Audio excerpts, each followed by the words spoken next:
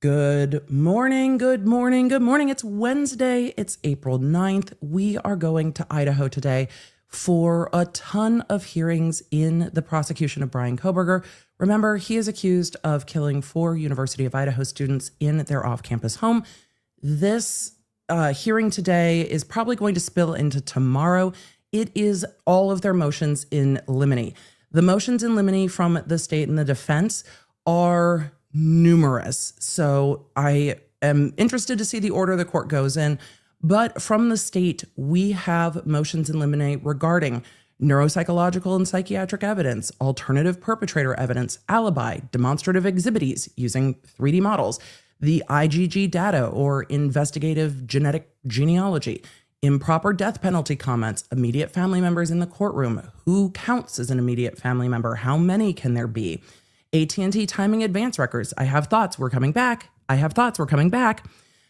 Text messages and testimony of the surviving roommates, self-authentication of records. Apparently I was trying to say that way too fast. Eminem, I am clearly not, because I can barely speak at a moderately fast speed this morning. And the 911 call. On the defense side, we have motions regarding things like inflammatory evidence. This is like a pro forma motion being like, you can't appeal to a motion, can't use like just shock the jury into how horrible the case is. So they'll hold anyone guilty. That's the court's going to be like, yeah, you can't do that. Vague and undisclosed expert testimony, use of the term murder, use of the terms sociopath or psychopath, inconclusive data. There is stuff regarding touch DNA. It's going to be a great day. Witness identification by bushy eyebrows, we talked about yesterday. Unnoticed 404B evidence, which is character. You can't do that. It has to be noticed.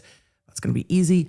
Amazon click evidence, improper expert opinion, excluding IgG evidence, conditions that are aggravators because we are looking at a death penalty case when those come in, and then some motions regarding statistical analysis. So there is a lot on the docket today.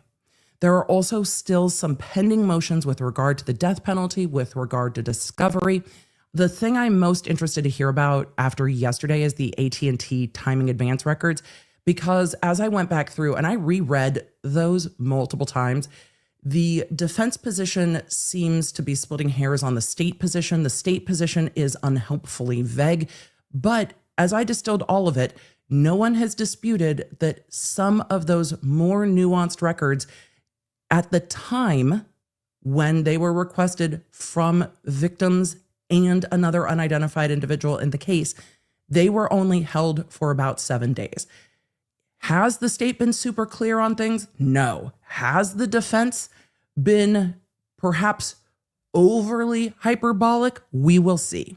But I'm interested to see how that parses out. Though the defense said, hey, one of the detectives said they saw this record for Kohberger, but we don't have a cite, we don't have an attached transcript, and oftentimes we would see an attached transcript going, hey, they said this. Because if you're looking at 68 plus devices, which we have in this case, if you're looking at 68 devices, can I foresee a situation where a detective said timing records and meant a different kind of record or meant it related to the tower dump or something? I can see that being a possibility, but I don't have the transcript, so I don't know how the hairs are being split on that. I have a lot of questions around this motion. Did the prosecution get those records for Kohberger's phone and not turn them over? If so, that's a problem. If those records really are gone after about 7 days, then it's not surprising that they don't exist for Kohberger's phone any longer, because he wasn't identified until well after that. So I have questions. Look, I have questions. And on all of this, the defense is going to fight every single detail. That's their job. This is a death penalty case. They should fight on everything. I don't take issue with the splitting hairs from the defense. Occasionally, I will take issue with the level of hyperbole because it's not helpful, but this judge will get it handled for us because Judge H suffers nothing. legitimately. So we've left ourselves a little Zoom room. We're going to join court live this morning. I'm standing for now. We'll see. We'll see how long this lasts, but we're at the stand desk for now. So why not? Let's roll the intro. Let's get to court. Law nerds, are you ready to ride? Oh, streaming is dynamic. Are you ready to ride? Guess what I did? Miguelina, my tech guru and producer and, you know, every woman who handles all of my stuff has helped me balance the soundboard. And we have some new friends on the soundboard today. Oh, we do. So if you're like, Emily, what I miss is like morning radio in the 90s. That's my opinion! I've got you. Not today, Judge. I've got you. We're gonna do all the things. And we now get the FBI nice and loud. The FBI! We do. So we've got all kinds of stuff going on. Nope. Yeah, it's ready for today. So are you guys ready to ride? Let's bring the jury. I'm just kidding. This case doesn't have a jury yet. This case is starting jury selection at the end of July, and the Kohberger prosecution is set to start opening statements around August 11th. Emily, is that right at the end of concert season? It is, but we'll figure it out. So today's going to be a delight. This case can be heavy. Some of these motions might be heavy. Some of them might not be as heavy. So we will try to be judicious in playing with the new sounds. I'll try. Am I going to succeed? Nope. Let's roll. Hey there, I'm Emily D. Baker, the internet's go-to legal analyst, breaking down the legal side of the pop culture and entertainment stories we can't stop talking about. I'm a big fan of the cursey words. I've been a licensed attorney for over 17 years, but this is not legal advice. This is where the law nerds unite to talk about facts, not... Let's get into it. Right. A lot of you are asking who some of the parties are in the new sounds. Not today, Judge is the prosecutor from this case. The Nope is attorney Yannetti. The Do It. Look, even though we saw Alan Jackson say do it, I just hear Palpatine in my head. Do it. So that's where it is. Don't worry. There's more, but we're just gonna let that play out. I'm gonna just work myself into the Zoom here. For now, I'm gonna leave the closed captioning in the middle. I'll move it if it's hard to see. Let's go to court. Are you ready? I'm ready. Not today, Judge. Don't threaten me with a good time. Let's go to court, law nerds. It's time. No. 1, 2, 4, 3, 1, 6, 6, 5. Let's see if this is loud enough. Have, representing the state, Mr. Thompson. I'm gonna try to turn this up just a little. Mr. Horowitz. And That for seems better. the defense, we have Ms. Taylor, Ms. Massoff, and Ms. Barlow. Ms. Barlow and Mr. Horowitz, welcome to the fray. I think I saw you back there. And There are new lawyers, and the fact that this judge is like, welcome to the fray. Look, the first time he came out and was like, I would like to say I'm happy to be here, but let's not start with an untruth. I was like, this judge, I don't know how I feel, but he's kind of a vibe. He's growing on me more and more. So he's growing on me. Welcome to the fray. He's like, I wasn't supposed to be here today. Vibe. Mr. Nye is here as well. I apologize for missing you there, Mr. Nye. Lots of lawyers. All right. Today we have a number of motions to get through. What we don't get through today, we will take up tomorrow. You should have received by email a listing of score sheet of the motions and a rough I love that he did that. I love that order he sent that them will the take order he those wants to up go in. separated into groups. Efficient. Within the groups, we may So not stick efficient. exactly to order, and we may take up several within a group if they're related at the same time. And so with that, let's take up It's 25 total motions. That's why there's a score sheet. defendants' motions in limine regarding inflammatory evidence, use of the term murder, and use of the term psychopath or sociopath. Generally, those are things that you can't use. So that's not, Thank you. all three of these motions are pretty simple. Like, you can't just get up in court and be like, that person seems like a like you just can't. We don't do it here in the chat. You can't do it in court. Like, that's just not a thing that you can do.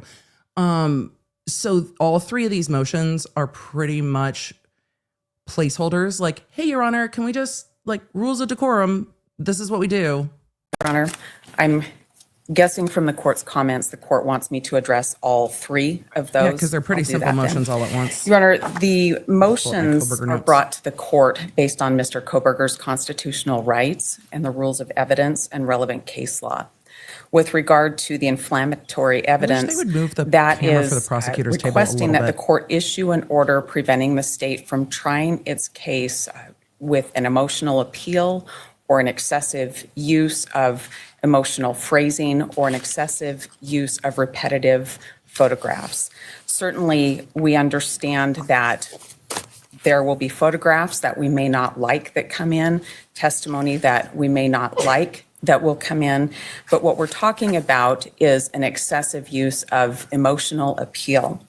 Which you can't That do the anyway. examples that we've seen in relevant case law come from State versus Ellington.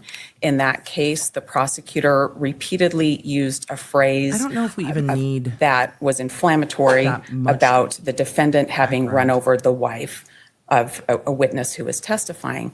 And that was found to be inflammatory because of the excessive use of that phrase. Additionally, in that case, there was an appeal to juror emotion when the state sought testimony from a witness about why he might have left his job. Those are examples of what we're talking about. The court has to do the rules of evidence balancing test, and to do that after the state has elicited inflammatory testimony is difficult to undo and puts Mr. Kohberger in a position where the jury's already been inflamed. And so we're seeking to You prevent can't put the that. shit back in the horse. Right. The prosecution is governed by bounds. Your Honor, I will rules. move then to our motion regarding the murder term. This motion is also based in Mr. Kohberger's constitutional rights to due process and to a fair trial. I mean, they were murdered. This is not a question of trials, motion was it by him? to ask the state not to use the term murder. That's going to come out when the court reads to the jury. The state can't not. The state can refrain from, like, standing in the courtroom and pointing to Bryan Kohberger and being like, murderer! Like, they can't do that. But the charge is murder. They're going to have to say the word murder because that's what he is charged with. The charging document that's going to come out in jury instructions. The state opposes all of the motions. This motion is about the state through its witnesses. I will say, I saw lots of you saying, do the state oppose these motions? The state filed oppositions in all of them, but with the inflammatory language, the state said, we have no intention of bringing in anything inflammatory. We don't intend to use excessive pictures. We would not do that to the jury. So yes, with the sociopath, psychopath, the state said, unless there is a diagnosis of some sort, we don't intend to use any language like that unless we need to talk about something that is diagnosed, and we don't have anything like that yet. So the state has said, look, we don't intend to push beyond the bounds, but they don't want the excessive use of the word murder, and they don't want him called a murderer. But the charge is murder, and you're going to have to talk about it. Labeling Mr. Kohberger. That invades the province of the jury. Mr. Kohberger sits here today. He's innocent, and it's up to the state to bring evidence and a jury to decide if And they're going to that's say, different. we ask you to find The him guilty state, of murder. They're by going to say using that kind of term as applied to Mr. Kohberger, gets in the way of what the jury needs to decide. Back when we were looking at a change of venue in this case, we worked with a social scientist named Dr. Amani El Aleli, and she talked a lot about how bias is made in people and how we think about things and how we remember things. And one of the things she talked about, and her report is in the court record, one of the things she talked about is the influence of people in a position of authority. And for the state to come in and label Mr. Kohberger in their position of authority or ask a witness, especially a witness in uniform, to do so is very detrimental. It's inflammatory to Mr. Kohberger, and it would. Outside of opening statements, perhaps, where the state might say, we intend to prove the defendant murdered the victims. And closing. This isn't going to Perhaps come up. in reference in voir dire. Yeah, the court's like, in this this is- case, the we defendant don't is need accused this. of murder. I'm having a trouble understanding how this would come up during the evidence phase of things. It Your Honor, wouldn't. that's why It I'm shouldn't. asking the courts to issue an order to prevent it from coming up. Sounds like you're asking me to issue an order that says the state shall not commit prosecutorial misconduct. Correct. The parties will follow the rules of evidence. Your Honor, I Suspenders would belt. like an order that the parties will follow the rules of I'm evidence. sure the state would like one too. I'm not going to oppose that, Your Honor. We'll get to the state's motion. I don't think I need an order because, as Adults. the name implies, they are rules, Right. which means they will be followed. Follow the rules. Society Your has Honor, rules, in an people. abundance of caution, we bring these motions, and that's based on review of case law a and based vibe. on years of experience when things happen in trial. You can't put the shit back in the And I horse. believe that it's relevant to bring these kinds of motions before the court now. If the prosecution commits misconduct in the case and wilds out, the result is a mistrial.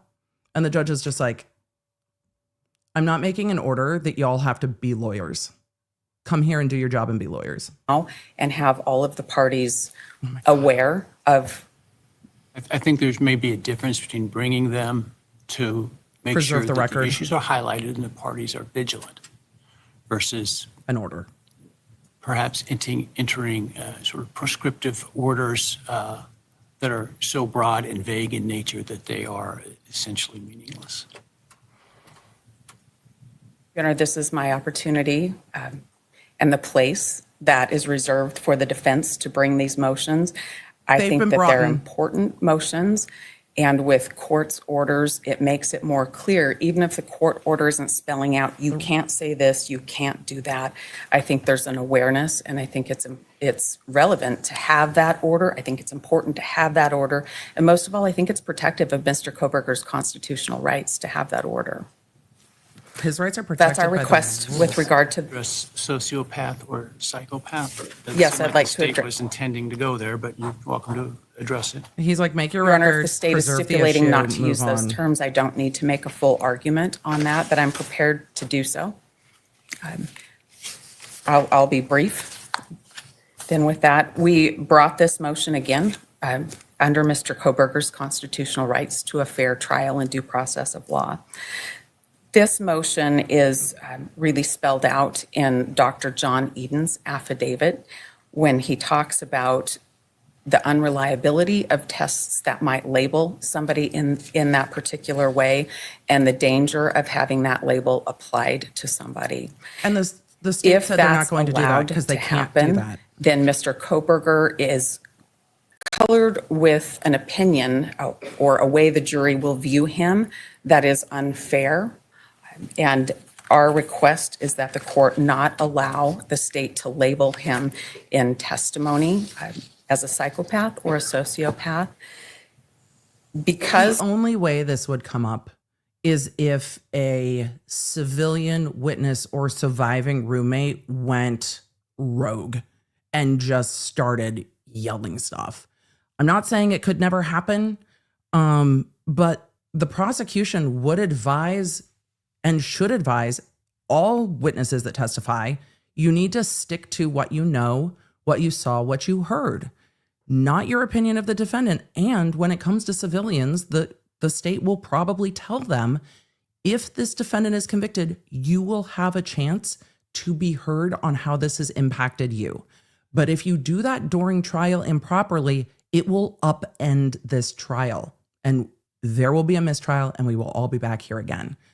It's not the kind of thing that's going to happen. She's trying to make a record to preserve the record on this, but this isn't going to happen. The state's not going to get up there and just start name calling the defendant. Any kind of testing is unreliable. That would relate to, or that would become problematic within the rules of evidence. It's always problematic to do to so. just call people And the inflammatory nature of inflammatory those kinds names. of labels would. I'm not aware of any testing that has been done that has reached that conclusion. Am I missing something? You are not missing anything. There has not been any testing. There She's has addressing not the been internet, any it sounds labeling. like. This, again, is my opportunity to bring a preventative motion to protect Mr. Kohberger's constitutional rights. internet that he's not And a- that's the purpose of that motion. Thank you. So, yeah, this is not going to. Thompson? Thank you, Your Honor. Your Honor, we follow As the rules. court is aware from the responses that we filed, Mr. Nye and I actually kind of divided these motions up. We didn't realize they would be Can we heard move together. this camera? What the fuck is But as to the happening? inflammatory evidence, what the court has noted is exactly what our concerns The lower are. camera's killing me. In the defendant's filings, he doesn't specify what inflammatory evidence he's concerned about. He doesn't define the phrase exceptionally inflammatory, nor are we aware of any I tried to make definition my- of that. The words just seem to be used little box loosely watch and their freely box. here. And in fact, in the defendant's reply, he acknowledges at page 2 that he really doesn't even know what he's trying to object to. He's asking the court Don't say to words. presume that something's going to happen or anticipate something without a basis for it. We don't see any basis for the court to enter an order. We intend to conduct our trial professionally, and we anticipate that if there are questions about anything we that don't we wanna do do, this there will shit be a again. timely objection, and the court can address it in that fashion. So our prayer to the court is the court deny the request for orders that the defendant has made and simply preserve the defendant's opportunity to object if something of concern comes up in the future. Yep. Yep. Your Honor, just briefly, the purpose of using exceptionally inflammatory is used in conjunction with our recognition that in case law, photographs that we might not like will come into evidence. Exceptionally is to define what we mean. And we mean when it's over the top, when it's unnecessary, when it's going to inflame the passions of the jury, Crime and that scenes are tips the tough. scale of relevance. We facts don't of know this exactly case how the is state's going to try its inflammatory. case. We do know there are over 13,000 photographs, hundreds of hours of videotape, and many, many witnesses who the state will call to testify. We believe that it is imperative that we have an order to prevent the case being tried in a way that presents inflammatory evidence and appeals to emotions for the jury. All parties will follow the law. All right, the standard for motions in limine Oh I'm dear. about to set forth applies to most motions today that we will address today, and I don't intend to repeat this with each motion, but Don't waste for the my record, time. Let me go through it once. Evidence is relevant if it has any tendency to make the existence of any fact that is of consequence to the determination of an action more probable or less probable than it would be without the evidence. All evidence, all relevant evidence is admissible except as otherwise provided by the rules of evidence or other applicable Rules. laws of the court or of the state. Although relevant evidence may be excluded if its probative value is substantially outweighed lesson by on the relevance, danger by of the way. unfair prejudice, Reading the evidence code. at this confusion point. of the issues, misleading of the jury, or by considerations of undue delay, waste of time, or needless presentation of cumulative evidence. The question of whether evidence is relevant is a question of law to be reviewed de novo, while the decision to admit relevant evidence is reviewed for an abuse of discretion. On discretionary matters, the trial court must correctly perceive the issue as one of discretion, act within the outer boundaries of its discretion, act consistently with the legal standards applicable to the specific choices available to it, and reach its decision by the exercise of reason. So my The law concern is with the reason. motions is not the substance of them, in the sense that I think it's appropriate to highlight those issues that everybody should be cognizant of. We're here to It's decide in fashioning an relevance. order that has any real meaning, because of the breadth and lack of specificity of the motions. With respect to the use of terms psychopath or sociopath, I do That would be inappropriate. understand that there is no evidence that the defendant specifically has been tested and found to be with that diagnosis or And those wouldn't be the personality words you would use anyway. if you will. And I understand the state is not intending to, at this point, seek to attach that label. Absent evidence, It would be competent inappropriate for them to do that. And they know forensic that. evidence, if you will, qualified expert evidence. And I haven't worked all the way through penalty phase, and I suppose that could come up in penalty phase of things, but It for might. now, certainly for the guilt phase, innocence phase of the trial, I am ordering that the state and its witnesses not use those two terms or their equivalents. If They something can't happens anyway. where you believe a door has been opened before launching into that in front of the jury, you are also required to bring that to my attention outside the presence of the jury. With respect to the term murder, well, let me start with the term murder. It's the name of the charge. So I don't, obviously, the jury is going to be charged with what the charge is or our charges are in this case, which include first-degree murder. I don't think there's any problem in using the term murder as it describes the charges and the allegations. Testimony or statements by counsel or by others that the defendant is a murderer Is different. or committed murder, I think would be essentially argumentative in nature at this point. I will tell you that the one thing that will get my dander up quickly is either counsel attempting to argue outside the one opportunity they have to argue in a case like this, which is closing. And I will shut. I 100% believe this judge is like, fuck around, find out. 100%. This is a immediately find out judge. Immediately find out. If you try to slip some argument in your opening, if you try to argue during voir dire, which a lot of lawyers do, this judge is going to throw down. He's like, do not. This is also a judge that if the prosecution does fuck around, he'll dismiss your case. He will look you dead ass in the face and be like, that is unacceptable. Done. And I appreciate it. This judge has struck me as incredibly thoughtful, no nonsense, and fair. He has given everyone an opportunity to be heard. He lets the attorneys know what he's thinking. He gives them more than reasonable opportunity to make their records and follows the law. But he's giving them the warning. Danger. If you argue this case, which is the only way calling the defendant a murderer would come up outside of closing arguments, and even then, prosecutors should stick to, we will ask you to find this defendant guilty of murder based on. This judge is going to keep this trial in line, and I think it is a very good thing. I'm going to let him continue to make his strongly worded admonition because he's like, I don't want to be here. And if you fuck with me, it's over. I appreciate it. Or committed murder, I think would be essentially argumentative in nature at this point.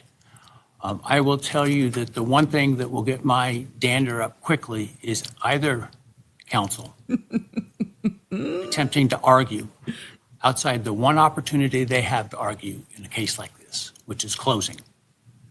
And I will shut you down faster than you can imagine if I see that.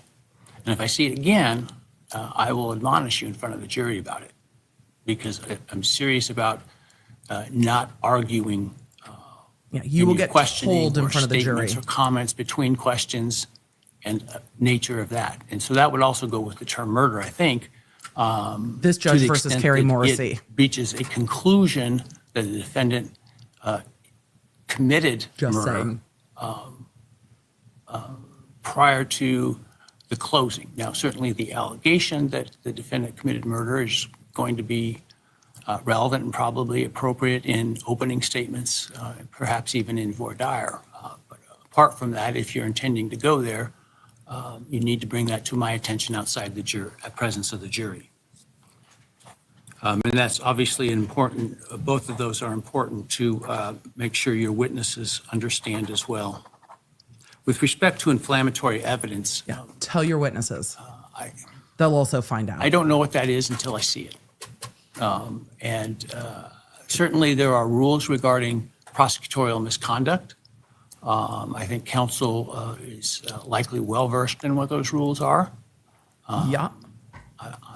I'm not one that says I'm going to order that you follow the rules. Your job You are requires you counsel follow the licensed rules. professionally by the bar, admitted to this court. Your obligation is to follow the rules. Right. And that is what I expect of counsel. Do your And job. So any attempts to skirt the rules without a good faith basis to do so will be problematic.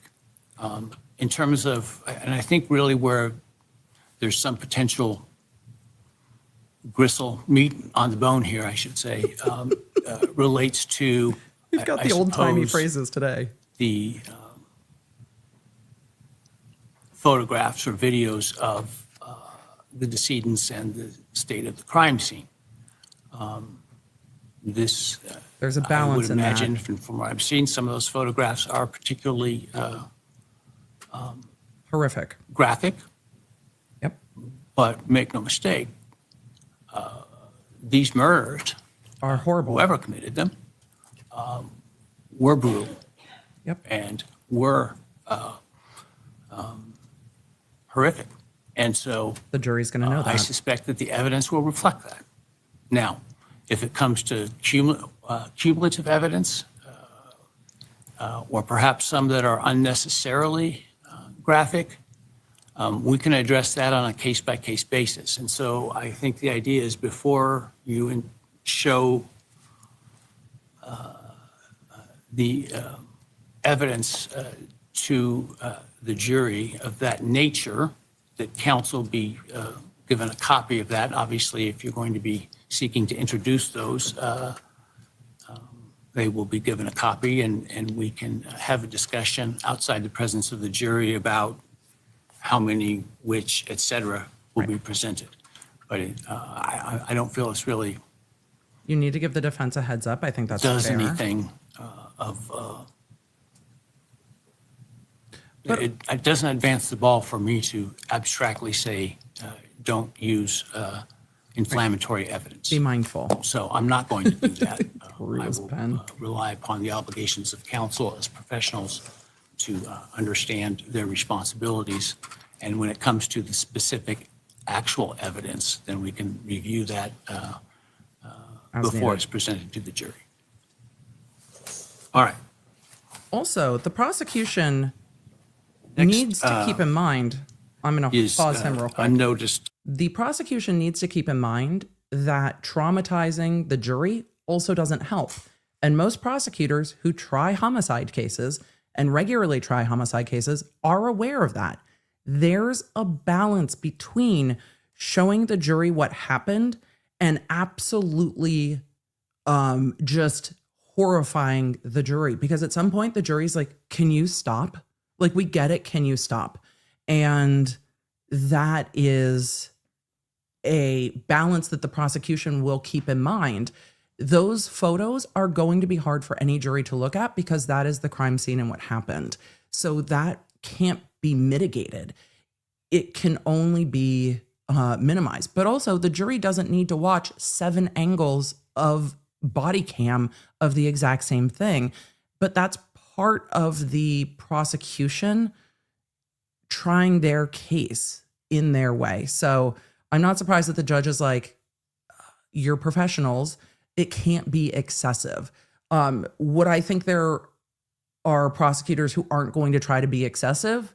Sure, of course. But have I seen that from this prosecutorial team?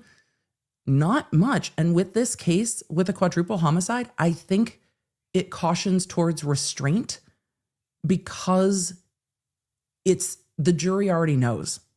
They're going to know. 404B evidence and evidence regarding the 404B evidence All right, that we're was moving on. noticed in this case, which is the traffic stop. So 404B evidence is what we're getting I'm to prepared to next. address that, Your Honor. I do note on the court's list, state's motion regarding improper death penalty comments is actually next in order, but we'll take it in whatever order the court Well, prefers. let me, Well, actually, Your Honor. if you want to address that, let's do that first. I apologize. I should have included that within the group because I think it kind of falls within the same category.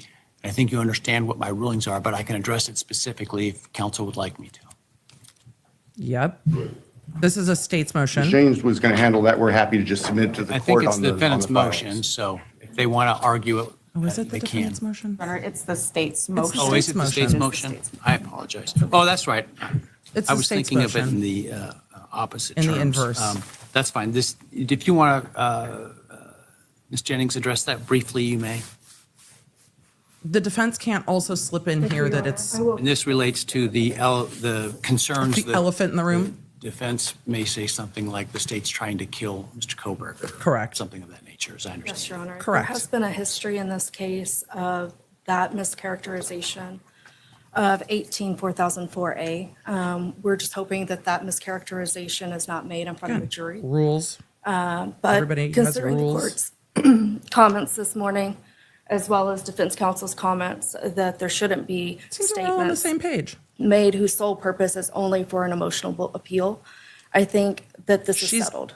definitely argued that. And defendant replied, basically saying the same in their response, that they suggest to use phrases that comport with existing language and statute and jury instructions, and that's what the state is asking for. Thank you. Everybody be adults. Any response? Briefly, Your Honor, we're satisfied using language that's already spelled out by statute, by jury instruction, and that sort of thing. I think Ann Taylor is a So, savvy attorney. With respect to this, She has definitely said that in front of the cameras in other motions. However, there is a level of argument just before the court and maybe before the broader internet community that's different than in front of the jury. I also think that Ann Taylor will play to the audience. You saw her argue completely differently in front of Judge than in front of Judge H. And good lawyers will play to their audience. And so I'm not surprised the state brought the motion. The defense is like, you can't call him a murderer. And the state's like, okay, well, you can't say we're trying to kill him. Fine. But she does play to her audience well and navigates that well. motion, I think the ruling is really sort of encompassed within my, for lack of Follow a the better rules. term, ruling or instructions about argumentative comments or statements of counsel. The example spelled out by the state, I think, would fall within that category of being argumentative and would be improper by counsel. And so obviously that shouldn't be done. And so they should comport with the language and at the appropriate time and in the appropriate way that is not argumentative to address that issue. A lot of you are asking about Ann Taylor's employment in the chat. Idaho recently redid all the ways that they do public defenders. Ann Taylor is appointed counsel. I don't know if she is still technically under the public defender's office because Idaho has changed the way that they do all that, but she is appointed counsel. She had been with the public defender's office and I think one of the heads of the public defender's office, but everything has shifted, but she is appointed counsel. I also, if anyone's asking that because I don't know, curiosity, yes, she's appointed great defense attorneys. There are lots of them that work for the public defender's office, and they tend to have more experience than attorneys that have never worked either with the public defender's office or the prosecutor's office. But she is appointed counsel, and I think any shift is because Idaho changed all of the ways that they deal with their public defender system, and it was pretty complicated. So ordered. All right, let's take up 404. 404. This does not mean not found, by the way. That's not what this means. Good morning, Your Honor. Unnoticed 404B. Your Honor, as it relates to the unnoticed 404B evidence, I understand your Defense motion. What's been the discussion on similar verbiage and concerns earlier. However, one of the things that I think it's important to note about this is that although the state has agreed they will comply with the rule, what we do have so far in self-authenticating records, it's our position is already two mislabels of the evidence. And the specific examples are that technically the DeSales paper that the state wants to use that would fall under 404B as other act evidence. It's a 2020. It's a bad act? It's the rule says other acts to show knowledge. We are talking about other bad acts. They have to be noticed. They are talking about whether or not there is a paper he wrote at DeSales that will be used and then a traffic stop. Or plan. And so the state has expressed that they plan to use how you that can paper. use it. It's, I'm sorry, I can't hear you. That's how you can use it under 404. The way you can't use it is a prior term of It's not a prior bad act. colloquial term is a prior bad act to show that the party knowledge, acted in opportunity. conformity with that it There's had another the one. propensity to commit bad acts. For example, as it relates to the traffic stop, I suppose the concern is, well, he committed a bad act of not wearing a seatbelt or following too close. If you try to convince a jury that having a traffic stop is a prior bad act on a quadruple homicide, all of them are going to roll their eyes at you and stop listening to you immediately. They're going to be like, gain perspective. I think the state is going to try to use the traffic stop to show opportunity and access to the vehicle, not to show it's like a prior bad act that, look, this person breaks the law, miss every single jury. They're going to use it for identification and connection to the vehicle. That's how they're going to use it. And therefore, he's likely to commit murder. Yeah, they're not going to use it That's for that. how the rule works. I'm confused about your statement about the prior academic paper, how that would possibly fall within 404. Well, when in the self-authenticating pleading that These the are used state for filed identification. about the DeSales document, they indicated that that shows that he has knowledge of cleaning up a crime scene. So our position is that we don't want to make sure that there's not some sort of in-run. The same example that I will he give write you it? has to do with me the understand. Amazon I records. don't think that we're These aren't bad reading the acts. rule the same is the concern I have. And so I want to make sure I understand your position. Because what you're saying is the state's trying to use evidence to show the defendant had knowledge of how to sanitize a crime scene effectively. And that's one way that you can use evidence of a prior bad act that might otherwise be concerning in terms of propensity evidence. Right. 404B doesn't exclude evidence of plan, knowledge, intent, et cetera, that's not anchored to a bad act. Wrong code section. And so I don't see how 404 relates at all to the DeSales paper. Well, it's our position that the way that the state They're is not. putting this in is, in essence, trying to anchor it to a bad act without giving notice They're of that. trying to anchor it to opportunity, I just don't motive, think your understanding plan. of the rules comports with my understanding of the rule. All right, well, I appreciate that we have a misunderstanding of the rule. Nonetheless, No, that's not a my we, position. And you. another example of that is the Amazon records. Those aren't where crimes. they're claiming that those are self-authenticating relating to purchases. And that also has not been noticed. Those aren't It's not a crimes. bad act to purchase things on Amazon. Ma'am, if purchasing shit on Amazon is a crime, goddamn the repeat offenders up in this chat, because first of all, everyone who comes to my house to deliver Amazon packages are amazing and we are friends. Why are we friends? Because we see each other that much. I know how their kids are doing. I know about their spouses. We talk about the weather. Like, ma'am, this is not the standard. This is not it. Purchasing shit on Amazon is not a crime. Ma'am, we are attacked. This is not what the prosecution is using this for.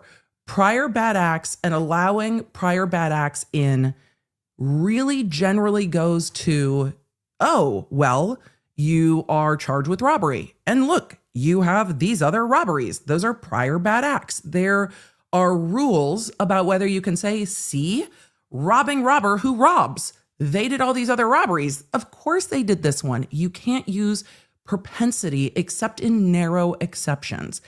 But you can use prior bad acts sometimes for other means. The state is not trying to use a traffic stop as a prior bad act. They're trying to use the traffic stop to show this is Bryan Kohberger. This is what he looks like. This is what he sounds like. This is his driver's license. This is the car he's driving. He's coming from that area. He's going to that area. It's being used for other things. Same with any paper that he wrote. None of this falls under 404B. So the court is literally 404ing in real time. Like, objection not found. This isn't the code section. But the defense can't object to these things for which they are being used. You're allowed to show identity. You're allowed to show knowledge. Chat, we criminals up in here. Look at us. I'm going to start flapping my rules of evidence in a minute. But the state is using it, Judge, to show a connection to the murder weapon. Where they're claiming that those are self-authenticating relating to purchases. Amazon is a bridge too far for me. And that also has not been noticed. But it's not a bad act to purchase things on Amazon. Bing! But the state is using it, Judge, to show, using it as other things to show a plan like, or knowledge or intent. I'll let you finish. That's not what 404 precludes. That's not. 404 precludes a bad act, a prior criminal act, a prior, the best term is bad, something that would suggest that Generally bad guy shit. It is in your character. Look, criming person that crimes. Of course they crimed this time. You can't do that.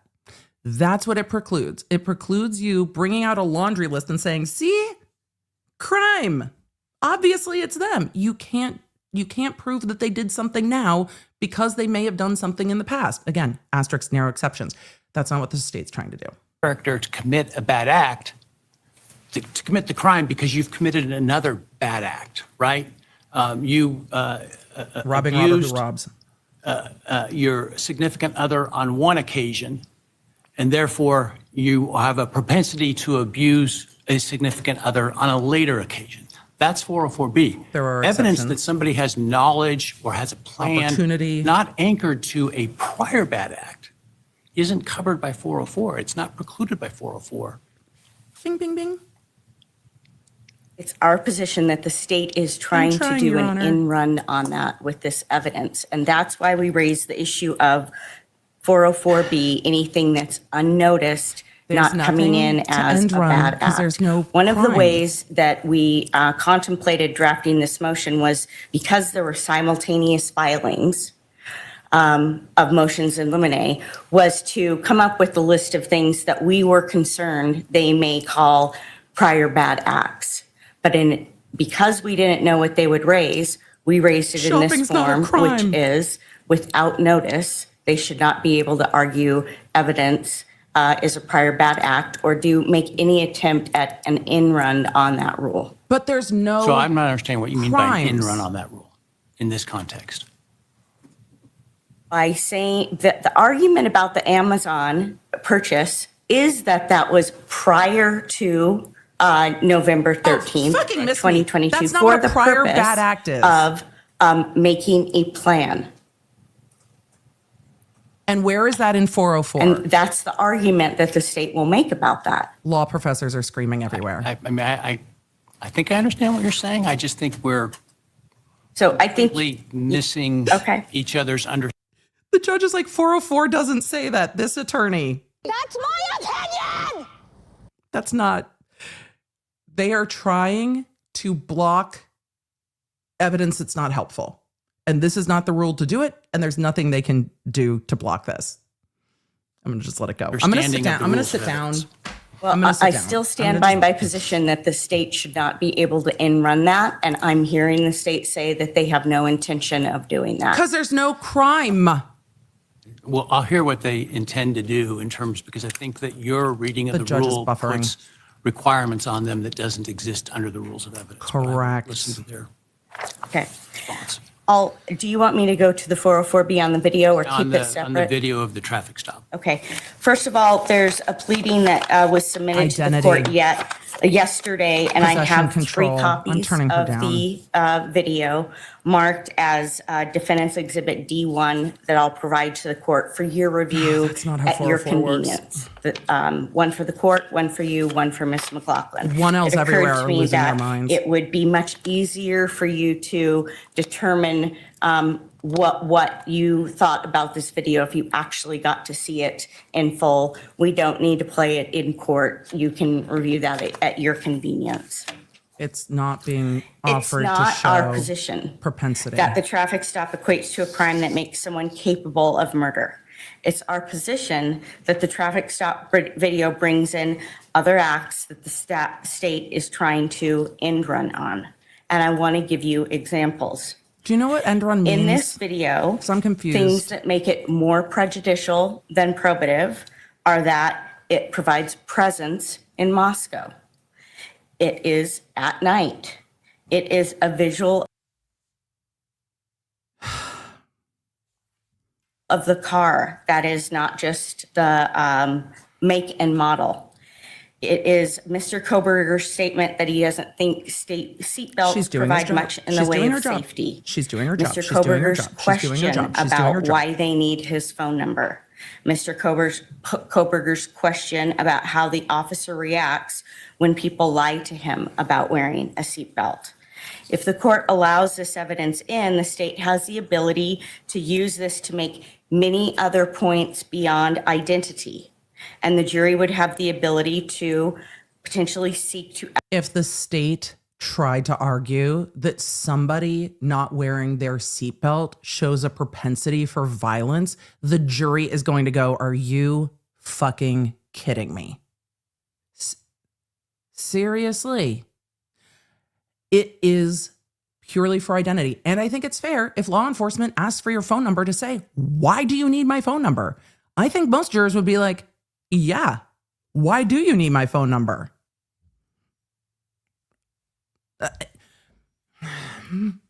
asked to rewatch the video and draw other conclusions that we are worried about. Identity? Such as I mentioned, him being at night, not wanting to, it being at night, him not wanting to give his phone number, That's which fair. could be construed as he wants to hide his identity. Date of this traffic stop. Pardon? Remind me of the date of the traffic stop. It is on August 21st. So it's What year? of 2022. So it's remote. Before the murders. Yeah, yes, before. It's clear video of the car as opposed to the videos that are used at 1122 King Road. Why is that a problem? Because I think that the state, again, can use this video as an example of where you can see a white sedan clearer than you can see it on 1122 King Road in those videos. Because he's driving it. Why is that a problem? Because, Your Honor, it's bad for us. Because there's an argument, the argument could be made that the cars look similar. They're going to make that argument. That's the whole point of it. Exactly, and so it's different. The point of it being, as I understand it, is to show show that the defendant Has owned that car. a white, I can't remember the name. Elantra. Hyundai Elantra. Hyundai Elantra, and that he, as opposed to others, drove that vehicle. Correct, Judge. And so when this video comes in, That's it's not a much prior more bad act. than a witness saying, you know, I looked at registration records and registration indicated that he owned a Hyundai Elantra. When you see it on a video, and then there's going to be other videos that are put into. Your Honor, reading it off a vehicle registration isn't as visceral as seeing it. A picture's worth 1,000 words, a video's worth more, so we'd like to not have the video. Evidence, there's a different argument to be made as opposed to someone verbally reporting a make and model. The state has, the state That is. sounds like that makes the evidence of, I guess I'm just not tracking again under 404 how that particular issue. Now, there may be This is not 404 the at all. ability to cross-examine the FBI specialists about, well, this Damn it. is grainy, how can you make this determination of what the automobile is, et cetera, Wrong button, to me is different than, but also accurate. okay, that's what their conclusion is, which you can attack. The evidence that he has a white Elantra within the years and that he drives Within the it, months. it's prejudicial in the sense that 3 it doesn't months help your before case, the but I crime? don't see how it's unfairly prejudicial, which is kind of what you were talking about, which is 403. I haven't heard anything that's 404, but Because it's not. Okay, well, they've noticed it as 404B evidence. So traffic stop. I'm arguing it in that context. If the government did not notice the traffic stop as 404B because it is technically something he was ticketed for, they would be trying to keep it out saying, Your Honor, they're using it for identity, but they didn't properly notice it under 404B. And it was a ticket. So technically it's a crime, and a crime can be a prior bad act. And so they didn't notice it under 404B. So we have to keep it out. I think the government noticed it that way because they don't want to bump into the other argument, which is, well, now they can't use it because they noticed it wrong. And what other things can be drawn from this video that make it overly prejudicial. The other thing is that the state's expert disclosure by Special Agent Nick Balance lists August 21st as one of the dates that they claim that Mr. Kohberger is near the 1122 King Road residence. And so the date of this traffic stop is relevant to the state for that, their ability to argue that. That also makes it overly prejudicial. it makes it relevant. It doesn't make it necessarily overly prejudicial. Judge, the combination of these things is He's that like, "Can we go back to relevance?" this video has the ability to be much more than what the state is claiming. The state is claiming that it proves who he is, what his phone number is, and the type of car that he was driving. It's our position that when you watch the video, there are other arguments to be made that make it more prejudicial and therefore But they can't make those excluded arguments. when there are a myriad of other ways that the state can prove Yeah, the judge his isn't- the identity, judge isn't You don't nope. get his to, and phone I don't number. get to tell the state how to try their case unless they're. Your Honor, you can't prove identity by video. The video's really visceral and bad, and it's going to be memorable. And the court's like, okay, no. When there are a myriad of other ways that the state can prove his identity, You don't get his to, phone and I don't number. get to tell the state how to try their case unless they're violating the rules of evidence. Of course, I don't get to tell the state how to try their case, but I do get to tell this court what our position is regarding that evidence, and when we think that evidence is overly prejudicial and can Well, be that's not construed to 404 do either. things that the state is otherwise saying the evidence is meant to do. That's not And 404 either. that's the point of this argument. I would like to applaud the prosecutors for all keeping their game faces on, and We the ask court that as you well. exclude My eyes would be in the this back of my video, head. which I will ask that it be, that the marshal provide that to you, and that the state use a different method of proving identity. Thank you. The court's court's like, are you done? I wouldn't be able to keep a straight face. Emily, why would you be a terrible judge? Because I would be like, after what we just heard, we can cut to the chase. no. The defendant doesn't seem to understand what the balancing test under Rule 403 is. There's no question that the video with the evidence, the defendant's admission of his identity, His phone with number. his admission and the evidence showing it was his car, the description of the car, Ownership the of the registration car. of the car, his address, his telephone number, that's all incriminating evidence. That's why the state is offering it. Otherwise, it wouldn't be The relevant. defendant doesn't like the fact that it's incriminating, but that's not a basis to exclude it. Under Rule 403, in order to exclude relevant evidence such as that, If it's not incriminating of the defendant, why would it be relevant? If it is some random traffic stop of some random person in some random car, how is it relevant? It's not. And that's why they're talking about 403. the defendant has to be able to demonstrate to the court's satisfaction that the relevance evidence, that its probative value is substantially outweighed by a danger of unfair prejudice, confusing issues, misleading the jury, undue delay, wasting time, or needlessly presenting cumulative evidence.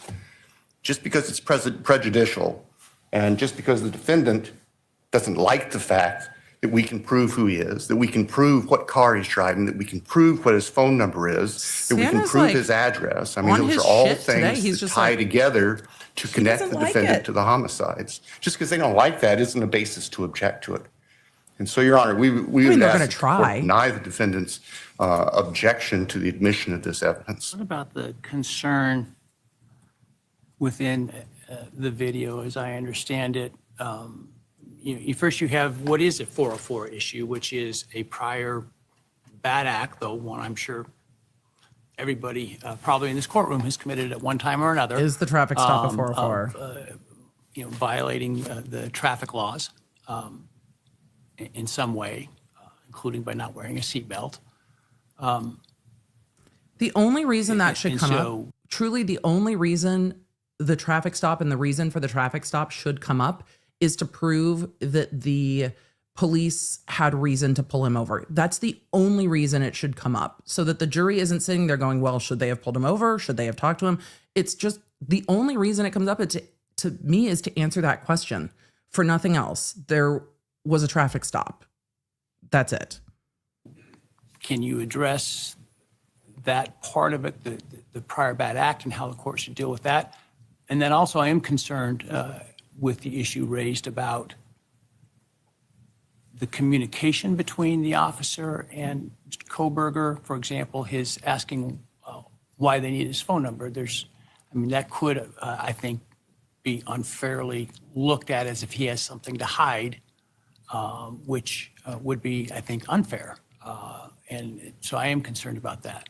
Then edit that out. And I appreciate Your Honor's comment. I think when you review the video, you can put it, the court will be able to put it better into context. The state certainly doesn't intend to argue or suggest that the colloquy or the discussion between Mr. Kohberger and Deputy Duke somehow showed that Mr. Kohberger was a bad criminal type of person. You should ask, why do you need my Certainly phone are number? not suggesting by any stretch of the imagination, although the defendant alleges it good thing to in their ask. response to the state's filing, that the fact that the defendant was apparently speeding without wearing a seatbelt somehow means that he is guilty of murder. I mean, that's a preposterous concept. And the defendant seems to have backpedaled from that before Your Honor just a little bit ago. The state's purpose is to elicit the vehicle and connect the Identity. defendant to the vehicle, the description of the vehicle, The phone. the defendant's name, of course, The his phone address. number, his address. That's what the state's interest is. And I mean, the solution to that is you edit the video and you tell the jury irrelevant parts of this video have been edited out. And that's it. And you just give them a note so that the jury doesn't speculate, oh, it looks like there was like a jump cut. You don't need the jury evaluating a traffic stop video like it's a YouTuber apology. You just say irrelevant parts of this video have been edited out, and no one argues. And the state's hiding things because this video is edited, because then it opens a whole shit show, and that's it. That's fine. Done. The state, as it Oh, for views those of you the asking about the entirety- traffic stop, this traffic stop is in August near the 1122 King Road home. It is in the vehicle that he owns, and they are using it to show his face, his phone number, his address, where he lives, that he's driving in that area, and that car. That's it. So it's not saying it's connected to this, but it's showing that he has possession and control of that car, that phone, a few months before this happened. of the relatively brief traffic encounter we don't see anything incriminating or making the defendant a bad person out of that. Now, of course, Your Honor will need to see that and decide if gets its edited. view is different. But we don't see that as being prejudicial. We certainly are not trying to argue some sort of propensity that because he questioned about, why do I need to give you my driver's license, that all of a sudden that makes him a murderer. I mean, that's beyond a stretch of Why do I need to give you imagination. my driver's license is Does less that of a answer Your Honor's question? Thank you. reasonable question. Why do I need to give you my phone number? Reasonable. So they're talking about not the time he's pulled over on the way to Pennsylvania. They're talking about the pull over in Judge, August. there is a way to, clean this up with regard to this, and that would be to not allow the jury to see the video, to have Nope. the officer who made the stop, testify about the stop, testify about the identification, Damn it. make and model of the car, and This the phone one. number. The sound effect I meant was this. Survey says. Yeah, you're not gonna get to the jury doesn't see the video. the argument that the defense doesn't like troubling evidence could be said about every single thing that the state wants to proffer in this case. I mean, fair. This is a highly circumstantial case. And so every little fact that is circumstantial is going to be relied upon by the state. And so we have to look at a critical I have eye labels. I was with just on the wrong everything that's coming page. in before this jury to see what the cumulative effect is going to be of that. And so I it's not moved my hand that before I we looked. don't understand that his identity is going to be proven. As I argued, there are a myriad of ways for them to bring in his identity. But to Video is add the all worst, the Your other Honor. components that you will see in the video do much more than just prove that he's Bryan Kohberger with a phone number in a Hyundai Elantra. Thank you. Okay. That's not going to happen. They might edit out that Regarding one this question. motion, and the 404 issue in general. Not 404. Standard for the admission of evidence that falls under 404 is that the court determined that there is a factual basis by which a jury could find more probable than not that the prior act, if you will, occurred, that the prior act is relevant for a purpose other than propensity, such as identity, and that a balancing test under Rule 403 would not otherwise preclude the evidence, i.e. that the unfair prejudice does not substantially outweigh Outweighed. the relevance. When it comes to 404B evidence, and that's how this was noticed and brought to the court's attention, which is the framework that I'm looking at, He's just 404B like, does no. not apply to just any prior act. It applies to prior bad acts, other crimes, other wrongs, not other acts of Stuff, benevolent or things. of a type that doesn't implicate propensity. Stuff and And things. so I don't see the concerns that were outlined by the defense, for And ears example, are stuck on my necklace. related to the DeSales paper and things like that, that's a 404 analysis.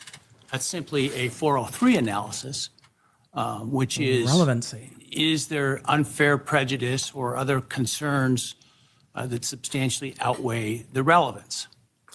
And there isn't the same notice requirement for that issue as there is for 404B. And so I don't see this as the examples raised as a quote unquote end around at all. Because they're not trying to use The propensity. state does have a notice obligation when it does come to prior bad acts that it may seek to introduce. At this point, they've only identified the one, which is the traffic stop. The Rule 404 requires notice in advance or during trial when the state is aware of the need for it. And so I don't think we can say that the shot clock has run out on that at this point. But certainly, as soon as the state is aware of the likelihood of the need for that, they have that obligation to seek that. I don't At think some there's point, anything there. Prejudice to the defendant in terms of lack of notice On 404. will upend the state's ability to use it if not properly noticed. So as a Right. general matter, the state is required to provide that reasonable notice set forth in 404B. Lyndon. With regard to the traffic stop, the concerns identified by the defense related, well, let me go through the 404B analysis. It is technically a prior 10 out of 10. bad act, which is the sort of colloquial terms used by the courts in describing 404B evidence. This isn't a bad in that act. The defendant was stopped for violating traffic laws and ordinances. I think there obviously is evidence by which a jury could conclude that that conduct occurred. The next question is it relevant for a purpose other than that he has a propensity to violate the laws? Yep. I think in this case, there clearly is a other purpose besides that, which is identity, which is ownership of the automobile that is alleged to be a suspect automobile and control over that automobile. Right. And so I think there is a relevant purpose for it. And the next question is that relevance substantially outweighed by unfair prejudice? The fact that it is Yep. more powerful evidence than perhaps a simple description by somebody of DMV records doesn't make the evidence unfairly prejudicial. It just makes it more effective.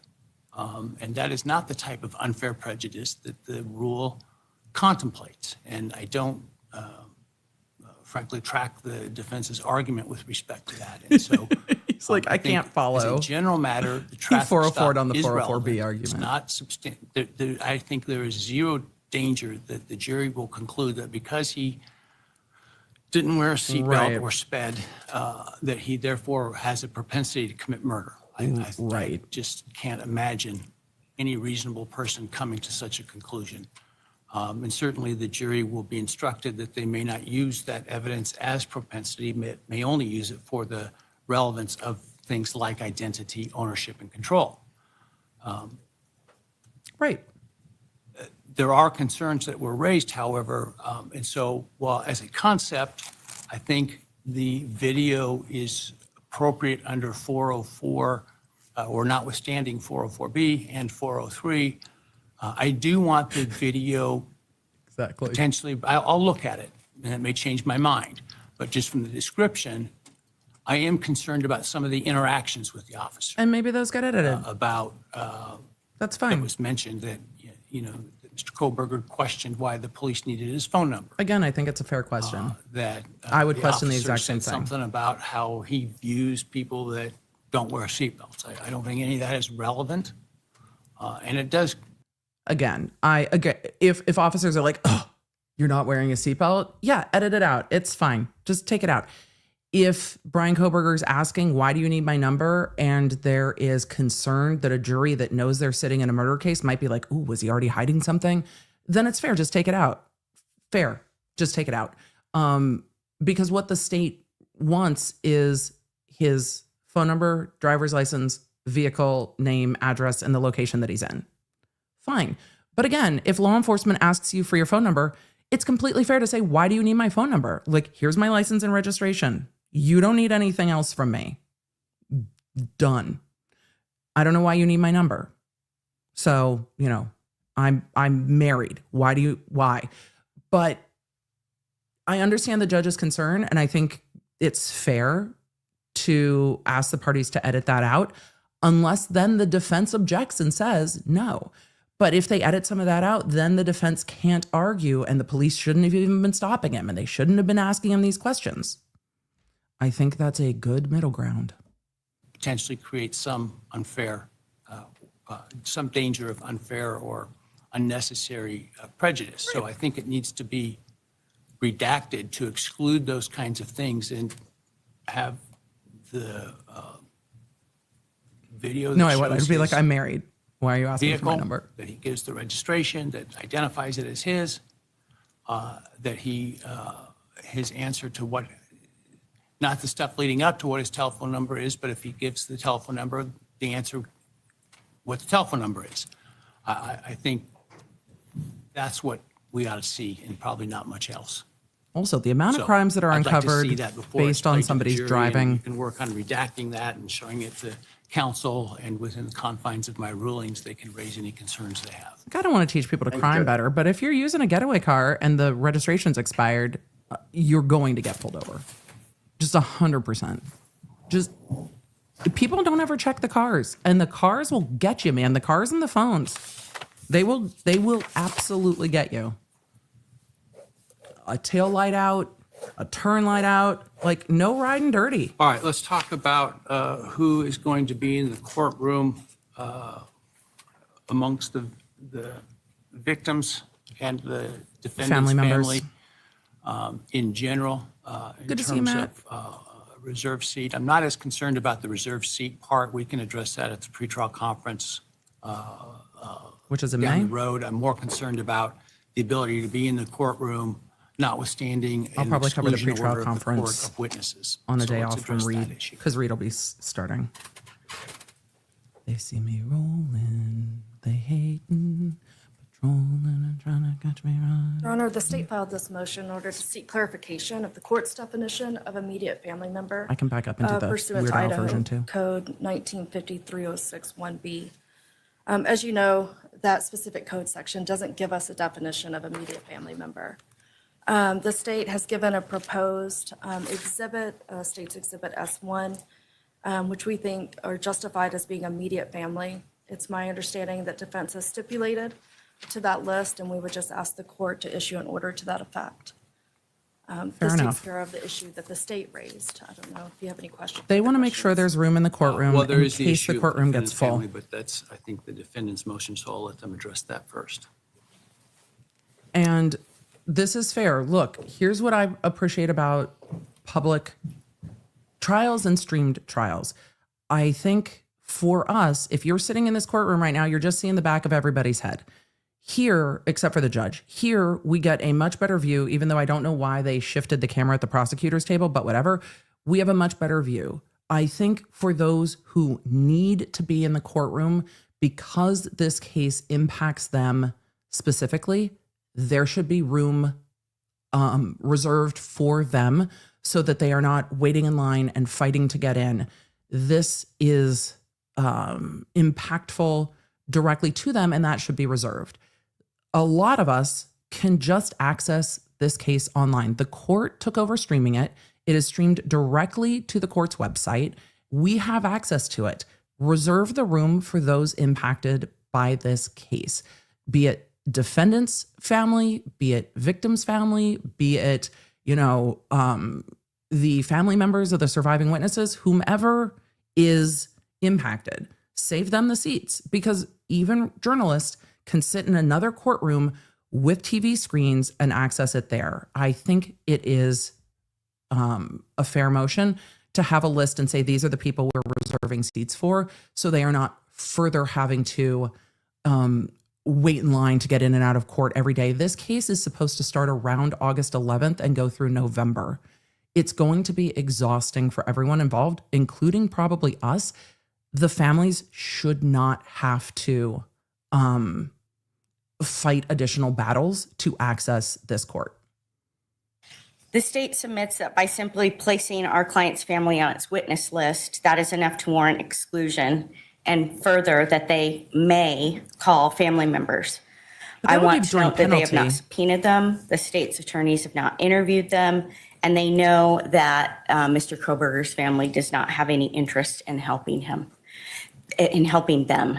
They also know from watching was all gonna of say. Mr. Kohberger's video visits how much his family loves him. His family and has a right to be in supports court. him, and that he is absolutely dependent on them having been in isolation for almost 2.5 years. They should And be by in the court. time we get to trial, it will be almost 3 years.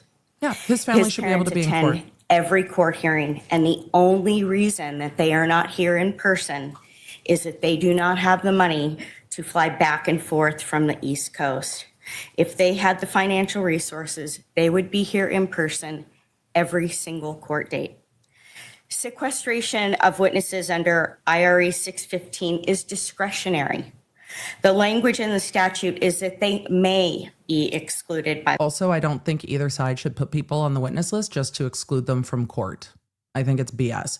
They should absolutely, if the defendant's family's on the witness list, it's probably for penalty phase. They should be allowed to be in court. They're not precipient witnesses to anything other than the search at the home, which probably isn't going to come into evidence much. So the family should be allowed to be in court, even if they're on the witness list. By the court. This means that there's court discretion in that decision, and there's a reason for that. The reason is that the court must balance Mr. Kohberger's constitutional right to a public trial with other needs of the case. Yeah, I'm done on In this the one. Let United them in. States Supreme Court in Ray Oliver in 1948, Emily's the court decided. Move on. stated, without exception, how it all courts have held that an accused is at very least entitled to have his friends, relatives, and counsel present, no matter what offense he may be charged. The Tennessee Supreme Court recognized the same precedent in State v. Sams in 1990. In that case, the prosecutor subpoenaed all of the defendant's family to keep them out of the courtroom.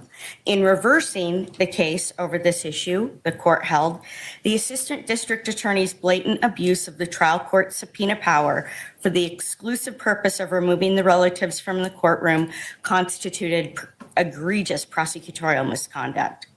The state action violated the constitutional right to public trial, as well as the constitutional right of the relatives to attend the trial. In a more recent case in Iowa in 2022, State versus Bremer, a conviction was overturned when the accused family was excluded from trial due to COVID-19. I don't know if we need The court pointed out even all the of this defendant's argument. mother Okay. was excluded. The purpose of the shouldn't witness do that. sequestration is to prevent a witness from tailoring his or her testimony. Right. In this case, all of Mr. Kohberger's immediate family were interrogated in the middle of the night when he was arrested. All of their interviews are videotaped. There's no tailoring of testimony to be done. Add to that the evidence that the defense has disclosed to the state in discovery and expert opinions, which the court has had the ability to review. Those provide an even more narrowing, who it would be even rational probably for the state to actually call. At best, there's one potential family member that they may see a reason to call. The state knows that Bryan's family has no desire to be used as witnesses against him. Well, From the minute They this don't trial begins, necessarily have the that jury is going to study ability. Mr. Kohberger, and they are going to figure out who is in this courtroom sitting behind him to support him. Weeks into Fair. the jury, It's needed. Weeks into the trial, the jury is going to know who's in the gallery. That's why there is a constitutional right to a public trial, so that what happens here is not done in a star chamber. And for our client, Okay. the jury will know that he has people there to support him. Okay. Mr. Kohberger needs Ma'am, I think his you're family ahead. to support You can him. probably As the stop. court knows, we have several motions that we will be addressing regarding his autism spectrum disorder. He needs to have his family here to support him, and they need to be in the courtroom supporting him. These needs are constitutionally protected rights. We ask that you enter an order making it clear that the state does not get to put his family members merely on a witness She is list not reading the room. and keep them out of the courtroom.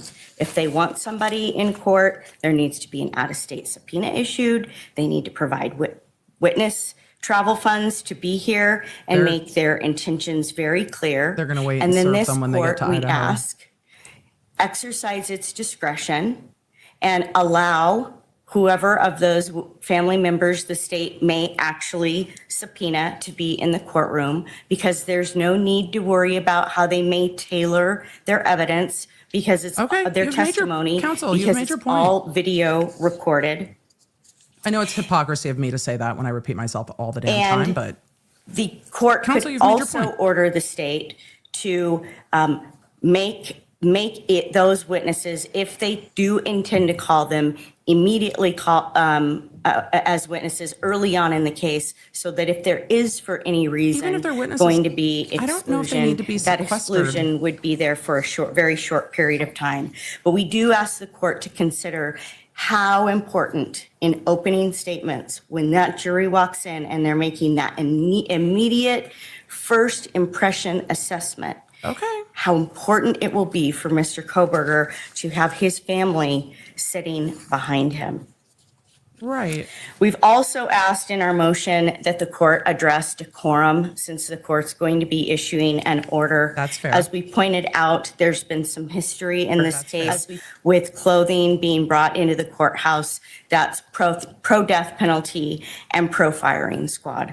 There's no place for that in this courthouse at all during these proceedings. That's fair. There's That's no a reasonable place for restriction. that in this courtroom, and we'd ask that the court issue an order that spelling out very clearly that that will not be allowed. Thank you. Okay.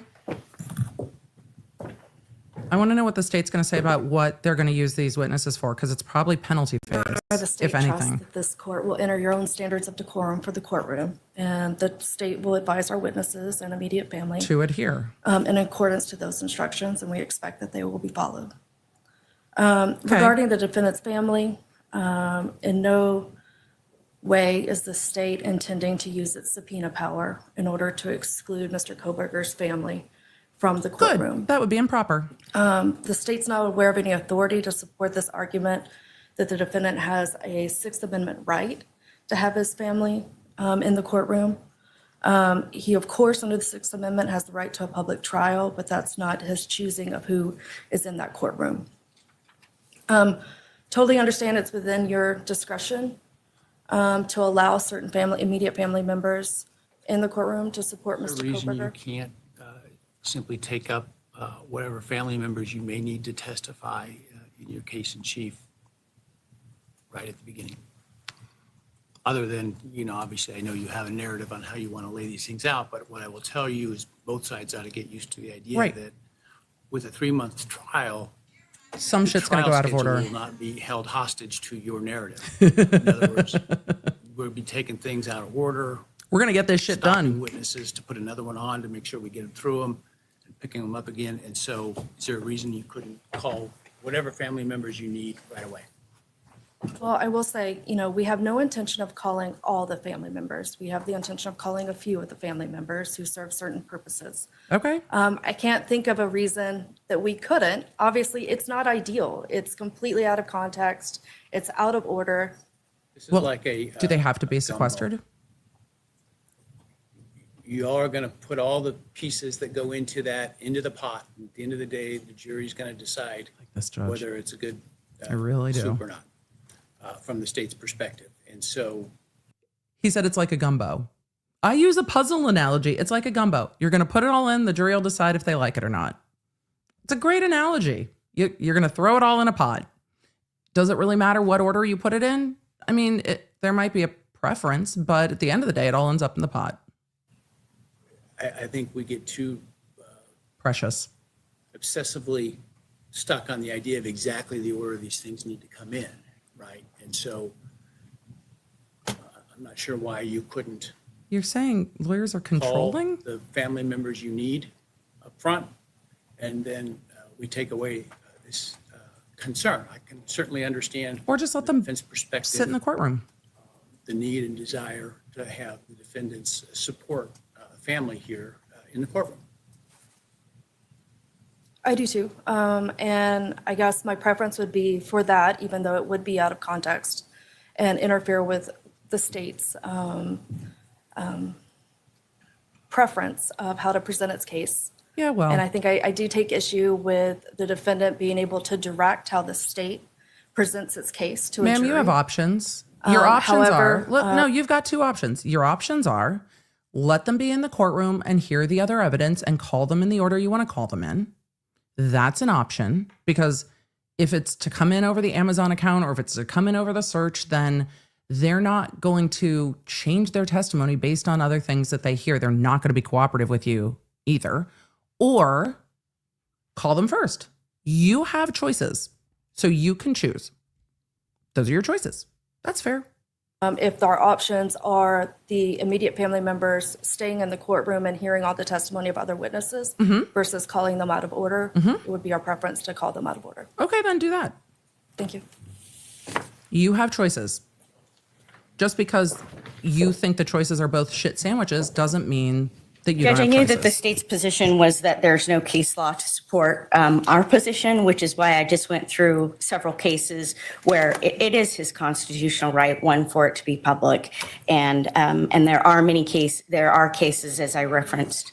Constitutional right is not absolute and gives bends to, for example, rules of evidence and other rules. And I'm not aware of anything that says that court can't use the exclusionary rule where in good faith a person who was otherwise entitled to be there, including family members, have to be excluded for some period of time. It would be, I would feel And differently. that is why I would feel differently if the family members were percipient witnesses. I would have a much different take on that. They aren't percipient witnesses. They weren't in the state when these murders happened. That's not what they're being called for. So I understand, even if the option is let them be in there for jury selection and for opening statements and then out and then back in. But the defendant has a right to have his family there, and jurors do look to see if family is there. It matters to them. And the defense also has the right to present their defendant in court the way that they want. So yes, these witnesses may need to testify, but also I think there's a balance here. Allison Jacobson in the chat asked a great question. Does 3 months include jury selection? No. Jury selection is starting in July. The court wants trial to start with opening statements around August 11th and then run through November. That includes, the court hopes, any penalty phase if it is needed. Specifically talked about the point that it is discretionary for you. And there's also, Judge, a level of humanity that I hope that you take to serious. I think the judge was on your side before you started scolding him. Because once you start scolding the judge, it's not going to go well. You're going to get his dander all in his gumbo, ma'am. Because if you're sitting here going, Your Honor, the humanity, he's immediately going to stop listening to you. Do you see his face? He's just like, for real, for real. She's not reading her audience well. She's not reading her audience well. And that is why I specifically talked about the point that it is discretionary for you. And there's also, Judge, a level of humanity that I hope that you take to serious heart for his family, who is absolutely devastated and dealing with things like headlines that they're going to be called to testify against their son. Too much. With these types of too far. You've gone too far. Communications that are happening. And so we're asking that you use that discretion and that you find that humanity. Thank you. Thank you.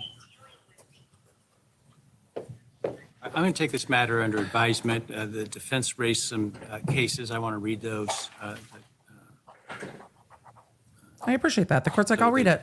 I don't think they were precedent on this court setting. I have reviewed the U.S. Supreme Court. Curious what other judges did. In terms of other states. I'll look at those. I do think, and I'm asking the state to think about. Find a balance.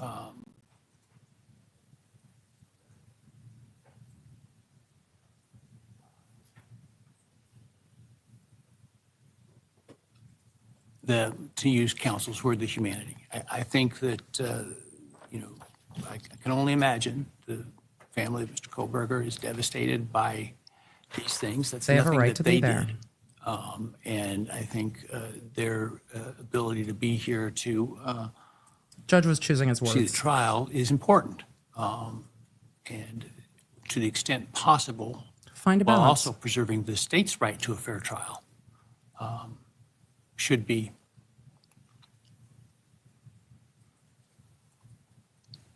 something that we seek to do. Balanced. And I think calling them out of order is one way. Now, I know that there is, I don't know why the state would want to call them. I haven't reviewed their interviews. I don't know anything. I do know there's been an issue raised by the defense relative to purchases on a alleged family account that could be an issue. And so I do see some issues where family members may be important. And so I think Judge was picking his there may be words. some need for exclusion. He didn't want to But I tell think the state what to best do, way to handle but he that wants them is to to strike a balance. get them on and off as quickly as possible at the beginning to deal with that. I'm reserving ruling on that. I want to look at it, and I will issue a written order on that in due course. This judge has issued a lot of rulings today. I appreciate that he wants to be mindful. And he indicated, I think, strongly to the prosecution where he's coming from, which is truly find a balance. All right, what's next, Your Honor? Let's keep going.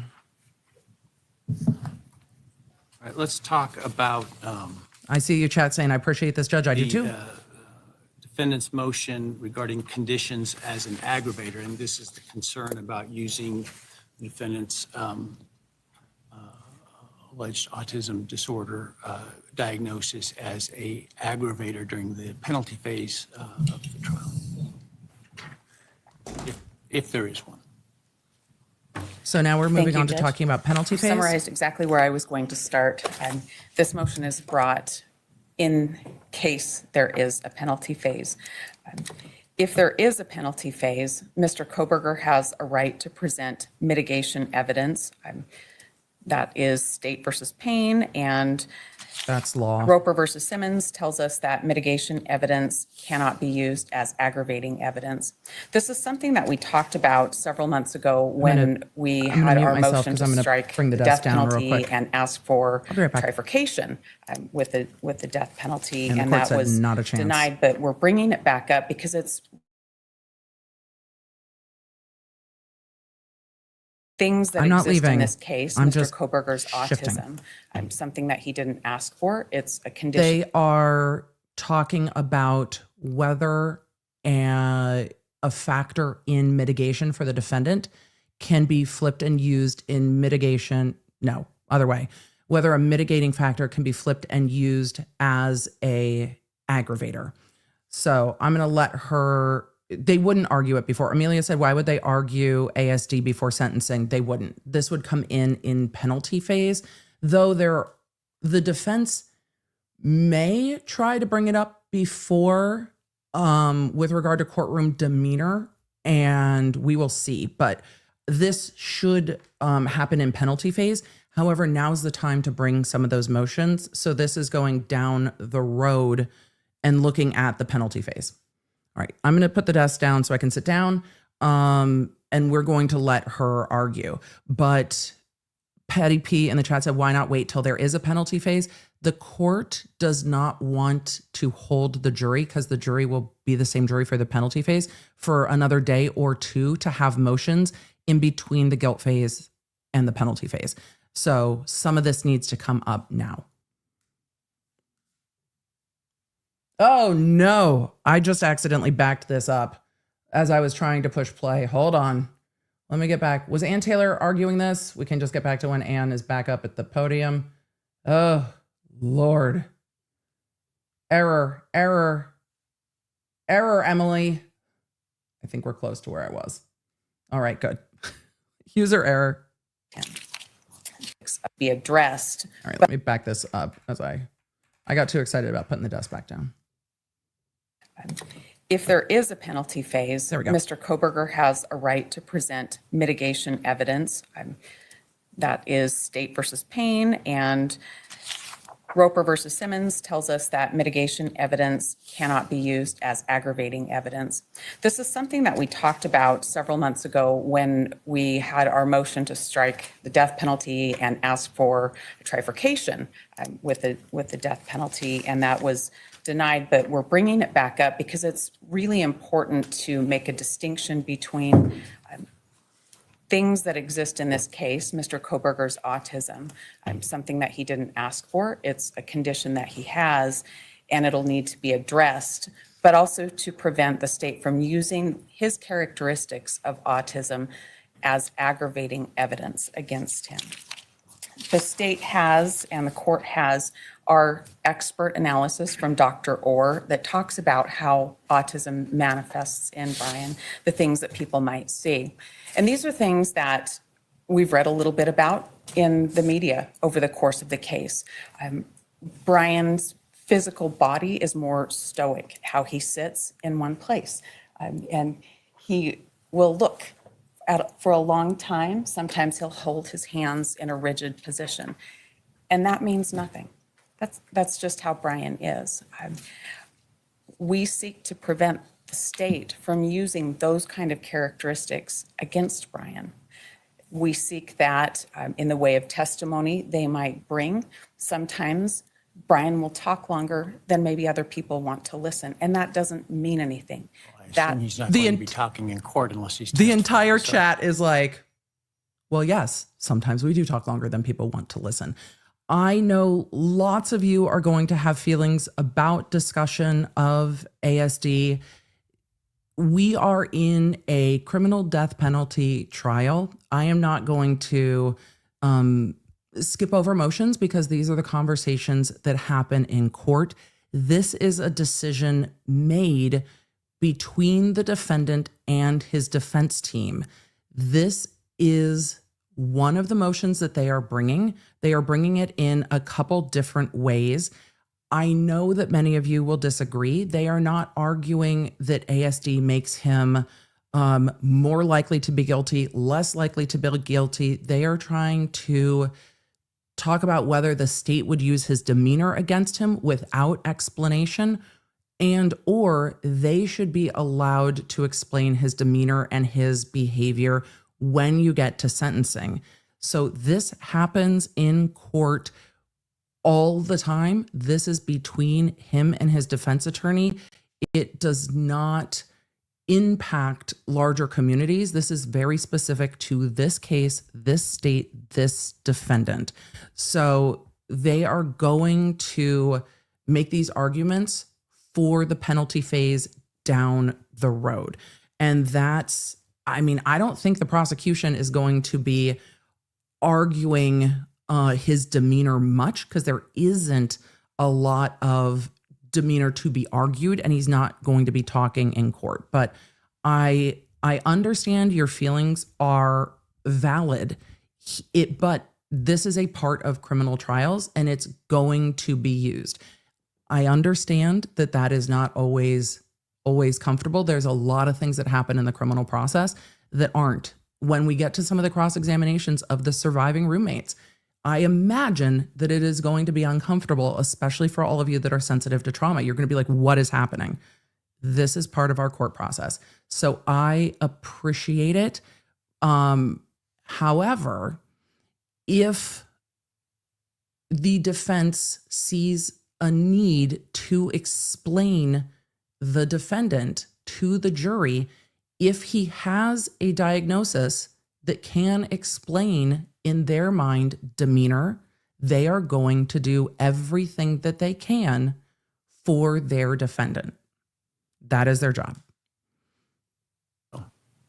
That's exactly right, Your Honor, but that doesn't stop the state from bringing a witness and using that as aggravating evidence against Mr. Kohberger, and that's what we don't want. We want to be able to present, if we get to a mitigation phase, his autism and how that works and how he's learned to live with the conditions that he has and to prevent the state. Reading the defense's, the state's This should come up response, it doesn't in- sound like they disagree with you. This should come up in that sentencing. it, shouldn't be used as an aggravator. And so I think that in terms of This waits till sentencing. what counsel's arguments are, we can Wait, control that. because the state agrees. I think apart from a jury instruction, I'm not sure what we do with, how we deal with that with the jury in terms of the penalty phase, right? If you present evidence of the disorder. Your Honor, the court can do what we've requested and prevent the state from using Mr. I Kohberger's don't think conditions they of his intend to. autism as aggravating evidence. There's I think a nothing, jury- I want to be clear, there's nothing in this case where anyone is saying that ASD makes him more likely to commit a crime, less likely to commit a crime. They are going to bring it up in the penalty phase to talk about demeanor so that the jury isn't sitting there being like, oh, he's unfeeling, he's cold. And you guys can see it. You can see the reports about Kohberger's demeanor in court. You can see the reports about Karen Reed's demeanor in court. People read a lot into demeanor of witnesses, of defendants, how they sit in court. So they are arguing that the state can't argue that during their case in chief. And I don't think the case is going to be argued that way during the case in chief. I don't see the state going that way. So this becomes part of his mitigation argument at sentencing if convicted. Jury instruction helps the jury to understand how to use mitigating evidence. Our purpose here is to ask the court to take the step of an order. I don't think the state opposes it. What would that order say? That order would say that the state would be prohibited from using as aggravating evidence Mr. Kohberger's autism characteristics. How would you define those characteristics, though? How would they use it as aggravating apart from arguing to the jury that, well, because he has this condition, it means that he is, I'm just making this up, obviously, is inclined to not follow the norms of society and presents a greater danger or something like that. I don't think that's where the state's going, though. Your Honor, the order would prevent the state from, on the front end, in presenting their aggravation case, from using the conditions, the way autism works for Bryan, against him, to say that he does things that are consistent with autism and that that's an aggravating circumstance. I'm just having a hard time What are you envisioning what that talking would be, about? how it would be presented in a way that is making it an aggravator. Well, I would She hope that it wouldn't can't- be presented that way. But Your Honor, when I look through the mounds of discovery, there are probably 100 hours of interviews of people that Mr. Kohberger went to school with at WSU. And of course, those interviews come just hours and days after the headlines hit that Mr. Kohberger's been arrested in this case. those aren't gonna And be people part of the that he case in went to chief. school with, that he interacted with, had unkind things to say about him. And a lot of their unkind things, when you understand them in the context of autism, the way he may stand in a room near a doorway, the way he may look too long at a person, their interviews This is all are for different sentencing, when you though. know he has autism and you know the characteristics he displays. But those awful comments, those mean comments about him, if the state uses those as aggravators, that's using his autism characteristics. How do I, though, and I don't know that this is a real thing, right, in terms of actual evidence. Let's say there's evidence And when the that court he- says, I don't know if this is a real thing, they are trying to hypothetically argue what the state may argue when the state is saying, we're not bringing this up. This is all about penalty phase. So we are not talking about the case in chief. And the reason the defense is having issue articulating it is because they don't know what the state's going to argue. But again, if the state tries to argue and bring in witnesses to say he deserves the death penalty because some of his classmates thought he acted unusually or outside of what they would have preferred, a jury's going to look at the state and be like, seriously? So Ann Taylor is trying to prevent something that the state hasn't indicated that they're going to do. And that's why this is all being discussed in the abstract, and the court is trying to find something tangible.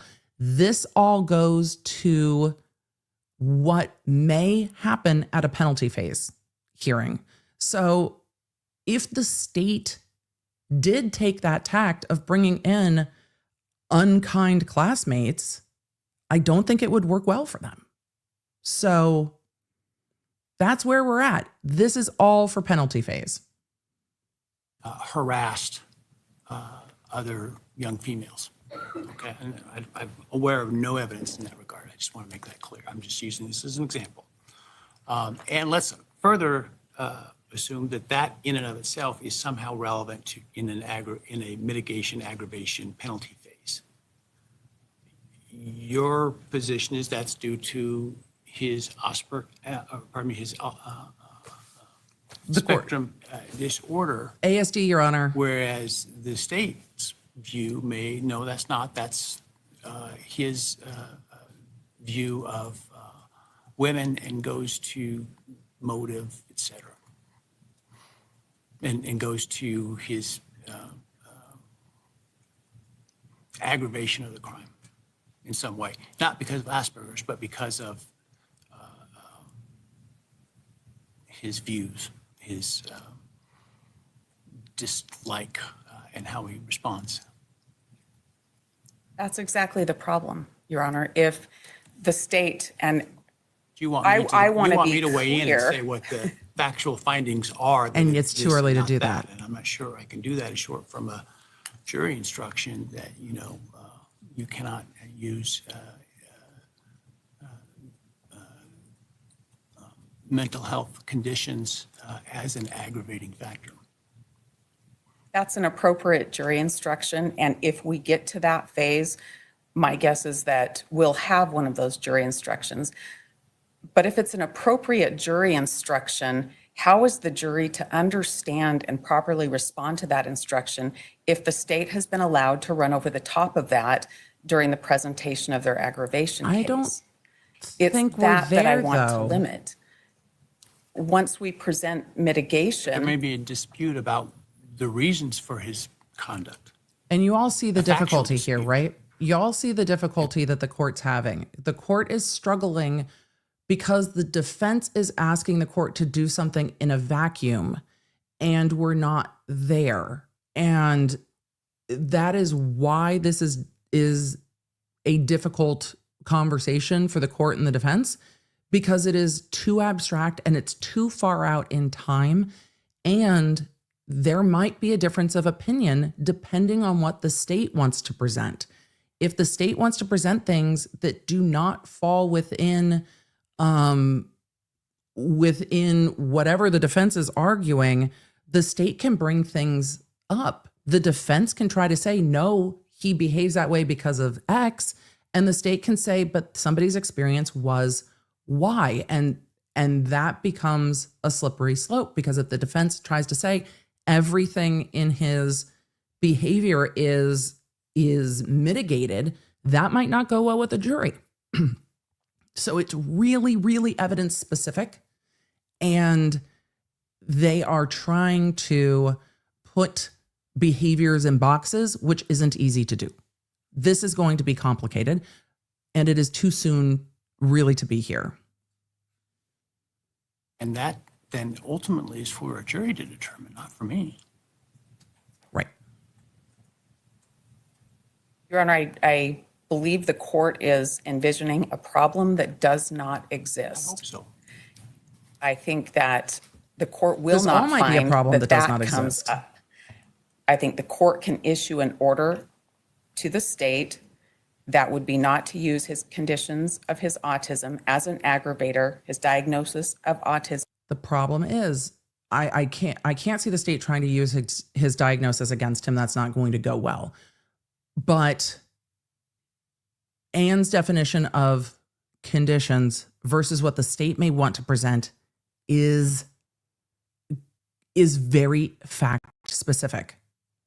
As an aggravator, that's going to be very similar to the court's jury instruction, and that keeps the trial process clean, and it allows the jury to draw the distinctions and properly use mitigation as it's supposed to do. This is a protective measure to be sure that case law is complied with and that Mr. Kohberger's constitutional rights are protected.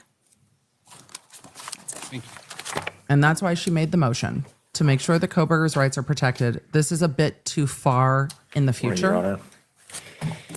So the court is correct that I don't think there's a whole lot of room between the state and the defense in terms of what the law says here. But there are maybe some practical problems in what the defense is asking for from this order. And the court has already nailed this. If the court is to issue an order that says the state can't rely on his autism as an aggravating factor, then anything we try and present, they're going to argue, well, that's a symptom of his autism, and therefore Right. the court's order says you can't use that. And that's I don't think that's an appropriate approach. What I can tell the court is the state has no plans whatsoever to use the autism during the penalty phase as any kind of aggravation whatsoever. There is no plan to put on students from the university to talk about their personal views of this individual. To be quite frank, if we get to a penalty phase, we have a lot better aggravating evidence than the fact that he has level 1 autism. And frankly, it's just not a persuasive argument to ask a jury to impose the penalty of death because someone has autism. right. So The from the jury state's would- perspective, this falls Can you imagine arguing that to a jury in 2025? I wouldn't be surprised if that were to happen, if jurors stood up and walked out. Like, that's, the state's not going to do that, because jurors would be like, are you fucking joking me? Like, no. And the state's saying, we're not going to argue. This is not our argument. Our argument is not about this. There are other things. So it's kind of in a box. And if you make that argument to juries, which would be inappropriate to do, the jury's going to respond in kind. And I trust that a jury would. I trust that even out of a group of 12, if there's somebody who's just like, okay, there will be others in there that are like, fuck that, I'm out. So the state is aware of that too. Into one of the categories the court mentioned earlier in a different motion, that it's just really not necessary here. We understand Right. the law. We understand that we're not to use his mental condition as an aggravator. We do, however, reserve the right to present argument as to, if the defense chooses to present it as a mitigating factor, how much weight should the jury give it? And I think we have quite a bit of flexibility there to put on our own evidence as to what exactly this autism means. And so that if the defense tries to say this is the reason that you should not sentence him to death, then we should be able to argue this It does kinda not depends make on what up the defense for does. Right. the proper aggravation evidence that we've put forward. I think not only is that the state's right, it's what the statute requires. It's what the Idaho Supreme Court has been very clear that a juror in this situation has to be able to do. It's their duty. That was the Dunlap case. It's their duty to weigh the evidence, including any mental health or mental illness evidence, and make that ultimate determination. And so the state does not believe that this order is necessary or appropriate, but also has It's also way too no plans soon. of using this as aggravation. Thank you, Your Honor. Right. And I think it's appropriate. The state's like, we're not going to use this as aggravation. And whether you We agree with it or understand not, that the defense state will can do argue the defense will argue with their client whatever they have available to them in mitigation. That's 100% what they're going to do. the weight of the mitigation evidence. That's not why we brought this motion. As far as what the conditions of autism are and the way it works in Bryan, the state has received Bring his doctor our in to expert explain it. disclosures, Fine. reports that describe that. So there's some guidelines for the state there to understand what we are talking about with Bryan's autism. The state will present its aggravation evidence first. The protective order that we're seeking from the court, the order to say you can't use his autism and the conditions thereof in your aggravation case, is easy, it's protective, and I if don't we think get it's to a needed. penalty phase, it is imperative that we protect the rest of the trial.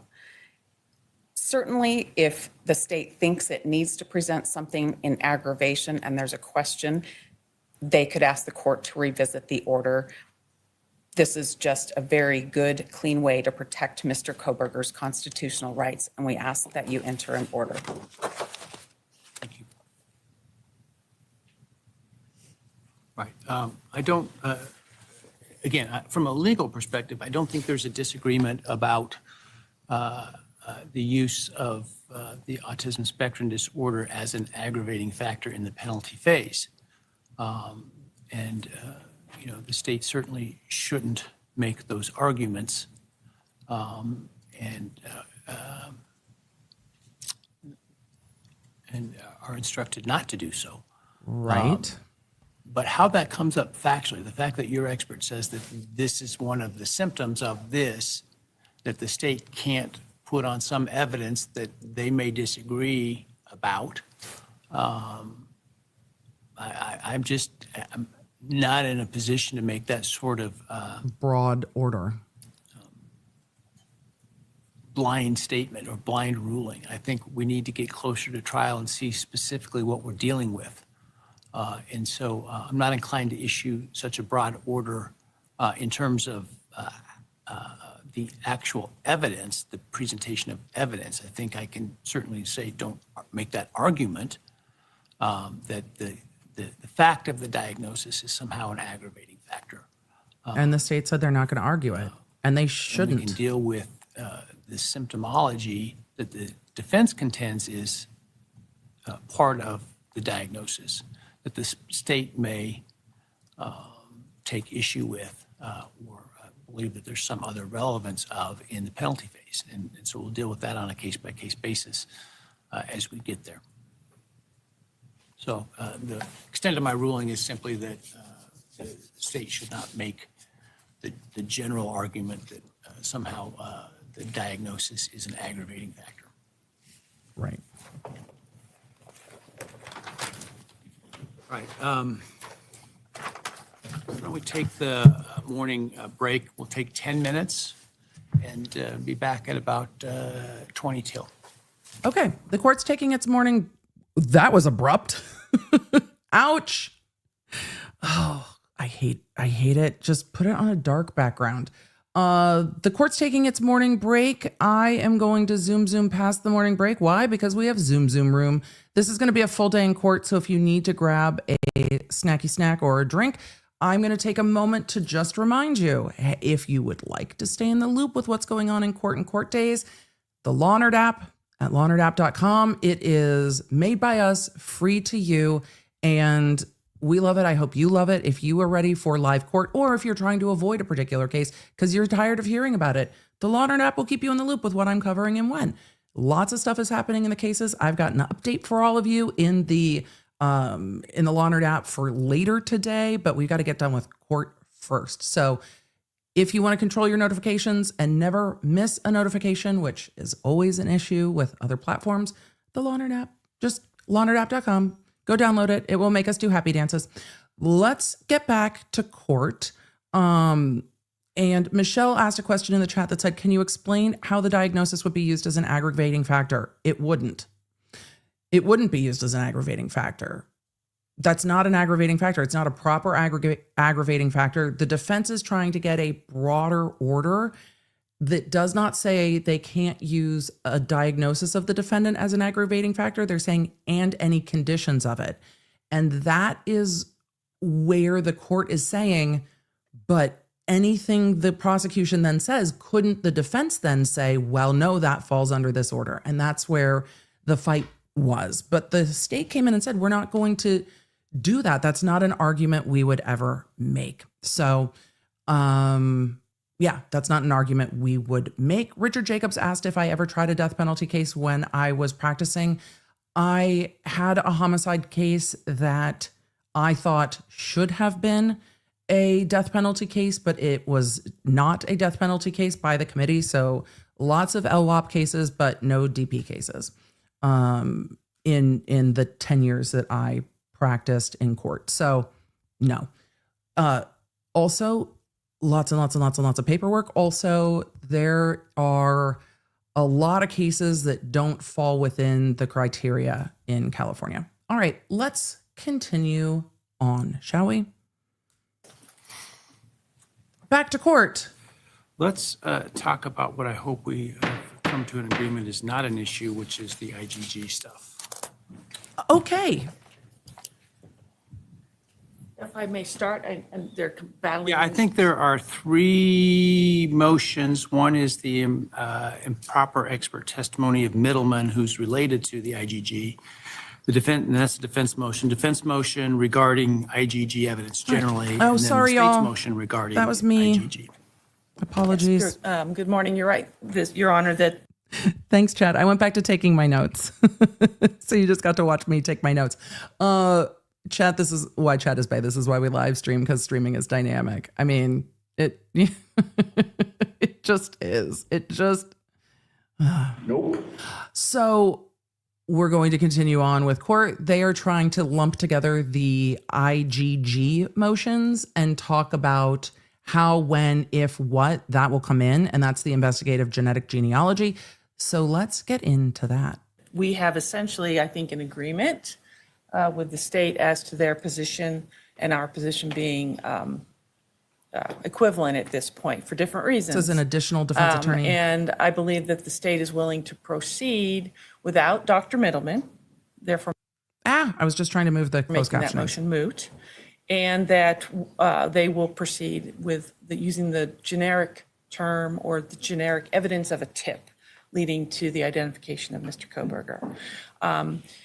The only issue that we have is how that tip will be presented to the jury. God, it's hard. The one It's- thing that the defense is concerned about is how, exactly Emily, the don't testimony just- and the witness who will be testifying to the tip.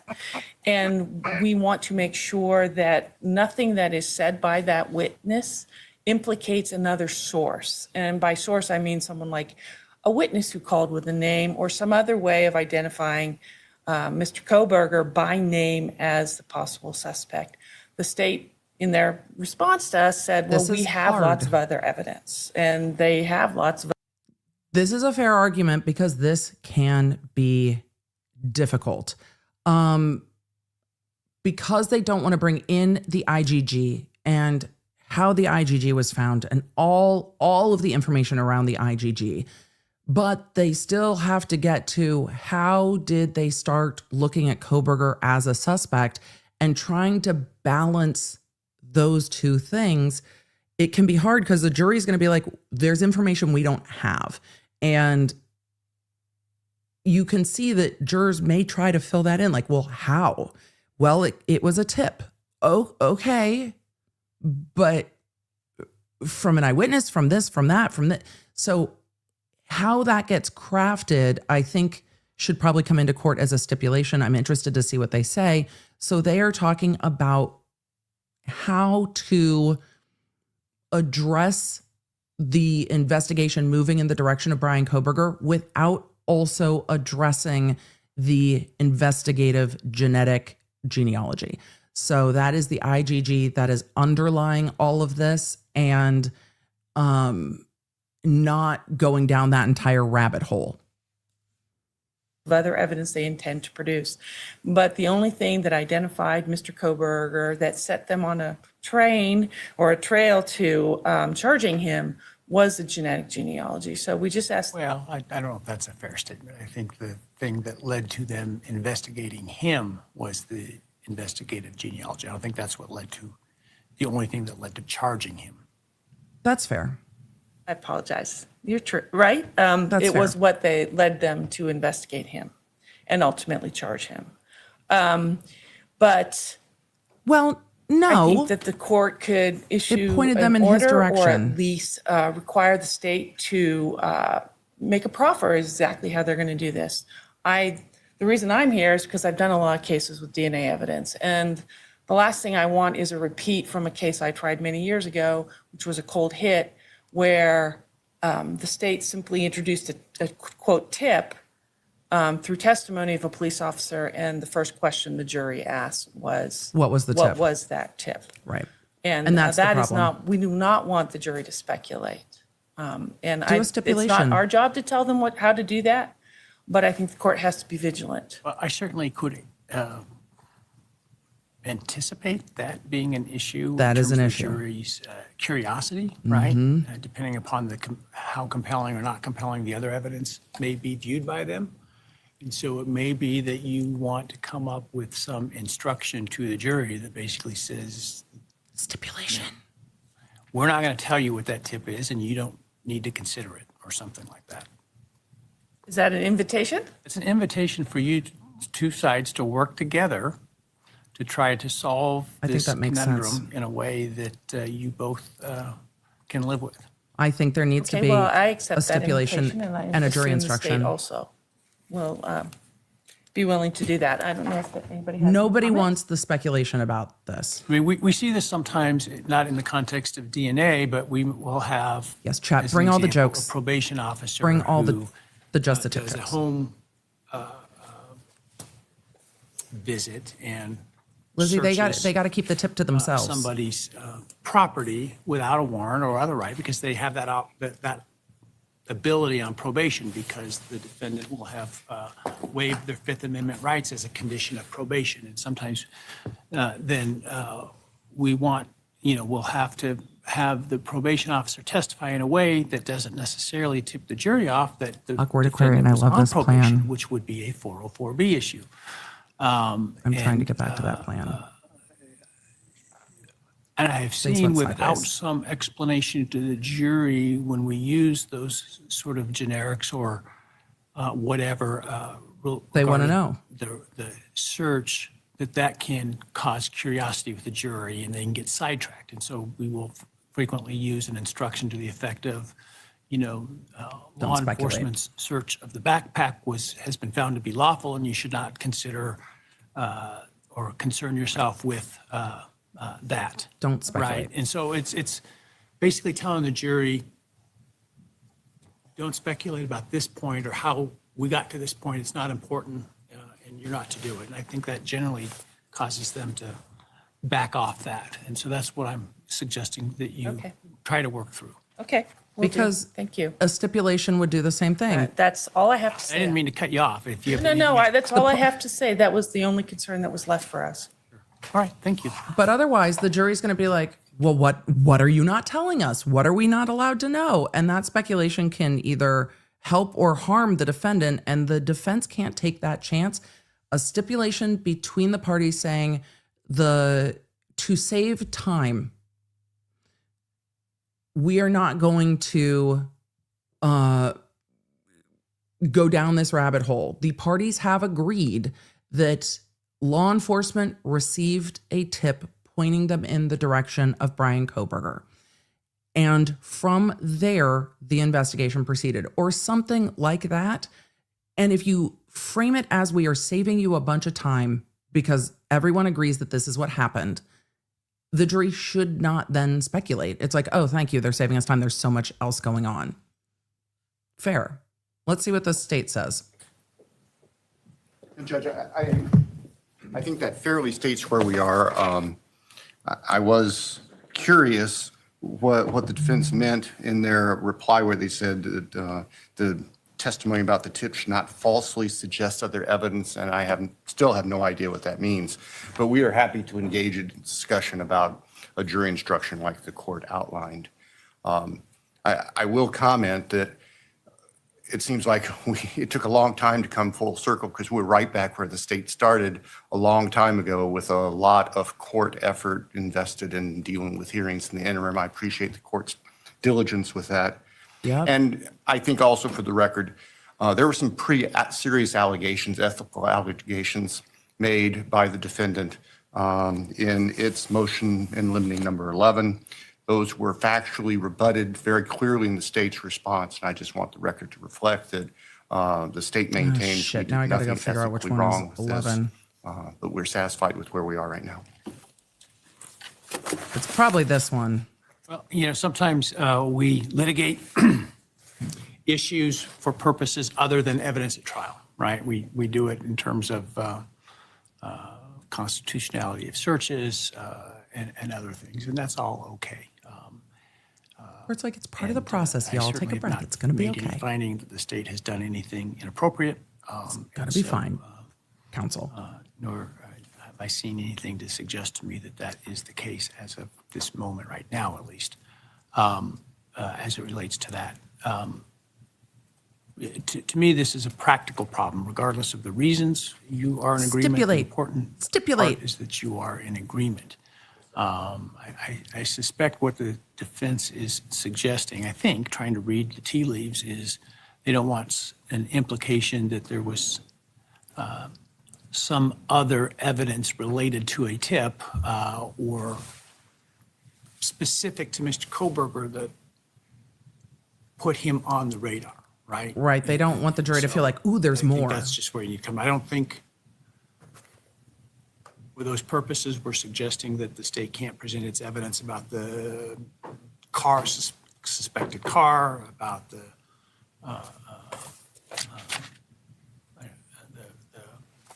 defendant's whereabouts on the night, et cetera. Those are things that were discovered and put together after the fact, right? I think it is important to develop a narrative that doesn't suggest, for example, there's some fact witness who may have heard a confession from the defendant or have witnessed the defendant that led to the tip, right? And so I think it's important how that's presented, and hopefully you can work that out. And if you can't, we'll revisit how to address it. Chat is chat. Yes, Your Honor, I appreciate that. And the state's intent, we've already spoken with the investigators to develop this, is to have probably Detective Payne, who is one of the leaders and the lead investigators, to simply testify that they've received a number of tips, that around December 19th, they received a tip. Following that tip, they took these steps. That's what we're contemplating at this point. Thank you, sir. And so we have a pretrial in next month, and so hopefully you can come to an agreement on how this is going to be handled specifically by that time. Yes, sir. Thank you. Anything to respond to, Okay. Ms. Barlow? No, nothing on that. So that's how the IGG All right, thank you. will be sidestepped and not come in. I said this when they were going through all of these motions with the IGG, that the IGG is not going to come in at trial. It's not evidence for trial. All right. It is that part of leaves the on Category investigation. A, by my score sheet, the alternative perpetrator evidence, which is the state's motion in limine. All right, we're moving on to the state's motion regarding alternative perpetrator evidence. It's the state's motion. Do you want to sit here? Oh, I didn't see that one. Why is that one in there? 'Cause- I just forgot it. No, the Your Honor. And this IGG, is I saw actually a a very lot of questions convenient about what I transition. just said. We're looking at the A lot of you are asking about whether or not the IGG is coming in. The IGG, the investigative genetic genealogy, is not coming in at trial. It is an investigative tool. It is not a trial tool. They are not going to get into how they found a DNA profile in a familial line that moved them to Bryan Kohberger. They will bring in the DNA on the knife sheath and other things, but they're not going to bring in that initial investigation. So no, that will not come in. DNA from the knife sheath will come in, but the IGG that got them to turning around and looking at Bryan Kohberger, that is not going to come in. And that would be an entire side quest. And again, it is part of the investigation, not part of the trial evidence. Let us continue. They are going to be talking about alternate perpetrator evidence. History of this case and investigation. Of course, the investigators and the state went probably some 6 weeks following the homicides. Is that coffee for the judge? And during that time received is it just thousands of tips and tried to substantiate or discount whichever we could.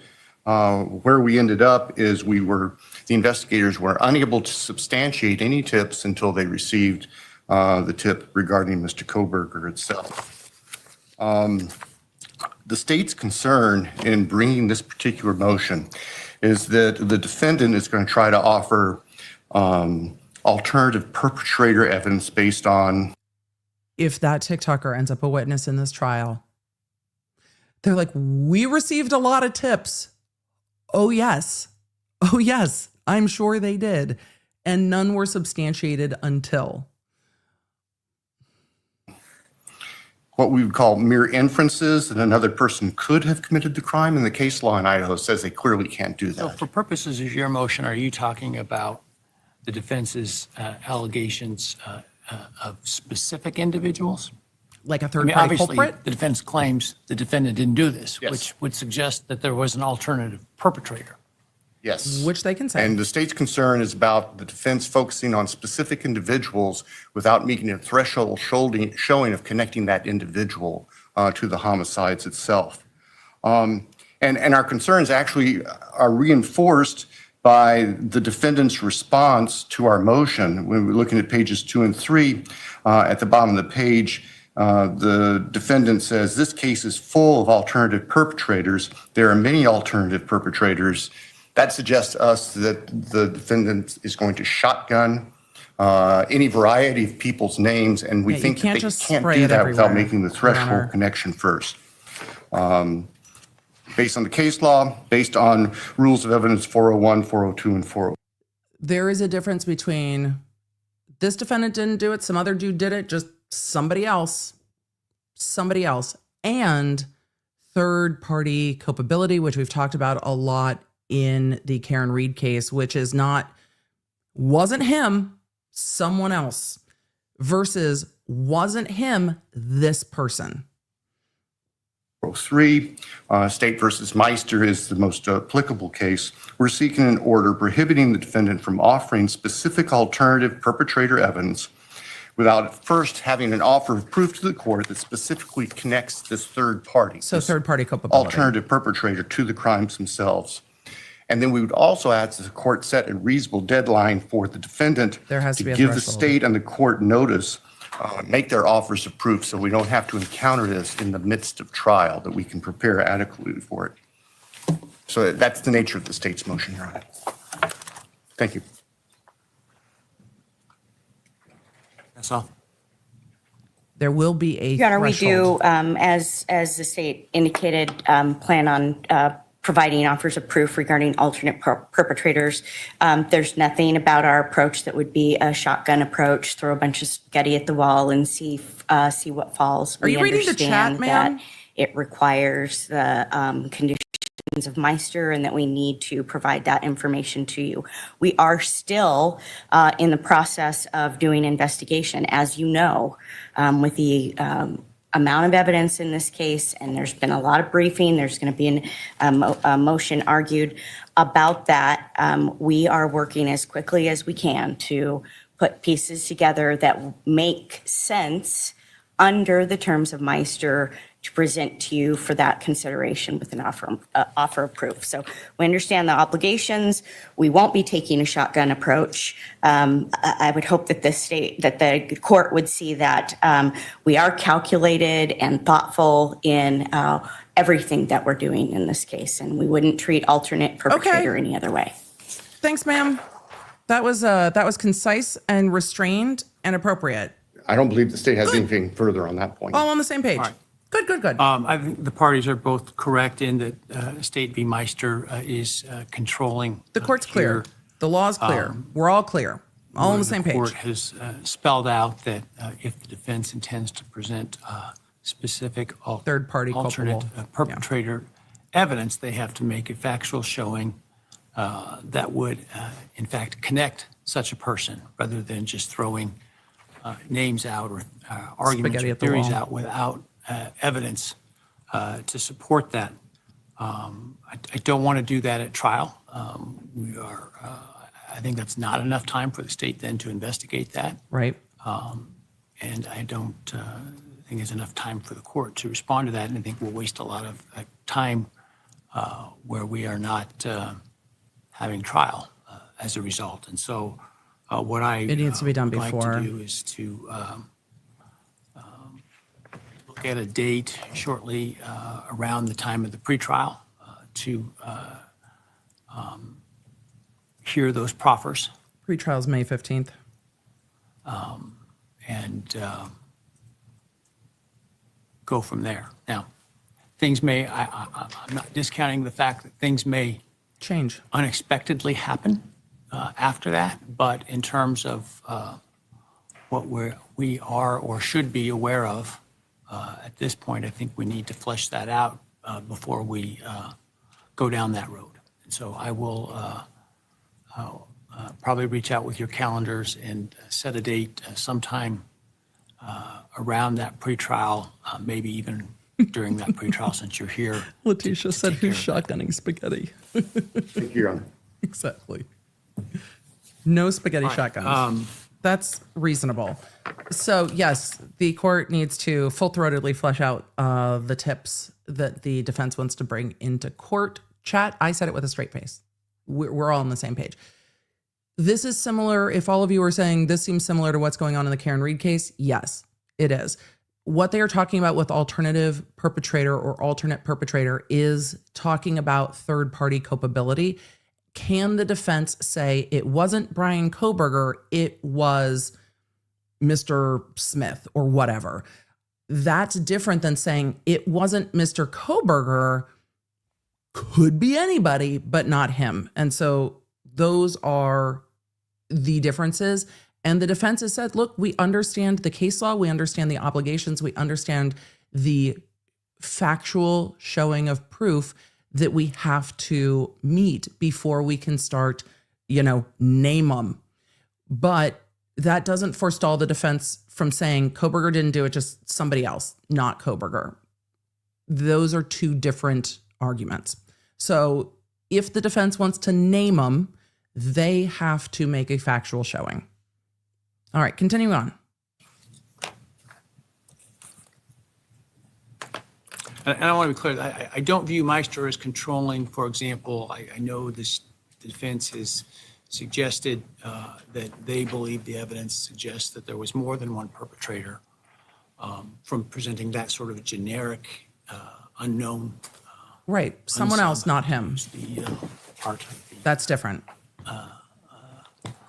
of the craft involved. But this relates more to allegations of somebody more specific, identifiable. That is the page I am on as well. Yep. All right, All right.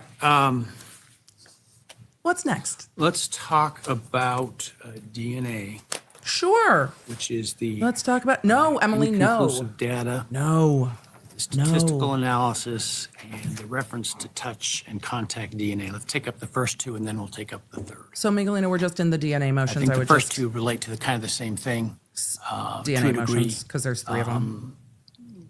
in terms of the science of statistics and probabilities and all that. There are really three issues, as I understand it. One relates to how to convey the statistics that DNA analysts use to more real world comparisons to, for example, planetary population. The second deals with DNA that was found under one of the victim's fingernails and by the DNA analysts as to whether or not Mr. Kohberger could or could not be excluded. And then the third really deals with more sort of this labeling problem that we've already addressed in some fashion in different contexts of what labels can and must we use as it relates to the Your Honor, you quote, unquote, can't touch. You're saying canon to talk about law. All this chat heard was, can we make a cannon to shoot spaghetti? Like that's where we're at now. That's where we're at. Everybody's like, ooh, cannon. What are we shooting? Glasses? Whiskey? Spaghetti? What's happening? What are we spraying on the wall, Your Honor? It's going to be time for lunch soon. It's going to be time for lunch soon. DNA. I need it. You need it. Was found on the knife sheath. Yeah, yes, thank you. That's a great summary. And I'd like to start with the first Well, the court point is that quite the wise. court noted, which was motion in limine number 14, which was the relationship of the world population to the statistic generated from the sheath evidence with Q 1.1. And I think we are in agreement This is the that defense DNA the expert. state is not going to address that kind of question in forgot to front of feed the my jury Snorlax. because their own analysts during the grand jury essentially told them that you can't do that given the statistic that we have generated. I understand the state's response is that they will present the testimony consistent with the way that the witness presented it at grand jury. Correct, and it was my Not in understanding. the way in which the question was asked that the witness sort of corrected the attorney about. Correct, and the objection from the defense was simply, and I think the witness explained this very well, was that the statistical analysis that the state's experts have engaged in does not allow that kind of comparison. It's not the standard statistic that we're used to anymore. And so by asking that question, you're triggering, you're conferring, or not conferring, you're speculating, essentially, put in front of the jury. It's a question that presents a false premise to the witness. And so we just ask that the state refrain from that and simply ask the questions that elicit, the testimony as laid out in the grand jury proceedings. Okay. Excuse me. The inconclusive data, I don't know if the court has seen that late, I apologize, all of a sudden my voice is All right, just we can get you some disappeared. water. I get it. Water. It happens.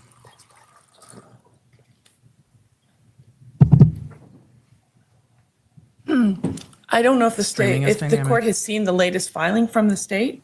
I did see it. Okay, so they filed a new expert disclosure on Monday from an That expert seems who late. went through and analyzed the data at issue. So as, Response to the defense's having retained an expert Oh. who discussed the whether or not you could exclude Mr. Kohberger from the DNA found under the fingernails. yes. It's a And what responsive triggered expert, that then was that's the not grand late. jury testimony where questions were asked of the analyst regarding the meaning of a conclusive versus an inconclusive data result. And the analyst testified as to 13.1, the fingernail swabs, that their data was inconclusive. And to the defense, and that means that you cannot draw any conclusions.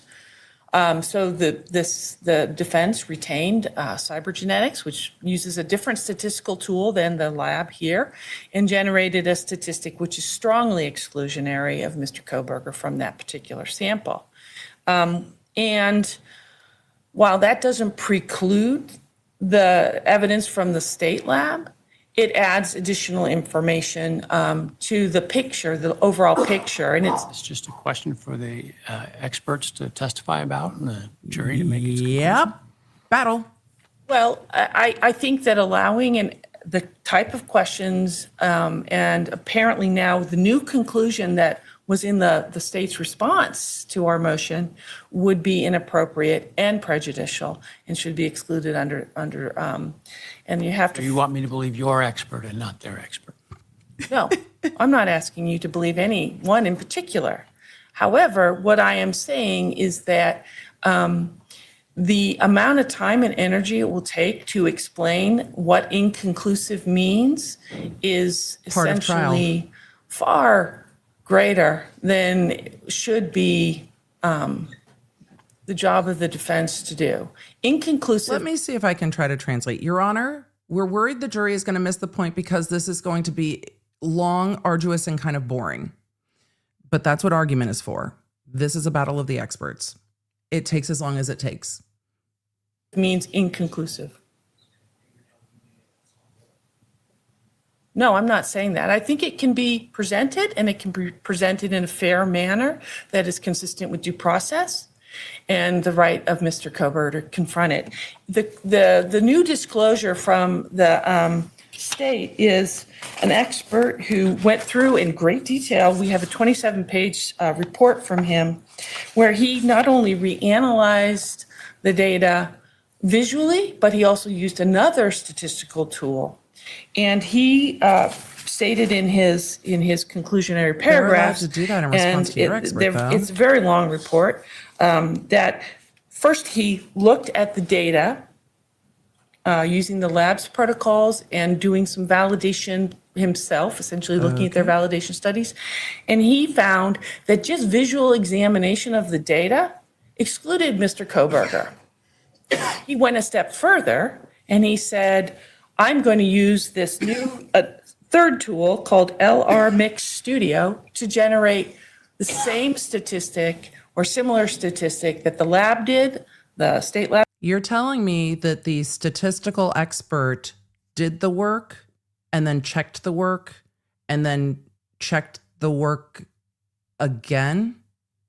It seems like that maybe is what statisticians do, perhaps, especially when they are responsive to your expert, because they're going to check your expert's work too. Okay. Lab did, as well as True Allele Cybergenetics did in their analysis. And he came up with a strongly exclusionary statistic. So we have now before the court, as he describes it in his disclosure, a statistic from the state lab, which means that it's 25 times less likely if the DNA originated. I always have a hard time with these numbers because you have to be extremely careful how you say this because it can flip the meaning. So let me just double check. His statistic, I'm sorry, I'll start with his. It's 5,000 to 100,000 times less probable that a coincidental match would be made to an unrelated person. In other words, what he's saying is that it's Mr. Kohberger is not included, and that's a strongly exclusionary statistic. And I'm not saying this very well, Your Honor, because it's these likelihood ratios are hard to explain. So that's a 5,000 to 100,000 times less probable that Mr. Kohberger is present. In other words, it's much more likely someone else is there if there's someone else there. Then in the DNA. Cybergenetics came up with a number that is in the range of 2.8 billion times less probable that he is there than some other unrelated individual. And this expert then relates that even the state lab's number is 25 times less likely that Mr. Kohberger is there than some other unrelated person. So all of the numbers point to exclusion. The numbers, the question is really the weight of it. And the jury. The way that the state intends to present it, and they presented it in their reply to our motion, was they should be allowed to say that this means that Mr. Kohberger. Chat, if all of you are like, what the fuck is happening? We'll get there after. We're going to wait till the end of the arguments. But this is the fact that you're already lost is kind of the point of the argument. The point of the argument from the defense seems to be essentially, can't we just agree? Do we need to bring in all these experts? Because the jury's going to get lost and they're going to lose the point. So chat, yes, we'll get there at the end. This is a motion in limine to try to reduce some of the evidence. So don't worry. Just hang in there with me. Cannot be excluded. And that is just a misrepresentation of their own data. None of the data that's presented to this court at this moment in this motion supports that statement or that conclusion. And it's unclear to me who is going to say that, because it's not in any of the disclosures that have been produced so far. It's not the just first time you, we've if you're seen it feeling is like it's in just this you. reply Don't worry. brief. So I think that rather than having a battle of the experts, right, where This you're is the going to point. have all three of these people testifying before the jury, and to allow that just one question is going to subsume an enormous amount of time in explaining why it's not in it, why it's inaccurate. And while it might be technically true, it's not an accurate statement for the jury to consider, and it's just going to confuse them. And it's highly prejudicial to Mr. Kohberger.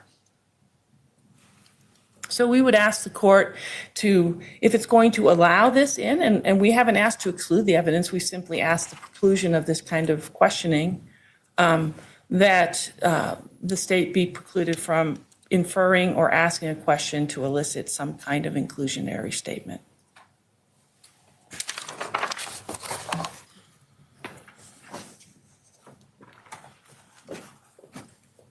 Now the state. Your Honor. So let me just explain a little bit about the state's position. The state has no intention of suggesting to the jury that, oh, maybe this is Mr. Kohberger's DNA. We just don't know. That is not what the state is trying to accomplish. What happened is the Idaho State Police Lab tested this DNA, and they came up with their likelihood ratio. And that number fell within a buffer zone. And under their policy, that buffer zone, generally speaking, with a likelihood ratio, anything less than 1 suggests exclusion, greater than 1 suggests inclusion. But they had done their own internal validation studies and had found that they were getting some false positives and negatives when you're close to that 1. And the range that they came up with was 0.01 up to 100. And so their policy is, if it falls within that range, 0.01 to 100, we report it as inconclusive. Not just meaning you can't, uninformative. You cannot draw one way or the other, whether it's exclusion or inclusion. And so that's what we had from the Idaho State Police when we went to the grand jury. We thought that it was important. What we were trying to portray to the grand jury was that there was the only DNA that connected Mr. Kohberger to the crime scene was on the knife sheath. But the analyst wasn't willing to just make that general statement because there was this issue, this I inconclusive. understand it's not the state's position that DNA is or likely could be Mr. Kohberger's under the fingernails, that it's unknown people from however the victim lived her life in the hours, days before this event, and whoever was the perpetrator may have been clothed in a way that fingernails didn't contact skin. I assume that's the state's position. That is exactly correct, Your Honor. The state's theory here is that one would not expect the perpetrator's DNA to be under her fingernails, given the eyewitness account of what the perpetrator was wearing, the complete lack of any defensive wounds on this particular victim, the toxicology report. All of that suggests you wouldn't anticipate this to be the perpetrator. And so we have no... So does that mean the state's not going to present this evidence in a way that would suggest or argue that it could be Mr. Kohberger's DNA? That's what they're saying. Absolutely not, Your Honor, no. And that was part of that That's rather consistent. lengthy, I admit. The court is doing a great job distilling this down, in that the prosecution is saying, we are not going to try in any way to say that any of the DNA under one of the victim's fingernails points to Kohberger. And the court distilled it saying, so essentially the argument of the state is that happened before, and you're not trying to say that it's included. It sounds like at the grand jury, the analyst saw the number within a buffer zone and was not willing, sounds like a scientist, was not willing to say definitively this or this. And the state is not saying that any of that DNA points to Kohberger, and they're not arguing it. And they would stretch their credibility to argue it. The defense is going to use that information to say, see, there is other DNA here, so there can be other arguments. And Kohberger's excluded from that DNA, and the state is not going to argue that he's included in that. But because at the state lab, it was within a buffer, the state says it's inconclusive to us. The defense says it excludes Kohberger, and we don't want the state to say it's inclusive or inconclusive. Hopefully that helps. A report that was submitted on Monday was to demonstrate, when the other issue to keep in mind is the Idaho State Lab uses a different program than the True Allele program that was used by the defense experts. So the Idaho State Lab pointed us to someone else they were aware of that used the True Allele program and said, why don't you speak with him? We spoke with him, and he came back with the same result, exclusion. Nevertheless, given their policy, the ISP analyst is not willing to say he's excluded because their policy prohibits her.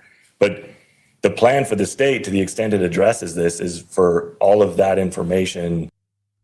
So the scientific policies find that this falls within a buffer zone, that they will not say that Kohberger is excluded.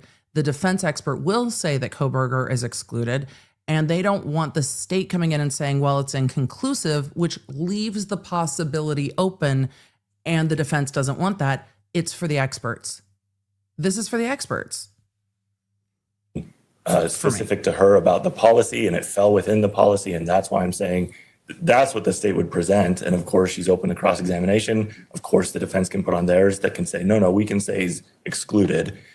The state has no plan or intention to in any way ask questions, imply, or certainly argue that this DNA belonged to the defendant. That, again, we will actually be arguing much different than that you would not anticipate the perpetrator's DNA to be under the fingernails. And so that's where that is coming from with the inconclusive data.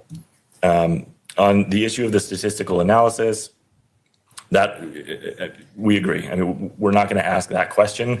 The only kind of remaining issue we have is I think their motion specifically asked for an order excluding that question or other questions like it. I'm not a big fan of that language because it's just kind of vague and we're not entirely sure what that means, but we'll stay completely away from the population of the world or a country or a city or anything about population. That's all. Thank you. And this is the difficult thing with these motions. I'll just remind everyone, for the compassion for the lawyers, that the defense and the prosecution file their MILs on the same day. So they are both trying to anticipate what the other side may do and make motions to try to ask the court, hey, Your Honor, we think the state may do this, so can you preclude them from doing this because it may violate this? It's really clear when it comes to a one piece of evidence, right? The state arguing, hey, the 911 call's admissible. That's really easy. It gets a little harder to say we don't want the defense to do XYZ that they may or may not do, and the defense to say we don't want the state to do XYZ that they may and may not do. So that's where some of this difficulty is, because it is anticipatory. It's a little easier and smoother in like the Karen Reed case because we're on a retrial. So they've seen these motions before. They saw how the evidence came out. And as the defense and prosecution keep pointing out, there are terabytes of data that they're going through. So to try to anticipate what chess moves the other side might make before the board's even set is difficult. So in some of the difficulty here, it's a balancing act, and they are doing their best to do that because there's a deadline for all these MILs to be filed. I would just like to say, Your Honor, that I guess we're in agreement. It seems that way about the under the fingernails DNA. As in an abundance of caution, I might ask the court to issue an order just that if things change, that the state has to come to the court before even trying to present such evidence. Thank you. I mean, the state's not going to bring in another expert to now say it's inclusive. I'm trying to tell either side how to present their evidence, that the state's not intending to present the fingernail evidence as somehow being inculpatory. I could see, based upon cross-examination, et cetera, the defense questioning the lab person in an attempt to maybe attack the credibility of the lab, which then may require the state to put on its rebuttal expert that it's identified as to that issue. But I think we're at this point safe, based on what you've said, that the state does not have a good faith basis to suggest that the DNA, to make an argument that the DNA could be Mr. Kohberger's, that they not do that without first talking to me outside the presence of the jury based upon what the state of the facts on the ground may be at the time. Yeah, you have to have a good faith basis to bring shit up in As to how you court. question with respect to statistical analysis, I guess as guidance, it seems to me the answer that was given to a question that the analyst kind of rejected is probably the way the state ought to approach it, but I'm not going to tell them exactly how they have to ask the question. What I will say is I will make sure I'm aware of the way that it was asked in a way that was concerning, and certainly if a question is asked in a way that is concerning, the defense can object, and I can respond accordingly. Okay. All right? Everyone's on the same page. And that's part of doing the motions in limine, is to see where you may or may not be on the same page, because there's not really any other good vehicle to have this conversation All right. with the court. Next motion to eliminate is defense 12 regarding the make and model of the suspect vehicle. Oh, I'm sorry, did I miss one? Oh, you're right. Within the group I identified before was the touch DNA. I apologize. Still in DNA. Yeah. Still on DNA. Your Honor, this is basically a two-part motion. One is to exclude the use of the term touch or terms touch and contact, and the other is to specifically exclude an opinion of Rylene Nowlin regarding the sheath DNA and her conclusions as to the how, what I call the how and the sort of when of when the DNA that was determined to be on that sheath, item 1.1. And I'll start with the touch and contact language. Admittedly, that is language that has been used for a number of years in the. Your own expert used it. Yes, she did. And we would be fine with the court precluding her from using that term. I think what has happened in the world of DNA, having. It's so common. It's so common that even your expert is using the word touch DNA. The defense can try to regulate what people are saying, but I don't think that's going to help if it's part of the common vernacular and is not improper. For those of you asking about my notes, I use a Remarkable, and I do take notes while I am listening to the motions, so I can refer back to them later, because I will forget by the time we get in trial, but I will know that I took a note. So it also helps me distill what they are talking about to help reiterate it to you while I am also reading the chat. So it helps keep me on track of what I thought the important parts were if I need to reference back to it. And I do reference back to my notes as we get into trial on these cases. So that is how and why I am taking notes. All right. I appreciate this judge knows this case so fucking well to be able to say, like, well, your expert used it. Like, the way he just has the facts of this case so readily accessible, it is incredibly impressive. Having been doing these cases for, unfortunately, 30 years, is that there's been an evolution. And we laid that out pretty well, I think, in our papers, an evolution of DNA testing, where people started realizing the sensitivity of this methodology allows you to pick up DNA from objects that have no visible stains, like no blood. Y'all should leave your DNA on the like and subscribe buttons. It was just the perfect opportunity. And then maybe in the App Store, just go ahead and leave it on the YouTube like and subscribe things. No saliva, no semen. And that led to the use of the term touch or contact, because the implication and the theory behind it was that we're gonna get people to who touch stains. things leave things behind, leave DNA behind. We've now moved into a world where We know that not only can people touch something and leave their DNA behind, but for instance, Mr. Nye was just standing up here. He was touching the podium. I've now placed my hands on the podium. His DNA is probably on my hands. Don't tell my spouse, Your Honor. I've now got Mr. Nye's DNA all over me. We're not, ma'am, we're not going to be able to rein it back in. We started with just the tip, and now we've got DNA spraying everywhere. Like, we're going to need lunch soon.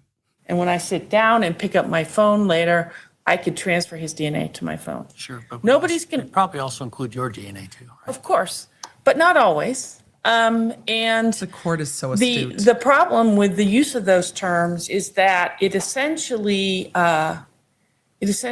allows a conclusion to be presented through a description. And there are many, many, many ways to describe touch or contact DNA.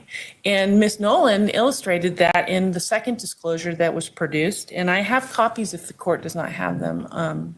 If you would like to review those, I can have them marked. And she goes through her entire discussion Oh, I of transfer, see. which is the question here, transfer. How does DNA transfer? And how did it transfer in this case? And she does not use the word touch in describing that process. They're trying to distance. not- They're trying to distance the language. Or her sentence that was very informative to me was saying touch DNA allows a conclusion to be drawn. And what conclusion would that be? If your DNA is on this thing, you touched it.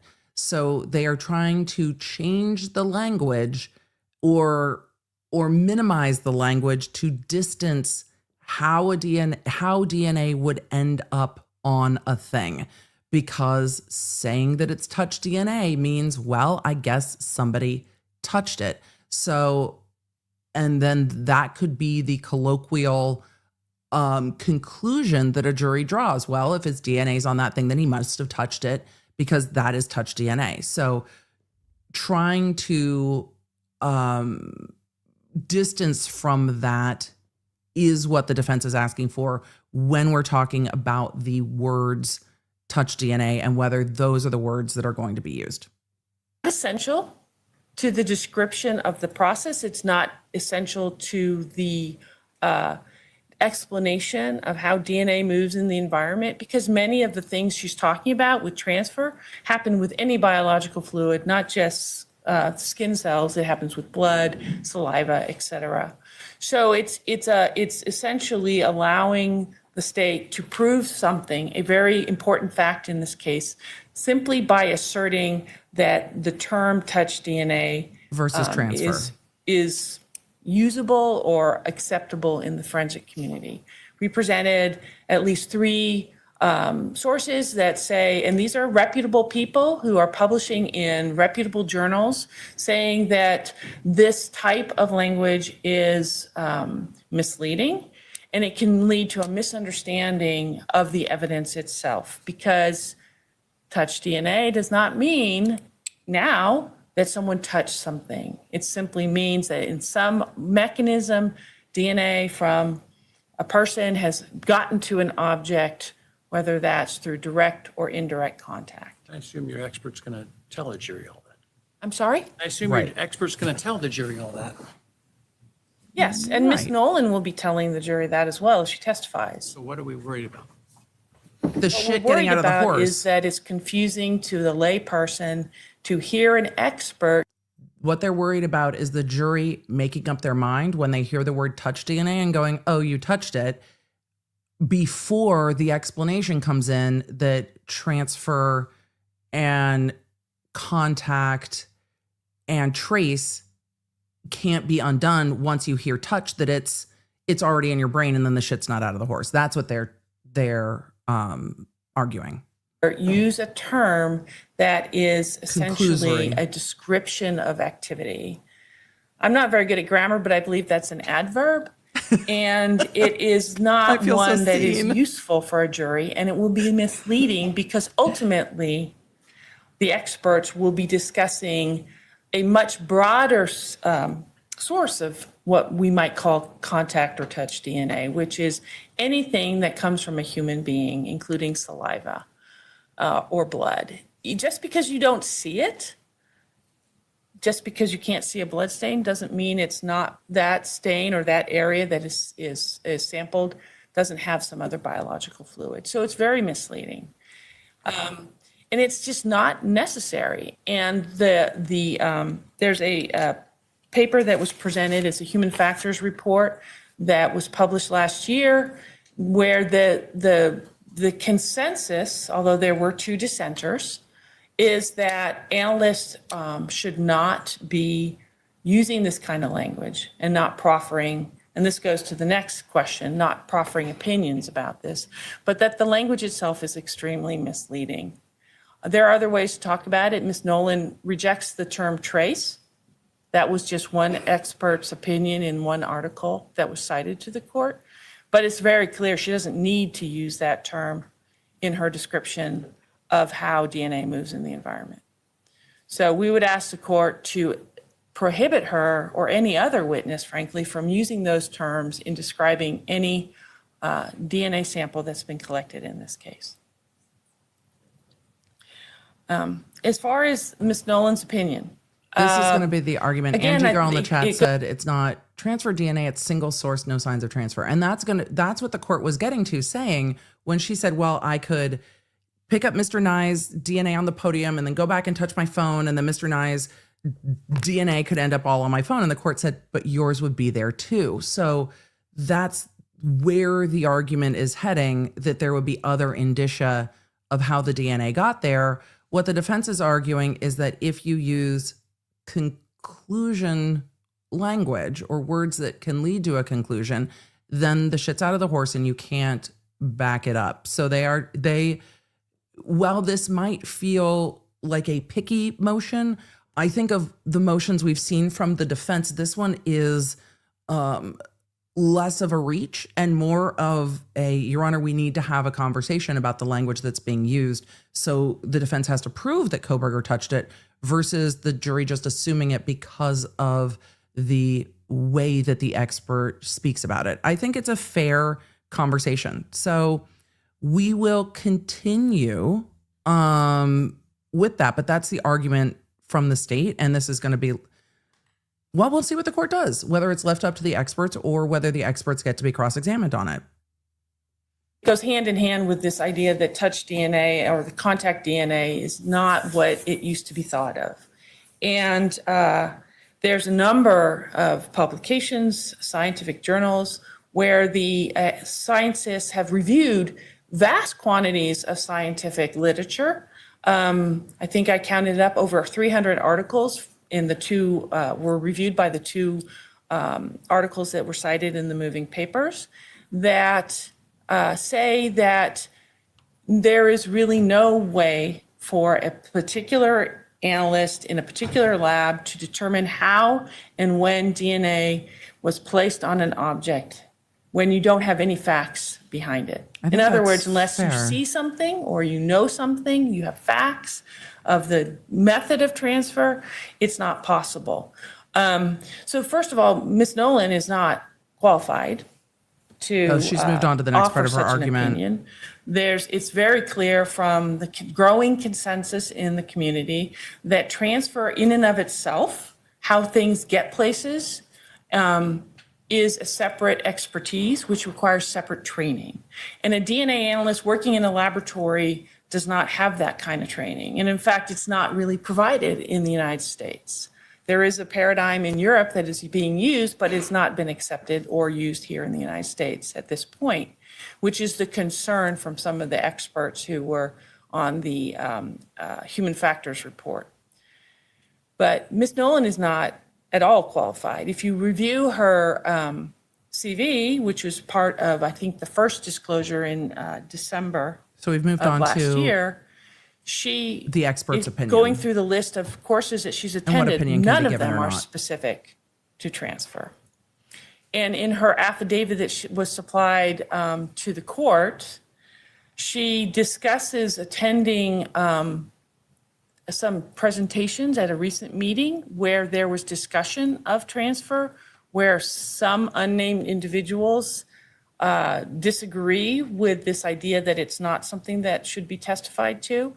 But I think there's that her presentation, and this is what the court has to consider, the facts presented by the state in support of their opinion, is not supported by anything other than this vague statement. Well, some couldn't people help don't it. agree with this position. We Well, don't know that's who why you those have people multiple are. experts. The state and Ms. Nowlin have presented no particular scientific articles that support her opinion. And she has presented no specific training to take her from an expert around DNA testing, which no one is suggesting she is not, to an expert on the how and the when of transfer in this particular case. Then, when you look at her opinion, I think the court has to exclude Sorry, I it didn't mean to because scare it's the shit out of highly you, Chad. speculative, and it's incredibly Apologies. confusing. I'll turn down the bumper She sound. first states that the consensus in the community is that you cannot determine when and how DNA moves onto a particular object. She says that without any qualifications, that the science doesn't support that.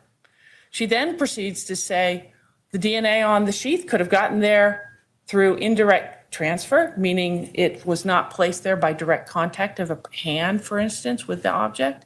And then she goes on to say, but because of two facts, the quantity and the fact there's a single Didn't mean to source, jump scare. I believe it got there through direct contact. I'll turn it down a little bit so the jump She scare's not as offers bad. this court absolutely no information to support that. She doesn't, Those two things. I'm sorry? Other than those two things. Well, yes, those are two facts. Ipsy Dixit, But Your Honor. those facts and the meaning of the facts are relevant. We cited a number of cases that talk about expert witnesses and speculative The judge is like, I opinions. read your papers. And our position is that this opinion is so speculative and so confusing that it shouldn't be presented to the jury, in great part because Ms. Nowlin does not present this court with anything to support her conclusion. She's then she'll basically get saying the eaten science on says toss. I can't do this, but I think I can. If we were in a different place where we had It's some like articles, the science says no, but vibes say yes. If your expert's opinion is based on my mind's telling me no, the cross-examination will be brutal. Just brutal. to support her conclusion. If there were articles to support the fact that the amount of DNA or the fact that it's a single source sample is probative of that the scientific principles and methods of DNA testing support that, then we'd be in a different place. But that's not where we are. We're here with a naked opinion with no foundational Ma'am, you're facts gonna make it worse. to support it, other than Ms. Nowlin's training and experience. And while training and experience is a relevant consideration for this The DNA got everywhere because it was naked. court, we don't even know Much more DNA. what training and what experience she's relying on. We don't have any indication that the lab has done any studies internally about this question. We don't know what literature she's been reading. Also, And I don't disagree with frankly, defense even though counsel's she attended argument. this meeting I get that was it. held in February. I'm also ready for the lunch break, I Where the guess. proceedings are online and available. She didn't bother to let the court know who spoke and what they said. So I think the reason is because she doesn't have any support for this. And it's going to be incredibly time-consuming, not only to cross-examine her, but to present evidence to rebut her opinion. And given the speculative nature and the sort of They don't think it's both a proper sides of it opinion. nature, I think the court has to exclude it.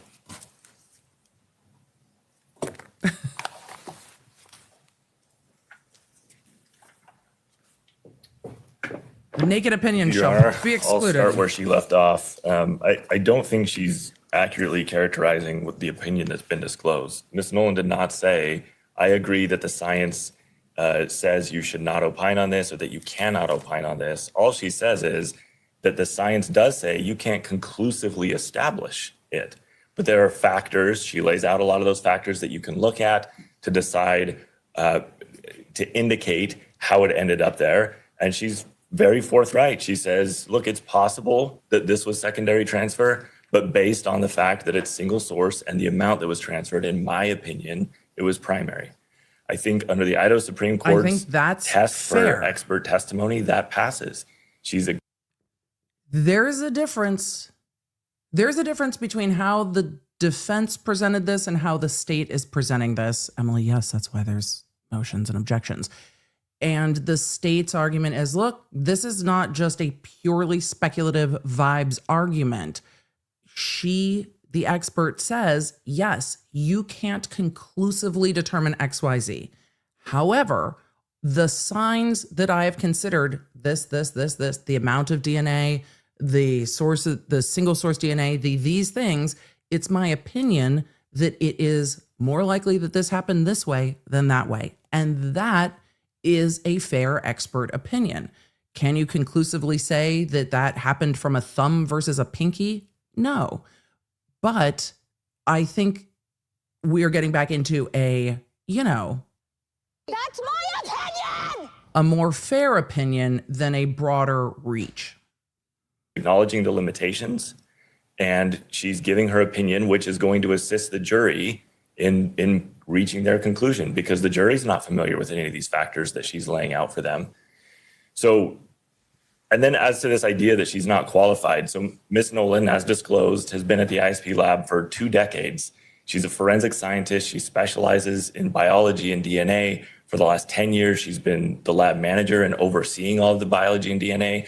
That includes instructing, as indicated in her CV, law enforcement and others on the collection of DNA.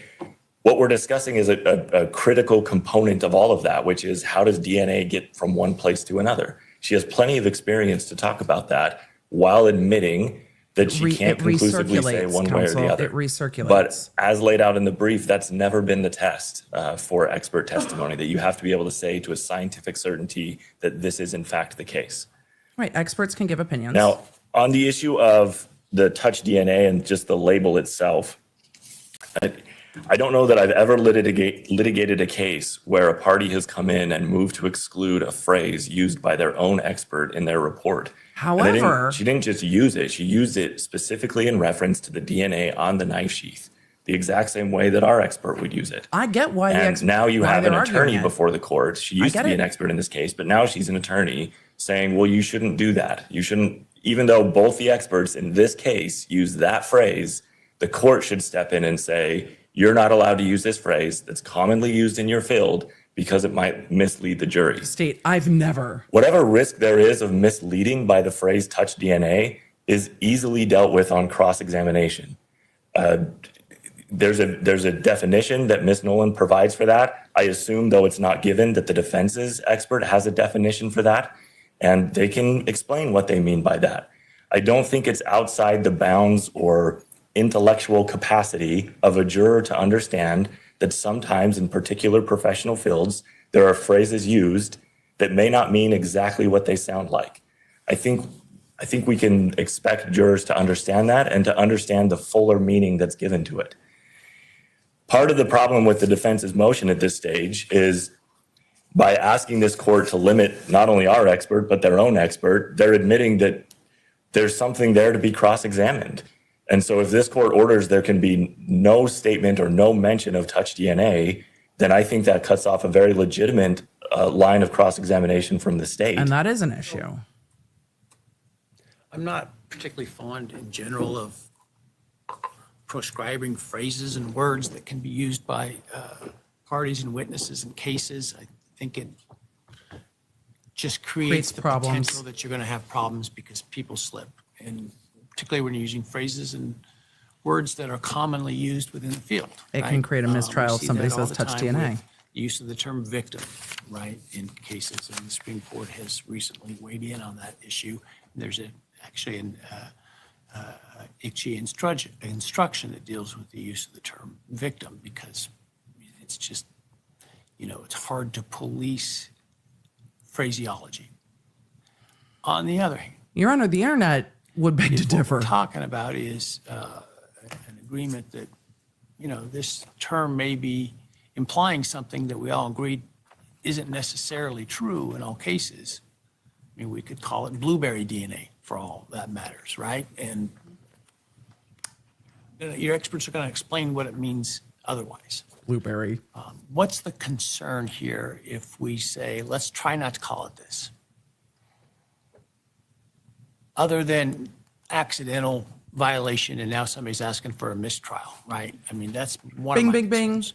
That is a concern. So in reality, that's really the state's only concern is we don't want to get in a situation where there's a word that's off limit.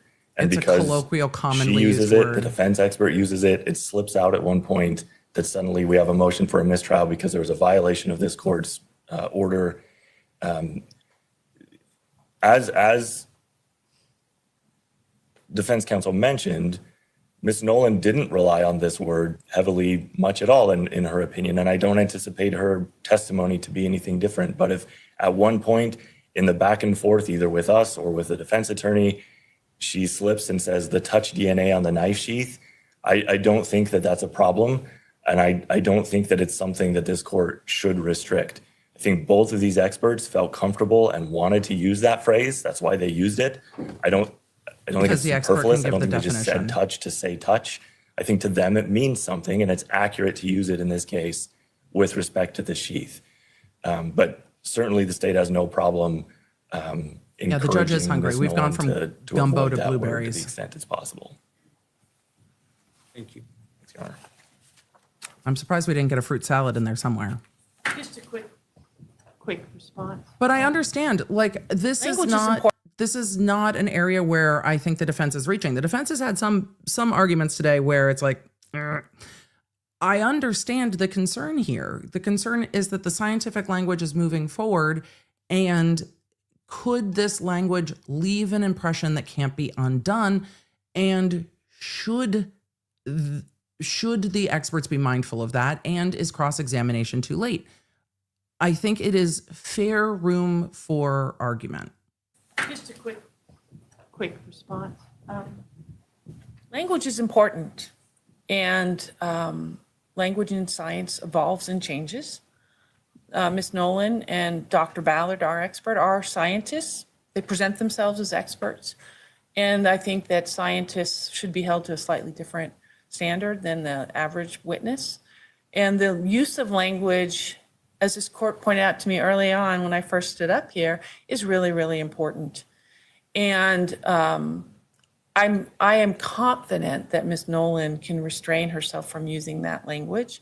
And I'm confident that all of the parties can ask questions that do not elicit that kind of information or use those words. And I would encourage the court to restrict the use of those words for this proceeding. As far as Ms. Nowlin's opinion, no one is asking for certainty. Nobody expects scientific certainty. That is not our position. The question is it supported by the science that Ms. Nowlin is essentially testifying about? And the answer to that is no. Her personal opinion is not science. It is a personal opinion. That's my And if opinion! Relying on a scientific report to which there were dissenters. Yes, but the dissent was not about the content of the recommendation. The dissent was, we don't have any options, and maybe we shouldn't be requiring trainings that are not Thanks, Chad. I feel so particularly seen. available in the United States. That is the nature of the dissent. And But in support of the idea that this testimony shouldn't be precluded by these people. I'm sorry, I couldn't. But in support of the I feel for counsel. The court's sitting back there like, but in the blah, blah, blah, blah, blah, blah. And the counsel's like, I'm sorry, Your Honor, what? He is just, judge is like kicked back so far away from the microphone with his hand over his face, like, is it time for lunch yet? But counsel, and is talking about the nuance of dissenting opinions in a scientific study in the midst of 25 motions in limine today without looking at a paper. The capacity of this judge's memory is impressive to me, but also I feel for counsel being like, what are you saying? dissent in support of Yes. opposition to a scientific consensus that this testimony should not be presented. That's correct, but I don't think that the court has to rely on a 100% consensus of the community. I think that the evolving understanding of the science and the scientists in this area and of the people who are actually publishing work is highly relevant to whether or not that kind of opinion is actually acceptable anymore. And I suppose that the question of admissibility might revolve around a more like a Daubert standard. But given that we have not had the opportunity to see these opinions until so recently, that was not something we were able to do. The Supreme Court has specifically rejected the Dover standard. Well, I'm new to Idaho laws, Your Honor. That's why I suggest Daubert. But Really? that kind of analysis, I think, Well, what does Idaho is the use? same type of analysis that this court has to do, as sort of essentially a gatekeeper to make sure the jury is hearing reliable evidence. And I think that if you read closely, in particular, Ms. Nowlin's second disclosure, which I believe came out in February, or was given to the court in February, she lays out a whole series of things that affect transfer. She makes one statement about the quantity of DNA being higher with direct transfer, but that's not elucidated in any way, and doesn't talk in anywhere in that disclosure or any other disclosure why a single source profile would support her contention. And I think because of the complex nature of this, that we can't speculate as to why. It may make logical sense, but I'm not sure it makes scientific sense to speculate, which I think is what we are prone to do. And as I think the Idaho courts have said, the court's not supposed to substitute Thanks, its Lyndon. judgment I was just when- contemplating that. for the expert's opinion, but to consider it in the context in which it's presented. And here, there is nothing to support her opinion, Thanks, Smurfana. absent her assertion of training and experience. I'll stop with that. Right. I'm going to take under advisement the issue of Ms. Nolan's testimony about her conclusion of the likelihood of direct contact of the DNA. As to the use of the term touch DNA, I'm not going to preclude it. As I indicated, I think it's a discretionary matter. Their science in that area uses the term to have a particular meaning. That meaning can be explained to the term jury of through art. the experts. In addition, much as the term victim, there's an instruction for, I'm not opposed to giving an instruction to the jury should that term come out. I don't know if it will matter. That the court is not intending to, by use of that term or by any of the attorneys' use of that term, making a conclusion. On the other hand, I do encourage the parties to not use the term as think much that's as they fair. can. I think we underestimate the intelligence and reasonableness of jurors, having presided over, I don't know, well over 100 jury trials. I think that we worry about things that they are more than competent to understand and not jump to a conclusion simply by the use of a word, particularly where there's scientific testimony around explaining what that word means in context. And so I'm not particularly worried about it. I'm not opposed to some kind of instructions if the parties can agree on one. I would suggest the parties In a come case to with an this much understanding of what evidence, a term they should, as a counsel, at least this is try going to to use. just keep moving I'm not going to because this is a case with this is a try to months and police months the long experts case. within their own field who use that term as part of their expertise. Right, let them as both explain experts it. did, state and defense in this case. But certainly would encourage counsel to try to avoid it as much as possible.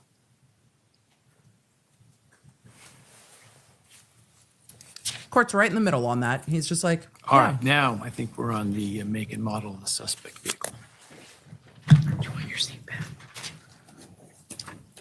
All right, this is the defense motion in Limine regarding make and model. Your Honor, this is a motion where the words do matter. We're following up on that one. This seems appropriate. Well This played, Ann Taylor, well motion, played. We're talking about the We'll get lunch phrase soon, don't used worry. by the state, suspect vehicle number one. First, this motion is grounded in Mr. Kohberger's rights to due process and a fair trial. Thinking of why we have this motion, we have to remember this is a highly circumstantial case. That's what this case is about. And one of the pieces of circumstantial evidence that the state will use is a video from a house on King Road, 1112 King Road. And that video depicts a vehicle. There are several views of that video with vehicles in it. The state will also use other videos that depict vehicles or a vehicle in surrounding areas. As they said in their response briefing, they do not have one continuous video loop.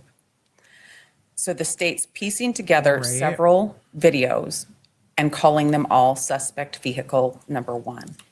That invades the province of the jury to make that determination. The state has Special Agent Immel, who will testify and identify a make and model of a vehicle from one of the many clips of videos that the state will use. That make and model cannot be identified from other than one view of that. This motion is not asking the court to prohibit the state from producing the videos or producing Agent Immel. They want the state insofar to as not his say it's all the testimony same matches video. his expert disclosure. But this is about preventing the state from saying, this is suspect vehicle number one. This is the same vehicle in all of these video clips. That's something that the jury will have to decide after they hear evidence to make that determination. This motion is important because that has been referred to, suspect vehicle number one has been referred to by the state saying in their vehicle affidavits for search warrants the rest of the day. and other pleadings that they've written where the state has made this connection and they can't do that. This is up to the jury to make the connection if this vehicle in 1112 King is the same. Do we rename the pickle V-pickle? Like vehicle? But vehicle? V-pickle. I think the pickle needs to get renamed to the pickle. You guys let me know in the chat. I'm going to let Ann Taylor finish, but yes, they are arguing that the state shouldn't be able to say that it is the same car if it can't be proven that it is the same car. Same one that was in 1125 That's like, Ridge Road Suspect and other various V-pickle places that the state intends to show. We're asking the court for an order prohibiting the state from making the reference of this as suspect vehicle one to state that as a fact, not to prevent them from presenting evidence in the way of video clips or expert testimony, but just to prevent them from invading the jury box when that's up to the jury to decide if that's the same vehicle, if it's a Hyundai Elantra, and if it's consistent with one that Mr. Kohberger drove at some point.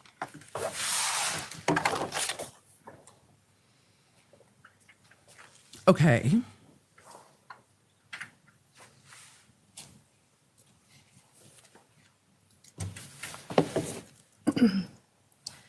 Your Honor, it is our expert opinion, who is a vehicle identification specialist, Anthony Imel.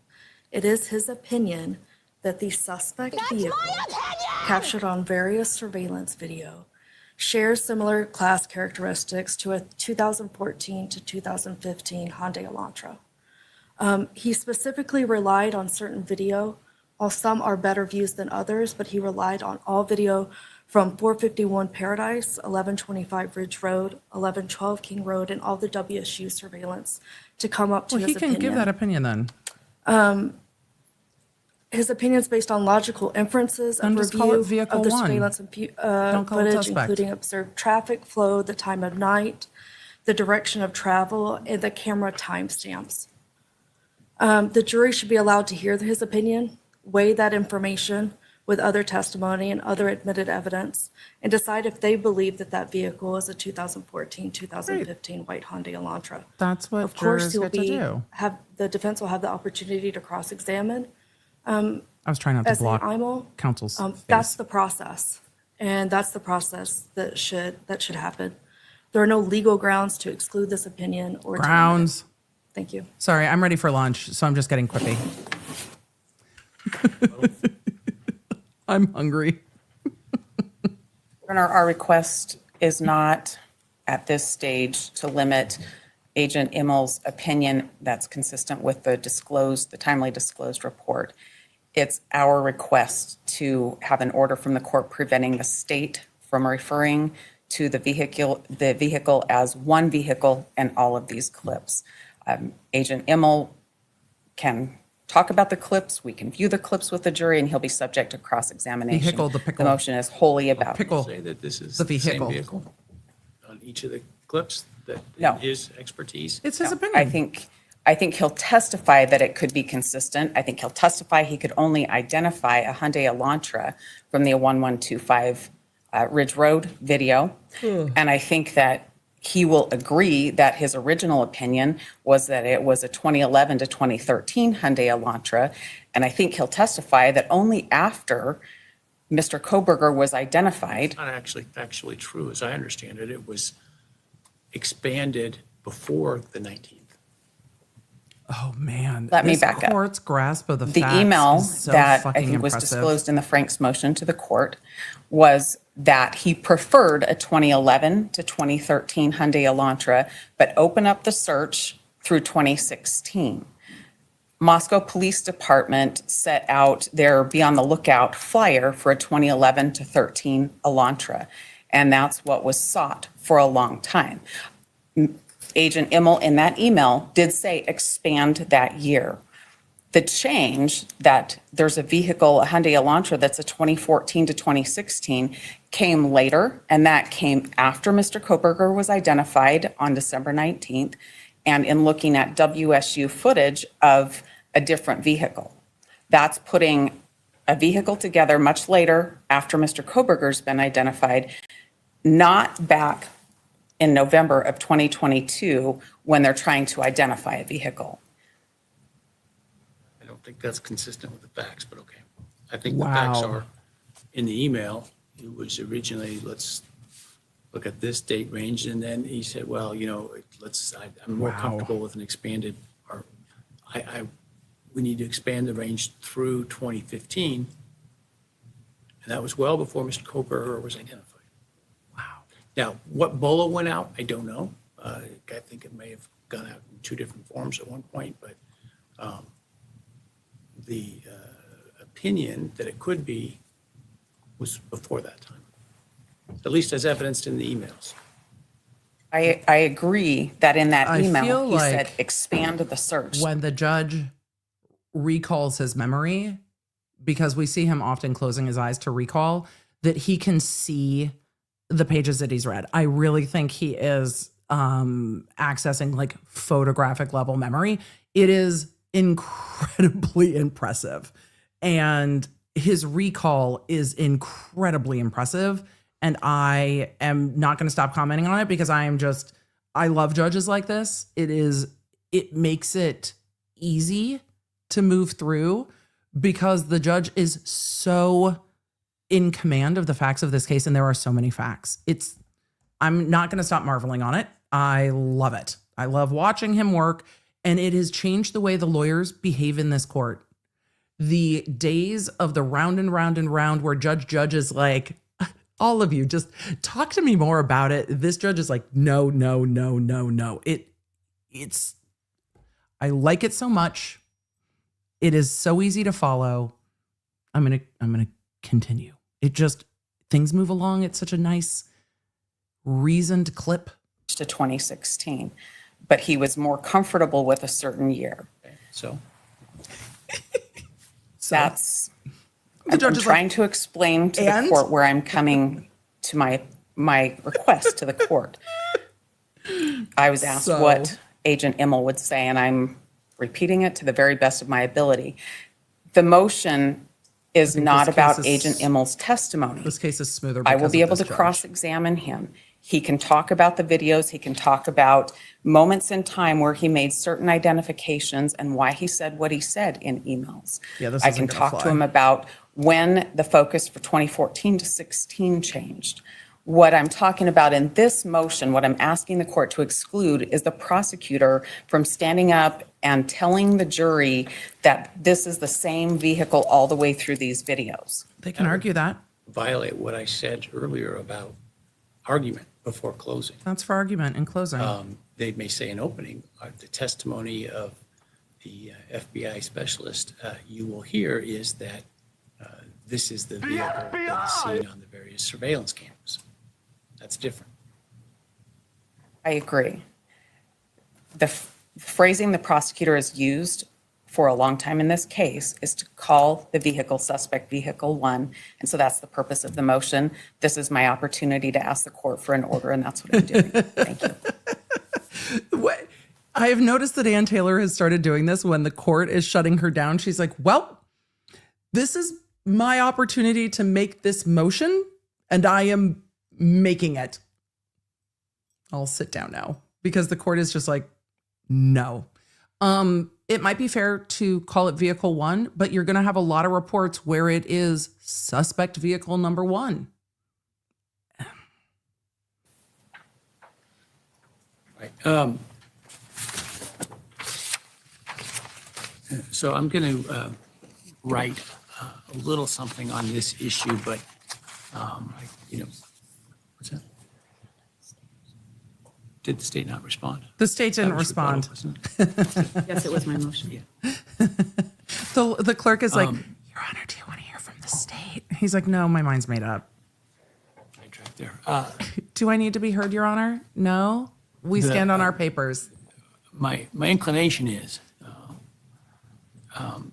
certainly the state should not be making Argument? conclusions outside of closing statement. I don't think calling the vehicle suspect vehicle 1 is making a specific conclusion. It's, again, using a term that is used within the investigation, but specifically making an argument that the various vehicles or the various images of vehicles on the various surveillance cameras is the same vehicle, making that conclusion is an argument. Expert And so that wouldn't be appropriate. I think in opening, for example, you can say that the testimony will be, right? Right. As to the agent's ability to make that conclusion, I don't believe that that is an ultimate opinion of that is taking the ultimate conclusion from the jury. I think that's right within the province It's opinion. of expertise, and I don't believe, based on the evidence, that it is speculative, such that the agent shouldn't be allowed to offer that testimony. But I will write up further my analysis on that. All right. With that, let's take a lunch break, about 45, 50 minutes, and then we will come back. We'll, shortly before 1, but no later than 1. That's local time. So the court is on break. The court is now actually back from break, but I need to get up, use the restroom, hydrate, and grab snackies. I think y'all probably need to grab snackies if you haven't already. I want to make sure the moderators have a moment to all grab food and snackies, and same with my producer. So we are going to zoom through the lunch break, but I am going to take a 15-minute break. We will ping you in the app when we are back, but I am setting my timer. I will be back. Actually, let's do a little less than 15 minutes. No, Emily, that's not reasonable. You won't get everything done, and then everyone's going to be waiting for you, and you'll be late. So it is almost 2:20 local time, so I will be back at 2:35 local time. We're going to take 15 minutes. We're going to put on the ambiance. We're going to hang out, and we will be back. So I will be back in 15 minutes. We will put on... Cheryl Ray said, give us the break beats. I will put on the break beats. I will give you the chimes when we are back. So don't worry, but I definitely need to grab a little bit of food. I will probably eat on stream as we come back from lunch because I'm going to go grab it and bring that back. There are still a number of motions to go. The court has been moving pretty quickly today. This judge is incredibly efficient. He does not pause for overwrought argument and really gets to the point of where he wants to decide and is ruling from the bench, just ruling after ruling after ruling. We're doing this, we're not doing this, I'm taking that under submission, this is premature. Like, the attorneys know where they stand. It is fantastic. So 15 minutes, grab what you need to, hydrate. We'll probably be back in court for another few hours. Remember, this particular court is on Mountain Time, and then we will be moving through. So let's go to our breaky music, not our achy breaky music, but our breaky music, and I'll put on our court break or live stream break. Which one do I have pulled up? I've got live stream break pulled up. Well, we know that court's on break, but why do I have 2 live stream break and no court? I need to upload a different one. It doesn't matter. We're doing live stream break. You know, court's on break. We'll be back in a few minutes. See you guys in a minute. Don't worry, I'll put on music.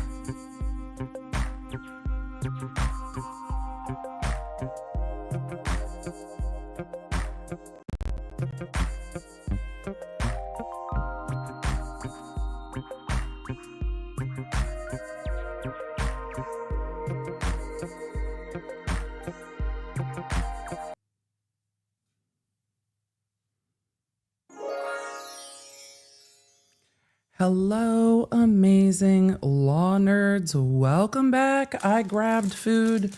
I'm going to make myself a little bit smaller while we return from lunch, but when we return from lunch, which is now, I'm going to minimize myself as I eat lunch a little bit with y'all. Let me know what you have. I grabbed some leftover chicken salad and crackers because that was the fastest thing I could grab. I've got a bit of a raspberry lemon flavored Topo Chico, and that's what we're rocking with this afternoon. So I hope you all grabbed a snack, lunch, dinner, whatever you've got going on, wherever it is when you're watching this. Replay crew, remember, love you. The timestamps for each motion are down below if you're interested in what topics they're covering, because I still have some big motions I'm waiting on. The AT&T data, I wonder if the court's going to leave that for tomorrow. God, wouldn't that just be it? We've got the stuff about the alibi, the 3D model, the text messages, the 911 call, the AT&T timing records, the bushy eyebrows. There's a lot left to get to. And remember, this hearing will continue tomorrow, so we will be here tomorrow. I don't think they're going to finish today. What's with today? So as the court comes back from the lunch break, we are going to go to court. I will continue to try to answer questions as I see them in the chat, and then leave some room for questions at the end. So while I eat, I'm going to try to be quiet. And if you see my mouth moving, my mic is muted while I'm eating. So I will try to pop back in and make sure I do it properly without messing everything up. But let's go to court. I might minimize myself a little more than that. And it's good to see what you guys grabbed for snackies, but we need to go to court. I am ready to hear some of those motions I was waiting on, right? I bet you are too. So let's resume. Your Honor, let's go. Hear ye, hear ye. Bushy eyebrows, I think, is next. Well, Your Honor, the chat is like, we're back from lunch and we're ready for some eyebrows. Bushy eyebrows are next. This is the court's face. The judge's face. Bushy eyebrows are next. Your Honor, we're ready. Let's talk about eyebrows. The prosecutor's face, everyone's face. This is a defense motion. This is a defense motion, so the defense will argue first. DM is considered an eyewitness. And eyewitness testimony is some of, if not the most impactful testimony in a trial. I still don't know if it's an The eyewitness testimony identification, must but okay. be subject to close scrutiny before its admission is allowed. We seek that the use of the descriptor, bushy eyebrows, be excluded from use at trial because the witness with this descriptor is completely uncertain of what she remembers, and her description is... This witness does not identify Bryan Kohberger, first. Second, we already see really where the court is leaning with telling people what they can and can't say. So I think I know the direction this is going to go in, but let's let it play out. Is derived from seeing the intruder for only a second. Whether this court applies Manson-Biggers, which I would say is not completely right on point because there wasn't a photo lineup and there wasn't a show up, or the court considers the science behind memory. The criteria you must look at is what factors influence the accuracy of the memory and make the testimony reliable, because reliability is the linchpin in determining the admissibility of identification testimony. Between Manson-Biggers and the science of memory, there are several factors that are consistently She's citing considered, case and law. I'm going That's what to she's go talking through a about. few of those. Factor one, what was the opportunity to see? I might This is have to also gain her known down as more. first phase She is- of development of memory, or the acquisition phase. She's so hot on that mic. And distance lighting, and duration of exposure Hopefully that's are not too quiet important. now. You guys let me know. DM is uncertain about the lighting. She was just The clipping. stairs to her left were not lit. The kitchen may or may not have been lit. And the twinkle lights in the living room may have been lit. She described seeing the person for, quote, only a second, end quote. The person Happy may have birthday, been Amy. 3 feet from her, or he may have been walking to exit out the back sliding glass door. The back door is further than 3 feet from her door and is not visible from where she was standing. We submitted 2 pictures as our exhibits to show you the vantage point of where she was standing in her bedroom. Her opportunity to see supports unreliability. Factor 2, the witness's degree of attention. This is where amount of alcohol has a significant impact on the analysis. She described herself as, quote, probably very drunk, and given the amount of alcohol she told law enforcement about consuming the entire day, that makes sense. She started with champagne mimosas in the morning, then White Claws 9 to 10 throughout the day. Then that night before she got home, she was involved in a drinking game and drank Borg, which is hard alcohol and flavoring. Her degree of attention, given this, supports unreliability. Factor 3, the accuracy of the description. Her description is that she saw a person wearing all black. All of you are like, oh, not college. insanely tall.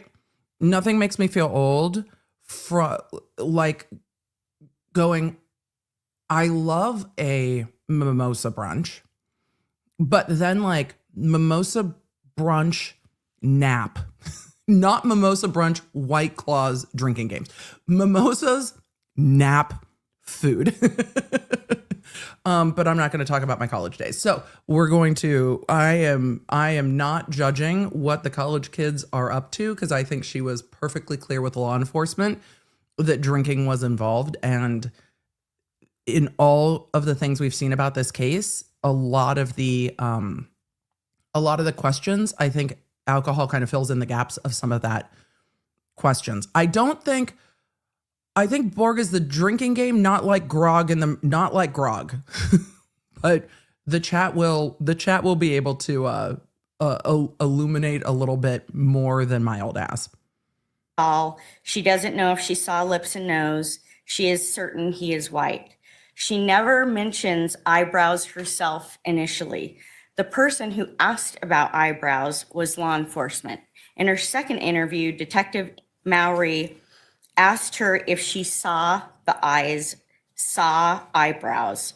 She never said anything about bushy eyebrows. Then in her third interview with Detective Gooch, she said she didn't know what the eyes looked like or the color of the eyebrows. That's for the first time that she mentioned bushy eyebrows. This lack of accuracy supports unreliability. I don't know if that's a lack of Factor 4, accuracy. what is the level of They're doing their certainty job. of the witness? In But- each of the 5 interviews, she says over and over again, she doesn't know if anything she says is accurate because she felt like she was in a dream state, frozen shock, fuzzy and cloudy, like wearing blurry glasses, Right. And I think influenced by alcohol and sleepy. she can elucidate She has that when an she absolute testifies. lack of certainty. This supports unreliability. This is going to go to cross. Factor 5, the science of memory looks to confabulation. When the acquisition of memory, the first factor that I talked about is impacted by emotion and stress. In this case, that is an important. Oh, the state will get to text messages. This was all in the motion that they filed. She is essentially rereading the motion to the judge. The state will get to text messages. I see the chat's like, we're at text messages. This is for cross-examination. This witness is going to be allowed, I think, to describe what they saw and remember. And then the challenges to memory will be allowed.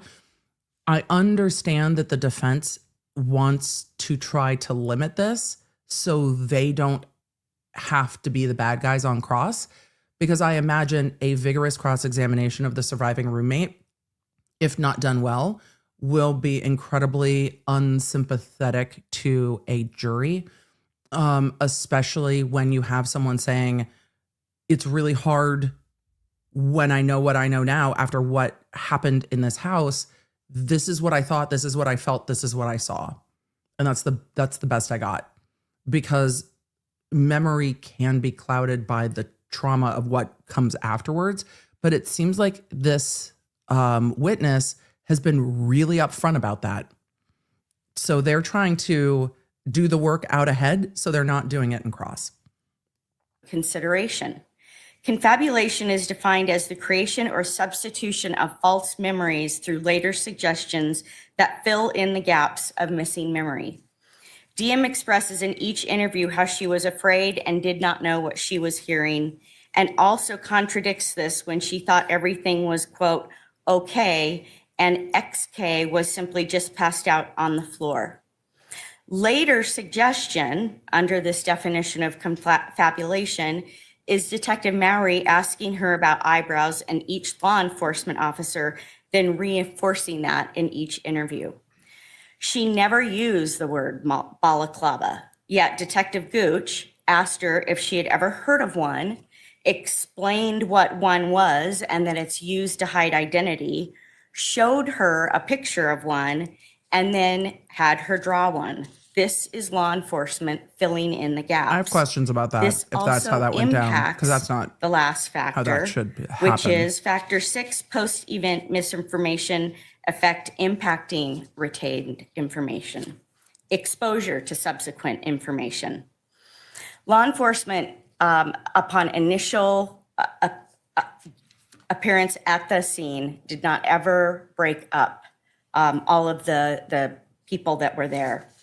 They then go to the police station, and after that, on the night of November 13th, those that were at the house when law enforcement arrived stayed together in a hotel room.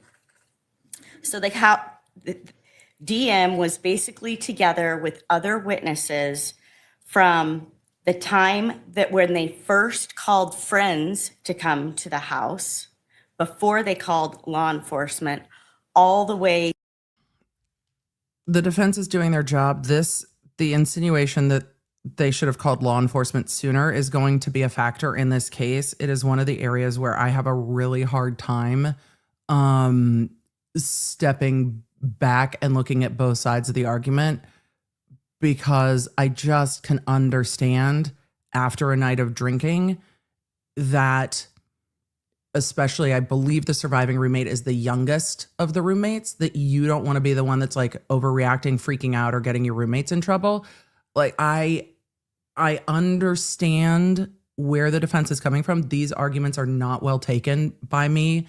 I try so hard to be like, no, they're doing their job. But I can completely understand the roommates being like, we don't want to be the ones that are overreacting. We don't want to be the ones that get everybody in trouble. We don't want to be the ones that are just calling the police because people are drunk or passed out. Like, we will see how this plays out in trial. It's going to be a question.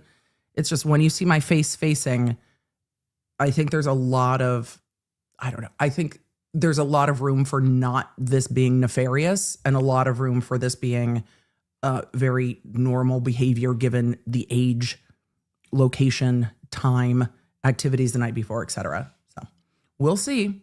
Through the night. She was interviewed There's twice shade by in the law defense's enforcement. voice with that. That created this exposure to bushy eyebrows. And then that term was used in the probable cause affidavit, and the media seized upon it from the very beginning, causing post-event exposure, which affects how DM's memory is retained. This factor supports unreliability. When you look at all of these factors, or the totality of the circumstances, the way the state argues it, the linchpin, the reliability is not there. The state wants to bolster a person who admittedly has no clear memory with a photo of Mr. Kohberger to say, this is the person she identified. DM told police that she looked at Mr. Kohberger's arrest picture and That's not what the state's trying to do. That's not what the state's trying to do. That's not what the state's trying to do. The state's not trying to say the selfie is who she identified. That's really, really wildly mischaracterizing what the state said. The state said she gave the description she gave. She did not identify Kohberger. She did not identify him from photos. And this selfie was recovered from his phone hours after this happened. The jury can decide if he matches that description in the way he looked close in time to this event. They are not saying and conflating the two. Did not recognize him. The state cannot run around her unreliability by entering into evidence a photo to show it's a person that she says she cannot identify, because the state's interpretation is that Mr. Kohberger's photo shows bushy eyebrows. That is misleading to the jury. It will confuse the jury. It will be putting words into the mouth of DM that do not exist. While they might not seek to do that on the stand with her by admitting a photo through her testimony off of his phone, if they make the argument in an opening statement that that description of bushy eyebrows is supported by a photo taken on his phone the next day, that kind of prejudice is beyond repair. The state also claims that because DM draws pictures of eyes and eyebrows, she is more reliable in her identification of them. But that is not the way law enforcement appeared to have viewed the artwork as they photographed it and reported on it. Given the science of memory and its acquisition, retention, and retrieval, this could be what is filling in her memory gaps as opposed to actual memory. When you apply the critical factors that a court must take into consideration for eyewitness testimony regarding identification, the words bushy eyebrows should be excluded. The heart of the issue is whether or not the witness is reliable enough on the issue to let the words be spoken to the jury when it comes to the description. DM said that she could not do a If they try to block this, though, how do you block the defense from then turning around and arguing she didn't give a description? Because you can't block the defense from making that defense. So if you block the witness from being able to give the description they gave, how do you block the defense from making that argument? I don't see the court being on the defense's page with this. Composite sketch, because she doesn't think she saw a face. The court should enter an order excluding the words. Thank you.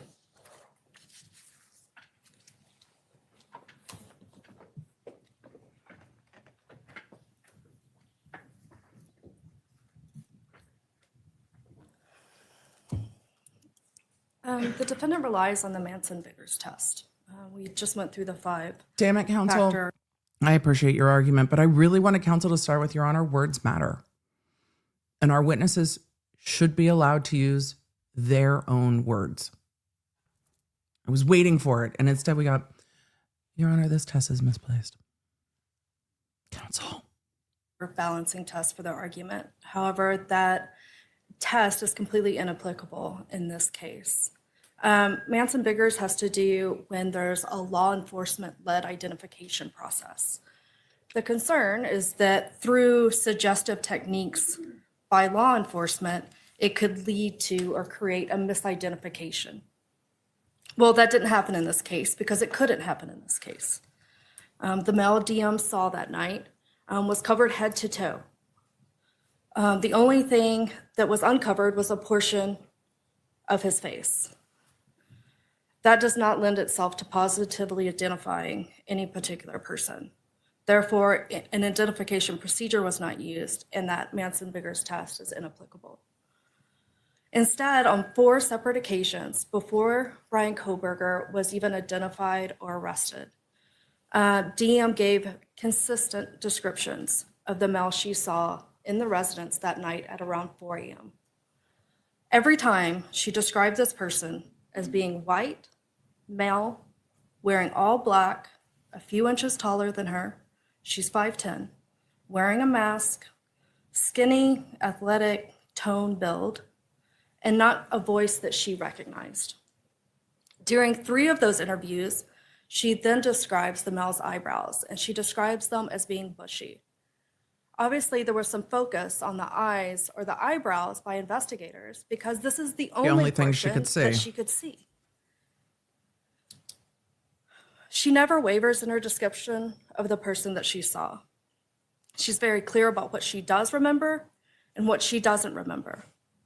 She was pretty Defense put the upfront state of about Mr. Kohberger's eyebrows into her state of question. mind as well. In an attempt to discredit DM's testimony or description, they wrote, Mr. Kohberger does not have bushy eyebrows, but the artwork on DM's walls and the way she draws eyes and eyebrows could be described as bushy, full of prominent. So in response, the state attached a picture of Mr. Kohberger, and obviously that's a jury question, but it was taken only hours after the homicide, so the closest in time to when DM would have seen the smell. And we did this in order to, when we did apply the Manson-Biggers test, to show that it turned out to be accurate. He has voluptuous Corroboration eyebrows. does not equal prejudice. The state Bryan doesn't intend to Kohberger introduce. was they're not correct. trying to get We would those not introduce 90s that photograph skinny through brows. DM. We would attempt to introduce that photograph and plan on laying the proper foundation and relevancy at trial. There's no grounds to exclude this testimony.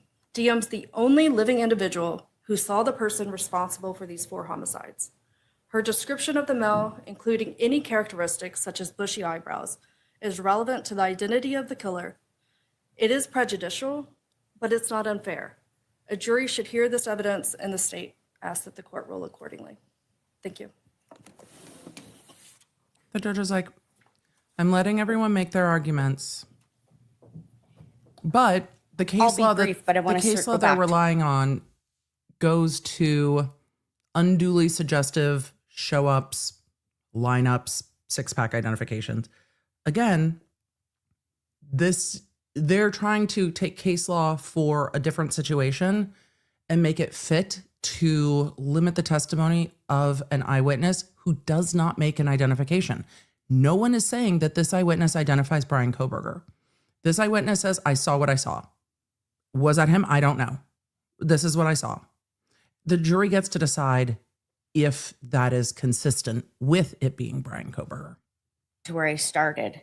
To say that there's no grounds to exclude this testimony is completely inaccurate because, in fact, there is a large body of case law and a large body of science On ID. about how important this testimony is. And that's why this court must analyze the reliability going through all of the factors that I expressed.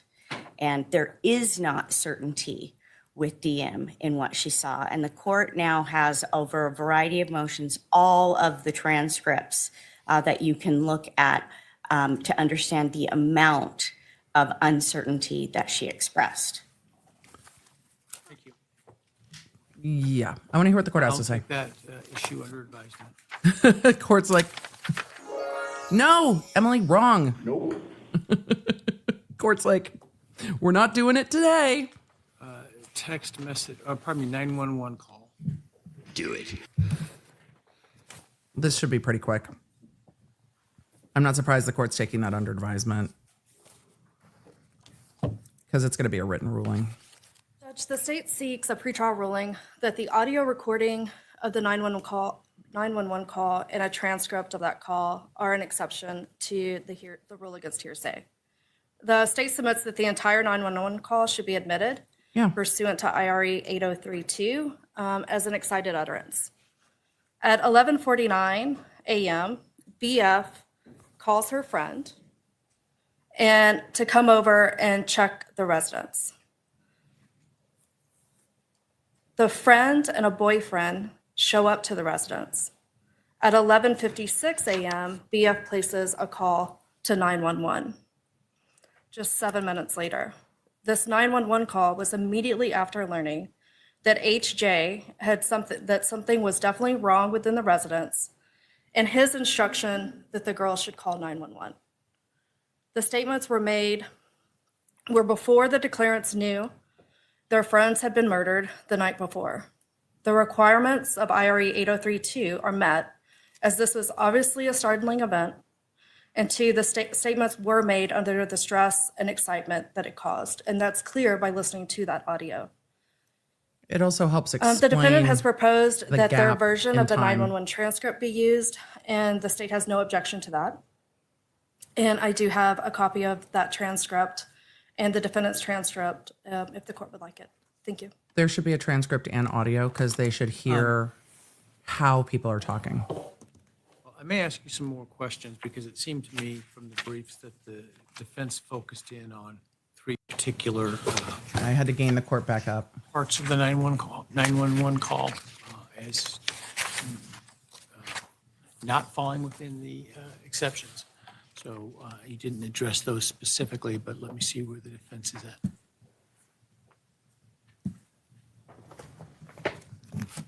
I'm interested to also hear which aspects of the 911 call the defense wants to keep Your Honor, out. the We did best not cover place this for one me together to start thoroughly. is to probably provide you with some copies of the exhibits that we're going to want to talk about. Exhibits.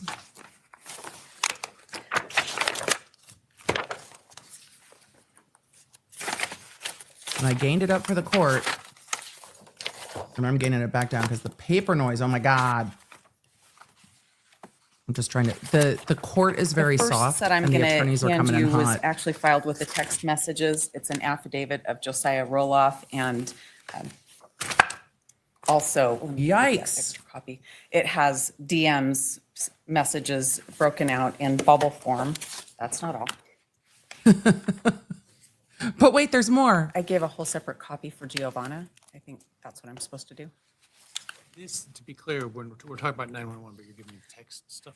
We are, in our response to the state's motion about the 911 call, we referenced the whole copy of text turn that down. messages. Sorry, We guys. just filed them with text messages, but they're appropriate here too for the court to consider. I have the additional exhibits that were attached to our response, and they are 1 and 1A. 2 copies.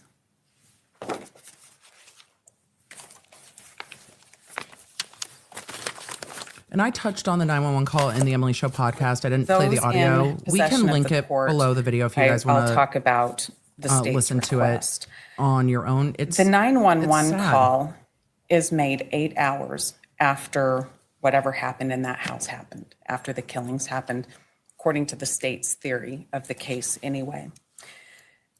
The state wants to play for the jury the 911 call and give them a transcript of the 911 call as an excited utterance or a present sense impression. The context of all of what happened that night is captured in DM's text messaging. There's a separate text messaging exhibit for BF. But it's not that all of a sudden at 4 a.m. something starts to happen and then the 8 hours pass and they call their friends and are startled by finding out that their roommates have been killed overnight. There's a lot more that happens during that time, and to analyze whether they're under the influence of a new and startling event, the court should take a look at all of the text messaging, all of the use of Snapchat, all of the use of Instagram that happened. It doesn't start They're trying to in argue the middle of the night and then The defense is arguing this to argue that the 911 call is not an exception to hearsay so that the jury doesn't hear the 911 call. That doesn't mean you can't ask a witness, what did you say to 911? But they don't hear the 911 call in real time.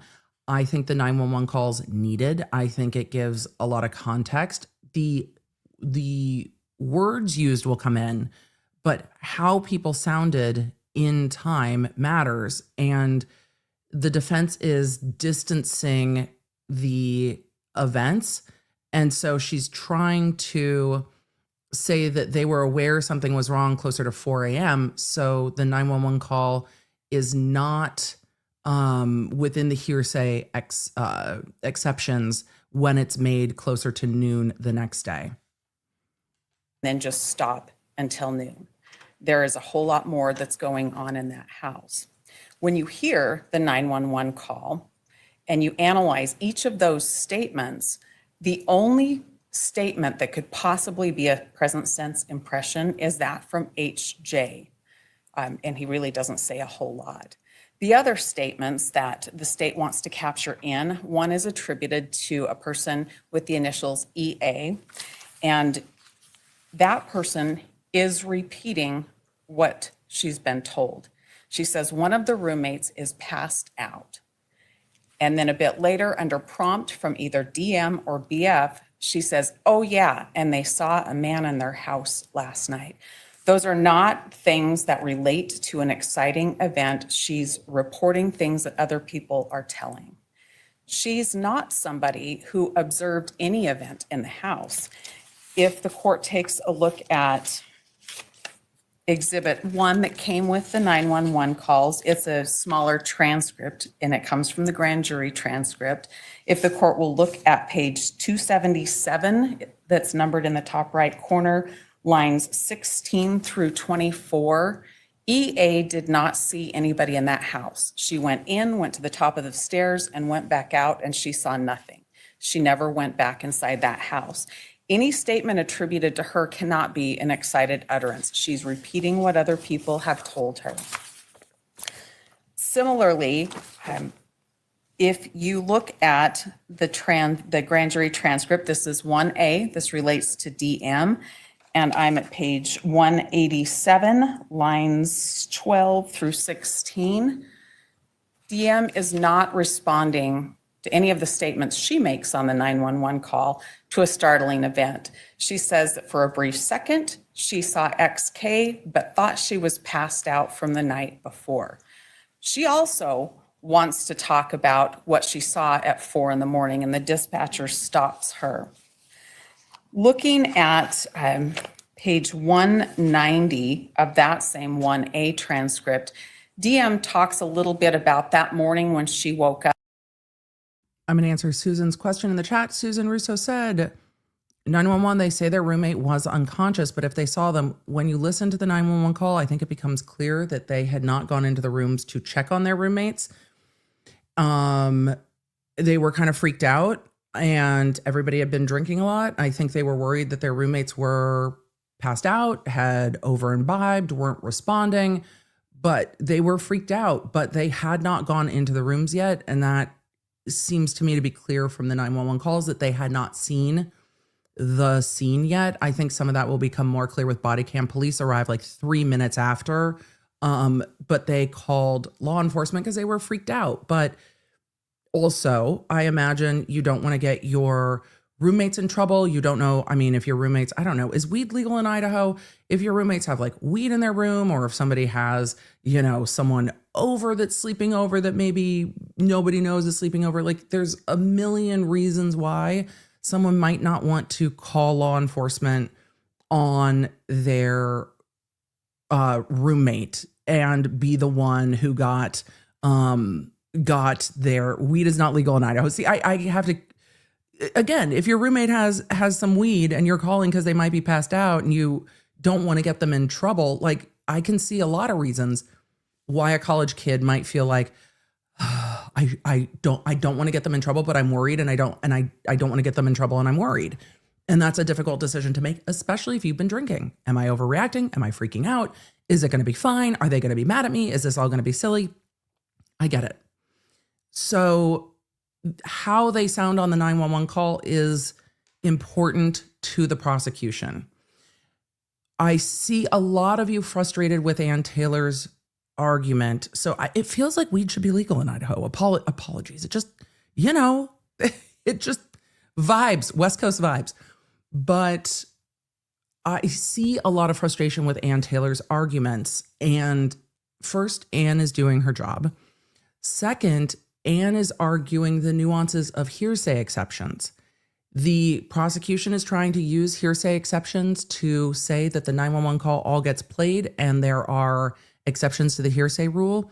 And Ann is saying, look, based on these events, these aren't following those hearsay exceptions.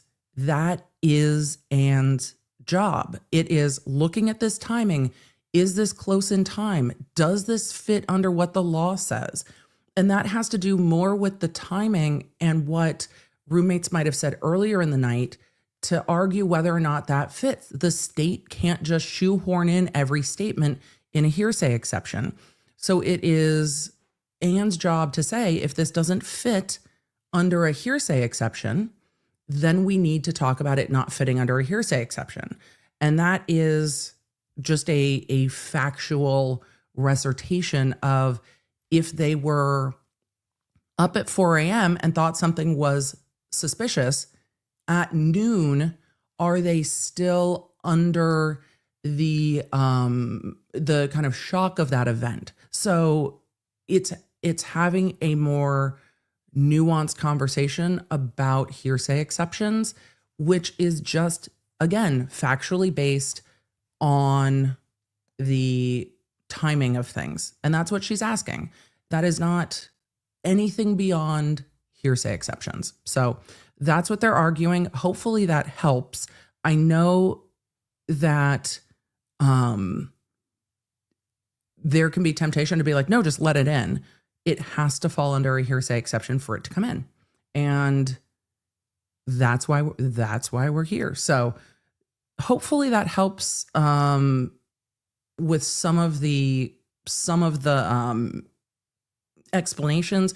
Also, I'm purely speculating about whether weed is in college kids' rooms or not. I have no evidence of that. It was one of my examples of, you never know where you don't want to get your roommates in trouble for something. And so that was my speculation. There's no, that I've seen evidence of that. But again, would it shock me if college kids had weed in their dorm or in their off-campus apartment? No, it wouldn't. Would I judge them for it? No. Do I personally think it's stupid that it's illegal? Yes, but that's where I'm at. So that was me giving an example. I don't know if anyone that lived in this house was under 21, if there was alcohol everywhere. You don't know. So that is you don't want your roommates to get in trouble and blame you for it, but you also have to balance making that call. So let us continue. Hopefully that helps. And we will see if and what the judge decides to do on this one.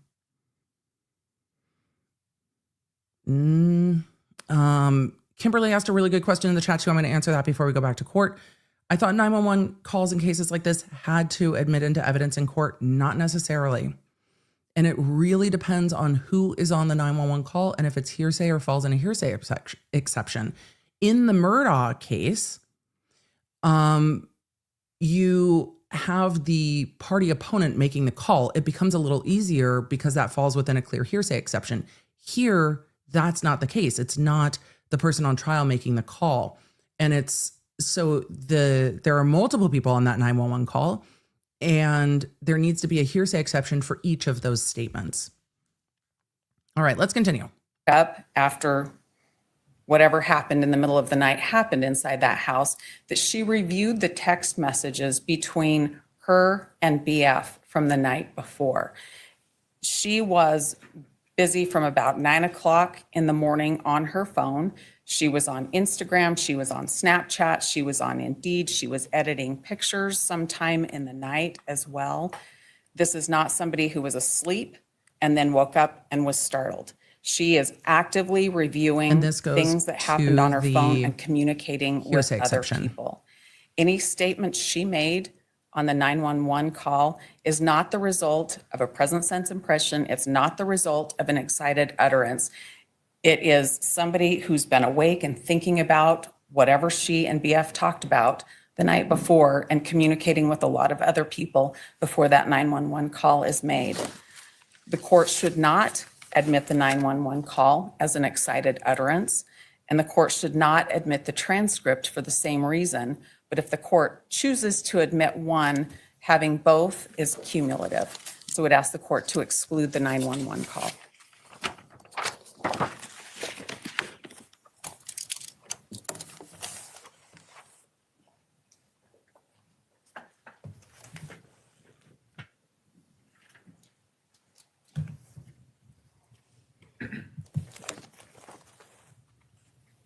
Judge, I think there's a misapplication of the rule as well as the event that is causing the startling event, or the reason that they're startled. Okay.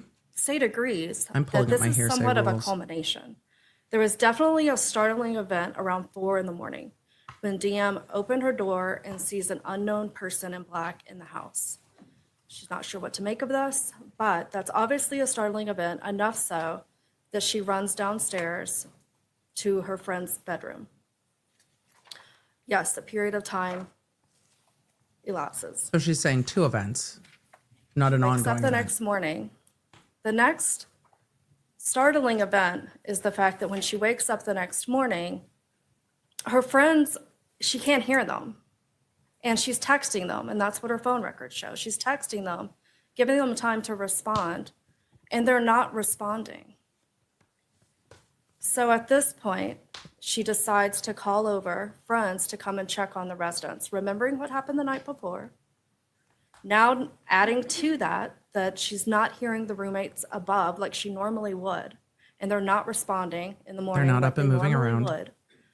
Then she calls her friend to come over. Then the friend comes over, discovers Xana, and then instructs them something is wrong. And to the point that they need to call 911.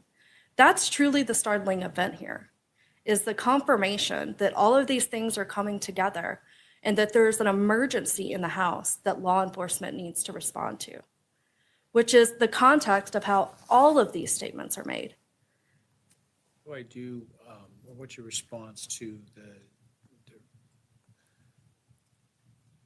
it seems like some of this I need to take bit by bit.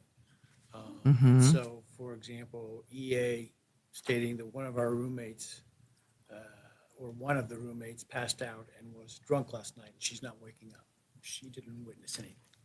Well, I think that falls under her presence and suppression of what is happening at that time. Her hearsay statement of what somebody else told her. That's She's true. not experiencing anything in that sense other than being there. And I think the case of Statement made for medical diagnosis or treatment, but it would need an exception for both levels of hearsay. Bemis is instructive. Well, I would also argue that for this particular statement, we wouldn't be relying on it for that truth. So therefore, it's just not hearsay. Well, because it's not true. Well, solely just for the context of the entire 911 call. But we wouldn't be asserting that what she was saying is true, that the roommates is passed out and she's not waking up. That's not Not offered for the truth. the purpose, or that my friend's telling me that she saw someone in the house last night. I mean, it's not offered for the truth. You better have a good answer about what the reason is other than the truth. Then why it's relevant. Only that it's part of the Completeness? substance of the entire 911 call. And that part could be redacted, which still, that doesn't mean that the entire call should be redacted. So I'm addressing them individually. I mean, there may be There are multiple parts that speakers qualify and multiple parts that statements. don't. Right. I still argue that the entire call in its entirety. Well, so here's kind of the way that shakes out. If you offer the tape, you, as an initial matter, can't put in stuff that is hearsay. It's unaccepted hearsay. If they want to put in the context, if it falls under the completion doctrine, they can. If it's the other way around, in the defense first plays the tape, and parts are hearsay are left out, and you want to complete it, you can. Right. But you can't But you don't get to open your own complete. door. With hearsay, your own offered Right. conversation or I think it applies outside the federal context to recordings and testimony. Yes, that makes sense to me. Well, yeah, So when you because say that's for the the whole way it is. context, that sounds like the completion doctrine, which I'm not sure you get to rely upon. Well, I know you don't get to rely upon. And so when you say it's not offered for the truth, I'm not hearing something other than the completion doctrine that you're telling me about. I think that's fair. I mean, we only have certain exceptions to the rule. Accurate. If it, I still believe that the entire call in its entirety and under the circumstances that the call was made, the entire call could be considered an excited utterances by all declarants. She shifted Also, which there's a exception? Statement by EA, and they saw some man in their house last night, yeah. That seems to me to even be more removed. Again, it's a That's double hearsay. statement of a hearsay of somebody else, so you got hearsay within hearsay. And not by somebody who observed Judge is so quiet. and relating to the event that happened previously. I had to gain the judge up a little Sure. bit. So what non-truth purposes is that statement?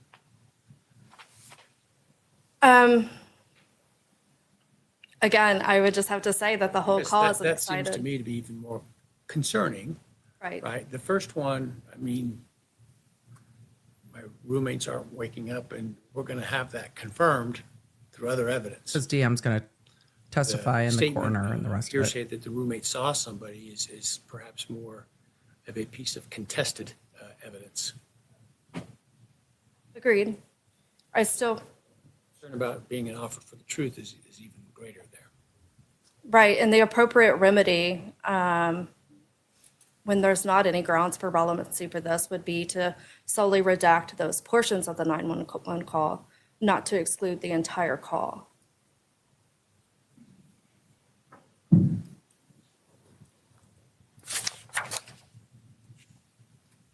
And based off of the nature of the call and the fact that the phone is passed around multiple times, and it's hard to determine who's speaking at what times. And obviously, a lot of emotion in their voice, considering what's going on. It's not always clear to understand what's being said. So I think a transcript is a fair way also to It convey is this and should be allowed present with the sense audio. Impression for DM, and it can also Before they put go. them state. Transcript and testimony. In other words, you're essentially admitting the evidence of somebody who transcribed it to say this is what they said. So to me, there's The transcript doesn't two really different help if questions. there's One, should hearsay issues. 911 call come in, and second, should I allow, if there is a disagreement, a transcript? Well, the state has offered to allow the defendant's transcript that they had certified. You only need the transcript if the call comes in. The fact that certified doesn't make it Accurate. otherwise independently admissible. It's hearsay. The transcript part of it. We're still in the world of hearsay. It's a transcript of the 911 call. I believe that it could be self-authenticating. That's not the issue, though. It has sufficient standards of reliability built into the transcript.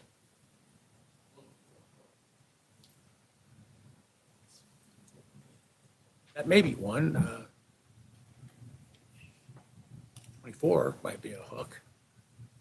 You haven't complied with the requirements of 24 at this point, but No.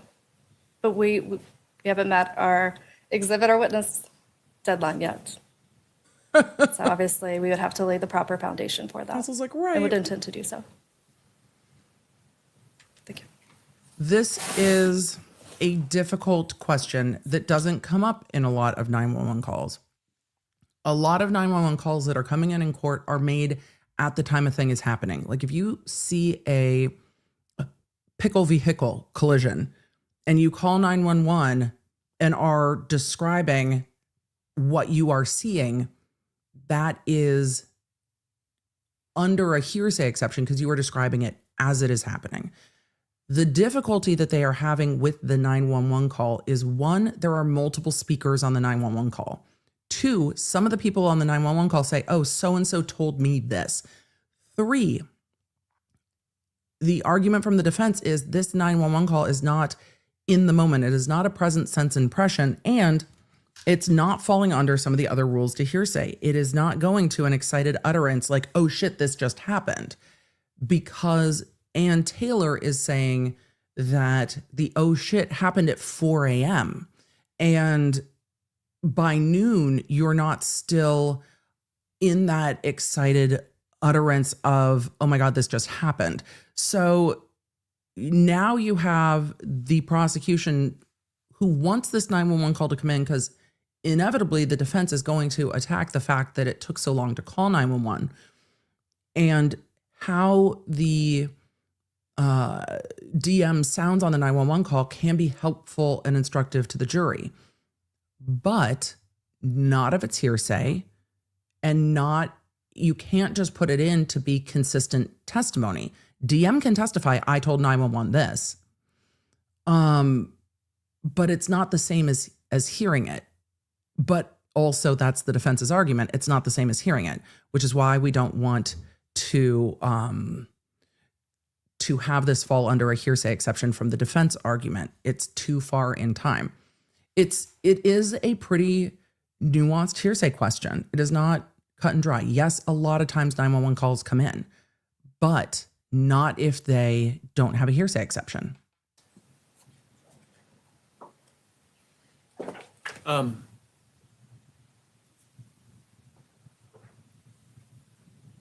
Right, I think I need to take a statement by statement approach to this. I do think that the surviving roommates, surviving victims of the burglary were under the stress of the immediate events. But there are some questions about some of the other statements in there as to whether they would come in. So I think in general, much of the 911 tape meets the qualifications. Some might not. But not all of it. I think there are concerns with some of them as I've outlined in my questions. But I will write that because to give you more particular guidance.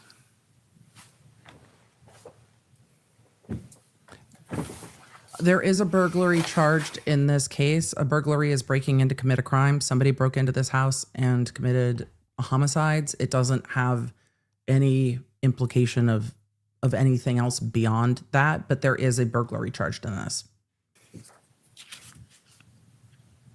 And that is the breaking All right, the in. text messages and testimony. All right, text messages. They saved some of the stuff I really wanted to hear about till Thank you, Your Honor. After lunch. Similar motion by the state, asking to bring in the phone records for a DM between 2:10 a.m. and 4:37 a.m. on November 13th, as well as related testimony around that same time between DM and BF.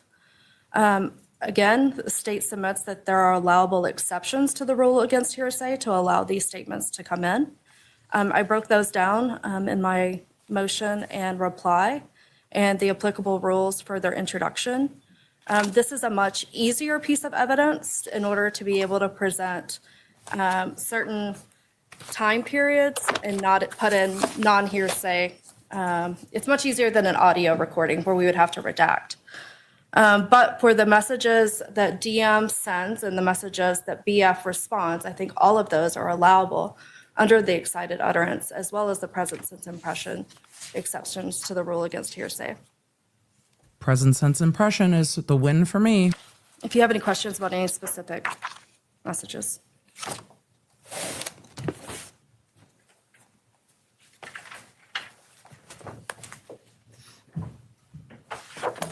Well, Your Honor has our exhibits already related to this, and then in the record were BF's phone activity. I don't need to quote extensively from those. There's a lot more to the text messages than the state has provided to the court, and the lot more makes a difference when you put all of these into context. We went through some of those in our briefing, and the court can see that there's even more when the court looks at the exhibit. I understand from the court's previous statement that the court would accept a complete copy of something versus just pieces of it. Well, I could offer I think it. the court needs that. If it's necessary to I think the court needs that. explain All the texts. the prior admitted stuff, and it's close enough connection in time and in subject matter, and so there's some questions there. It's not just automatic. We certainly would understand that we'd have to present some information or cross-examine witnesses about that. The additional bits of information that are contained in that record around that same time frame, though, provide a much better context when we're talking about other communications with social media, with saving pictures, creating new contacts in one's cell phone right before the texting starts between DM and BF, and then subsequent to that, looking at pictures, editing pictures, calling family members. There's a much bigger picture than just this tiny little piece of texting between the two parties there Right. at night. Further context about these messages the court should be aware that it's not just these messages. There's a lot more activity going on between these two people. And it's hard to tell what it is because there's telephone calls and those kinds of activities, as well as going down to one another's room, spending the time together, talking to each other, really take it out of an excited utterance because it's an entire transaction between the two people. It's not just a tiny little piece of context with this group of text messaging. And the whole is what matters here and takes it away from being excited utterances because of the other activities of the two people. The activities that occur after, so for example, the texts between, at 4:18 or 4:20 or whatever, those aren't affected by the later activities of, surfing Instagram or whatever. And I'll be interested to hear the testimony of the two young ladies because my experience with that age group has shown that where you or I might phone somebody, others might check out their social media to see where they're at. And what they're doing. Right. Right. And so understanding how they're using those apps is also important. It is important, And they'll and be I asked would about refer the that. court to our affidavit from Mr. Roloff, talking about the Snapchat activity, talking about Instagram, and there's a way to tell if somebody's active on Instagram The judge versus is just like, yep. having it open in the background of their phone, and those are things that were going on, as well as editing pictures. The picture editing happened in those overnight hours. Instagram happened later in that That morning. wouldn't affect the excited utterance and present sense impression of the earlier 4:00 text, I guess is my point, because those are afterwards. Those are after they retreated to the room together and, and what happened there. Right. After behavior doesn't change whether it was excited utterance or present sense impression at the time. Mostly, I agree. There were things that happened right before DM created a new contact at 3:51 in the morning. Before anything happened that was of an excited nature. If you accept the state's timeline for that, and we don't know that yet. The foundation that will have to be laid, but that's their version of the time events, and that's then the jury's job to figure that out. Shortly after the last text message, and I'm talking just minutes, DM and BF are doing different things on their phone that night as they get together that night.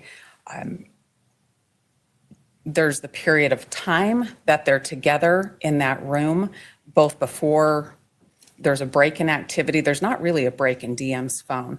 That is pretty well continuous. And there is a break for BF, but it starts again right away. So I understand the when? court's looking at an isolated part of time, but I think it's important to understand what activity was happening leading up to that and what activity happened immediately after that, when the two of them are together downstairs. But that doesn't to put it into change context. if it's hearsay One or of the not. other concerns is the use of this text messaging not just through the witness that's testifying, but to bolster each other's testimony or to bring in somebody else's statements through another person. So I think that it's And that's important more when of the a court problem. analyzes if this is really an excited utterance, to look at what's being said, as well as to understand the context right before and the context right after, not the next morning, the ones continuous, but right after. Well, there are several things that I have to look at. One is, first of all, is it hearsay? Is it an assertion, right? I think I'm going to let the court explain the law because he's going to do it better than me, but I think a lot of this is present sense impression. The roommates are texting back and forth what they are experiencing in real time, and that is a present sense impression. For those of you asking about the initials being used, those are the initials of the surviving roommates, and they are referred to by initial in all of the court documents, and I'll do that as well. So it is the initials of the surviving roommates. I know their names are out there, but I'm going to refer to them by initial. That's how they're referred to in court. So the defense is trying to say we need to take this out of being present sense impression. And the defense gave us a hint of the concern. The concern is that these text messages bolster and support the testimony of the two surviving roommates. That using those text messages are, it seems from the defense's side of the argument, using prior consistent statements, which you generally cannot do. So prior consistent statements, you can't say, well, I said this, and then I also said this, and I also said this, and that means it's accurate. But the roommate's present sense impression matters because we know that the defense is going to later attack that the roommates don't have reliable recollections, that they had been drinking, that they didn't call 911 until the next day, that they said that they weren't sure what was happening after the fact. And so the state wants to bring in what they are texting each other in the moment that it's happening. And so the argument is over, are these present sense impressions, is this hearsay? Is it an admissible hearsay? Is the state trying to admit it for improper purpose? Or is this the best and most reliable evidence of what they were thinking in the moment? Chronic Shocks asked, are the defense blaming the roommates? I don't see it that way because they're making the arguments about whether or not hearsay comes in as defense attorneys. So I don't see it that way, but yeah. So I don't think so. I appreciate that these are pretty nuanced arguments about hearsay and when hearsay can come in and not come in. So even though it might feel off, I think the defense is just arguing this doesn't fit under hearsay exceptions. So that's how I see it at this point. So, but those text messages in the moment let you know what the roommates were thinking. And if the roommates, or either one of them, and we know at least one of them is going to testify, I had been drinking, what they're saying in the moment is a recorded log in their text of what they're feeling, experiencing, and thinking. That is real-time present sense impression. That's exactly what it is. So let's continue. First of all, is it hearsay? Is it an assertion, right? So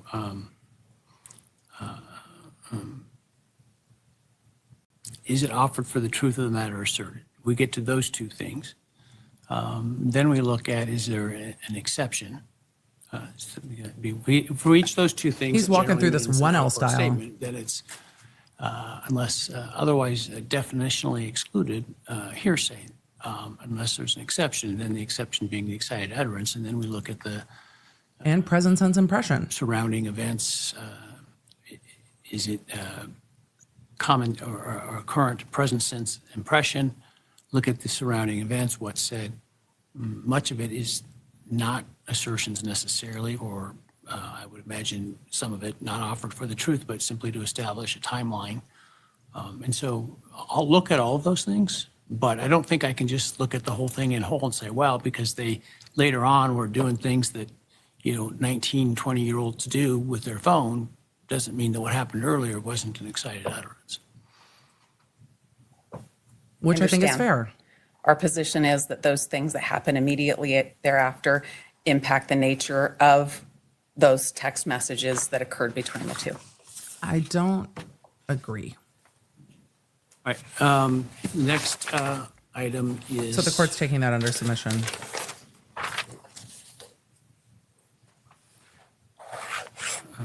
The demonstrative evidence. Oh, the 3D model.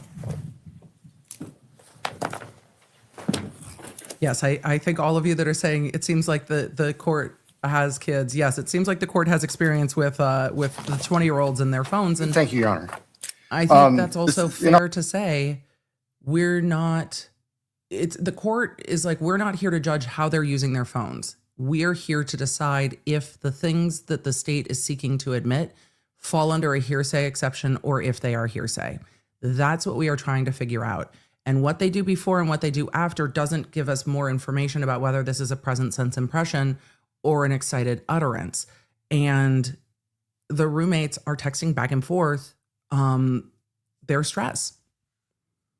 In our motion regarding demonstrative evidence, we were talking specifically about, for lack of a better phrase, a dollhouse, a not-to-scale construction, a 3D model of the residence itself. And as the court can see from the materials that have been submitted, the configuration of this house is unusual at best. Certainly, we can use diagrams and floor plans, which we did at the grand jury. But it struck us as we were looking at this case that it would be particularly helpful for the trial jury to actually be able to see in a 3D sense how everything's laid out. What is on each floor, where the bedrooms are, how the first Well, for floors. it to be demonstrative evidence, what's important is whether it explains the testimony of somebody on the stand and helps the jury understand it in relation to the testimony. And the concept of a demonstrative exhibit is that it's actually part of their testimony. It's part of the Yes, Your Honor, that's demonstration. exactly what I was getting at. What we contemplate is the witnesses being able to use this demonstrative evidence to demonstrate where they were, where the rooms of their roommates were, where the entries to the residence were, what they observed, and where everything was located. So it's not intended as a standalone exhibit that has significance. It's only a tool for the witnesses, not just the roommates, but the responding officers, the officers who investigated the crime scene, to point out to the jury where in this 3-story structure certain things were that they observed.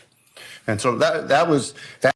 I think it will even make the body cam footage make more sense, because when something has a layout that is not easily and readily accessible, I think letting the jury see the body cam is one thing. Seeing it in a model is a different thing. And using it with both law enforcement and the roommates makes sense. That is our intent on this. We initially contemplated offering a 2-scale model. And the defense, I think rightfully so, said, okay, well, give us the background information and data They did a that 3D would be scan of the relied house. on.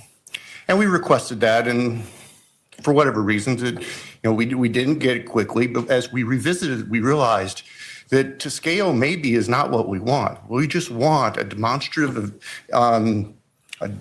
exhibit that witnesses can use, much the same as a sketch, or if they would take a flip pad and try to draw things, to help illustrate their testimony to. The Doctor Who in the chat asked, and others of you have asked as well, has a site visit been offered? The house where the crime occurred has since been torn down, and the house was not in substantially the same condition because of floors being torn up, walls being ripped open.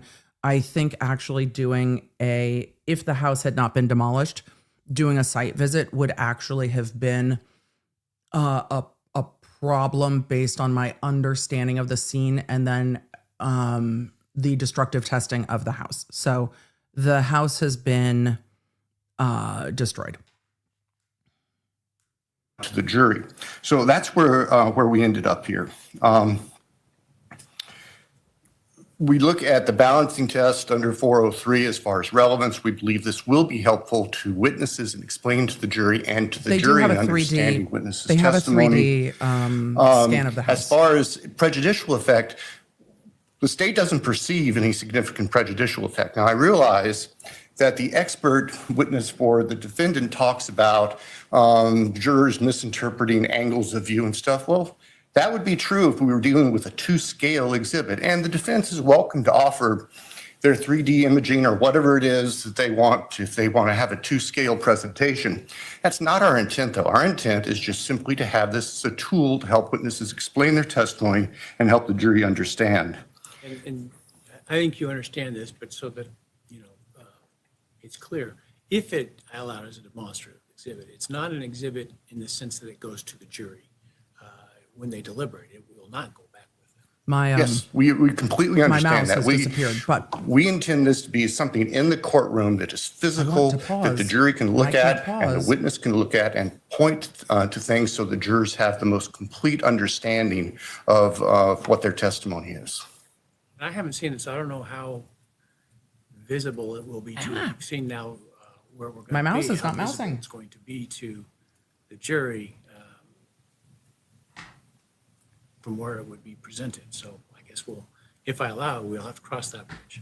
And that's understood. The last communication we had earlier this week, Your Honor, from the folks at the FBI is that it might be finished within the next 10 days.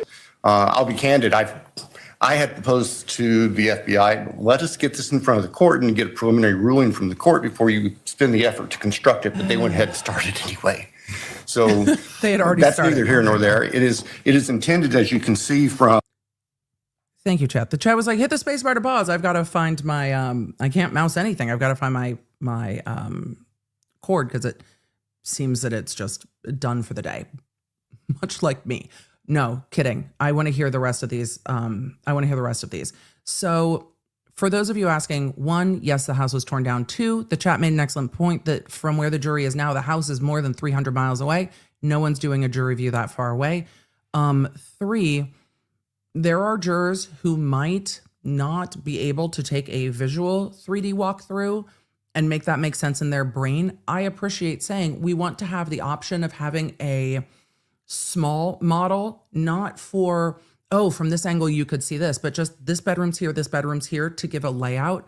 And then you have a 3D model as well to give people whose brains work in all different ways to access that information.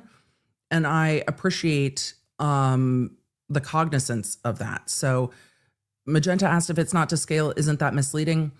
I don't think so, because you're not using it to show how far a bullet traveled or how far somebody ran. You're using it for layout to say, this bedroom's here, there's a staircase here, there's a door there. The 3D model of the house is to scale. It's not being used as evidence. They're not asking for it to be used as evidence. They're asking it to be a demonstration, the same way you would put up like a Google map and say the road goes here. That Google Map's not going to be to scale necessarily. It will have some type of scale, but to be able to say, what about this? So they are asking to bring in a physical model, but there is also a 3D computer model. All right, let's continue. I need to grab a cord. States Exhibit 1 or S1 with the dimensions in there. It's a fairly significant size, 35 by 48 by 52 inches. So the idea of making it big enough so the jurors can see it's out in the floor in the well, and they can actually see how things are constructed and arranged. It can take apart floor by floor so they can see each floor individually and then that's how they helpful. are stacked back You together. can lift it So that's the off. purpose, to assist witnesses in explaining their testimony and assist jurors in understanding the testimony. Okay. It's a demonstrative. Fair enough. Your Honor, we request that you exclude the state from using this dollhouse model. As is everything we're talking about here today. We're talking about Mr. Kohberger's constitutional rights, and we're talking about the rules of evidence. In this case, though, Your Honor, this goes beyond that. This is something that came up in 2023, the fall of 2023. We were disclosed that a group was going to the house before it was torn down to construct a model. We promptly asked in discovery to receive information about this model so that we could start to understand it, so that we could work with our expert with it. And it wasn't until 2025 that we get more information about this. Didn't you I get a don't 3D think scan? that calling it a demonstrative exhibit excuses what the state has done here. The state said they didn't have any of the materials. They didn't come forth with them.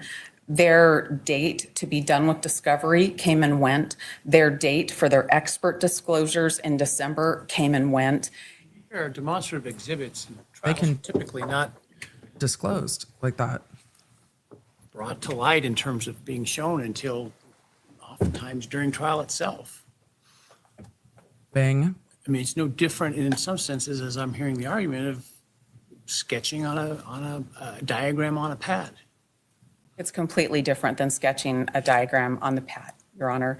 This, if somebody's drawing something in open court, I can see them. Mr. Kohberger's confrontation rights about how that's drawn exist right then and there if they're drawing something on the board.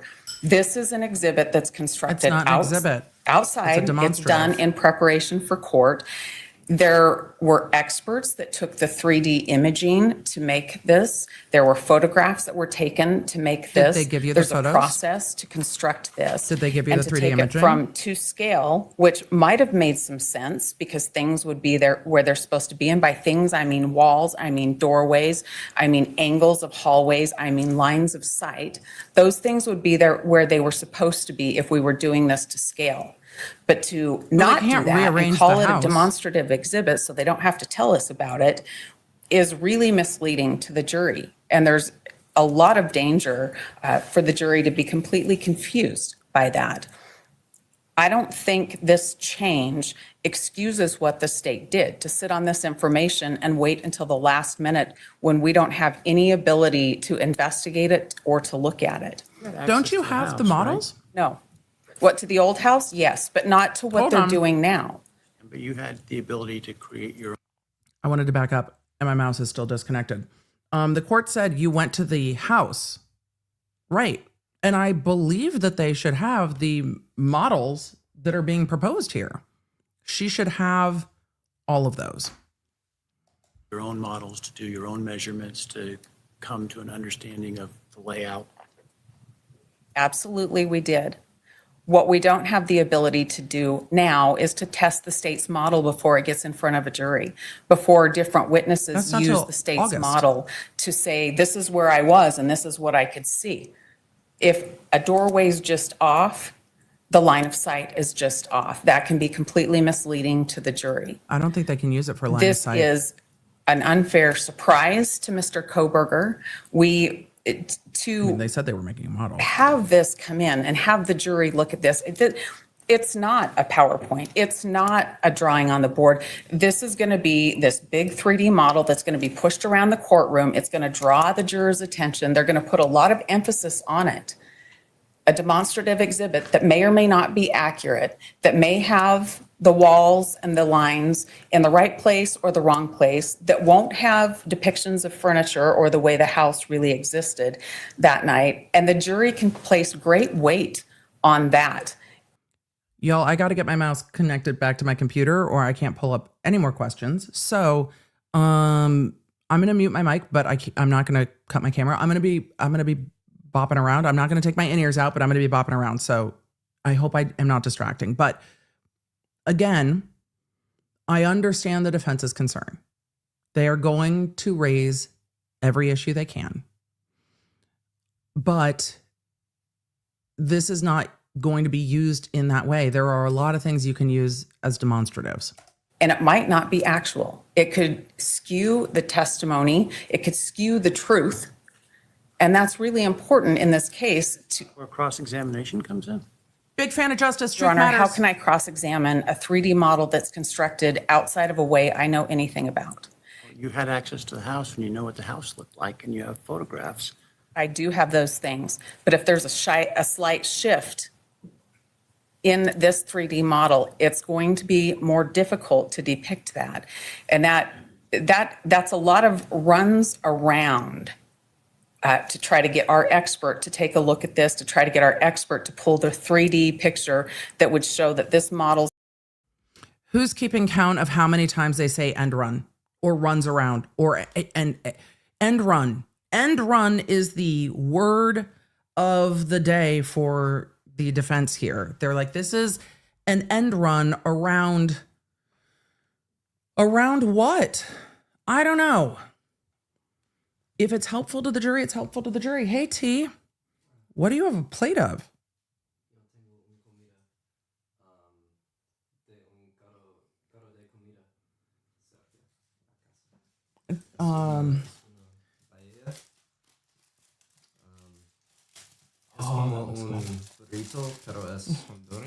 Muy bien. T is home. T is home from school. The chat needs to know what's on the plate. You've got to come in. You've got to show that you are welcome to do it in English or in Spanish. Carne, creme, pico de gallo, huevos y un poco arzón. Or no, arroz. It's rice. Travis, Trav, they want to know if you brought enough to share for the class. The answer is probably not. Unfortunately not. Unfortunately not. Es muy pequeño. It looks very good. Very nice, Travis. I know. All right. I am streaming. We are going to finish up with court. I appreciate you. That looks amazing. Yes, take Fred with you because he is a menace. George is going to be looking for you. Glad you're home from school. Good to see you, buddy. It looks amazing. The chat all wants food now. So thank you. Travis is contemplating whether or not he's going to be taking AP Espanol next year, and has been my husband and I, unfortunately, our Spanish is a bit rustier than it was when we lived in Southern California, particularly. And so Travis is just like, I want to learn better. So he speaks Spanish the best in the house now. My understanding is way better. But now I have my mouse connected. Travis got to say hi and brought all of the amazing food. Let us continue on with whether or not the prosecution can use a 3D quote unquote dollhouse demonstrative. I'm waiting for somebody to say build it in Minecraft. Like just all the different ways to make 3D models. Let's continue. Wrong, and to try to get the jury to want to listen to all of that, when the best and easiest thing for the court to do is just exclude it. This is not a model that will do anything but cause the jury to speculate. It could easily produce testimony that's not true. The jury might be relying on things, and likely will be relying on things that are not true. When you look at the case law that talks about demonstrative exhibits, you're looking at things like PowerPoints. You're looking at, that's in the Weigel case, whether or not the demonstrative exhibit should go back to the jury. When you're looking at the Masters case, it's an exact card. I don't remember what case it was where they built like an entire bed in the courtroom. Demonstratives can be a lot of things. Jordan said, EDB, my brain has been infected. You said Minecraft, my brain immediately jumped to chicken jockey. Steve. What I appreciate about the defense is they are not going to just concede on anything. This is a death penalty case, and if there is a grounds for argument, they are going to argue. And that is what they're supposed to do because it prevents them from having to argue this in front of the jury. Let us continue. Could they use floor plans? They could use floor plans, but if you have a juror like me, floor plans don't make sense. to my, like in my brain, I can't look at a floor plan and have a sense of space. And some witnesses might not be able to either. Just like you might be able to stand in a road and be like, you need to go this way, that way, but you might not be able to point it out well on a physical map. Giving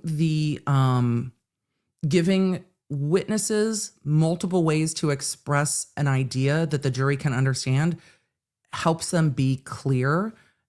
I also don't think they are going to be arguing line of sight with it. It's going to be saying, we were in this room, that room's up there, and it gives the jury the ability to understand in different ways, and it lets witnesses point it out. So we'll see what the court does.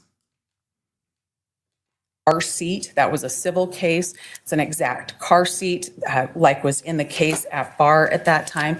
Here, this they're not gonna build a demonstrative whole exhibit house. that's going to be large may or may not be accurate. Conversely, I have the photographs, so does the state. I've been in the house, so is the state. There's 3D imaging that was taken by the state and by the defense. Great. With all of the thousands of photographs. So you have 3D imaging. So you have 3D imaging. Great. Photos don't give you the whole sense, but you've got 3D imaging, they've got 3D imaging, and now we can have a 3D diagram in court. Photographs and all of the people that have been through the house. There's no reason to take a chance on this exhibit that will be speculative and will confuse the jury. To allow this is allowing the state to ignore the discovery process. They're just slapping a new label on this model and saying it's not to scale, so we don't have to disclose anything to you. To allow them to rename this is a violation of Mr. Kohberger's constitutional rights to due process It's and a not fair an trial. exhibit. This should absolutely not be allowed. Mr. Kohberger we have done everything we can to be apprised of what the state's going to do. And at the last minute to pull this out after we've asked in discovery for this and to label it a demonstrative exhibit, Your Honor, that just can't happen if Mr. Kohberger is to have a fair trial and if his due process rights are to be adhered to. We strongly object and ask the court to order this excluded. I don't know if it's LiDAR or what they use, the 3D information. I'm sorry, Your Honor. You have the laser information, The LiDAR, As of March 4th or 5th, I think that we did receive that. We sent that to our expert. He wrote a declaration in support of our objection to this to let you know how long it would take him to do the work necessary to even measure this, and then he'd need an on-site visit for this.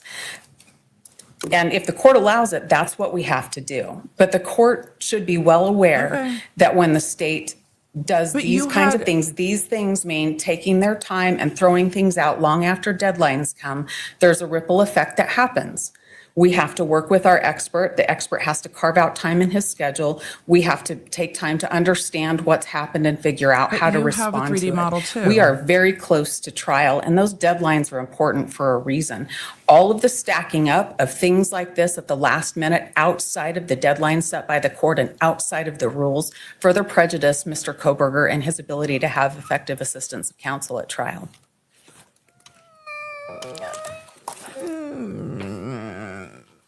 Survey says. Your Honor, what Ms. Taylor is talking about might be true and applicable if we were offering a scale model. We made the decision not to.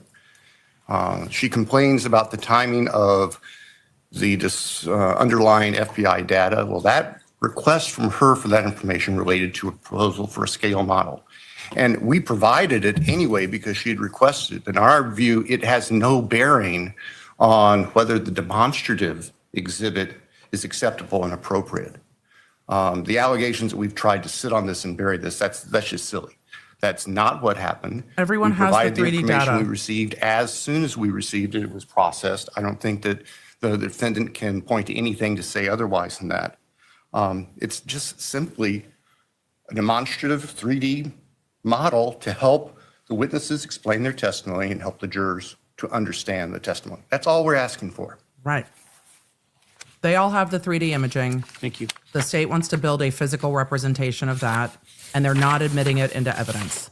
They're using it as a demonstrative. I will give you a written decision on this soon, shortly, but there is a significant distinction between demonstrative trial exhibits or trial models, charts, things of that nature, and Evidence. attempts to use things for evidentiary value in and of themselves. The more complex, it's not particularly different than a drawing by a witness or something of that. It's not uncommon to map. get these very close to trial. Defense counsel has had access to the house, could have done its own diagramming if it had wanted to. And they did, it has sounds now like. the information on the, I'm just going to call it the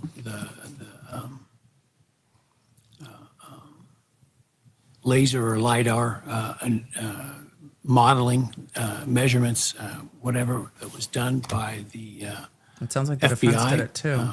It's April. Trial is starts in August. I think there's plenty of time for the defense to respond to an item that is not actual evidence. It is simply part of testimony that will be forthcoming at trial,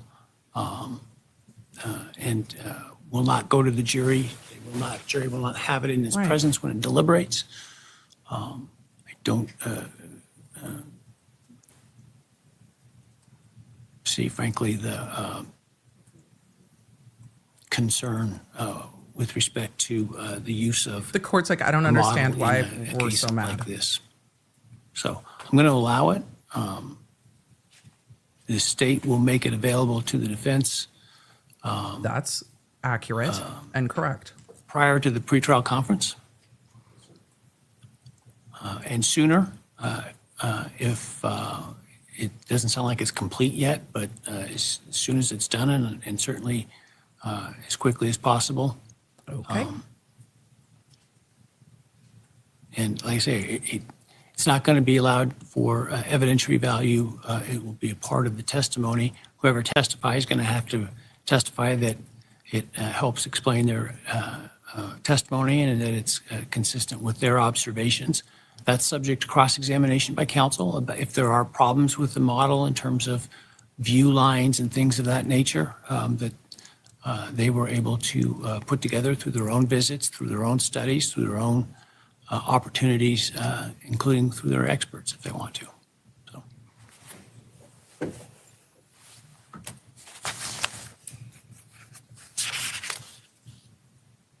Okay.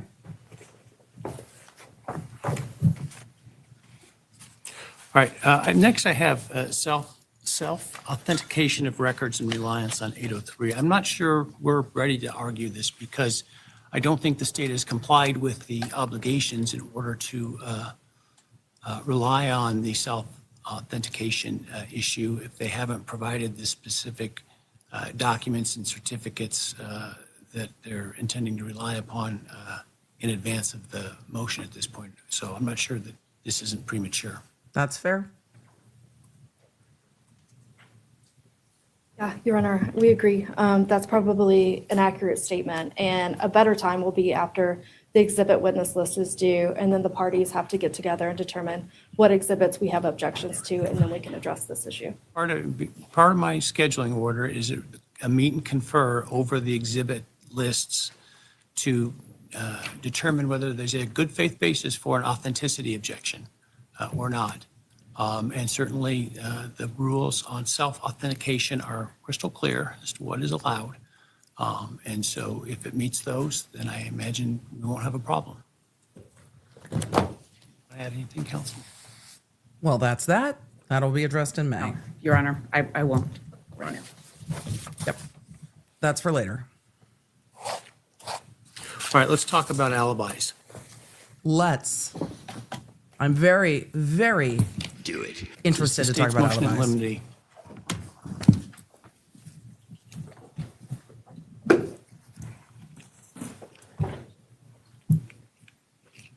I'm very, very interested in talking about alibi. Thank you, Your Honor. Will you let the know that we're talking Excuse me. that we're talking about alibis? First off, I want just for the record to make a record of the corrections to the typos that I missed in our initial filing. I emailed Your Honor's staff attorney and counsel over the weekend. There were dates that were wrong. Page 1, item number 2 of our motion. It should be July 27th instead of July 22nd on that particular court filing from 2023. We overlooked, and I apologize, the defendant's July 24th, 2022 initial alibi response, which, as the court can see, essentially wasn't a response at all other than we'll come up with an alibi at some point. And then page 2, item number 7, it should be February 29th instead of February 23rd for the date. And I apologize to the court again for those Date typos? oversights, and they're certainly entirely my fault. This issue has been argued back and forth in court. Oh, yes. Since 2023, So as much the court can this tell has been from the argued. numerous filings that have gone back and forth up in Latah County that brings us to today. The state filed in accordance with the applicable rule and statute 19-519 and Court Rule 12.1, a discovery request with an alibi demand that requires the defendant to specify the place or places that he claims to have been at the time of the alleged offense, and then identify witnesses who the defendant intends to rely on to establish that alibi. The state's position is that to this date, the defendant has yet to do that. The best that we have is the defendant was out driving around. Well, we knew the defendant was out driving around. We have other evidence that show the defendant was out driving around. His phone was turned off, so we can't trace his exact location at the time of the offenses, but it overlaps and coincides with the time of the murders.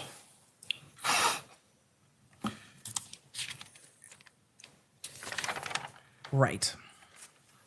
An alibi requires specifically, and this does not go to the state didn't prove the defendant was or wasn't there, or the state didn't prove the defendant was there, or this shows why it's not reliable. An alibi specifically goes to, I was at this place and here is the proof. I was with this person and here is the proof. It is specific, lined out evidence. It goes beyond just the state didn't prove it. And so someone asked about this in the comments the other day, and I think I lined out the lyrics to the Dave covers Long Black Veil, and it talks, the story of that song talks about, you know, the judge said, son, what is your alibi? If you were someone else, then you don't have to die. And the lyric of the song is, I said not a word, though it meant my life, because I was in the arms of my best friend's wife. So the best friend's wife would, in that case, be the alibi witness. Or, like in Legally Blonde, so we can wrap our heads around this, when she goes to get the alibi and says, okay, well, if you weren't there, where were you? And she's like, I was getting liposuction. That would be a place where you would be that would be an alibi. Now, a defendant might not want to disclose that alibi, but that would be a place. The other person would be a person. Those are the types of things this law considers. Where you were or who you were with. I'm just driving around doesn't really fall under this because you're not with someone else and you're not at an address that you can verify. So hopefully that helps. Chat, you've gone a whole different way and I appreciate you. So different type of alibi, but this is what the back and forth is, because the state is like, an alibi disclosure needs these things. And the defense is like, no, we don't have another place. Vibes he was driving around, but that's something that their expert can cross-examine on whether or not the state's proving that he and his car are doing what they say. The can's been kicked down the road several times on this, and it's nobody's fault. Judge afforded the defendant multiple opportunities to provide a compliant alibi response. That never occurred. The defendant's response from earlier this year doesn't have anything new or different. Talks about partial corroboration of a partial alibi, which frankly, the statute doesn't talk about partial anything, nor can we find that in the case law.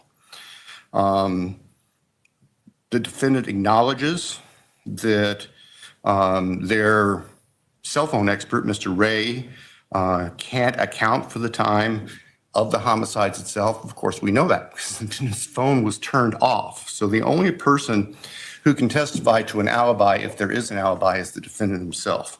If And he he would elects have to to testify, testify. that's fine. And the state's position is that he's allowed to testify, but under the statute and the rule for alibi notifications, there this should is not be an alibi. an order from the court prohibiting This is evidence from any other witnesses defense. as to the defendant's location at the time of these offenses. The defendant retains his right to testify to that if he elects to do that. Right. But nobody else should be Can't have it both asked ways. to testify about specific places where the defendant has been, because we can't respond to that at this point. And to our knowledge, there's nobody else who can say the defendant was at a specific other place. What about their expert, cell phone expert, who, as I understand it, will testify as to where he was or wasn't? I don't believe that's what his expert can say. The best their expert can say is that before the defendant's phone was turned off, the defendant's phone was south and potentially west of Pullman. But that was significant time or a notable time before the homicides themselves occurred here in Moscow. There's nothing in the cell phone you're in data Boise at the moment, that shows sir. where the defendant was at the time of the homicides. You don't disagree about the right to put on that evidence? No, that's Because fine. that's not at the time of the murder. That's an issue, the battle between the cell phone experts on the activity of the defendant's cell phone and what direction it was. But that doesn't apply to the time when the homicides occurred. We're talking about You're just that window of looking time. to ensure that there's no witness who's going to appear who says, oh yeah, he was at my house at 4:06. Yes, sir. Thank you. Right. Right. And that's not an alibi. That's just cross-examination on whether or not the state is proving their case. Mr. Kohberger has consistently maintained his innocence and said that he was out driving in the early morning hours of November 13th, 2022. And he can testify to that. I'm going to get to that. I like this judge so much. Accurate. And he can testify to that. He can take the stand and testify. But another witness can't come in and speculate about where he may or may not have been during that period of time. He can testify or not. We provided Mr. Ray as a partial corroboration of Mr. Kohberger's alibi in an abundance of caution. The thing I didn't want was to be here with Mr. Thompson saying they should have told us they had a partial corroboration. Now they can't use it. Well, it So can't that's why we corroborate. disclosed Mr. Ray. It can't corroborate if he doesn't testify. There's nothing to corroborate until he testifies. As early as we possibly could. Mr. Ray took the stand in a motion hearing last May, I believe, and the state chose not to cross-examine him. Okay. I disagree that Mr. Judge gave us repeated opportunities to produce more. Yes, There he was a did. mix-up about what an order meant when speedy trial was waived and the trial was reset and all of the deadlines were extended. That was the thing that happened there. So it wasn't repeated times that we had an opportunity to say more. But I will say this.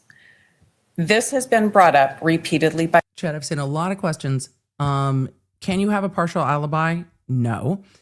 And for those of you asking, is the defendant obligated to provide an alibi? No. He doesn't have to prove shit. However, if he is going to use alibi evidence, then he is required to disclose it under the law. And that's what they're arguing about.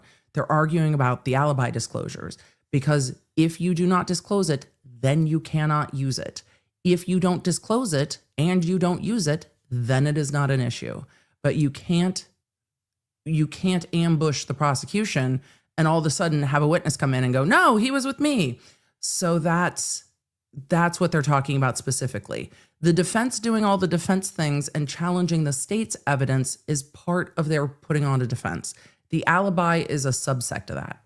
By Mr. Thompson, his pleadings with the court, his briefing, Keep saying, have a lot alibi of or not. reference to Mr. Kohberger having the ability to testify. In the few minutes he spoke just now, I counted 5 times he made reference to that. Because that's what he can do. Our view is that's getting dangerously close to commenting on his right to remain silent.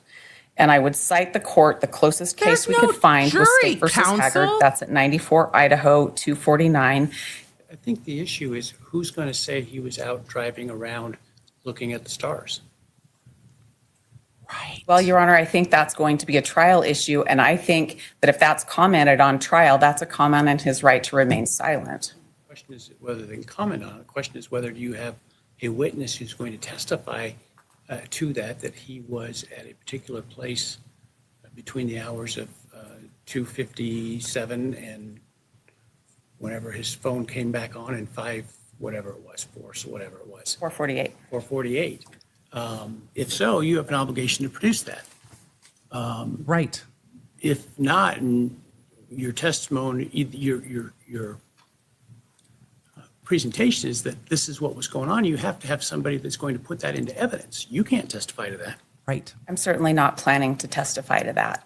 I'm responding to requests for Oh, come alibi. on. And there are times that it is just such a reach. The prosecution is not commenting in front of the jury on the defendant's right to remain silent. The prosecution is commenting on the fact that if the defendant does not provide an alibi witness, then his option is to testify. But you have to do one or the other. Disclose the witness or he can take the stand. The prosecution's not commenting, and that type of comment in front of the jury that is completely improper would be the prosecution arguing, well, the defendant can tell you himself. The defendant can get up here and tell you, but he didn't. You can't do that.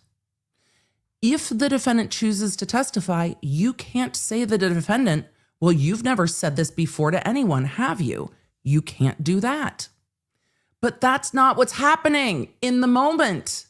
You can't make an issue that's not an issue. And she's like, well, Your Honor, the prosecutor's doing this and the judge is not having it. He's like, no. How are you getting this evidence in that he was stargazing? How? Because the only options are him testifying or that doesn't come in. And a lot of times in cases, there is not going to be a response because a person's alone. The court's aware of that. But when you have what I considered a partial corroboration, that had to be put out there so that I could make sure I could call Mr. Ray to the stand. If Kohberger testifies. Okay. Contesting that, so as far as I can tell. That's what I heard them say today as well. I'm explaining why we put that out there.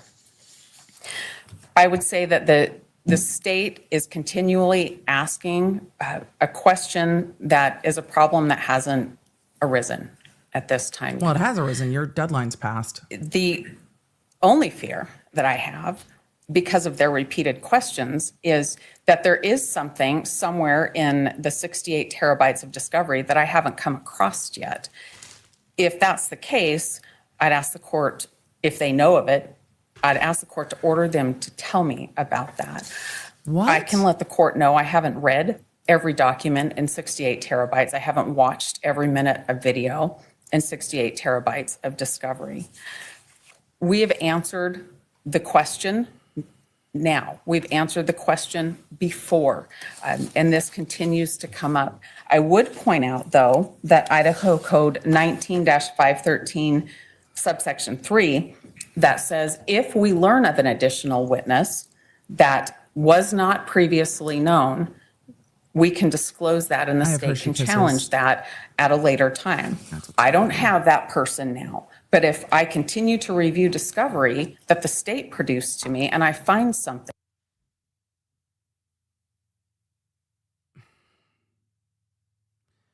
if the argument is that he was driving between 2:57 a.m. and 4:48 a.m. with his phone off, stargazing, where is a witness going to materialize from? I mean, I know that contact with other beings has been discussed much lately. However, if there was someone in the car, then that would have been disclosed already. She has said repeatedly, he was alone. No one else is going to materialize. There is no later discovered witness. Okay. then I'll bring it up. But I don't have that now. What I have is partial corroboration, and that's what I intend to produce. You can't I also intend to corroborate. cross-examine the state's You can't expert about that if corroborate he's allowed to testify. unless he testifies. And even then, maybe not. Okay. There are times I'm like, I see why you're arguing this. This is not one of those times. Your Honor, the notion of partial corroboration of the alibi is concerning because that kind of begs the question between complying with the alibi disclosure statute or not. And Well, it's that- why shouldn't we just look at this in terms of the defendant's version is that Mr. Ray, in his expert work, is going to testify the defendant was at a certain place at a certain time, which is up to 2:50, whatever it was. As of this point, they have provided no And other they've provided alibi that. witness. Yes, sir. Or the alibi instruction likely is not going to be given. Right. If they come across evidence that supports an alibi, is their obligation to immediately make you and the court aware of it? And then we'll deal with the issue of whether it is the timeliness of it and how we deal with it. Okay. Thank you, Your Honor. The court articulated it much better than I could. That's exactly what we were looking for. Thank you. He does that well. I like this judge a lot. I like him a lot. And that's what it is. You have the notice of the cell phone expert. The cell phone expert can say the defendant was at this place in time up till the phone got turned off. Fine. But I also understand the defense saying, well, and this came up earlier with the state, well, if we didn't disclose it to you in this way, then you might try to block us from using it in this way if that comes up. Just like earlier on when we were talking about 404B, I said that this traffic stop isn't really 404B, but the state disclosed it that way, so the defense couldn't say, well, you didn't give us this information within the amount of time. And that's what's hard about the motions in limine is that everybody's guessing at what the other side is going to do and then trying to make motions based on chess moves on a board that is still blank. And the judge is trying to, and I think doing really well, cutting through all of that and saying, if this, then that, done. Thanks, Your Honor. Could we get to the AT&T shit now? Because I'm really curious about what happened there. Can we do that? Can we do that? AT&T, AT&T, AT&T.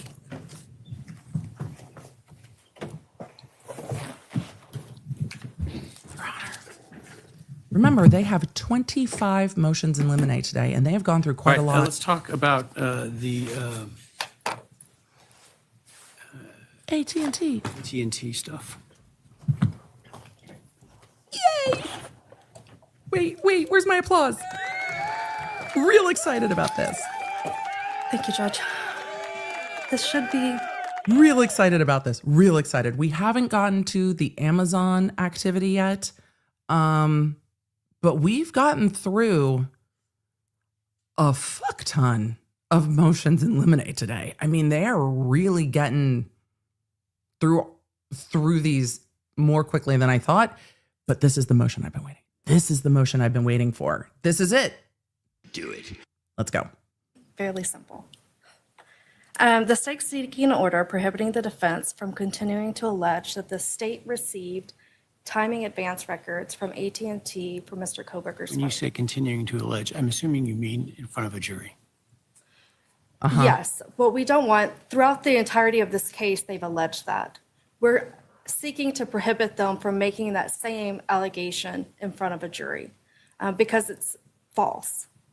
Timing advance records, really timing is what's at issue. And in 2022, the days that we're concerned about are 7 days. The event that we wanted records for was obviously November 13th. So in 2022, we had 7 days from November 13th to get AT&T timing advance records for anyone's phone. We did do search warrants for other people's phones. We did a tower dump, and we did a search warrant for 3 individuals. Those were all done on November 16th within that 7-day period. So the state did receive some timing advance records. However, by the time that Mr. Kohberger was identified in December 19th, and by the time we applied for a search warrant for his AT&T records, we were outside of that 7-day window. So there were no timing advance records to be received, and we did not receive any. The state has submitted an affidavit from Stephen Gordon, the AT&T Director of Compliance, essentially stating that we sought timing advance records, but they were not included because more than 7 days elapsed since November 13th, 2022, and the date of the search warrant, December 23rd, 2022. Okay. And the state just submits these affidavits should be dispositive of this issue. Defense filed a document yesterday, Oh, yeah. and I don't have all the The attachments. defense has but filed some it feisty talks stuff on about this. a timing advance that was produced by AT&T in last April, I think. Yes, so for that, it's still in reference to these search warrants that were initially asked for in November 16th of 2022. We did a part 1, and then later we did a part 2. But because we put in that request within the first 3 days, obviously a preservation request was also put in. So those records were obtained. So again, we're So talking. you're indicating that there were records obtained as part of your prior notification of need for AT&T to preserve those records. But you can't put in a preservation I'm not request for a confirming, thank you. phone number that you haven't identified. That makes sense. If you haven't identified, this is what the defense has not answered for me. And the defense has made a lot of accusations against the state. The state responses were vague and not ideal. But there are 25 motions in limine, so I am trying to be patient. But the state is saying we never got these records. We did not identify Bryan Kohberger as a suspect within the window that we had to either get or preserve those records. Therefore, those records were never turned over to us. We don't have them. We never got them. Those records only existed for a 7-day window. Kohberger was identified outside of that window. Therefore, the records in question no longer exist. And that is what case law contemplates when they talk about evidence that is no longer available through no one's fault. This is that type of evidence. There is a 7-day window and the computer system does whatever it does to dump things out. If that's not true, then there's more questions. But if that is accurate for that time period, he wasn't identified in the window. That's the end of the inquiry. So that's all. Let us continue. Tara said the defense expert disagrees. The defense expert never said there wasn't a 7-day window. The defense expert did not disagree that there was a 7-day window. The defense expert said there was a way to get those records in 2022. And when the state requested those records from AT&T, it seems like AT&T would have turned them over. That's what the defense expert said. And then there was a lot of allegations. But the heart of it was AT&T turned it over for other people. So we have to believe they turned it over for Kohberger. And AT&T said, no, we turned it over for the others because it was requested within the window. I'm interested to see what the defense says, because the one question for me is the defense saying that one of the detectives or the lead detective indicated he had seen the timing records for Bryan Kohberger. That's the question I have now. Let us continue.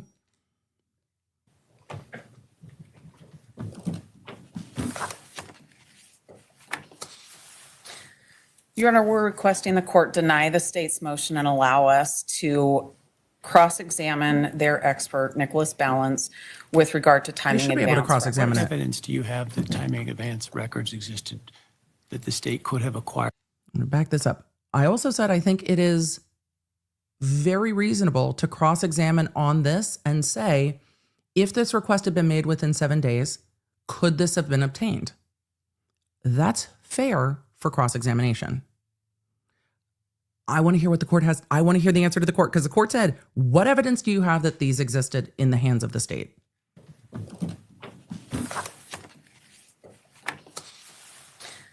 Your Honor, we're requesting the court deny the state's motion and allow us to cross-examine their expert, Nicholas Balance, with regard to timing advance What records. evidence do you have that timing advance records existed that the state could have acquired for Mr. Kohberger?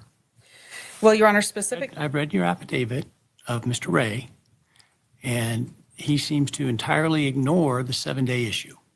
That's what I said. Your Honor, his affidavit, I think, starts before to explain to the court some of the history about where the timing advance record. He says nothing about it. He says nothing about the 7 days. That's what I said. He makes a lot of broad sweeping generalizations, but does not address that critical time period.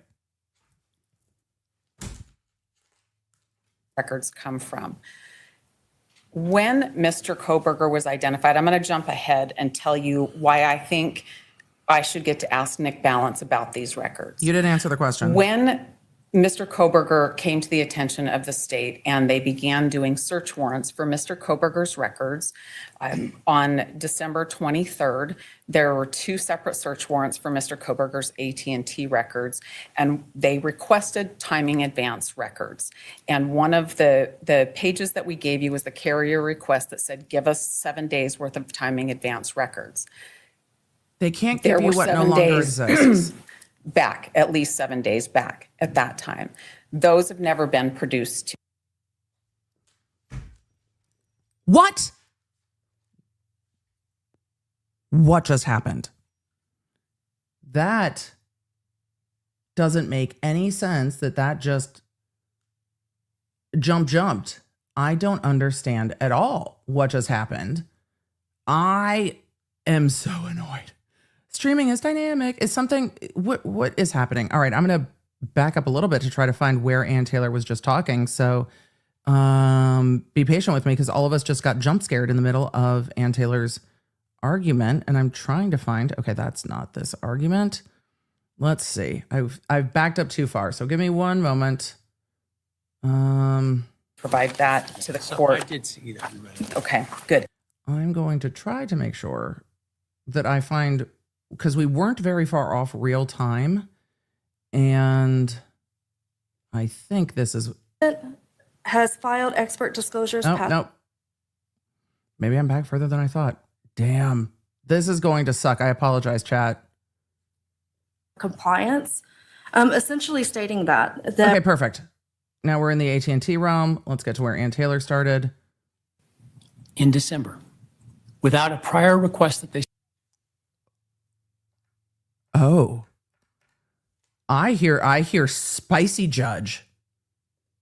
Okay. So there were no timing advance records Maybe I still need to go back. Nope. That should be it. I'm going to just leave it. Fuck it. We're leaving to be it. received. And we did Stephen Gordon, the AT&T Director of Compliance, essentially stating that we sought timing advance records, but they were not included. Oh, hold on. I've missed part of Ann Taylor's argument. And we're going to back up a little bit more because I've missed part of Ann Taylor's argument. How did that happen? Of what their testimony is. I haven't seen it, so I don't know how visible it will be to you. You've seen now where we're going to be. Okay. That is from earlier. I am trying to get us to the first time Ann Taylor is arguing about the timing advance, and it seemed to have skipped. All right. I'm going to just, I think this is where we are. December 19th, and by the time we applied for a search warrant I'm just going to let it for go. his AT&T records, We're just we going to were let it go. outside of that 7-day window. So there were no timing advance records to be received, and we did not receive any. The state has submitted an affidavit from Stephen Gordon, the AT&T Director of Compliance, essentially stating that we sought timing advance records, but they were not included because more than 7 days elapsed This is since where we November were. 13th, 2022, and the date. This is where we were. All right. This is the first part of her argument before Ann Taylor gets up. The state didn't receive them. We're outside the window. We did a motion to preserve within the 7-day window. That's why we got what we got. You get what you get. You don't get upset. We'll definitely fix it in post. I know. We jumped ahead to Spicy Judge and then we had to back up. He looks pissed. Look, that affidavit was really heavy-handed. And if it is heavy-handed without foundation, the court's going to get mad. Your Honor, we're requesting the court deny the state's motion and allow us to cross-examine their expert, Nicholas Balance, with regard to timing advance records. What evidence do you have that timing advance records existed that the state could have acquired for Mr. Kohberger? Well, Your Honor, specific. I've read your affidavit of Mr. Ray, and he seems to entirely ignore the 7-day issue and doesn't address it. Your Honor, his affidavit, I think, starts before to explain to the court some of the history about where the timing advance records come from. When Mr. I don't care where they was come identified, from. I'm going to jump ahead and tell you why I think I should get to ask Nick Balance about these records. When Mr. Kohberger came to the attention of the state and they began doing search warrants for Mr. Kohberger's records on December 23rd, there were 2 separate search warrants for Mr. Kohberger's AT&T records, and they This doesn't answer the requested question. timing advance records. And one of the pages that we gave you was the carrier request that said, give us 7 days worth of timing advance. I can request a pet unicorn. It doesn't mean I'm going to get it. Requesting something that doesn't exist doesn't mean you're going to get it. Your Honor, the argument entirely seems to be that they used the same search warrant language. Therefore, AT&T must have provided it. Therefore, they are hiding it from me. Therefore, prosecutorial misconduct. The gap that the defense seems to be missing is that there was a preservation of the other phones to hold on to them within that 7-day window. She has not addressed the 7-day window yet. Can we just answer the question?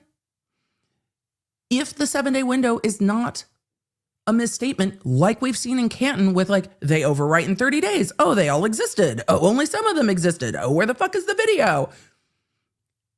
If there's no evidence that that 7-day window isn't the truth, then where are we?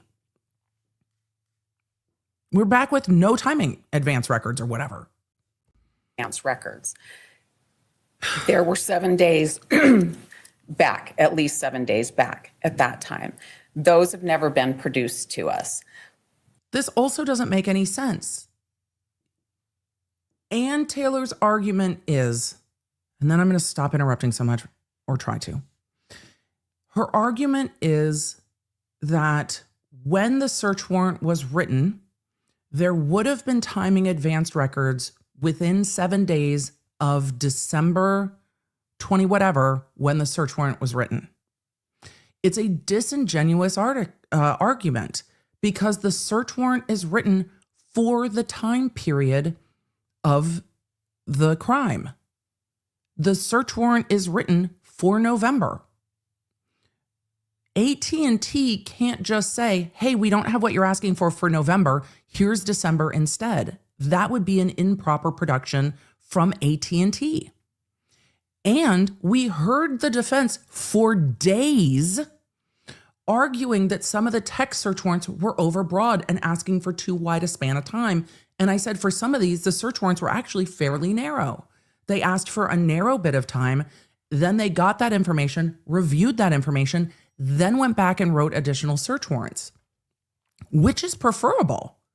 But if you write a search warrant at the end of December and say, give us timing advance records for the period of the search warrant, and the period of the search warrant's November, you can't just get those timing advance records for December. That's not a well-based argument for me. And they requested timing advance records. And one of the For pages November. that we gave you was the carrier request that said, give us 7 days worth of timing advance records. Around the date of There were November. 7 days back, at least 7 days back at that time. Those have never been produced to us. What I've learned in working with Mr. Ray is that obtaining timing advance records now goes through a different process than it went before. FBI agents had a means to get these timing advance records before they were generally available to all of law enforcement. Generally available now comes through the GLDC program, and that happened in 2023. But he's not indicated he has any evidence that, at least for the time of the murder, that those would still be in existence. We've never heard from Nick Balance, who is FBI and who has the back door. From AT&T. You've heard from AT&T that GLDC did not produce these records in 2022. You've absolutely heard that from AT&T. What you haven't heard is the other way that... The other way. I haven't heard that either. I've heard a general description, and I've heard in the affidavit that he received some once and they said, oh, no, don't use those. I don't know if those were acquired within the 7 days. He doesn't address the 7 days. And that's a glaring, particularly given the inflammatory language in that accusations in that affidavit. It's Yes. a glaring omission. Yup. Your Which Honor- is why I went back and read all of it, because I'm like, these are big words if you can't back it up. And I went back and forth through those motions with you guys on stream and then back and forth through them again last night. And the 7 days is never mentioned by that affidavit from Mr. Ray, who says they asked for them, so AT&T probably gave them to them. So the prosecution has them. It's a lot of conclusion. It's a lot of conclusion without basis. The 7 days. And that's a glaring other way that... the other way. I haven't heard that either. I've heard a general description, and I've heard in the affidavit that he received some once and they said, oh, no, don't use those. I don't know if those were acquired within the 7 days. the court's big He mad. doesn't address the 7 days. And that's a glaring, particularly given the inflammatory language in that accusations in that affidavit. It's a glaring omission. Yep. Your Honor, we don't even have the 7 days worth, which is what the carrier request says. That's not what he's 7 days. saying. Damn it. That's not the thing. It's not that they're giving you 7 days of timing advance records. It's that there is a window of 7 days. You use it or you lose it. You have 7 days to request it for a specific date. After 7 days, it's fucking gone. Not that, oh, we could only get them for 7 days. I can't imagine that she doesn't know what she's saying right now. Ann Taylor is too smart and arguing, well, they could have given us the 7 days leading up to December 23rd. No, they can't. Not if the search warrant's for November. Stop it. Days that he's back home. Maybe. That's not what the All I warrant have to was. say about those, if they received those, I'm not sure their search warrant covered that time frame, but Bing. Your Honor, I would say that it did, and I would say their first search warrant was just a 48-hour period. It Right. asked for timing advance records, but then the second warrant, you would which agree there's no evidence that AT&T provided those, or that those were still available by the time that Mr. Kohberger was identified? Ooh. Your Honor, An officer of the court. Oh, as shit. an officer of the court, I would like to ask Nick Balance that, and here's why. Here's why. The things that I've learned is that The 7 days is on paper. Sometimes they go back further than other days. The court's mad. What's the evidence of that, counsel?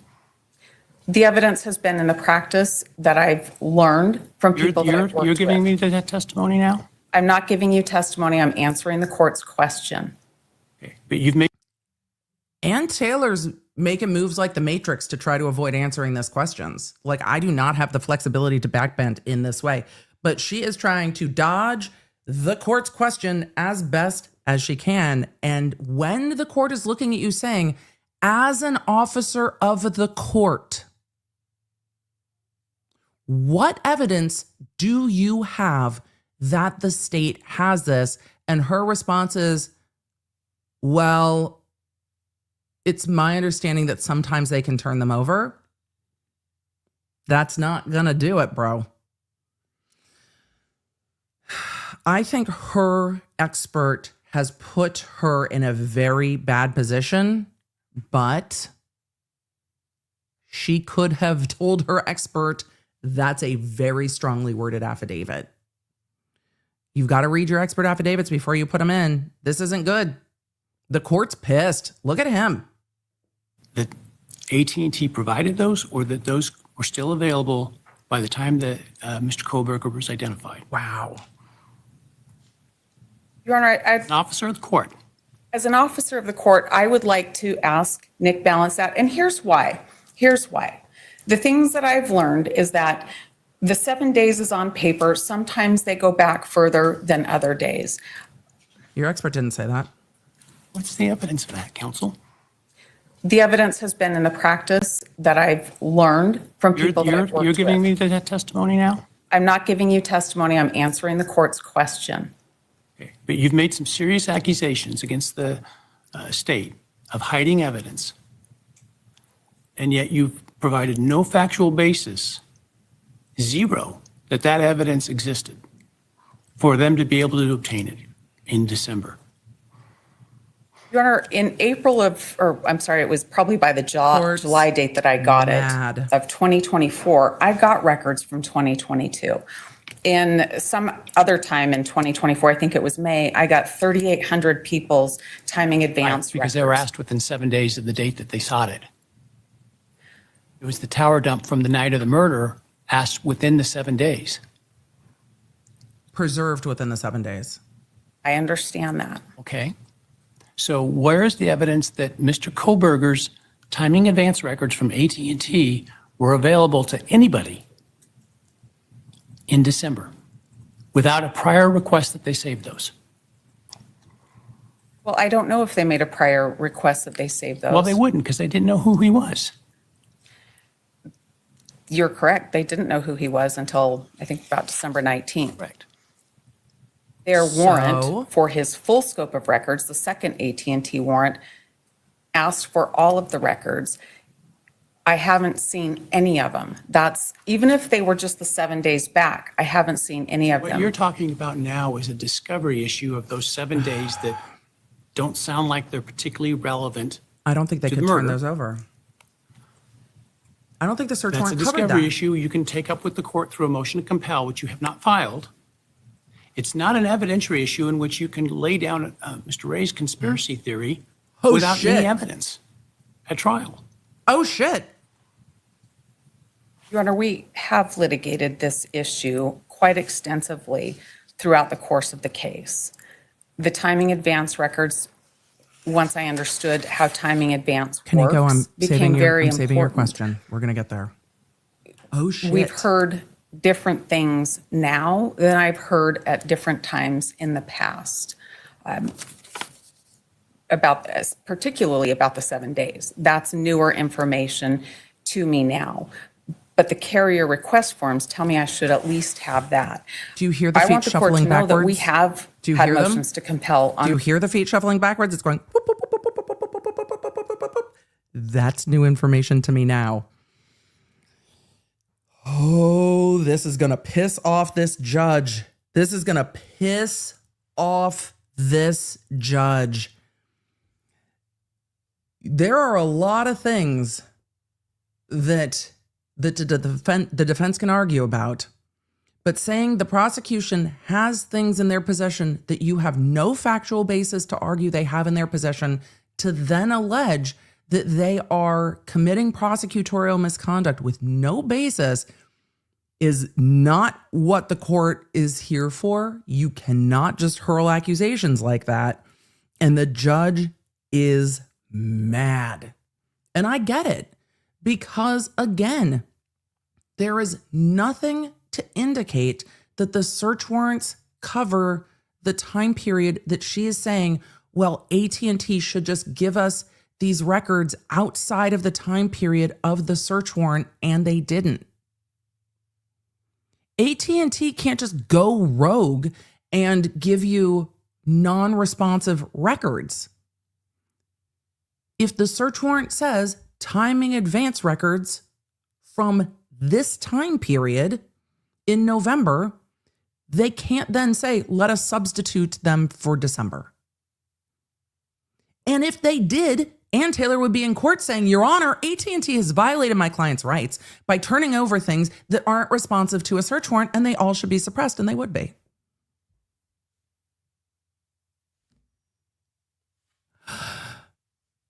On this very issue, we have had different bits of information. For the 7 days that are after December, in December? No, Your Honor, because the 7 days is something that's newer and has been brought to my attention more Motion to recently. compel related to timing advance records for November 13. Our discovery requests were for all of Mr. Kohberger's timing advance records. Our motions to compel covered all of them too. And they say I have they this don't have carrier them. request now that says 7 days, and I have the affidavit now that says 7 days. Those are not things that I always knew when we were litigating this issue. The state said they turned over all the records and you didn't believe them. And then the state kept saying, no, we've turned over all the records. The back and forth on this was a turn over all the records. We did. Nuh-uh, yuh-huh, nuh-uh, yuh-huh. Well, we think you didn't. Okay. Okay. Those are new bits of information.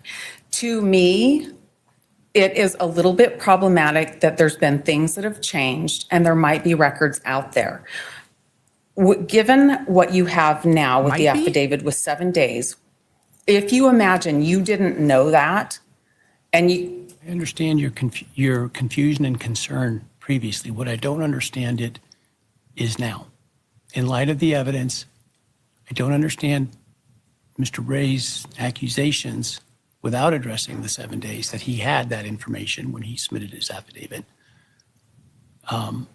He is available to testify if the court wishes for him to. It's his obligation and your obligation to establish that Your basis. evidence of Your basis. that the state has this. And you haven't done that. His affidavit is quite extensive, and he seems to ignore that issue. Your Honor, I believe that that issue is touched on with his knowledge that these kinds of records existed a pure long time speculation. before. He said that in a very general way about that without reference to the 7 days, and he supposedly received them from some FBI expert to look at for his company, and then was told not to use them. So I don't know, maybe the FBI got them in a way that they weren't supposed to at that time. But those were for a different... He didn't name names, he didn't identify it, he didn't put it into any context. The state had indicated weren't for and this that provided case, though. AT&T's sworn testimony pulling that up they that only keep motion. them for 7 days. And yet he makes the accusations that he did in his affidavit without addressing that 7-day issue at all.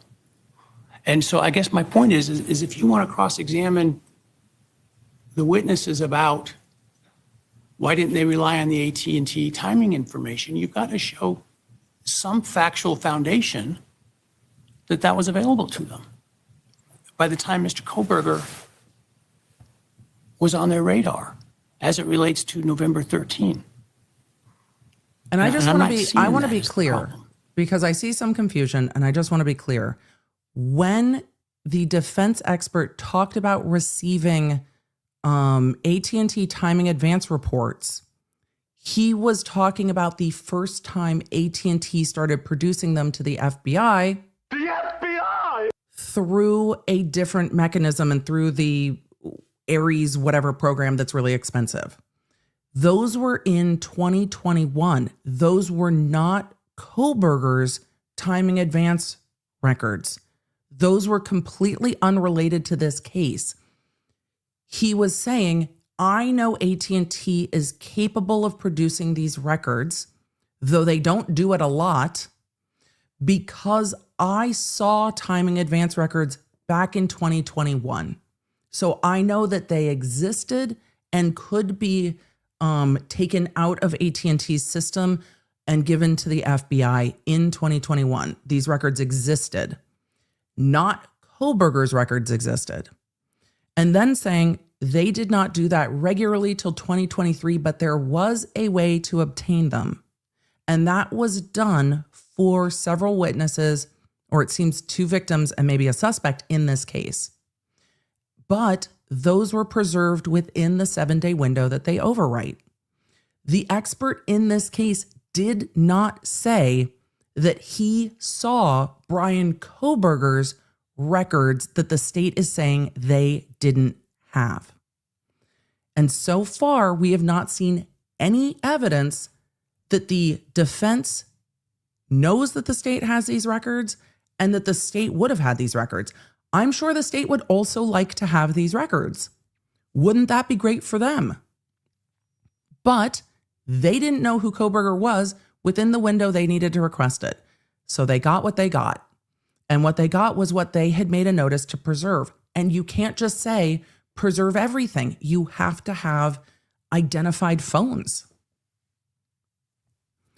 Everyone just starts singing 1 week. It's been 1 week.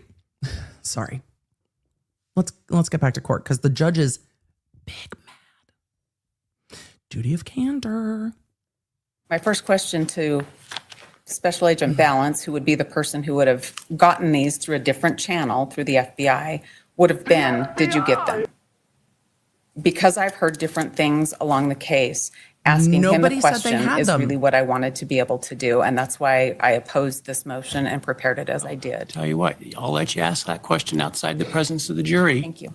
At the time of trial. That will satisfy me. Thank you. All of that for, I want to be able to ask the FBI agent if he ever got them for Kohberger. All of those accusations for, I should be able to ask this agent if he got them. The state has said over and over and over again, we did not receive these. I want to be able to ask. And the court said, fine, you can ask outside the presence of the jury. Really? I don't think it was worth burning it down with the judge for that. Woo! And I'm not upset, but I just for Mr. Ray's information, because he wasn't here the first day I started this trial with you folks. I said, I don't want theatrics. I don't want accusations that aren't supported with evidence about supposed bad conduct of the parties. You're all professionals. I respect you all. And the accusations he made in there are very concerning. The kinds of accusations, if true, that would get people disbarred. Yep. And so without any evidence and apparently sidestepping the clear explanation, he makes those. And so that doesn't make me happy. And to address the court's concerns of what's been raised, I think the only issue out there, I have the 2 search. You cannot just throw those accusations around in publicly filed documents or other documents with no basis. An attorney could not say the things that the expert said in that affidavit. And so the court is pointing out,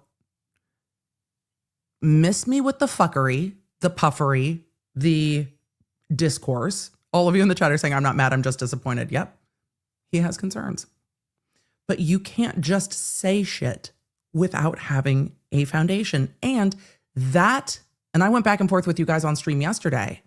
That affidavit was signed the day after the state explained and provided the certification that said that the 7 days is what the issue is. And it was addressed. The certificate and the affidavit was addressed in Ray's affidavit, but he completely ignored the 7-day window, which is the explanation for all of this. And the defense still hasn't said that's not the explanation. And then called the expert's affidavit a conspiracy theory. Holy fucking shit. Wow. Warrants. The state asked for the AT&T timing advance records in our search warrants. The state wanted that information from Mr. Kohberger. We did not receive it. I did not receive those records from AT&T. I do not have them. Thank you, Your Honor. All right. There's not been a showing that those records were available, and I think it would be unfairly prejudicial to try to impeach the testimony of the agent that somehow he hid or didn't provide or didn't use records that he didn't have available to him. So absent some factual showing that he had them available, I'm not going to allow questions about that, and I'm not going to allow testimony about that. Now, if you want to voir dire him before he testifies in front of the jury, I'll allow that. And if you show a factual basis for it, I'll allow it. But you haven't at this point. I appreciate the opportunity to ask the question outside the presence of the jury. Thank you. Thank you. Wow. That did not go well for the defense at all. Yikes. All right. The vague and undisclosed expert testimony, I think in part touches on this, but not entirely. So I'll let you talk about the other entirely part. Yes, thank you, Judge. All right. Then you'll get a break Next. from me in a few minutes, I think. I enjoy dialoguing with you, counsel. I appreciate it. Well, good. I think we're The court's pissed. The court's pissed. The court's pissed. The court's pissed. The court is so upset. So, and the court's like, I'm not mad, I'm just disappointed, and I enjoy dialoguing with you, counsel, but you have to be candid to the court. You have to be candid to the court. Let us continue into the next motion. Remember, there are 25 motions in limine on calendar today. I am beginning to believe that this court truly intends to get through all of them today. So let's continue on. And this is vague and undisclosed expert testimony, which isn't a thing that you can do. So let's continue. This, but not entirely. So I'll let you talk about the other entirely part. Yes, thank you, Judge. Then you'll get a break from me in a few minutes, I think. I enjoy dialoguing with you, counsel. I appreciate it. Well, good. I think we're going to have some time together over the next 6 months or so. Your Honor, this motion came after our hearing in January, and we're asking the court to limit what the state can produce with their experts here. I do have copies for the court, extra copies for the court. We had a specific request at the end of our motion. We called it Exhibit 1, and it went through all of the state's experts and basically described what we think the court should do with the state's experts. And so I wanted to provide that to the So court. I did see that. You read it. Okay, good. Thank you. Let me get to my same page. I want to start, though, today with my presentation and my request with a little bit of history with this case. And as the other motions are, this motion, our motion. Anne has recomposed. Her whole demeanor has shifted again. She's like, okay, new motion. New motion, who this? New motion, who this? We got this. We're on something else. Entire demeanor has changed. For the court to exclude all of the state's experts as outlined in our exhibit is based in Mr. Kohberger's rights to a fair trial, effective assistance of counsel. Yeah, you got to shake it off and due keep going, right? process and guaranteed by discovery rules and rules of evidence and the court's own scheduling order. It's rooted in Rule 16, which is kind of where the court looks at these issues. Rule 16 it is, yes, Your Honor. If you fumble during an end run, you still have to try to pick up the ball and carry on, my wayward son. That's all I have to say about that. This started with discovery requests very early on where we asked for expert information from the state. I'll skip forward to the court's scheduling order, which was very clear about used what end should run on happen, purpose. and that we needed to have our expert disclosures in at a certain time. The state's date was December What the the hell 18th. is Santa drinking? And What shortly in the protein shake is happening over there, counsel? after we received the state's expert disclosures, we used filed a end run motion on to compel. purpose. We wanted the rest of their disclosures. We had a dialogue in January about that, and the court asked me, why are you doing this? I'm going to make them abide by the rules, by the discovery rules. I really thought when we filed that motion, the state would say, oh, okay, and we'll just get you the information. Most of these are experts they've been working with all along. But that's not what the state chose to do. The state chose to say, nope, I'm going to dig in my heels, and we did plenty until the court said your job is not done. Well, to be fair, and in the way I handle these issues with Rule 16 in the criminal context, the rule is not particularly broad about what is required. And the court has interpreted that rule fairly narrowly in other cases. I give the speech that I gave to you both in most cases where there are a lot of experts to encourage sharing beyond that which is required, because I think it helps both sides. And I think it helps the experts be better prepared to testify because counsel understands their testimony better. I think it allows for cross-examination better. And I think it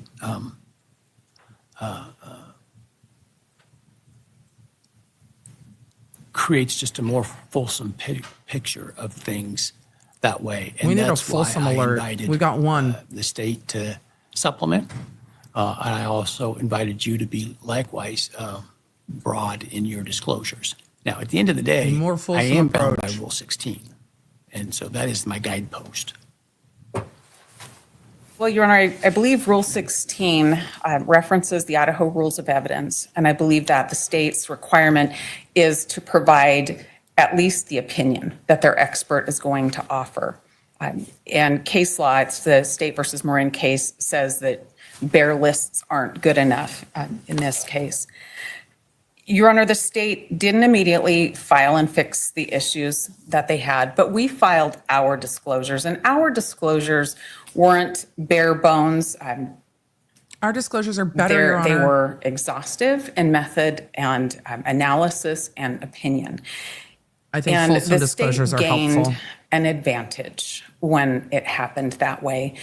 The state then went from having their experts due on December 18th and really setting the bar. We have the burden of proof. This is what we're going to do. These are our experts, and this is how we're going to do it. They went from that place with their duty and their obligation to giving minimal, which were just lists other than a couple of their experts, and then receiving all of ours. And you can see in the next bit of pleadings that really shaped what they were going to do.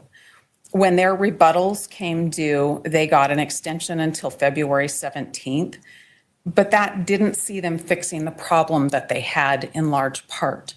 Some reports came in March 3rd, some March 14th. So the state has effectively given themselves months of additional time and the advantage of having our expert reports. And that just can't be when you're looking at fairness of trial, when you're Yeah, looking you at have to turn your who shit has over. the burden of proof, when you're looking at due process. The state is to say, this is what we have, this is how we're going to prove this case, and for us to decide how to respond to that. And that got turned upside down with what the state has done here. They held back, gave us bare lists in large There are part, 7 songs with and then upside had down the competing advantage in of my having brain. all of our work, how we would anticipate we might rebut the state's evidence, and allowed them the advantage of deciding what to give us and when. It is extremely difficult when the state gives things just a piece at a time to us. It is extremely difficult when we have a deadline and we have plans, we have our experts, we have our schedules with our experts so that we can continue to prepare as we head towards trial. To have the state act in this fashion, to hold back and then to give things little bits later without even giving a full expert analysis in some cases. Yeah, you have to turn over The your court opinions. has the duty to ensure that we have a fair trial and that Mr. Kohberger's due process rights are adhered to. And the court should exercise its discretion and apply the rules and limit what the state is able to produce as far as their experts. I'm going to talk a little bit about the different experts here. They are outlined in Exhibit 1. I don't think I have to go through sealed. every single one. We tried to be pretty clear for the court if the court looks at that when considering our motion. But I do want to talk about a couple of them. And obviously, agent balance is the one I'm going to want to talk about. Your Honor has heard some things about this disclosure. I can't call it a report because it's a PowerPoint. I don't know what Agent Balance's conclusions are. And Agent Balance doesn't, the PowerPoint obviously isn't going to be complete. PowerPoints aren't designed to be complete reports of what happened and what somebody thinks has happened. We've had several different disclosures now. They don't help much. On March 3rd, for the last time, we learned that Agent Balance acknowledges he analyzed the last 7 minutes of data on the phone, but we don't know what his opinion is about any of that. Allowed to give an opinion about those last 7 minutes? I'm sorry? Doesn't that just mean he's not going to be allowed to give an opinion about those last 7 minutes? I mean, I can't force his expert to have an opinion, their expert to have an opinion. You can't, and we're here asking you to limit what they can testify to. That's what the by court just said. surprise once we get to He just said jury then he trial. can't offer an opinion. Agent Balance is worth further comment to the court. Agent Balance was co-located with investigators in this case from the very early days, just a couple of days after the killings took place. He is somebody that the prosecutors have had meetings with and have had ready access to throughout the course of the proceeding. So And? it's not like he's a stranger that they couldn't get his report from him. He has offered his PowerPoint with no analysis of these phone transactions, no analysis of the mapping that was done. And to understand that he conducts drive testing and he carries around a scanner when he does his drive testing, and that scanner will collect data about which towers are working at that given time. So you can get a lot more accurate information about where a device might be. The other way to look at what devices are doing is when Sounds you're like she looking knows a lot at about different his cell report. towers and the phone transfers from one to the other as the phone might move around in a car. But the drive test data working with that shows you a place where there's a tower, all the places that there might be coverage, and then if the phone hands to the next tower, it'll show you that coverage too. So you can see limits, you can see gaps in where coverage is, and that helps you identify where a phone is more. Agent Balance hasn't analyzed all of the data he collected, nor has he told us what it means. So for Agent Balance, the court should preclude his testimony about the last 7 minutes, and the court should preclude the rest of his testimony, really. I think the state's initial disclosure was that he was going to talk about cell towers and how they work with cell phones. That might be fine. Anything else, they shouldn't. I want to tell you, though, while we're on the topic of that last 7 minutes, that it's more problematic. That was part of the initial disclosure, correct? The PowerPoint, I boy. believe, was provided as the disclosure. Did he testify for the grand jury? No, nope. Officer Mowry, Detective Mowry testified before the grand jury. Agent Balance did not. So I don't have any of his I gotta put the testimony. desk up. But I want to tell you about We the gotta 7 stand. minutes. And Tell me wanna about the tell 7 you minutes. that, There's sevens all over this case. those are problematic. When the phone's moving, when Brian's phone's moving, the last 7 minutes before it goes. Also, for those of you asking in the chat, yes, this court keeps longer hours than some of the other courts we've followed. Yes, this court is on Mountain Time. So if you are on EST, yes, court is still in court. And yes, court is still live. So even though we are behind, court is still in court. So away we go. Just away we go. Goes off the I network. need to stand up again. And you look at the locations of where the phone was, it places the phone in a place at 2:54.45 in the morning. And for Agent Balance to ignore that, there's a cascading impact on other bits of testimony that will come in. So it's imperative. That's just impeachment. Well, it's actually exculpatory to Mr. Kohberger, so it's worse than that.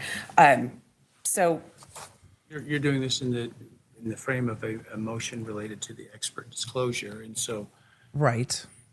You're not talking about it being his Brady. opinion is what his opinion is, and he's disclosed what he's disclosed. And let's just hypothetically say he can't opine about the last 7 minutes because he hasn't disclosed that. And I haven't gone through in enough detail to make that conclusion, right? Isn't that then just a matter Court of should run you till at quoting the least testimony 5, from if your not expert later. about that 7 minutes and Local time. impeaching him about, you didn't even look at the last 7 minutes. You missed that. And what could that mean? Couldn't it mean as my expert, obviously your expert won't have testified by then, but impeach him essentially on his lack of Analysis. you would put it.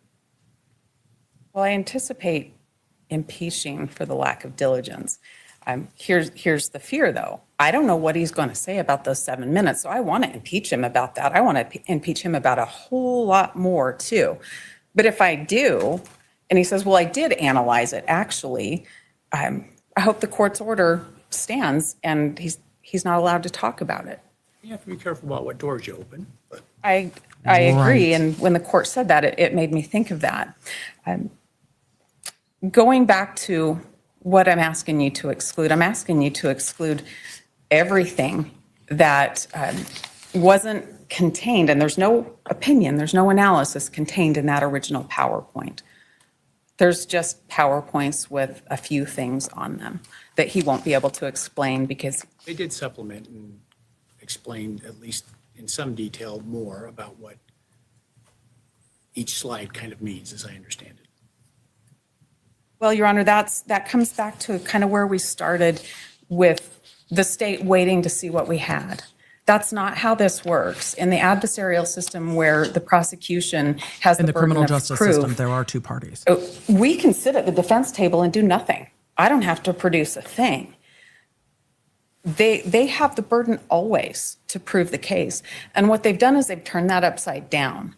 They've essentially and figuratively shifted the burden by holding on to what they had, even though they have the duty, and said, show us yours first, and then we'll rebut your experts. And that's just not the way it works.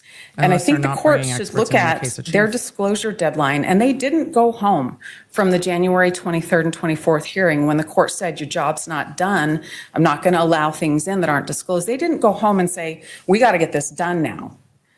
They trickled things in bits at a time. And that is just not the way the system works. And that's in violation of Mr. Kohberger's rights. And we're asking the court to limit it. What they gave us on December 18th, that's what they get to talk about. There was no opinion in there, no real analysis in there.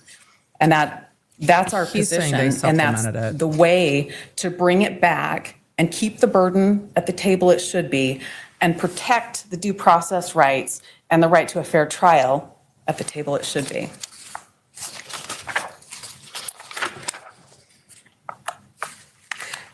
In our filing, I won't read it all to you. We had a lot to say about that with I'm sure read Agent it. Balance. Search warrant application include the analysis of the cell teller information. I mean, Did the search warrant application include the analysis? Let me think what the search warrant application said first. That large, omnibus document that they used, Oh, Exhibit 1 that was attached to all of them. attributed to, if not the signatory, but the FBI CAS team. Well, we're talking about a couple of different parts of the affidavit. There was the factual part of the affidavit that Moscow Police Department, various members of the police agency used it. the same affidavit, or a couple different versions of that same affidavit, there was a part that I don't think Nick Balance ever signed it. I think he My point is dictated that it. were you on notice of what the state's version through the CAS team of what that data showed? If I look at the affidavits, there are a few things, yes, that I would be on notice for. They're not attributed to Nick Balance, but there are a few They're things. attributed to the team. Those are the problem areas, and I don't want to open doors that I shouldn't. I mean, I either need his analysis if I'm going to open the door, or he doesn't get to talk about it. And let me tell you what I Talk mean. about the adversarial part. I also looked then in that case at what information you did have about what the state's case was. And so They're it seemed to me right. that in general that cell analysis was part of that, because part of the motion on your part was the missing 7 minutes. That definitely was part of the motion, and now for the first time, I know he actually analyzed it. What that affidavit, those two affidavits, I would tell you about 3 parts that could be attributed to any cell analysis, and then I'm going to tell you the problems with those 3 parts too. The first is She's just that moved on to a different topic. the phone went off at 2:47 a.m., which it did not. It did not. That's untrue. The It other didn't go is off. It was turned that off. Is that the the argument? phone Does everybody was agree with traveling towards 247? Moscow when it went off, and that's absolutely untrue as well. I recall the 47 said it was traveling southwest. Well, that's what we say. That's what the affidavit- record that's what the- shows. That's what the application said. The application said that the phone stopped reporting to the network at 2:47 a.m. Traveling southwest at the time, southwest of Pullman. That's not when the phone stopped reporting. I realize that, but it's not like Those they are were 2 finishes. representing that it was at 2:47, halfway to Moscow or traveling to Moscow. It said it was southwest of Pullman, which, as I understand, the 2:52, 54, 70. 7 minutes later, indicates it was traveling southwest to Pullman. None of the search warrant affidavits have anything about 2:54. It was, I understand that. My point is, You're the on time notice. was wrong, but the point, the travel of, the direction of travel is the same. This judge knows this there are case so paragraphs well. in the affidavit that talk about if the phone traveling towards Moscow. There are slides in Agent Balance's PowerPoint that have an arrow, and that's not true. Well, there is a, in the search warrant affidavit, I think as part of the PowerPoints, There's a map. I don't remember the language it used, but basically the believed route of travel or something like that. In other words, their opinion of what the travel route was. And so that was disclosed, what that alleged travel route was. Cell phone records would indicate something different than they said. So if, and I see what the court's doing. The court's saying, okay, you have You're this on PowerPoint. notice. What else were you on notice of? I'm on notice of things that the records contradict, the records being the AT&T records That's that we received from the cross-examination. state. And those records contradict those things in the affidavit. I'm also on notice. Allow for supplementation of expert disclosures to correct errors, to provide new information, to make them fuller. I mean, the rules allow for that. That's not what they've done. Stan, that's what you're saying, that's what they haven't done. That's not what they've done, Your Honor. And That's why I'm looking at what did they actually say beforehand, because I think part of it is a notice issue to you. well, I'm on notice of things that the records don't support.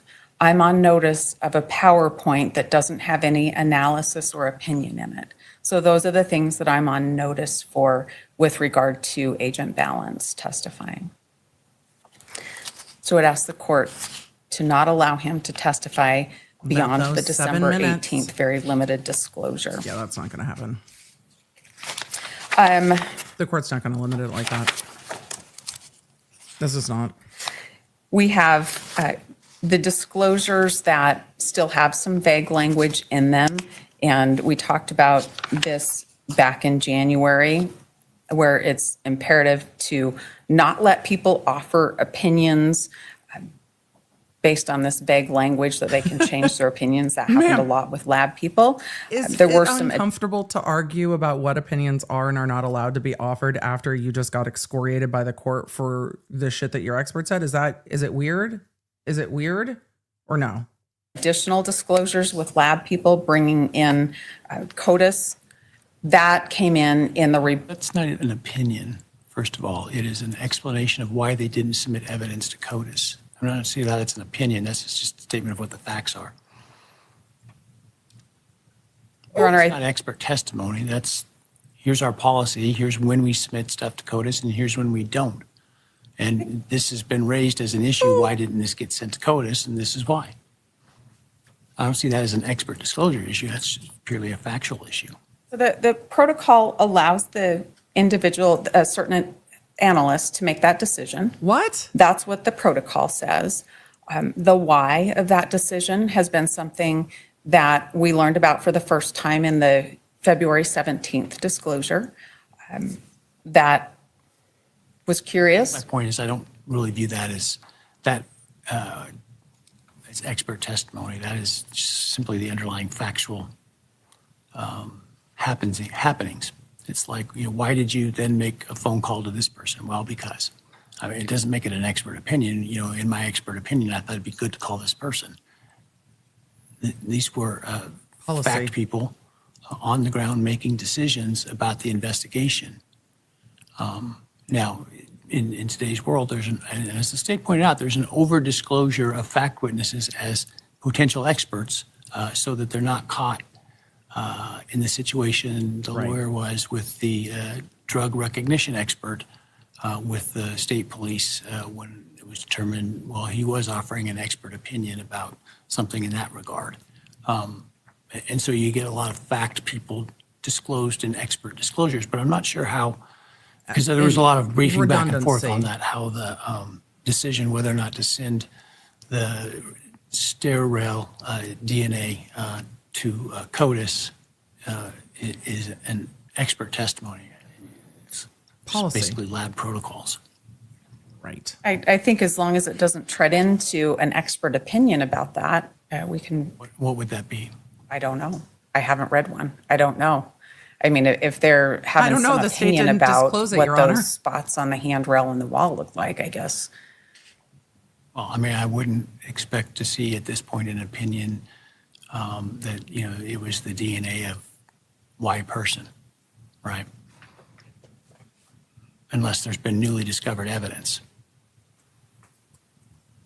Well, I don't have any of that today, but I understand there's more for me to pick up, but I don't know what it relates to. Oh, the digs, still making digs at the prosecution. With regard to the lab personnel, understand I there's still think more. the best thing to do is keep them to their lab reports and the disclosures that are explanation but not opinion. The concern that the defense has with a lot of the lab personnel is some of the loose language about the ability to testify about other things. And as long as they're kept to those opinions, I think we're informed on most of those. Again, not going through everyone. I do want to talk about Dawson, though. Dawson was an expert that was disclosed in rebuttal, but there was nothing to rebut. He's an expert that talks about toxicology. And we are. Didn't you produce an expert who said that that there wasn't it would have required two people to commit the crime? Oh boy. Your Honor, we have produced an expert that believes that it's likely that there were two people, two weapons. That Dawson testimony about the degree of intoxication goes to the what I'm assuming was given that degree of intoxication, the ability to fight back. Right. In rebuttal to your experts, as I understand it. I think that's what the state says. I don't think that's proper rebuttal. What? Well, because we didn't talk about intoxication. because the state's medical examiner talks about defensive wounds anyway. So this would seem to be contradictory with other testimony that they intend to put on. We are not contesting the intoxication level of any of the deceased. But you're Understand contesting your argument. whether one person could do it or not, and the level of intoxication plays into that.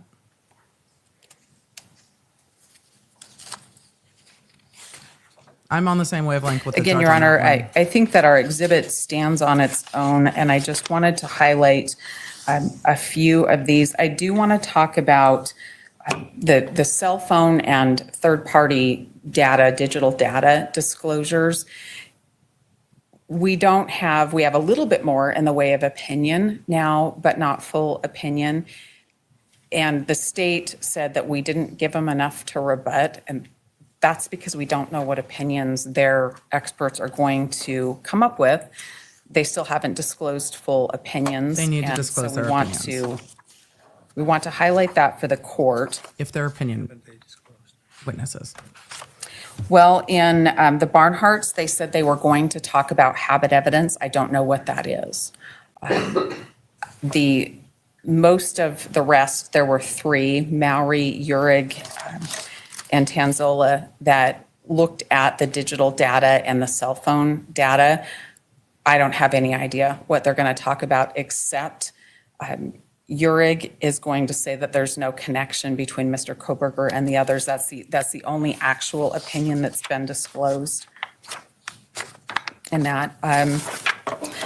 The last one I wanted to highlight for the court is the Douglas, Special Agent Douglas's testimony.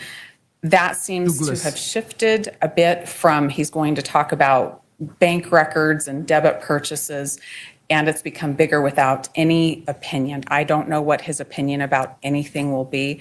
That needs to be limited. I think he can come in and talk. Through the financial records and say, this shows a transaction with Mr. Kohberger's credit card to purchase a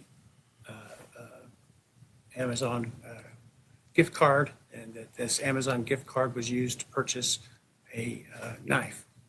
If he can say all of those things, I think that his ability to talk about receiving the bank record and looking at it and saw a purchase history, I think that's fine. But to provide an opinion about what that means, that's not disclosed. Well, Your Honor, I don't want to wait to find out. I'm asking the court to. My point is this, I'm not in a position to exclude their testimony because they haven't shown me that they're offering something beyond what they've disclosed. Your Honor, I respectfully believe that the court is in a position to limit what hasn't been disclosed and would ask the court to do so. The state has had a lot of time to provide these disclosures to us, and what they've done is taken the advantage of having our disclosures and bit by bit giving them to If us. they're not offering an This is opinion. challenging to prepare a case of this magnitude in doesn't any matter. event. And to have things piecemealed out just delays our preparation time. And it's also in violation of the discovery rules. It's in violation of the court's order, and it violates Mr. Kohberger's rights to a fair trial, effective assistance of counsel, and due process. And it is within the court's Okay, all the words are realm saved. to say, you're not going to do any more after this particular date. There's no opinion written down for certain people. It can't be offered now. And we think that's what the court should do. The judge doesn't disagree. If we wait until we take it as it comes during trial, that's better than nothing, but it's very difficult to prepare, and it eats into what limited time we have to prepare, and it will waste a lot of jury time to have to take these kinda things know what they're up gonna say, though. again and again and again. The state knew what their duties were. They've done this for a long time, and they chose this course of action, and the court should limit what they can do and issue an order limiting their experts. The court's like, yeah, nah. We'll take it bit by bit when the experts testify, because some of these are fact witnesses that are going to say this bank record says this. There's no opinion about it. It's just this record says that. That's an explanation, not an opinion. So the court's parsed Kind of makes that. a lot of assumptions about what has occurred. However, I can tell you the state didn't wait. Counsel, I appreciate your arguments, but if we spend 4 or 5 months in trial, and you speak at this volume and cadence, it is going to be difficult for me to follow along. Just saying. It's going to be a long fall, counsel. Wait to see what the defendant was going to disclose first. That would be an incredibly risky game for us to play. And that's not what happened. We know what happened. As laid out in the state's response, the state filed our initial disclosures on December 18th, 2024, disclosing 25 experts for the guilt phase. And then at our last hearing on That's a lot. January 23rd, the court addressed this issue. And Your Honor stated and issued a word of caution, instructing the parties I remember that. the disclosure should cover over-disclose. Yeah. We should really go Fulsome. back to our experts, lay out, and you talked about the amount of work that this would take well in advance of trial. Give to us as go much as through you can. everything that they intend to testify to and put that into a disclosure. And that it doesn't go as far as the civil rules, but that you didn't want to have these issues coming up at Right. trial. No surprises. You were very clear in that you directed to the state that our work was not done. Right. We took that to heart. You did not set a specific deadline, but instead instructed both the parties that supplements would be reasonably allowed. Right. In response, we did immediately go back. We went back to all of our 25 experts and asked them to review their testimony. We had to have several meetings to discuss what their testimony was going to be, and they supplemented their disclosures. On March 3rd and March 14th, the state filed the supplemental expert disclosures. And now, I submit to you that the state has defense is complied like- with Rule 16. and now the defense is We like, have well, a they can't use continuing duty to supplement. the The defendant supplemental disclosures. has filed expert disclosures past their deadline. The state has allowed that. We are trying to be reasonable in this. You asked And in us, fact, in we that did it. stipulation, to allow them more time to disclose, we stated, it serves the interest of the parties and the court for there to be reasonable flexibility to facilitate the development and exchange of relevant information to assist the trial jury. That's where we're at, and that's what we're asking for. This judge would be me if I had to manage my face you. in court. He's just covered most of his face with his fingers. And so his judicial demeanor is, you can't see my face. He's just like, you will not see what I am thinking. I appreciate the conciseness on the part of the state. Your Honor, you asked us for If we supplementals. were We gave talking about supplementals. one expert of the states, that might make sense. We're talking about wholesale not complying with Rule 16 and with the rules of evidence regarding experts. When we realized that the state hadn't complied with the rule and provided us very little in the way of understanding how their experts would frame the issues in the case, we sought an extension to prevent the state from having our work first so that we could try to respond to what their expert disclosures were with our experts. That wasn't something that was given to us. That was denied, so we filed our expert reports. For us to have a couple of experts that came later when the state has done their job as they've done their job, that is really a hollow way to say they did it so we can too. The state did not comply with Rule 16 or with the court's order, and the court should limit what they're allowed to produce at trial. All right, I'll take that matter under advisement. I want to, I did invite the parties to supplement. Right. It takes time to supplement. Right. I'll look through to see if there's any significant new additions. Well, first, I'll look to see if what is given is adequate. I think that's fair. If there's anything that was provided that wasn't shaping and, as I've said, making more fulsome, making more whole, making more We're at 2 on Folsom. clear what opinions there are. And, the defense I know was given, and as I explained, the defense has the ability to supplement as well in response to the state's supplementation. Part of the reason the discovery order is as early as it is to the trial date in this case is because in my experience in cases of this, we have this problem always of ongoing, continual supplementation and disclosure, and so I wanted to accommodate that within the time frame within the several weeks to months in advance of trial. And so I'll We've look got at it time. and I'll get you an opinion. We've got time. All right. What else do they have left? Amazon click activity. We are getting close to being done with motions today. I think Amazon Judge, click this activity issue is one of really the ties last into what ones. we've just been discussing and I think is illustrative of Hello, the problem. counsel. So when motions in limine were due, we had notified the court that we didn't have expert disclosures on opinions on Shane Cox, who was going to be their Amazon expert, and Michael Douglas, who they had listed also as having information about Amazon. So when we raised the issue with the court about incomplete disclosures, like Ms. Taylor was talking about, we still didn't have those at the time that it was time to file a motion in limine. Hopefully my gaining So this our down motions has in helped on limine. So your the end. motion in limine related to Amazon Click and Amazon Records has to do with a lack of disclosure. When we filed the motion in limine on Amazon Records, we then got supplemental disclosures on Shane Cox and Agent Douglas, but not with any opinions.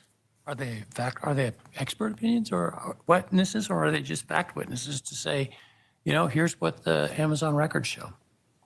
Well, I'm going to explain why it falls under expert opinion and what we've come to learn in trying to figure out what this data had to turn her down a little is. bit. And I'll There may talk. be some rebuttal stuff in there based on your disclosures in terms of why the Amazon data, as I understand it, you're saying shouldn't be relied upon or admissible because AI made me do it. Well, I think it's a broader explanation than that. But the issue is that we had No, Your received Honor, this no, there's data more. and without expert opinions to explain what the state intended to do with it, it left us in a spot of trying to figure that out. How was it vague what they were trying to do with the Amazon records? It was pretty facially evident. what They're pretty clear. the purpose of those They're not facially evident, Judge. We have an Excel file that has a ton of names with metadata. Your Honor, there's no metadata. Your Honor, there's too much metadata. I understand the defense is doing their job, but I think it's very clear what the prosecution is trying to do with the Amazon records. It's what shit did he buy on Amazon, and does that shit show up in the crime scene and elsewhere?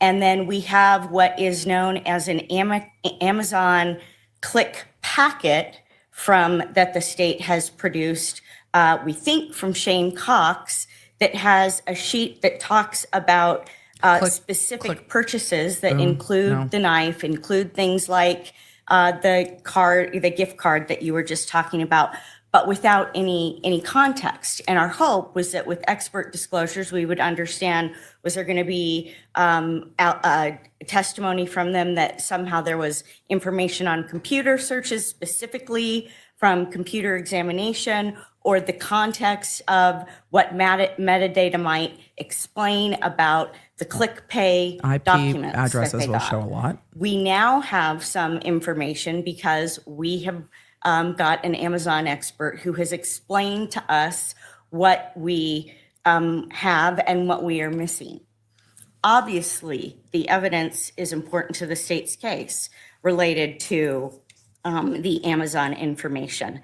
And given the court's direction about its intention for us to call experts today, which Mr. Howell is available, We went ahead and submitted a declaration when the court said that you were disinclined to Acquiesce to their request? allow testimony, and we sought leave, but we didn't get a solid answer. So you've now got an affidavit in front of you, declaration. Typically in motions in limine, I'm not being in a position to make factual credibility findings and the like, and so the testimony on paper is more than adequate to guide the court. Okay, I appreciate that. So I'm going to explain then. You can't turn the court up more and not turn her What the up more. and basis it's a is for where we're at. balance. The other issue that of course, the court knows is that we sought to seek suppression of the Amazon records because the warrants That was were denied. extremely broad.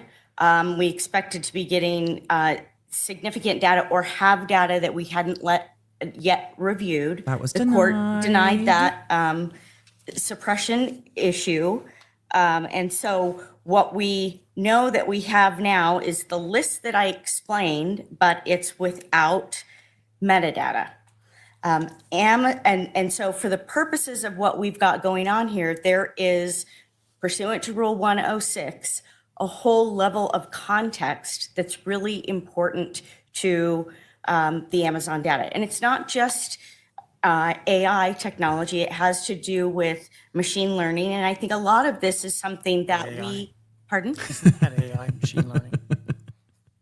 I think that machine learning, I'm definitely not an expert on this, court's Judge, like- but I've provided you with a declaration. And if you want me to put Mr. Howell on to testify about That's the not difference important. between, he's far more articulate at it Ma'am. than I am. It's a combination of both with She has what no humor happens for the with judge at the moment. Amazon. Because in terms of machine learning, one component is that when there's a household account where there's multiple users with multiple cell phones and multiple laptops going into purchases, there's machine learning and cross references there. There are going to be two different circumstances when you are looking at the behavior with Amazon. And if any of you want to be freaked out about how much our accounts and devices might know about us, this case is going to be really illuminating for that. But there is a difference between multiple people in a household and multiple people on an account in separate households or separate states. So I think the time period we're talking about with a shared account is a time period when we are dealing with IP addresses in very different states, not in the same home, and not in the same state, and not like pinging to the same router. In terms of the way that Amazon However, each computer and phone that accesses Amazon would have its own specific metadata to it to show which device it came from. So my husband and I purchasing things on the same Amazon account would show which phone it's purchased from. Now, the difference can be in court, who has that phone in their hand? Could my husband pick up my phone and purchase something on Amazon? Yeah, he could. But then you need the other context to show who did or did not purchase something. Anyway, we'll continue on because otherwise we're going to be here for as quite a long time. company globally and artificial Amazon is not a intelligence, crime. They're doing all kinds of things to to this understand morning. what consumers and purchasers and sellers are trying to do to actually prompt people to buy certain things. What?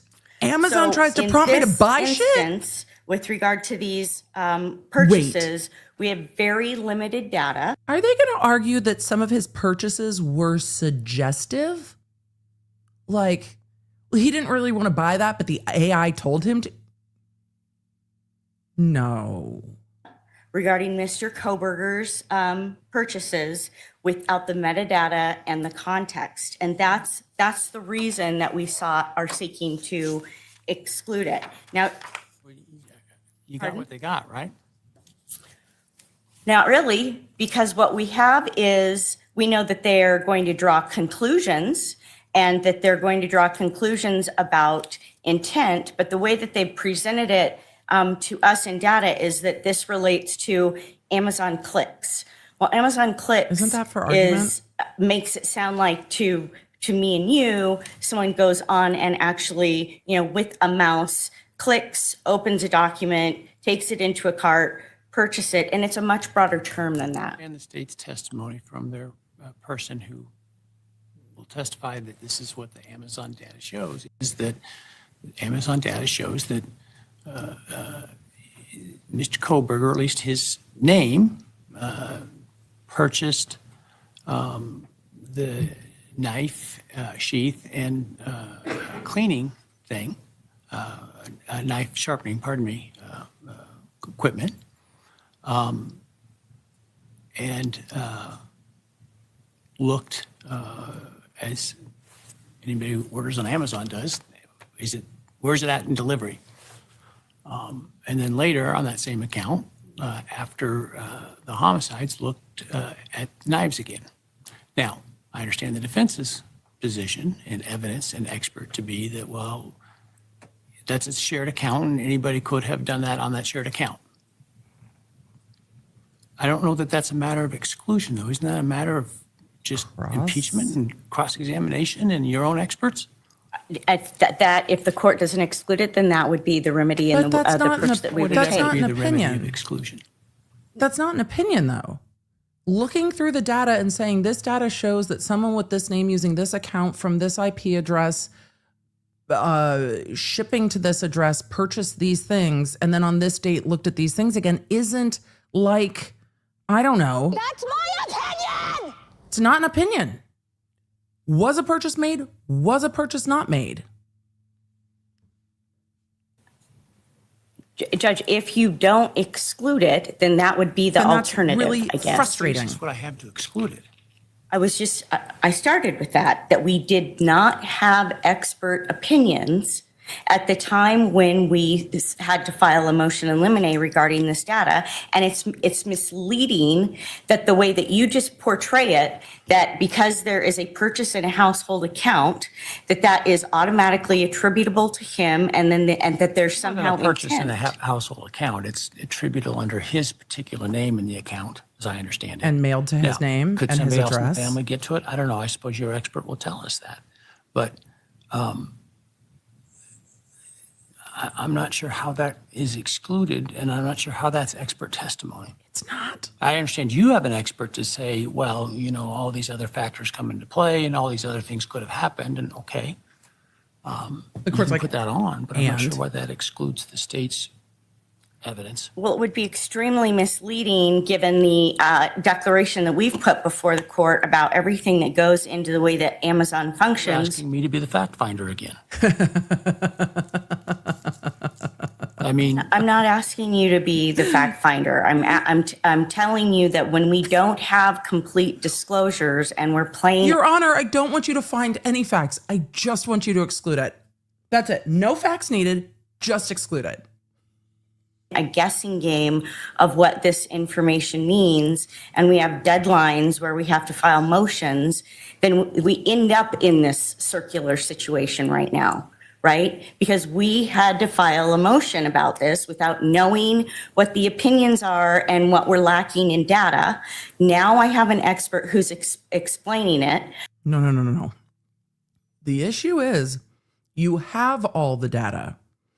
The frustration is that it's not more broken down. And that's the frustration. But the state's not going to offer an opinion on that because that's for the jury to decide. The state's going to say, this person here, there, bought this, shipped to this on this number. That's not opinion. We've asked you to exclude it. You're indicating you don't think it's an expert opinion. And so then the next logical step would be our expert comes in and we're allowed to confront the evidence. You Okay. also just That's how proffered trial that, works. that based on the information that you understand. Your Honor, if you don't exclude it, then we have to bring in an expert and try to convince the jury that he didn't do this. Yep. Yep. And that equates to a Yep. purchase. And I've put a declaration in front I of you said from an nope. expert that says that Amazon doesn't work exactly that way. And that's the problem, that when it is represented as a click, that indicates to the average person that he sat at a desk and clicked and made a purchase when there's a lot more to them. Yeah, Your Honor. People buy Amazon not just sitting at their desk. They buy it while they're sitting on the toilet. They buy it while they're sitting in class. They buy it while they're watching a live stream. I know some of you are shopping right now if you're not mobile gaming, playing Midas Merge. I get it. Your Honor, people can purchase Amazon from anywhere. It's not that simple. Ma'am, it's too simple. That's the problem. It's too simple. Maybe I'm completely out to lunch, but as I understand it, to buy something on Amazon, you got to put it in your shopping cart and hit purchase. Am I wrong about that? No, that is a step, but how it gets in your cart and what items get in your cart really has to do with the whole model and the ecosystem of the way that Amazon works, right? And so the state wants to apply argumented in an... Wait, the prosecutor's face. They are trying to argue that AI somehow suggested this purchase and that this wasn't a conscious decision, though I imagine the Amazon data will also show what you're searching for. So if they're going to try to get on somebody searching for this and the search results populated this, so the choice was not really theirs, okay, well, it doesn't really matter what the fuck he bought. It happens that the thing he bought and the knife sheath he bought matches the shit that showed up at the crime scene, and it had his DNA on it. So, does it matter if it targets one knife over a different knife? But I'm going to back up for the prosecutor's face because the prosecutor in the middle just went like, what? Because I think they're trying to say that somehow the algorithm is to blame. And to buy something on Amazon, you got to put it in your shopping cart and hit purchase. Watch the prosecutor in the middle. Watch her face. Am I wrong about that? No, that is a step, but how it gets in your cart and what items get in your cart really has to do with the whole model and the ecosystem of the way that Amazon works, right? And so the state wants to apply argumented in an argument. They will apply intent to purchase a K-bar to get to. You know how you prove intent to purchase a knife? By purchasing a knife. November It's an 13th, inference that you can draw from 2022. the evidence to argue at closing arguments. But we still have to have testimony that explains those things in between. If you want. Welcome to put on testimony that implies that Mr. Kohberger was not the one that hit purchase, or that he purchased it for a benign event, or that here's the knife, I have it. I don't know. People buy knives. And based on what you're saying, that the Mr. Cox you think is a lay witness, then I'm assuming that also extends to him not being able to testify beyond what the disclosure is as a lay witness and no other opinions, and including Agent Douglas, who's given us no opinions whatsoever. I don't know what they're going to say beyond that. And if they say something beyond that that is an expert opinion that hasn't been disclosed, Then that's a the state's problem. going to have a problem with it.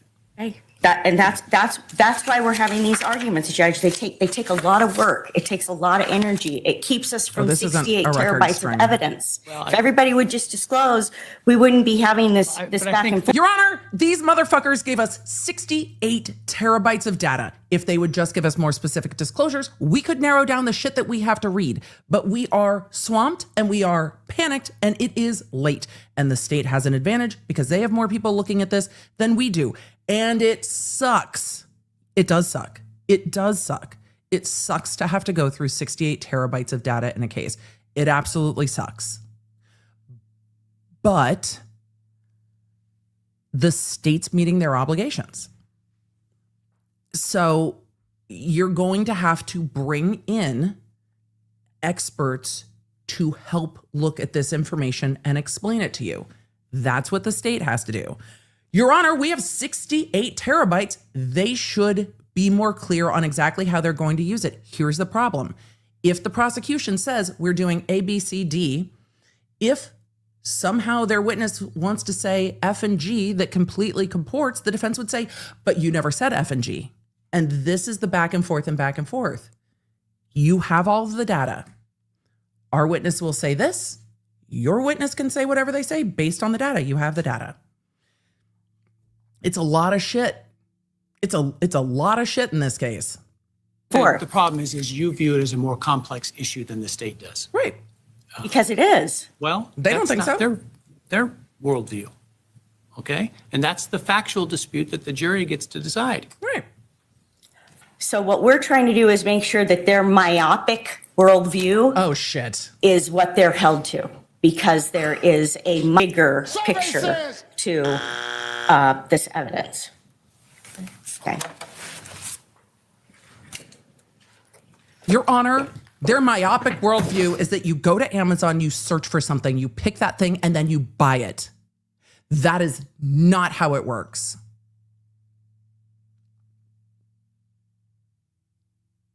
Okay. The thing is, though, you can't Judge, get around the this is pretty facts. simple. Shane Cox and Mike Douglas, since he gets brought up, they're fact witnesses. They're not going to have opinions. They review records. They're going to testify to what those records show. Shane Cox's testimony is laid out in the supplemental amended disclosure. This is exactly what he's going to testify to. And what he's going to say, he's very careful in what he says that he's going to say. That's what we're anticipating. There is no grounds to exclude his testimony. We applied for and we were granted a search warrant for Bryan Kohberger's Amazon.com user activity. The search warrant was narrow in scope to items related to the homicide and evidence related to the seizing of knives. In this case, it was knives and knife accessories.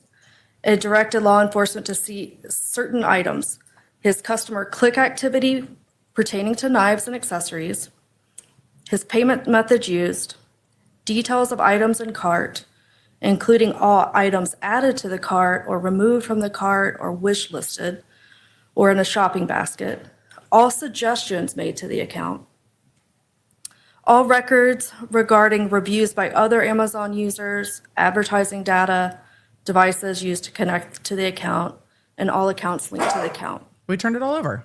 The state requested the data between limited time periods, March 20th to March 30th, and November 1st to December 6th. Those were the relevant time periods.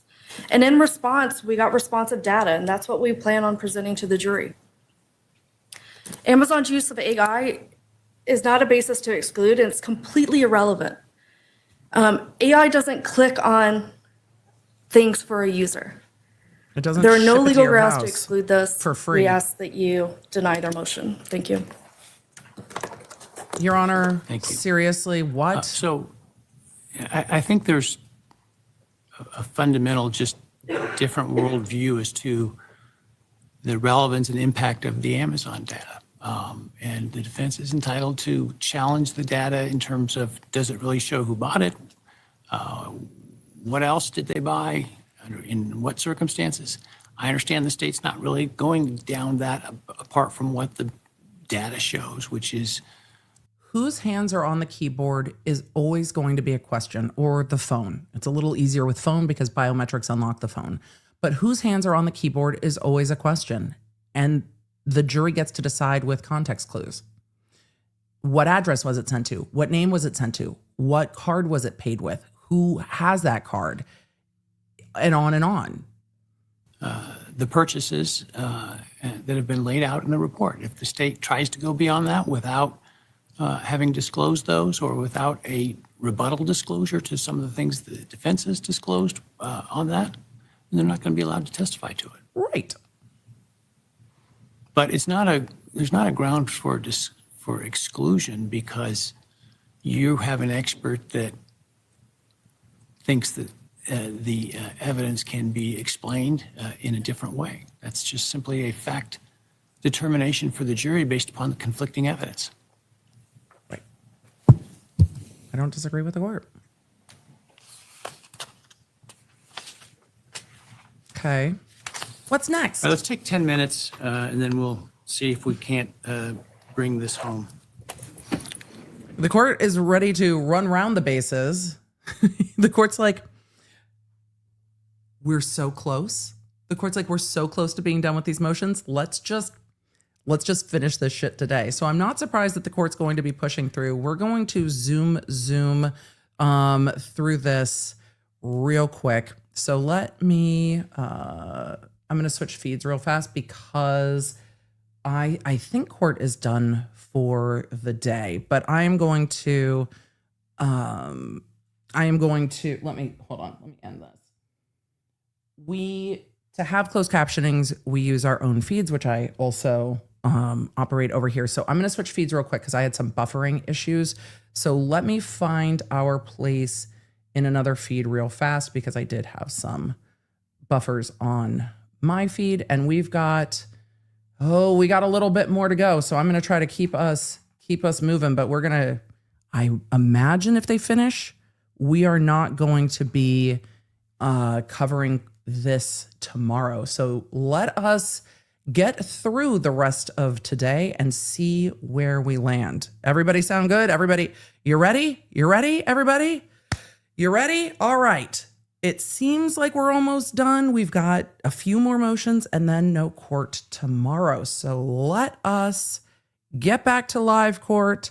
Then I'll try to answer some questions and then we'll go from there. So, all right, everybody, hang in there. Hang in there. We're getting close. I'm ready. Let's go, Your Honor. He's like, let's be done. Let's be done, y'all. Let's get these closed captioning up. All right, we are now at the Yeah, they are almost done. state's motion regarding neuropsychological and psychiatric evidence, as well as then closely followed by the defense's motion with respect to autism spectrum disorder.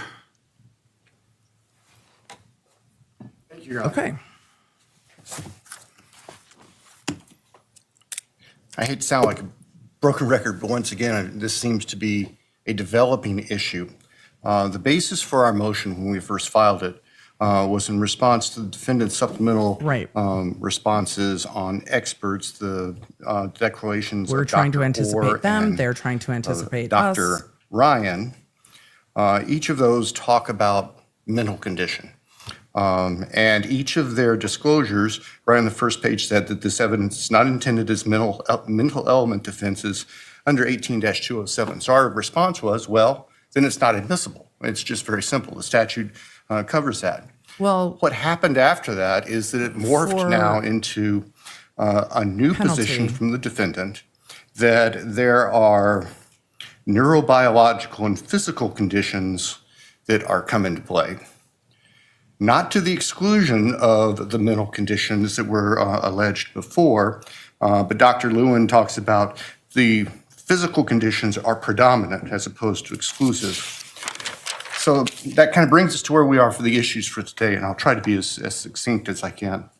Succinct is good, counsel. The first issue, what was initially raised by the defense, is they expressed concern about how the defendant's demeanor is going to present to the jury as the defendant is just sitting in the courtroom at counsel table like he is right now, and assert that they should be able to offer evidence that the defendant has autism and these other disorders that make him appear, I guess, arguably like he's not involved or something in a negative fashion. The defendant cites no authority for this, and indeed, I'm not aware of any authority. We can't find any authority to say that the defense can come in and even before jury selection say, okay, ladies and gentlemen of the prospective jury, here's this expert testimony that our defendant has this developmental condition, this autism condition, and so he might appear different in court. And so please don't hold that against him. But there's just simply no basis for that, and we looked for that. It's irrelevant to any of the factual issues in this case. It's irrelevant to the elements of the offense. Frankly, all it does is confuse and try to play the sympathies of the jury, which is exactly what Rule 403 would prohibit. And we cited to the Schuler case where it talked about in the context of prosecutorial misconduct, it talked about the defendant's courtroom behavior off the witness stand is irrelevant. I think it stands for that The defense argues that the Samuel case expands all of 18-207 to include mental conditions that don't directly relate to an element. And that's Chat. simply a misreading of the For all of you case. asking, did they talk Samuel- about this? Not in this way. We went over the defense motion much earlier in the day. We are now at the state's motion. This is regarding whether this comes up in voir dire with the jury and whether this comes up in the case in chief, not how it is used in the sentencing phase. And that's how it was discussed earlier. The motions earlier, this probably should have been all looped together, but the motions earlier were regarding sentencing phase, not the guilt phase. So this is now the state's motion. The prior one was the defense motion. Dealt only with subsection 4, which deals with the state's ability or right to request independent examinations. And the Supreme Court said that applies to any mental condition evidence the defendant opens up. It doesn't change the first sections of 207, which limit the defendant from presenting mental condition evidence. All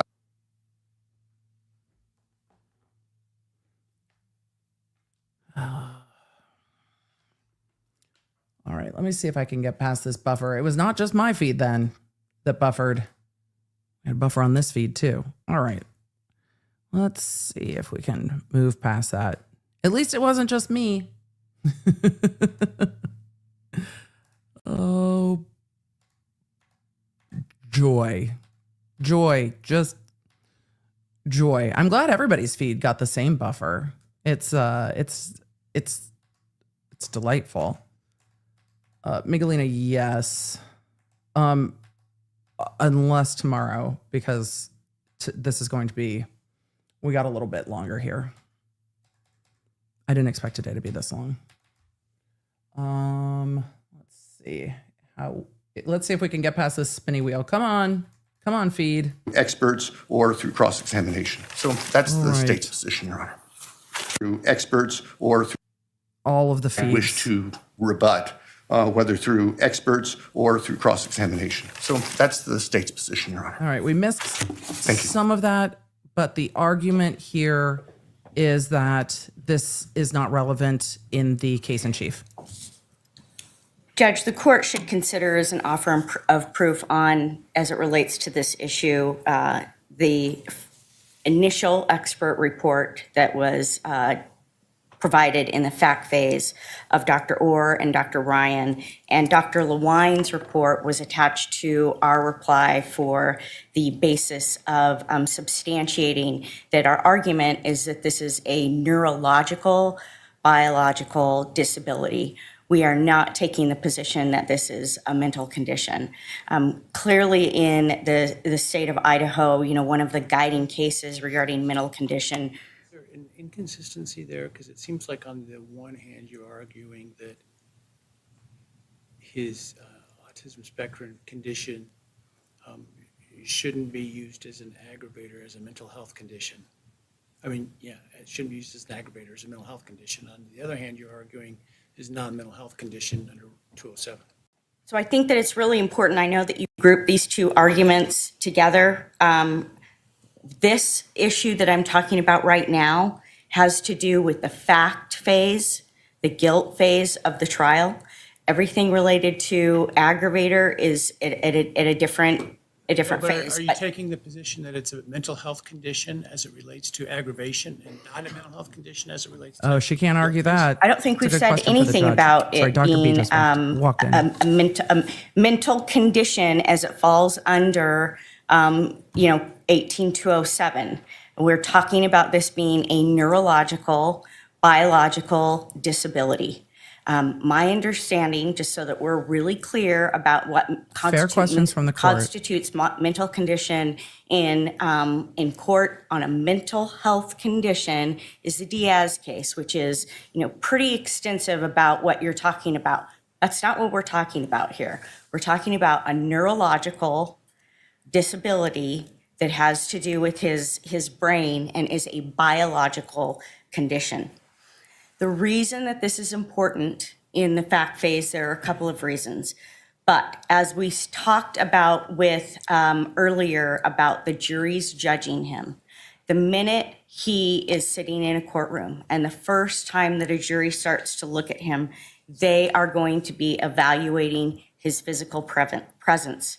They will be judging his facial expressions, his posture, his movements, his interactions with counsel, They do his that with responses every to defendant. evidence that is up on the screen, his responses to emotional testimony, and his eyes. The jury will be studying literally everything about him. No, not literally. We must, as his attorneys, be able to tell the jury in opening statement that he has autism spectrum disorder and that they will hear testimony that it is a neurological and physical condition or a developmental disorder. Studies show that jurors pass judgment on the physical presentation of the accused. One study in particular related to autism was in 2018 by Katie Moras, Imogene Marshall, and Chloe Sands. They did a mock jury study of 160 jurors, and half of the jurors were told about the accused's autism spectrum disorder, and the other half were not. And what the study found is that when the jurors understood what autism spectrum disorder was, they were inclined to be less judgmental regarding the physical presence of the accused. While first impressions of autistic adults are less favorable, studies like the one that I just referenced show that informing of observers of the ASD diagnosis results in significantly more favorable consideration.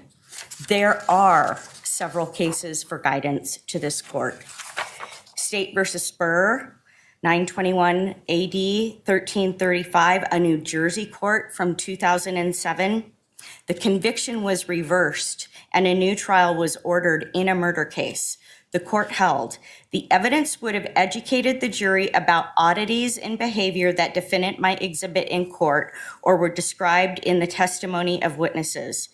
The testimony is equally relevant to defendant's effort to have the jury understand any unusual demeanor or mannerisms he may have as a result of ASD and to explain his asserted shortcomings in perceiving and reacting to basic interpersonal cues when engaging in social interactions. He must be permitted the opportunity to present at trial evidence that tends to prove that he has a medical basis for such behaviors in order to explain himself and his condition and thereby to lessen the chance of being misunderstood by the jury.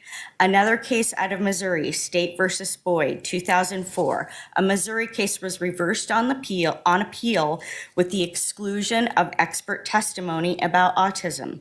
There were many similar issues as the case here, and it actually was also a stabbing case. The appellate court that the failure to allow expert testimony at trial had a prejudicial impact on the outcome of the trial. There were issues of clumsiness, awkwardness, and motor skills.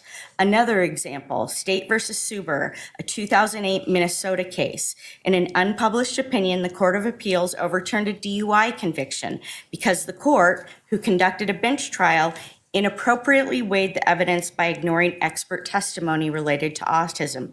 Odd behavior and dexterity problems were at issue.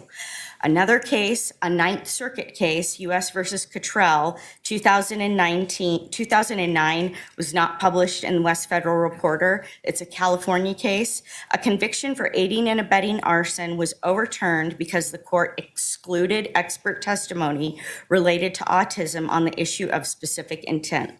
The court held it was an abuse of discretion to exclude the evidence. There's also a brand new law review article out of the University of Alabama, March 4th, 2025, by Jenna Hayes, published, called Autism, Culpability, and Sentencing. It was just recently presented at the American Psychological Law Society conference, and it addresses many issues related to autism spectrum disorder in the criminal justice system with strong recommendations that expert testimony at trial is critical.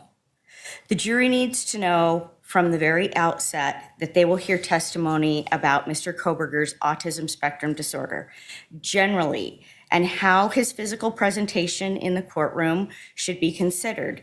For example, aside from his flat affect, piercing stare, stiffness, holding still, when emotional evidence or picture evidence comes in that a neurotypical person will react to, he will not react. Most defendants don't And that is react only in because he has a physical disability that prevents a neurotypical reaction. It would be unfair for him to be judged for that given his disability, or at the very least, the jury needs to have some understanding of why that may be. As for issues that relate to state of mind, it does depend on what the state offers. We agree with the state on that aspect. If they stay away from the issues regarding cleanliness and a missing shower curtain and speed in which the crime occurred, and wearing gloves or showing him at various places wearing gloves with some sort of negative attribute that he is doing that to hide DNA as opposed to what's going on with his autism, it's But our he position might have that opens up the door been doing it to to the hide opinions DNA. that the experts have expressed. As it relates to, I didn't understand the reference to speed at which the, crimes were committed. oh, well, there's the state, there's a disclosure by the state of one of their I detectives. understand the detective's statements, and you have in the report a reference that he has a historic fine motor skill issue, and you have no expert testimony that he would have been incapable of doing this. Wasn't he also like a really I don't fast runner, don't though? know that we would I know that's seek gross to motor offer vis-a-vis an fine opinion motor, that but took it that far into the jury province. gonna bring in- about no capability to Are do you this? going But to bring in expert witnesses to talk about whether a stabbing is a gross motor function or a fine motor function? Also, for all of you asking, chat, this is a murder trial. So we have to put all of what we may prefer into the bucket of this is a murder trial. This is a death penalty murder trial. The defense wants to give the jury an explanation for what they perceive as Bryan Kohberger's presentation in court. Lots of defendants present in an incredibly stoic fashion in court. However, jurors will judge defendants if they are stoic in court. Jurors will judge defendants if they are too expressive in court. Jurors judge defendants in court. That's what they do. That's what they do. And they will judge too many facial expressions, not enough facial expressions, and the rest of it. But this is within the province of the defense. The defense gets to decide what they present and what they don't present, not us. Every person is different. Every person presents differently, which is hard when trying to bucket because this diagnosis, then this behavior. It's difficult to bucket that, especially when you are dealing with a spectrum disorder different than others. But even with others, people are individuals. They want to be able to present this information to the jury. Are they trying to present it to say that he is not capable of committing this crime? That's not what they're saying. Are they doing this as a play to sympathy? They shouldn't be. But are they using this to say, we want our expert to explain his mannerisms in court? That is what they are saying. That is between the defense and their doctors. They get to make this argument, and they get to decide if this will work with a jury or not work with a jury. But again, there is a lot of case law about what can come in and what can't come in. And that, again, is not for us to decide. And again, he is a PhD student. Sure, that doesn't negate the fact that he may also have ASD. It doesn't. So it is difficult sometimes to parse what happens in court and what we would prefer to happen outside of court.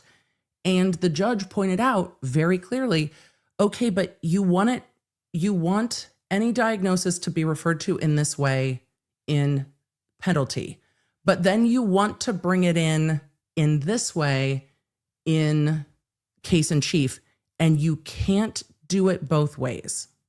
You can't have it both ways. So they are not trying to use this as a, an excuse. They are trying to explain to the jury, and how much the jury gets to know the affect of a defendant varies in cases. But I think in the Karen Reed case, it makes sense to bring up her medical struggles as well in court.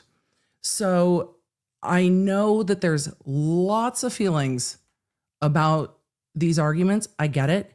His attorneys are going to make the most calculated play to get the best outcome for their defendant.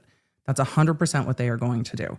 It does not say anything about the ASD community as a whole. It is very, very, very specific to this case, this defendant, this trial. But this is what happens in court all the time. All the time. So we will continue. Thank you for understanding. It is not for us to decide whether his behavior is consistent or inconsistent, or like someone we know or not like someone we know. It is for us to say, is this appropriate to bring in an expert to come in to talk about this with the jury? And when is that appropriate? And is that a calculation that's going to fail? So we're just narrowing it down to legally, can this be discussed with the jury? We'll see. In terms of his fine motor dexterity issues. Undisclosed is a historic issue with some fine motor disabilities, like not being great at tying his shoes.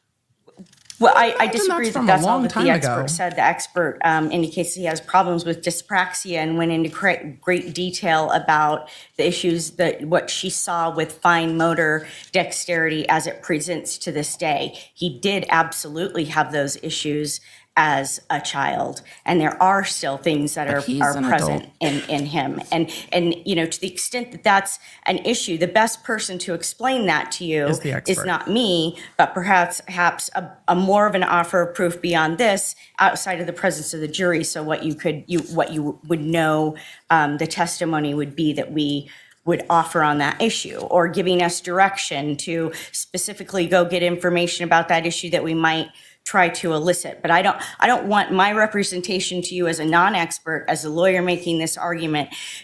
I'm not qualified to tell you what's going on with his exact dexterity issues. That's up to He has his fine motor skill issues. He presents odd physically, and it is a different presentation with what he's got than someone who might be sitting in a courtroom, perhaps with missing a hand, for example. Another significant issue that is impacted by his ASD is his decision and ability to testify.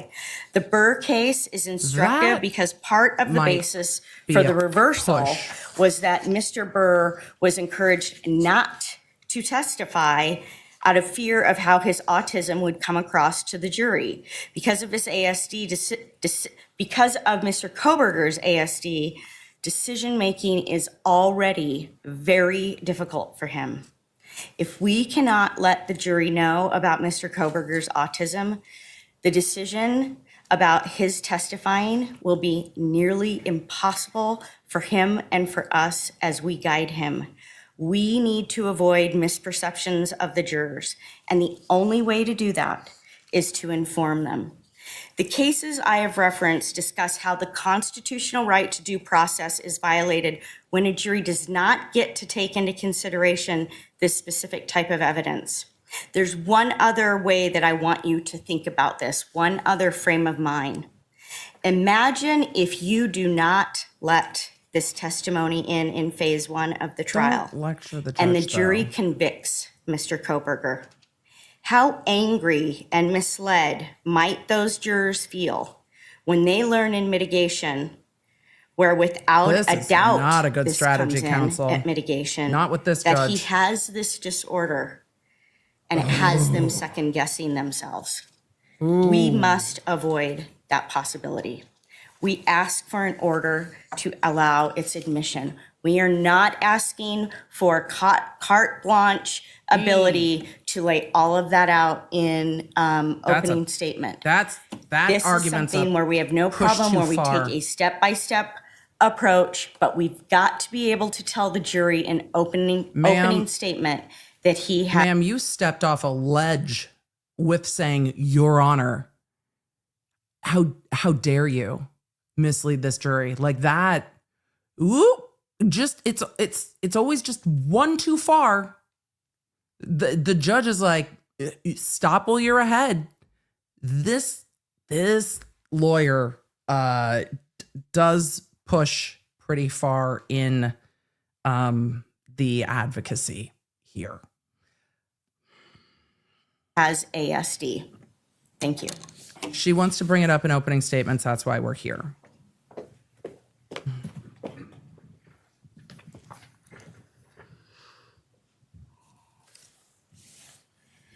So what we've just heard from the defendant still begs the question of what's relevant and irrelevant in Idaho. Right. And I think the case law is clear to the extent there is case law that the defendant's appearance when he's not on the stand is not relevant. I think that the court, if it has I appreciate the concerns state. about I think defendants are in a tough spot because even though the defendant's demeanor in court is not relevant unless they are on the stand, tell me that it's not relevant to jurors. Like, you can't argue that jurors aren't paying attention. We know that they're paying attention. We know that they're sitting there looking at how people are reacting to things. We know that. So about that could add language to the ICG 202 that talks about the type of evidence the jury can consider, to say the jury may not consider the defendant's demeanor as he is seated in the courtroom if the court feels that's appropriate. I'm not sure it's necessary because 202 specifically lists what jurors can consider, and the defendant's demeanor is not part of that. In response to Your Honor's question about, or observation that there's no evidence from an expert here that the defendant is incapable of committing these crimes. And the that's not what they're response from the arguing. defendant was, well, yeah, that's right. they're Which not is arguing exactly our concern that. because the defendant in his filings took what little was in the expert disclosures and then stretched it out to this conclusion that the defendant is incapable of committing the crimes when the experts don't say that. And they can't I mean, argue they are that. essentially creating an opinion that doesn't exist. So, Your Honor, our request stands. Certainly the evidence that's being proffered about his demeanor is not relevant. It shouldn't be admitted. And if there's an issue that comes up about the defendant on the stand and his appearance there, I think we can address that as it comes up. Likewise, if the state opens the door to questions about the defendant's behaviors, which we are not intending to do, we can address the issue at that time. So we'd ask the court to defer any kind of ruling on those hypothetical situations. Thank you, sir.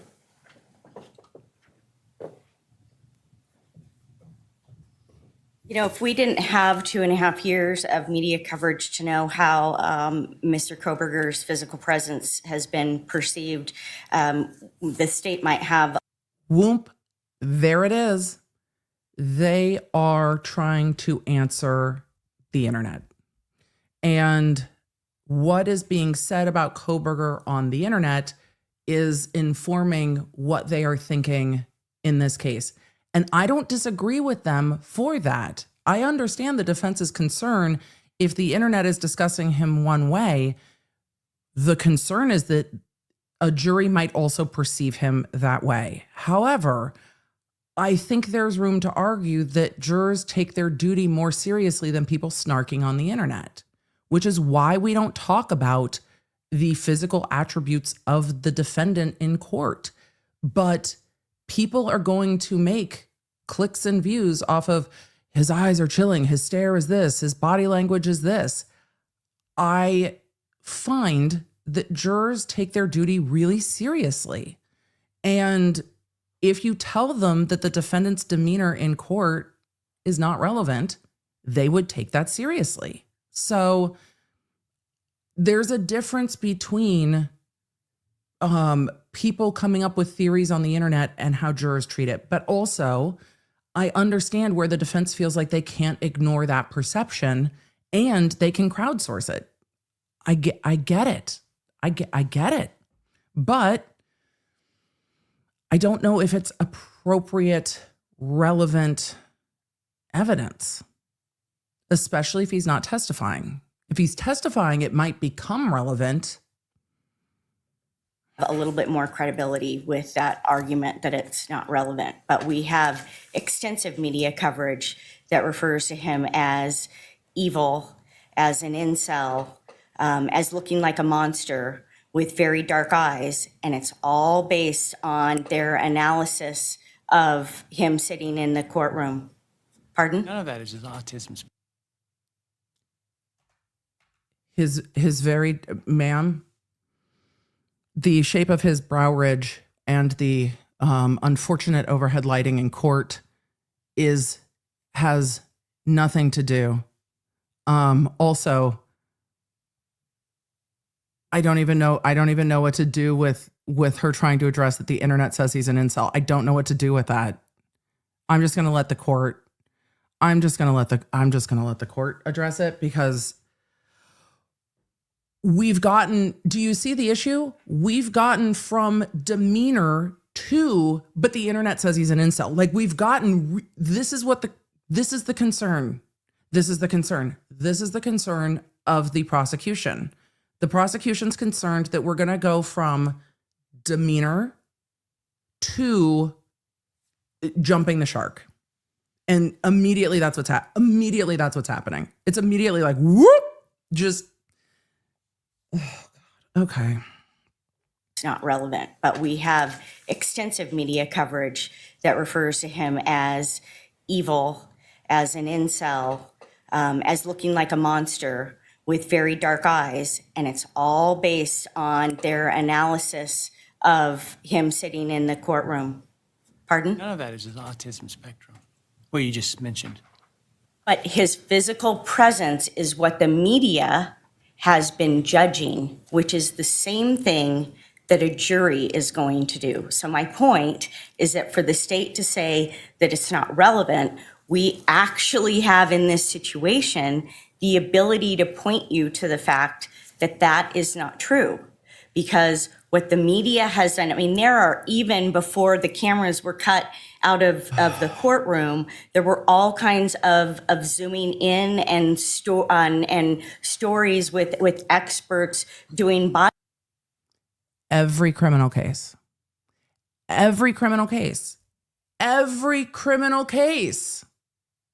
I swear I've seen some of these defendants' pores, and I don't like it either. I think the courts should just have a blanket decorum order on cameras where there is no hyper zooming in. I agree with counsel on that. Shouldn't be done. Guess what? It's going to be done until people stop watching it. Body language studying about him, including the fact that this is how he holds his hands, and there's details about that. So it's disingenuous to say that he's not going to be judged by his appearance. That is exactly what jurors are doing. They're judging the evidence. They are staring at the accused. They're looking for an accused to be remorseful and emotional. No, they're not. At evidence No, that they're makes not. everybody else feel bad, and he is not capable of doing that. No, they're through not. no fault of his own. No, they're not. If defendants are remorseful in court, people say that they're acting. If defendants are expressive in court, people say they're trying to manipulate the jury.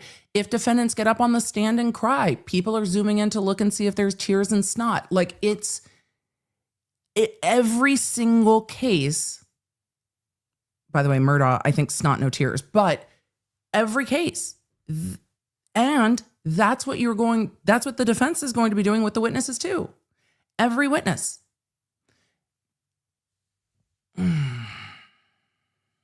And there is I just explained to you that there are studies that have been done and there's case law on this, that it's important that the jury be informed. There's also a case law that says that none of what happens except in the testimony is relevant. Give them an instruction. How do I square those two things? Give them an instruction. That they In other words, I give the jury an instruction that specifically says, don't judge this case based on anything except that you hear on that witness stand. Yep. And then if I do this, what you're asking me to do, I'm basically telling them, but that's okay.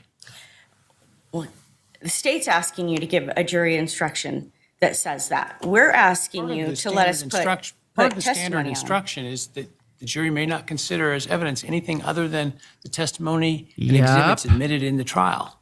Yup.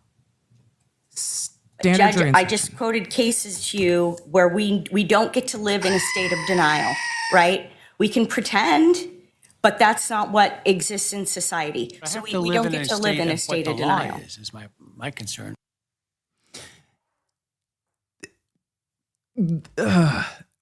She just pushes right into condescension. Just battering ram into, Your Honor, don't give me the delulu. And the judge is like, the law is what I am required to follow.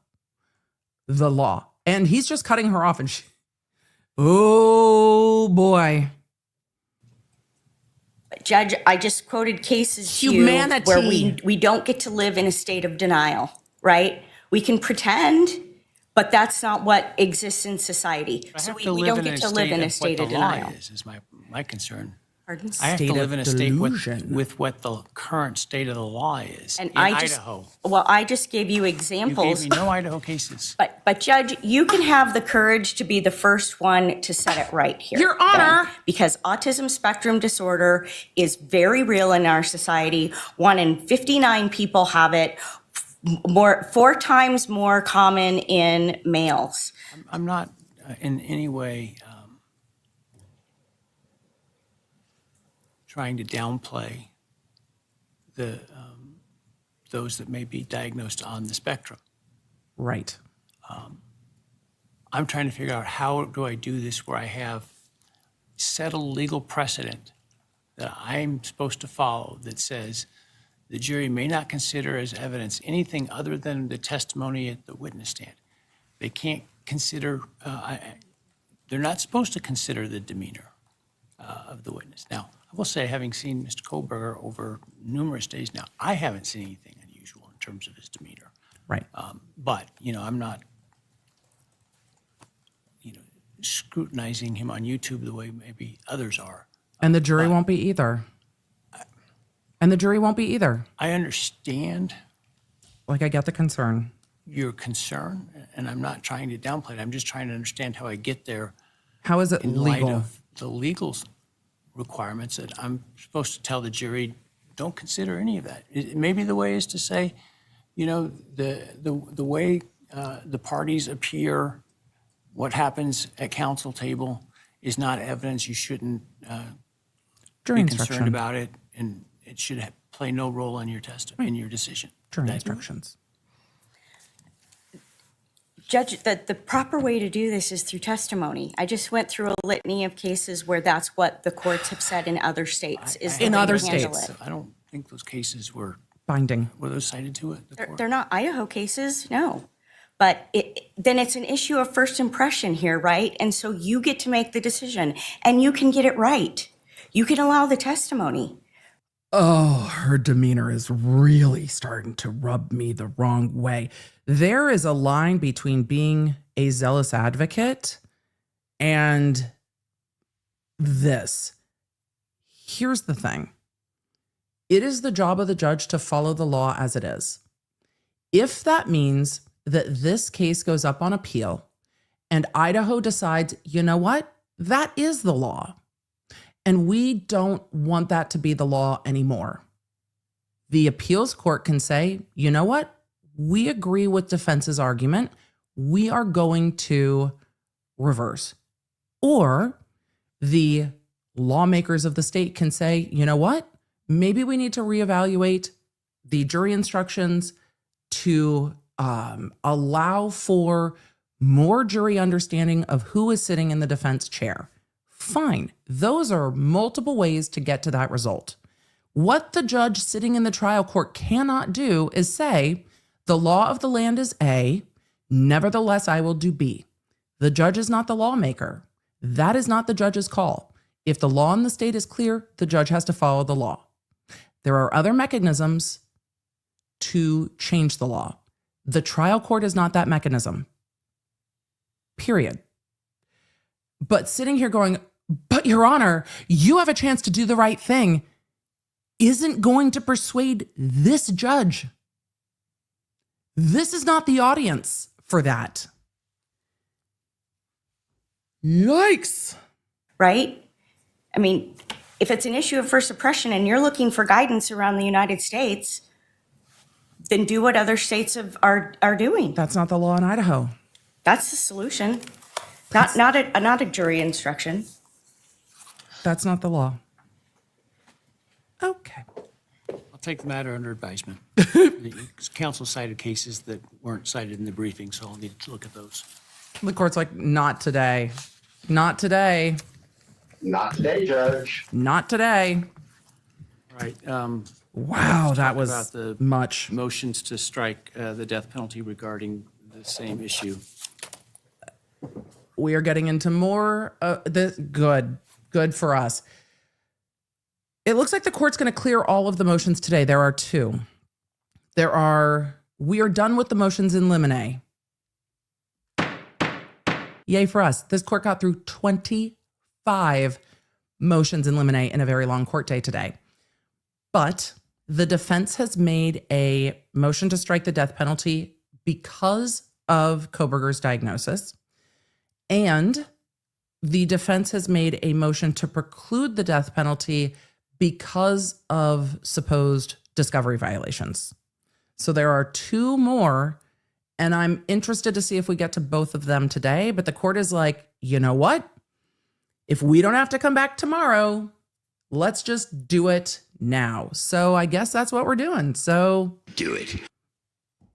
The defense motion to exclude the death penalty. Again, these are proper motions to be made in court.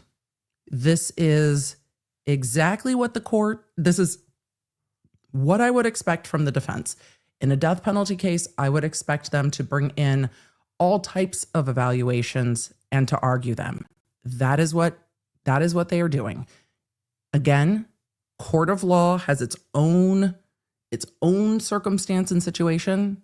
It does not carry out in the way the defense is arguing. I know it has put a lot of you off. I understand.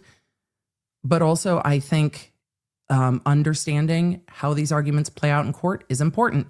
So thank you for not speculating. We don't speculate on anyone's diagnosis. I know some of you in the chat are doctors. I am not. But again, all the doctors are like, no, not my field, not my patient. We are just going to move through this motion because it is not for us to determine whether this doctor's diagnosis is right, wrong, not wrong, or any of it. These are legal arguments because this is a death penalty case. So again, if anyone needs to bounce, it's fine. These will all be timestamped down below. Let's continue. All right. Focusing now to a different phase of the trial and why this should be a grounds to not even let Mr. Kohberger be considered for death. There's two This isn't great gonna risks fall under the law that constitutionally protected Idaho. mitigation can be reliably assessed by a jury. The impairments cited by the United States Supreme Court in holding that the death penalty is unconstitutionally reliable for juveniles and people with intellectual disability apply with equal force to people with ASD, and specifically to Mr. Kohberger given his deficits. In Idaho. Courts are expected to apply general legal principles from Supreme Court precedent to new facts. The United States Supreme Court just reiterated this in Andrew versus White, a 2025 decision decided January 21st, 2025. The general legal principle here is that the Eighth Amendment and its requirement of heightened reliability in capital sentencing applies. Unreliability exists when a defendant has an inability to present mitigation evidence, which creates an unacceptable risk of wrongful execution. The four impairments Chat, in Atkins, which apply here. I do not think the rulings that she is citing extend to ASD and to this defendant.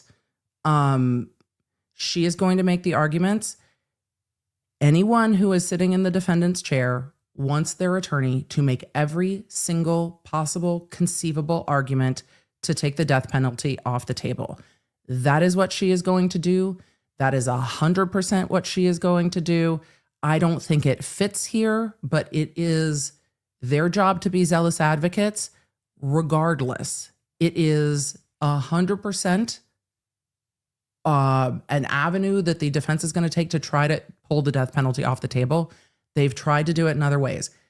I don't think it's consistent with the case law, but that is where we are with them making every single possible argument, preserving them for appeal, and if the court rules in their favor, then moving the case forward in a more positive direction for their client. This is their job. So it's okay for both. Valkyrie Arts in the chat said, I appreciate her being an advocate. I hate the argument so much. 100%. 100%.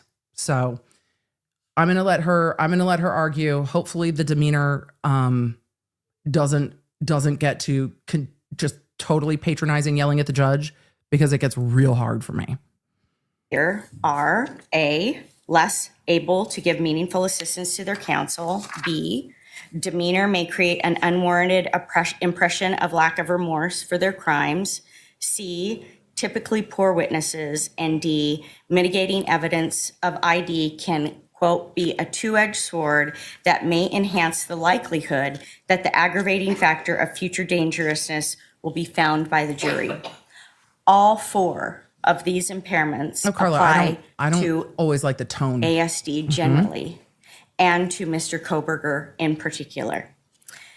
As to less ability to give meaningful assistance, extremely rigid thinking, he perseverates on specific topics, processes information on a piecemeal basis, struggles to plan ahead, and demonstrates little insight into his own behavior and emotions.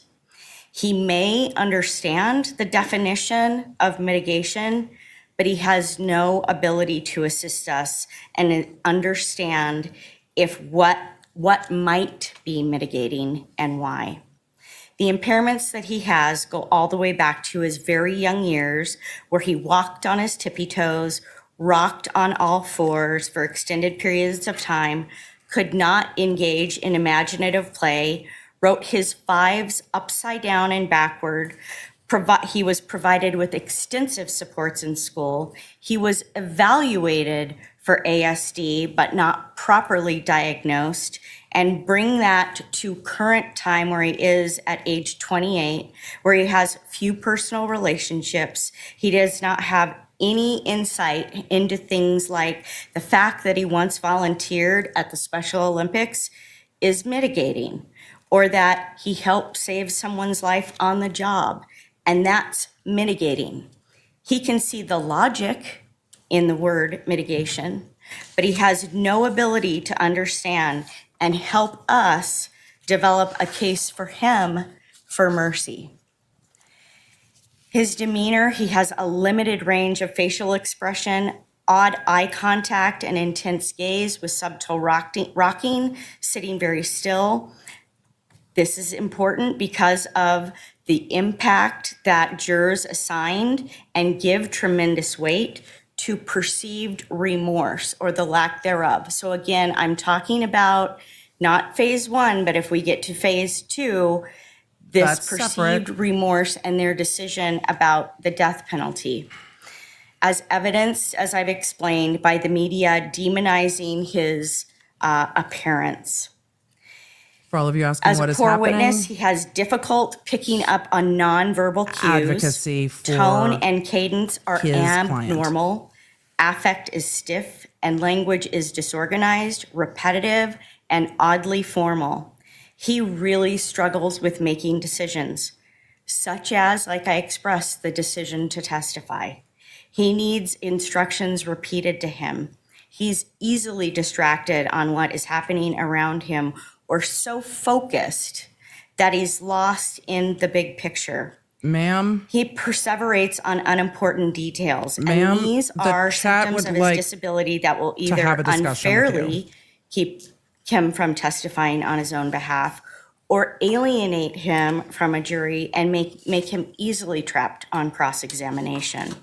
And the double-edged sword applies as well, because the stoic affect and incongruent facial expressions may be seen as a lack of remorse, an inability to react to emotional moments that call for emotion, which is often an aggravating factor for juries. Studies in our motion related to striking the death on page 22 to 23 cited the bias towards people with ASD. Again, the media Is that when you coverage tell has them? repeatedly described him as soulless and evil. I want to address the issue. I don't know if it's fair to say that the media descriptions of him play into all of this when you look at the way the media describes people in other high-profile cases. Of national consensus, because the state pointed that out. First of all, the national consensus standard is not something that is required if you make an unreliability finding. But even if you determine that a national consensus is required, there is one because of the factors analyzed, in Atkins all apply to ASD as the class of person that society wants to protect. They are the same vulnerabilities.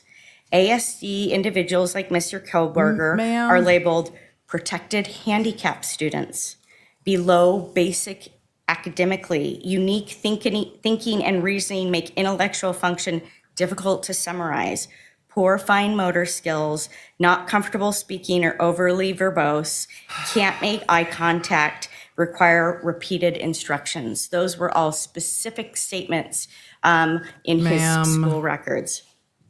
The Supreme Court has not established a clear, Doctoral program? pardon? Is that before his doctoral program? They are bringing in his elementary school records, and the court is saying, are those from his doctoral program? Because the case law is fairly specific when it comes to eliminating the death penalty for this reason. And the court is like, I hear you.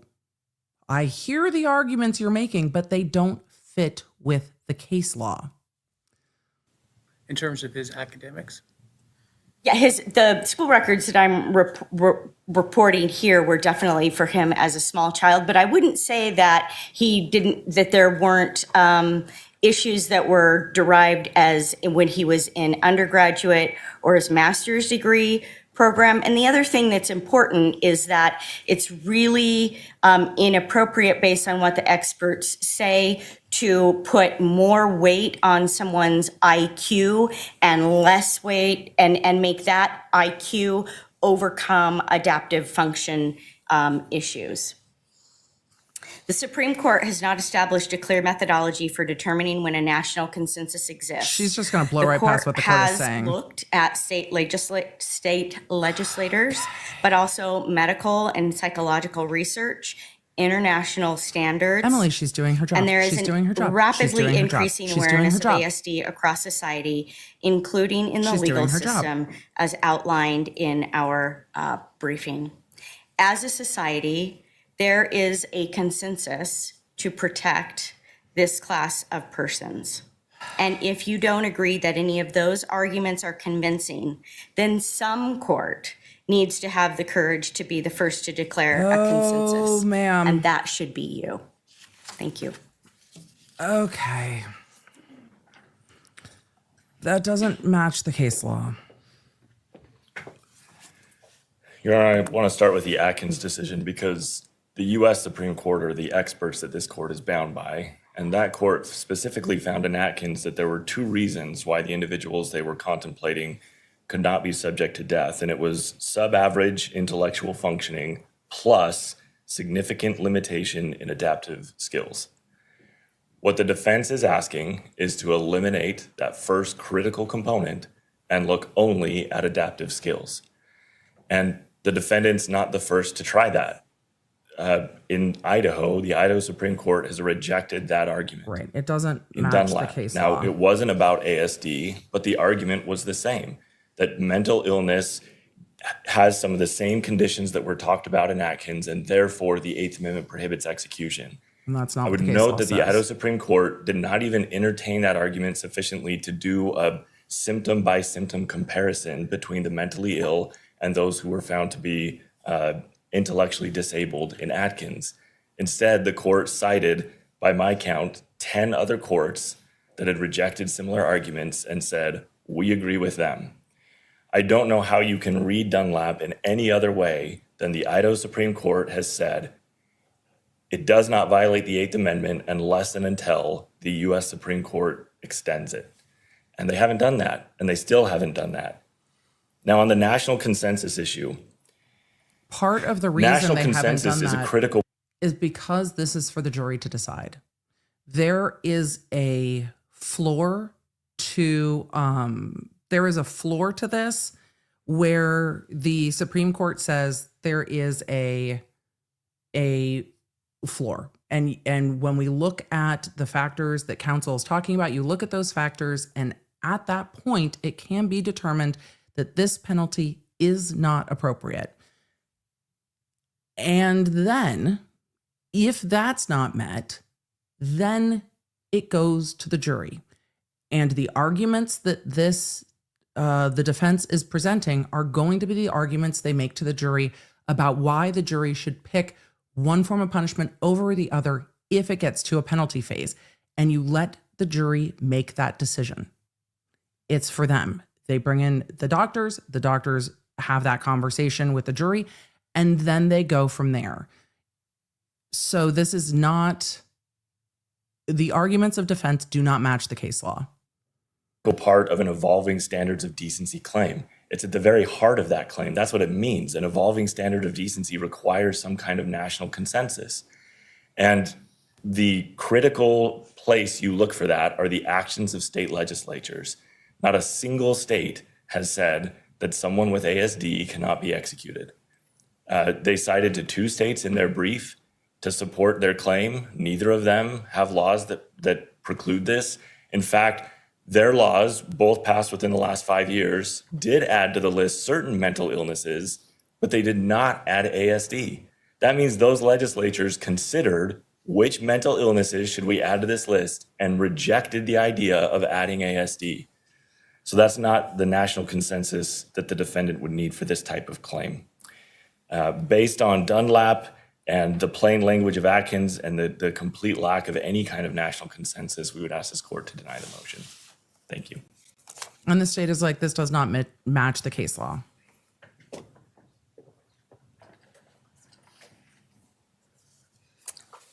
I addressed the issue of national consensus initially, so I'm not going to repeat why that is something that you don't need to find.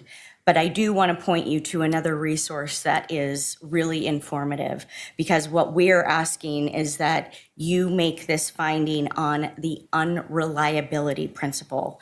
And Scott Sunby has an article titled "The True Legacy of Atkins and Roper, the Unreliable Principle and the Unraveling of the Death Penalty." And that explains the court's pathway on how Atkins and Roper really policy is arguments. focused really on why society protects people with vulnerabilities and why people with This is an argument for the vulnerabilities legislature. like ASD cannot properly be reliably mitigated in front of a capital qualified jury. And that's why you should strike the death penalty in this That case. is a great Thank you. policy argument to take to I'll take the matter under legislatures. advisement and issue a written opinion. Yeah, of course, Let's, like no.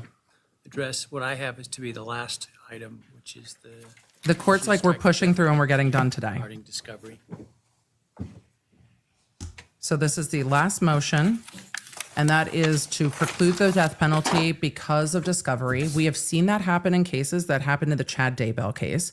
No, the Lori Vallow case, where the death penalty came off the table because of discovery violations. So that is what we are moving into now, where the defense is going to argue that this last motion should remove the death penalty for discovery. All right, let's continue. Your Honor, we are asking the court to strike the death penalty as well as issue some additional rulings in this case as it relates to the discovery issues.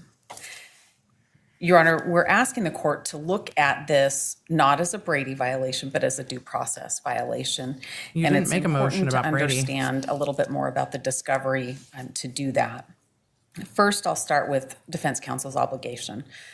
In any case, defense counsel has the obligation to meet its constitutional requirements of effective assistance of counsel, and that means Your Honor, that we have have to a duty argue this. investigate any of the state's claims and review the state's discovery. There's a heightened sense of that responsibility in a capital case. Death is different. That's been said time and time again throughout the United States and state courts as well. So we need to be able to review all of the discovery. We need to meet that obligation, and we cannot.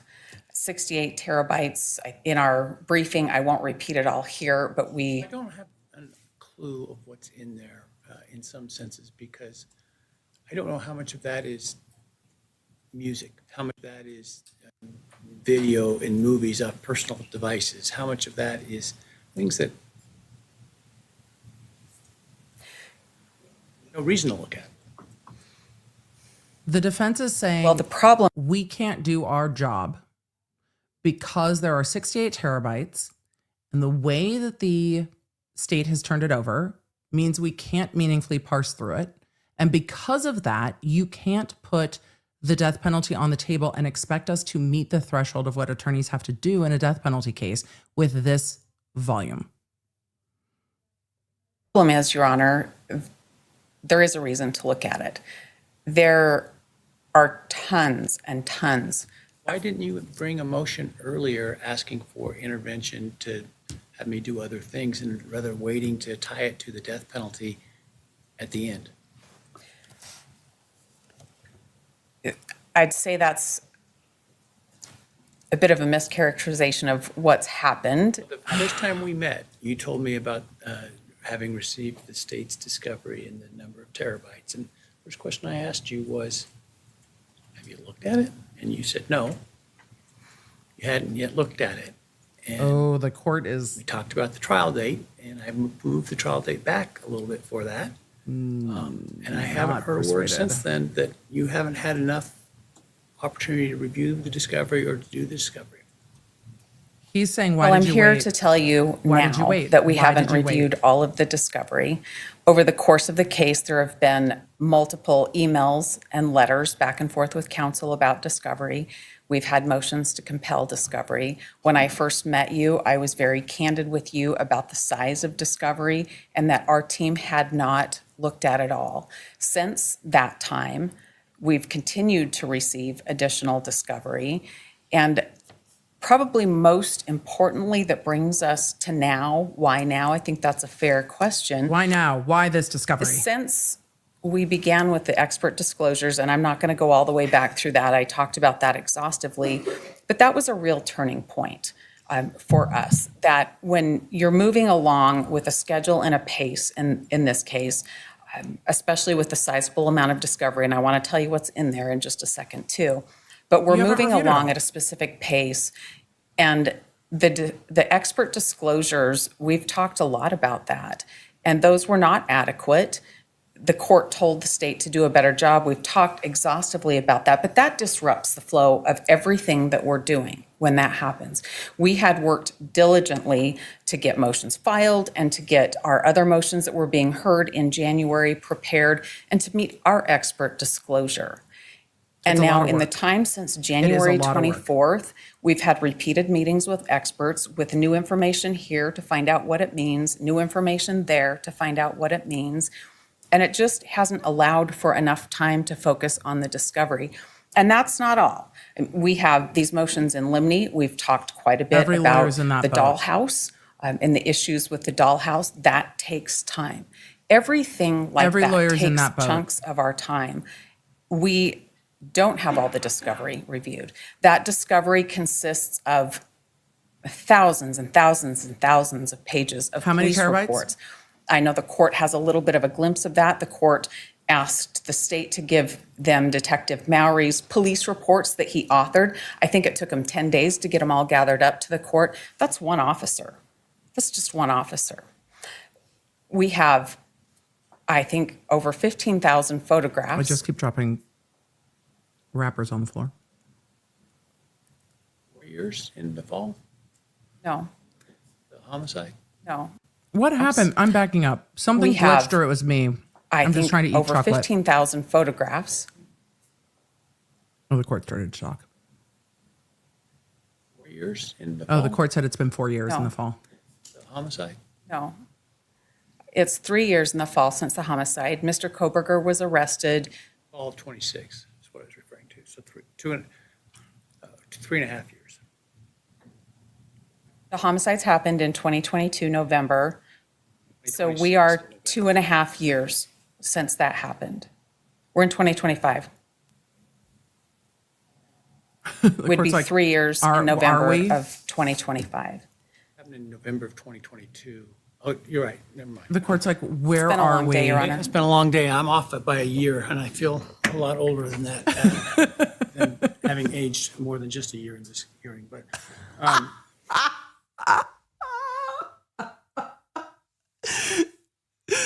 Oh my God, this judge.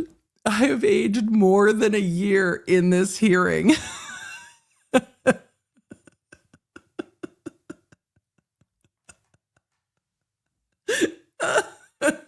He's like 2025, 2026, 2039. I don't fucking know. I don't fucking know. I've aged 10 years today.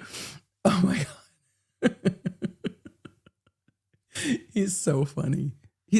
Look, I was not sure what we were going to get when he started this case with, I'm not supposed to be here. But the fact that we are now at, I have aged more than a year in this hearing. I'm living. happened in November of 2022. Oh, you're right. Never mind. It's been a long day, Your Honor. It's been a long day. I'm off it by a year, and I feel a lot older than that. Tried to gain him up a little. Than having aged more than just a year in this hearing. But regardless, at what point are you ready? Does that mean that in no case where there's a lot of data, can we have the death penalty? Your Honor, that You've gone a new death penalty case since you came onto this case. Why would you do that if you were not having enough time on this case? Oh. Well, Your Honor, when I agreed to take that case, we had a certain pace going in this case already. boy. And then things have happened since that point in time in this case Court that said have you took set on a us new back. case.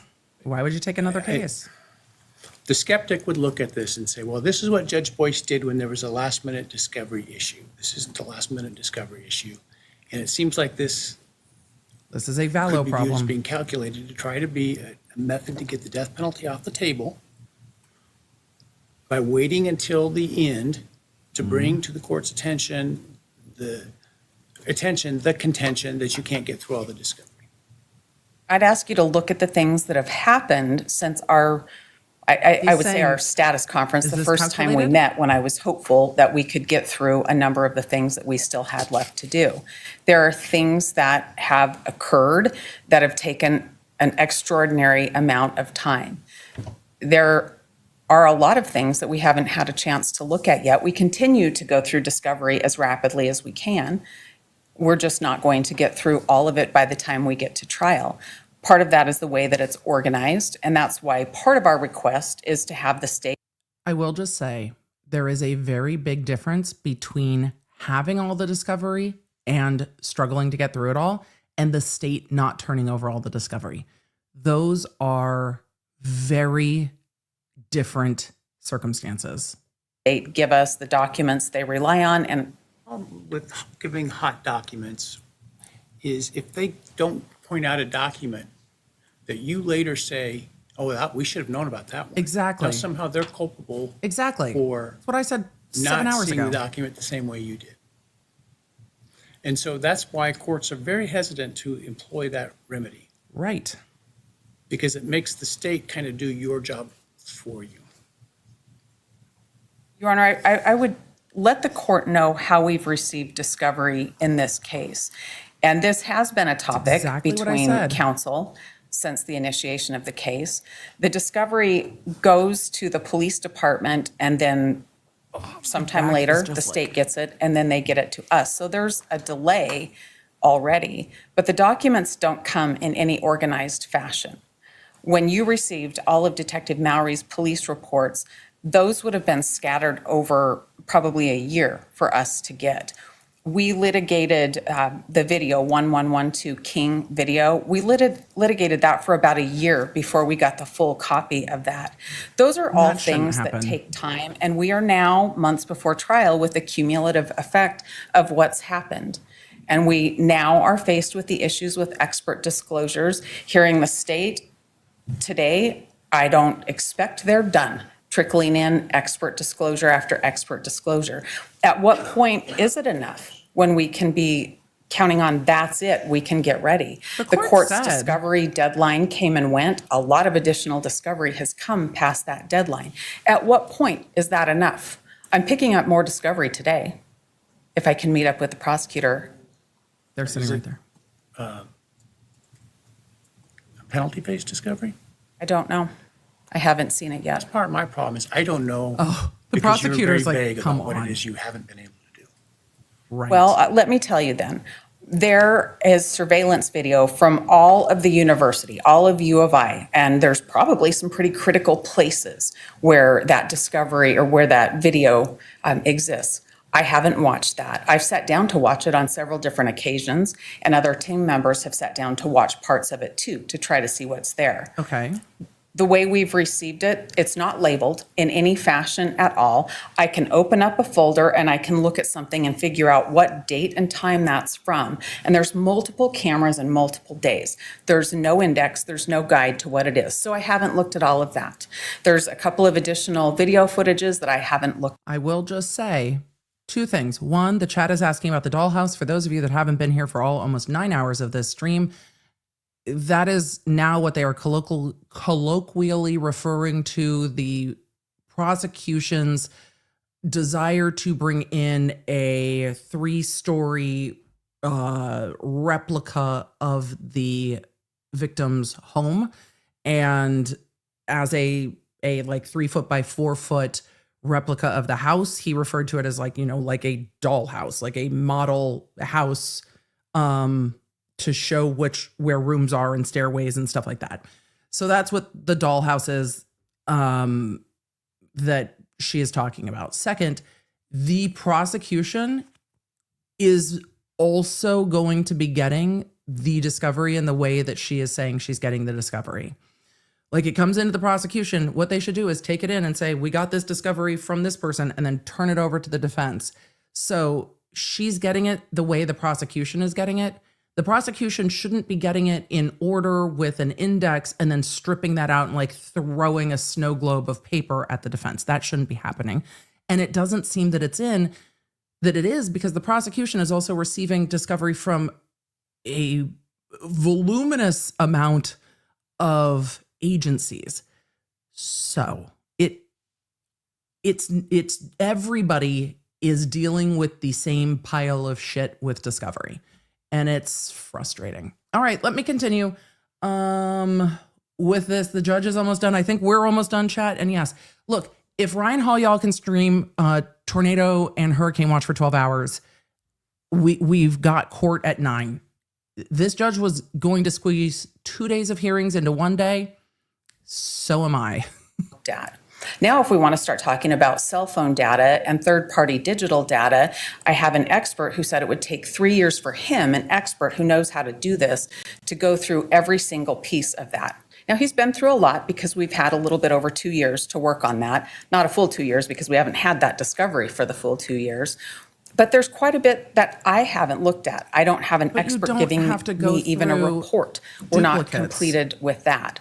I think I've read most of the police reports in this case, but I haven't read the thousands and thousands and thousands of tips that came in on this case. Don't Maybe Amazon's think they're AI all could do it. not relevant, though.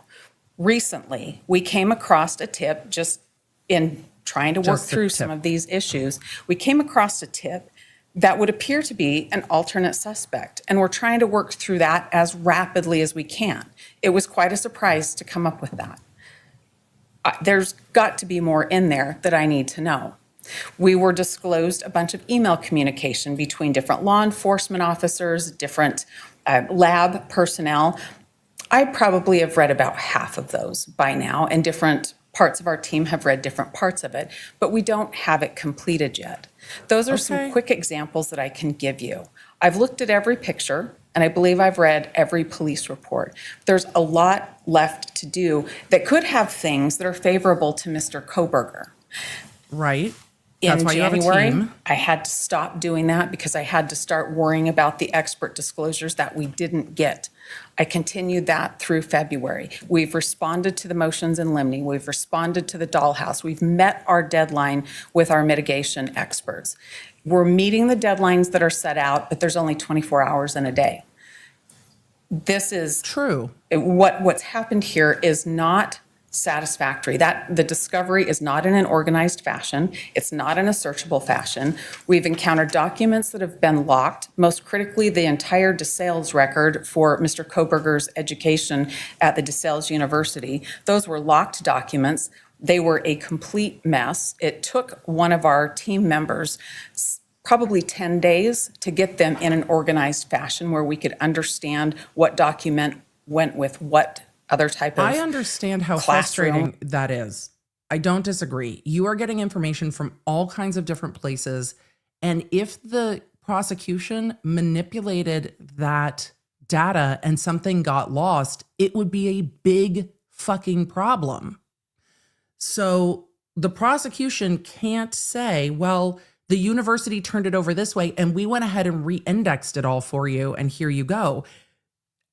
They can't. What do you want everyone to do? It's really frustrating. I agree. It's really frustrating. But I don't know what they can do other than say, we received this discovery. It says that it's from this place. Here it is. I really don't know what else she would like them to do. Or assignment or other event. I just don't know. I will tell you about the motion in limine we didn't discuss today. The self-authenticating records. When we received the state's that one got initial punted. list, these are the list of things that we want to put in with a certificate. We went through those discovery folders, and those didn't contain just one document. They didn't even contain a document that made sense about what the state was trying to do. That took me personally about 10 hours to go through all of those folders of discovery so that I could write a response to that. It's the fucking The worst. state replied abandoning, wanting When everything is in like one folder, it's the fucking worst.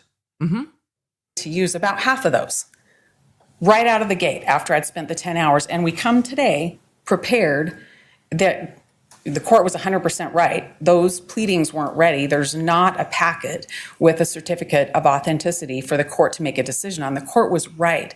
But that doesn't mean that I can't be prepared. Those things take time. And when we're talking about the amount of discovery that's left outstanding, everything that happens like that eats up those minutes. It does, and it's In this situation, Your Honor, it's not that we saw what Judge Boyce did in Vallow and thought this is a great idea. We are at the end of our rope doing everything we can. And I know about what Judge Boyce did. And I have to come to you and say, you need to do this too. This impacts That's Mr. not the Kohberger. same. I can't not bring this motion You have the because somebody discovery. might think I was waiting to the last minute. I can tell you we weren't. We weren't. That's not the same thing. We've been working as diligently as we possibly can work on this case. We have understood the court's. Have you gone Looking to for a Judge mind Monson that to work- ask for work. additional resources? Hold on. I got to back up. I was singing. The judge was like, have you asked for help? No, Your Honor. Lawyers are stubborn as fuck. They don't want to ask for help. She wants you to take the death penalty off the table. It's not about asking for help.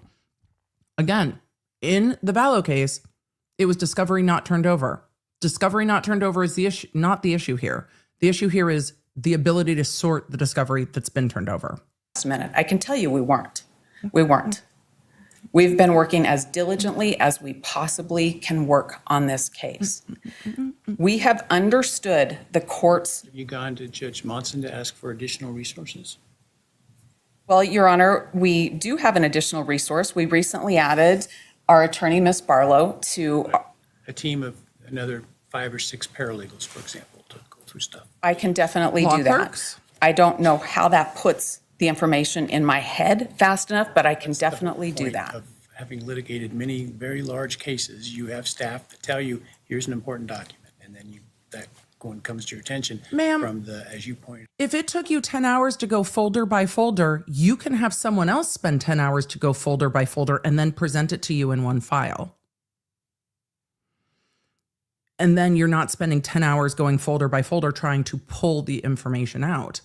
It would be faster if I didn't download every single document myself and reorganize them and put them into my outlines before I read them. But it is also part of my process. So some days are longer than others. But if you had someone else organizing the discovery for you, then you wouldn't be spending 10 hours clicky guessy around different folders. Out the gigabyte or terabytes of probably pointless video cameras that Duplicative. nobody's ever going to rely on, that don't show a thing. If I'd had a team of 5 more paralegals that had understood $1 the million, case already, that would be one thing. I certainly can ask Judge Monson for additional resources. I certainly can I'm try to getting get punchy. somebody to understand what the issues are. I don't We have a get the problem doing that, issues. but that doesn't change where we are. How are you working on another That doesn't case? change the things that have come up that have impacted our ability to prepare. I understand that the court has said this is the trial date, it's carved in stone. And I've done my best to adhere to it. And I'm Ma'am. here now saying that the death penalty needs to be struck so that there's fairness to Mr. Kohberger. That's not going to happen. The remedies for the court are to strike the death penalty and to have the state give us a list of Brady documents and the documents that they want to rely on. This is a huge amount of discovery, and we don't have the same resources of the state. I'm going to get a list of the documents here in terms of exhibits in the next few days, I would imagine. I'm not sure. April what is that date? Well, it's just a little over a week away. Ours are due the same day. Well, but there's things on there that you didn't anticipate. This is a process where there's Advocacy. the ability to add things by your part if there's things that you didn't add, if you discover something else in there. But the point is, you will know generally the universe of documents that Yeah, the the state's court's- going to rely on. in The 2 court's weeks. kind of done. I will know those. I will know those. And when I produce mine, the state will know what I can rely on, but I don't know what I don't know yet. It sounds like you would never know what you don't know, given what you've told me it's going to take, And if you don't 18 know, billion now years you to get know. through. Well, I don't think it'll take 18 billion years, Your Honor. I think that Today. Several decades, as I recall, is what you said. Today has taken 18 several hundred billion years. Excuse me, Your Honor. Motion for TARDIS. Motion for TARDIS. Bigger on the inside, snackies, library pool. We just need more time. Motion for TARDIS. I can promise you I won't take several hundred years, but You see my point? That's what you said it would take to get through that, an individual. I have He a hard did. time taking that at face value because that's not a realistic answer. my realistic answer, Your Honor, is that we were working, and we still are working diligently, but The discovery was one of the biggest things that we were doing methodically, going through that discovery so that we could understand everything that the state had given us, even in its disorganized fashion. And that changed with the things that have come up over the last few months. Our entire plan, our schedule has changed to be responsive to everything else. And that's not The state saying that they want to build a 3D model did not throw off your whole game plan. No. not Mr. Kohberger's fault. Complex litigation generally, when you're in the expert phase. I mean, that's not unusual. Sometimes being a lawyer sucks. I guess, Your Honor, I think it's unusual when deadlines are blown by the state or not adhered to by the state, and our client pays the price for that. So I do think it's unusual. I think it's unusual to receive discovery where you might get 23 pages of a transcript, and then 4 weeks later, you get the rest of that transcript. We have had to match up discovery every step of the way. Yes. I don't think that's usual. I think there are things that have occurred in the path of discovery that are not usual at all, and I think things that have happened. I guess my point is if the discovery is being provided in that way. Isn't that the way it's going to the state? This is something I should have heard about in September.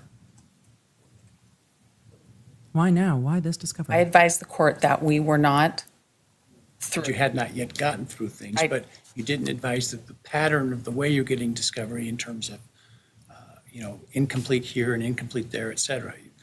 That's all new. I agree that that's new to Your Honor. I know that we discussed a sizable amount of recent discovery we had gotten. Those issues came up prior to this court taking the case over.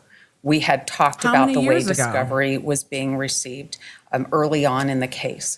We filed discovery request after discovery request in addition to talking about the mismatched way discovery was received. That has been put on the record. My hope was with the state's discovery Didn't the state say deadline, that with they that were receiving cutoff it the date, same way? that we'd be able to pull it together. My hope has been that until these new things have happened to shift us off the course that we were on. And I'm here to tell you about it today. I think it would be a lot worse if I stood up at jury trial and you said, "Is the defense ready?" And I said, "No, we haven't read all the discovery." So this is my Can you opportunity. imagine how that would go? Well, this is my opportunity to let you know. We filed this motion several weeks ago, so the prosecutor and the courts. I wonder if they are lining up a motion to continue. Been advised. We have been diligently trying to get through it all. We can't. It wouldn't matter if I had 10 more people right now, given the shortness of time with that.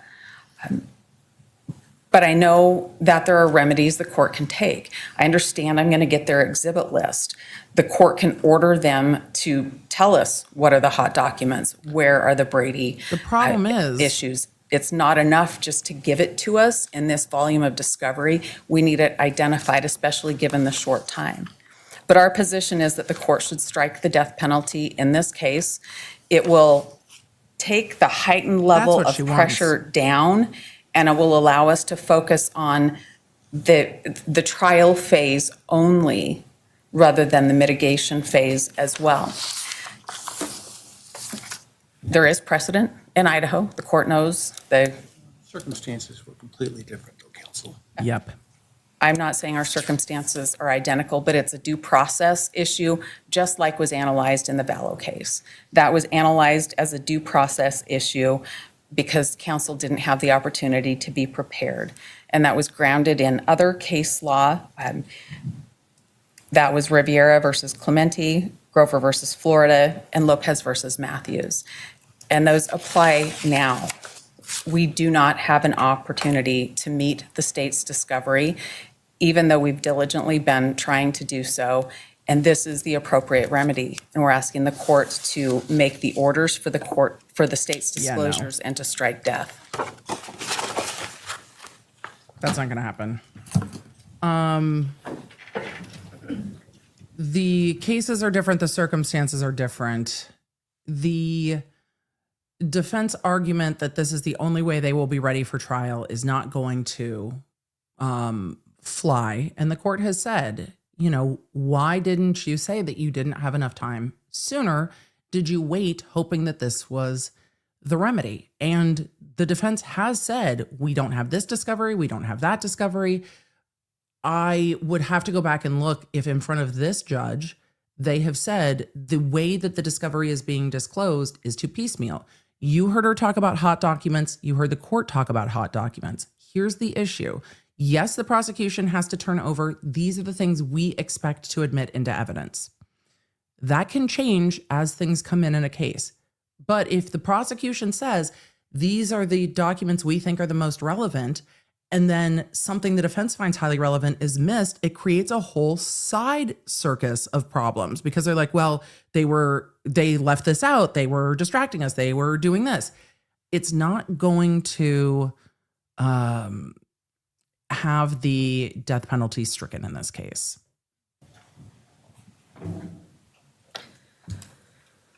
Judge, in this case, the state has made every attempt to try to comply with Rule 16. 7 days after defense counsel entered her notice of appearance, she indicated she wanted everything that we had.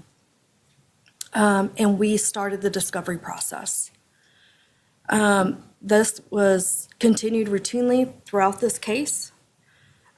Generally, documents such as police reports, lab reports, et cetera, were bait stamped and then turned over, and essentially turned over in the same way that we received them, in the same order as they were done and turned over by various investigating officers or whoever. We put a bait stamp on them. Photographs were done in the same fashion.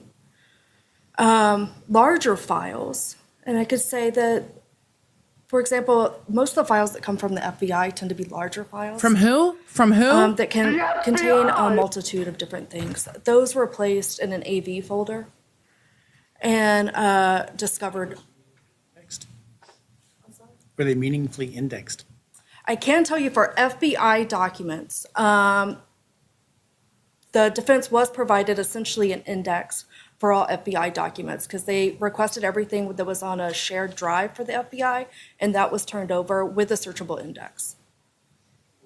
Mention of a problem because of the password protection of documents. Yes, and we addressed that. Actually, we first heard of that in, I believe, April of 2023, and Mr. Thompson wrote a letter to Ms. Taylor saying that he understood that some of the PDFs were locked, but advised counsel they could get around password protection by hitting print to PDF and then saving, and that allowed those documents to be searchable. They were advised of this over 2 years ago.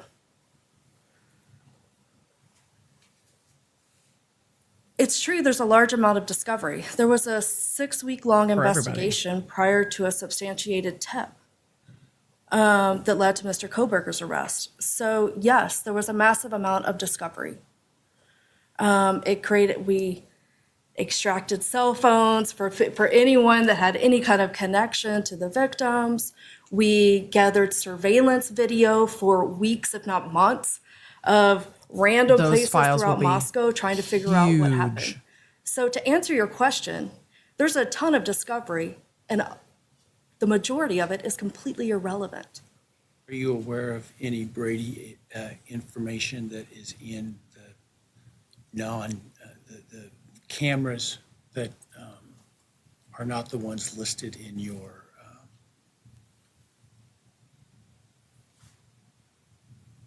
route of travel?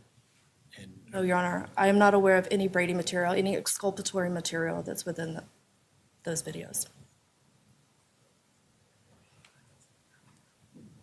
The defense is right. All discovery was routed through MPD. We have a central location for collecting all the evidence, all the information, and then it was sent to our office. And then it was primarily reviewed by myself and Mr. Thompson, given approval, and then immediately sent over to defense. Files were kept in the same way by our office as we've discovered. That's how they've been maintained. And the parties are just on equal footing in this regard. Your Honor, they turned it over to us like a shit show Defendant's too. motion is just replete with these mischaracterizations and just completely false assumptions. For example, they say that there's so many investigators involved on this case. While that might be true that there were many investigators involved on the investigation, those investigators don't help us in the administrative task of organizing and sending out discovery. Nope. Further, we do have a PBK case management system, but it is not at all the way that it is described in the defendant's motion. For example, we don't have this global search function. We don't have the ability to just generate reports based off of witnesses. Agencies can't just directly upload into our system. We just don't have that capability. The reality is we rely on a self-created spreadsheet.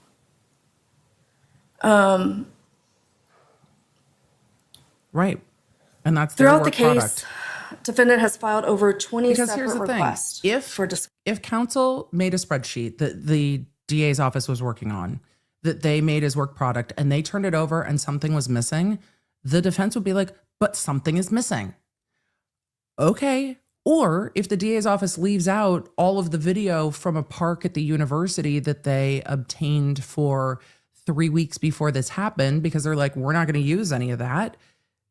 And they wouldn't even put it on their spreadsheet. And then the defense would say, but things were left off. So this is the problem. Everyone got the discovery from multiple different agencies. And as it came into the prosecution, they said it came into the prosecution and then we did this and turned it over. Not everyone gave it a index, but apparently the FBI did. So at least there's that. Discovery. There's been 400 itemized requests for different items, and the state hasn't just simply responded with whether or not we complied. We directed them specifically to where they could find that specific item, if it existed, the location, the description, and the date that it was discovered. I would just go back to that massive dump that we were talking about of the 50 terabytes of data. Defense has had that for over 2 years. It's hard to, I guess, rebut a lot of the allegations because there's no specifics. They just talk in these general terms about all of this data. It's just too much. And I'm not right. totally sure how to respond other than we've given over the data as we've The received massive it. dump, I can't. It's the end And of the they've had the day. majority of it for several years. Most importantly, defendant has not specifically pointed to any particular piece of evidence that has been withheld or any actual prejudice suffered.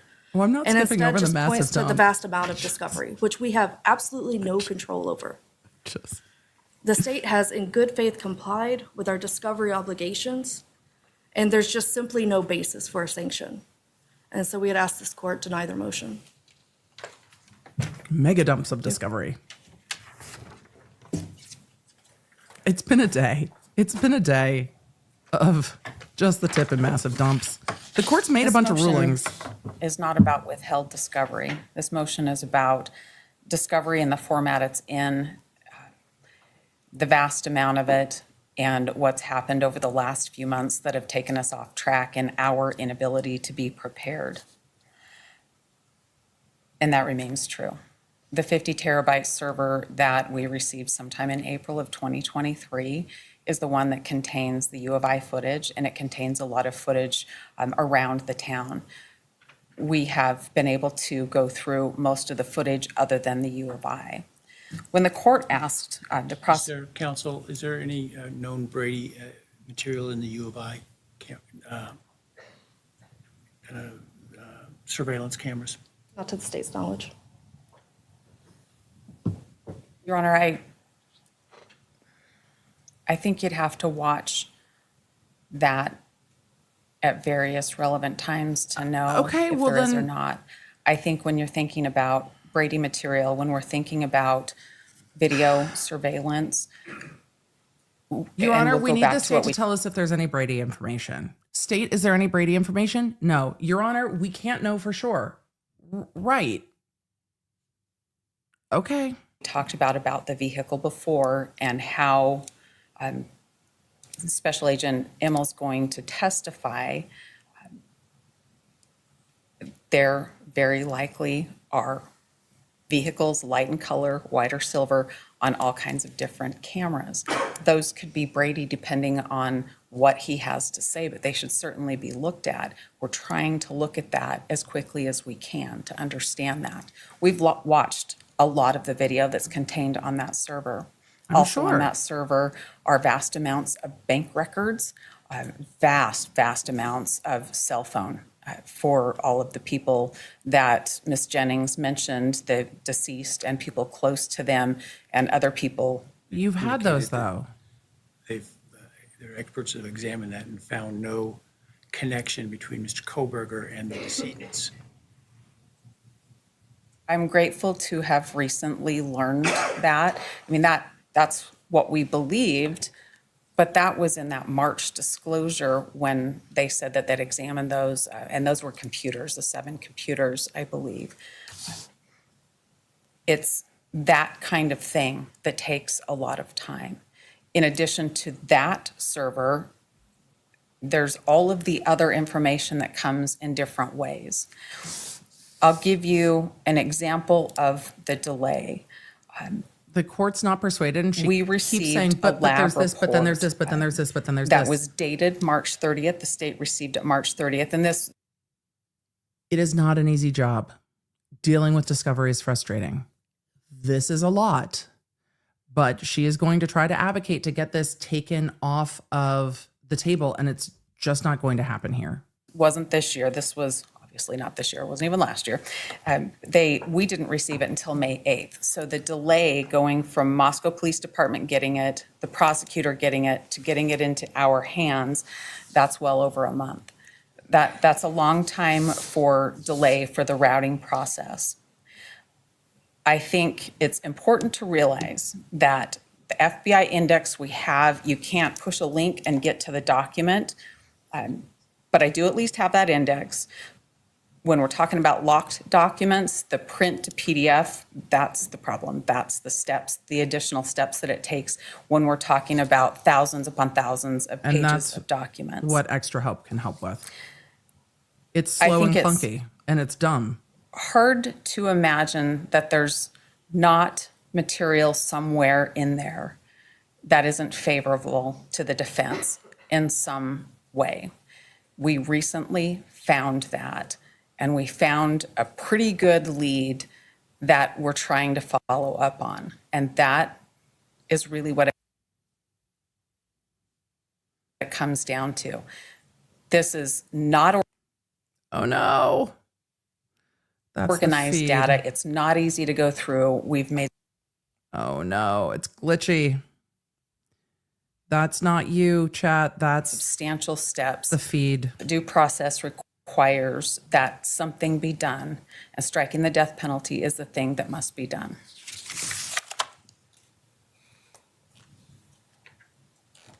All right, well, I will take, it'll help to review files.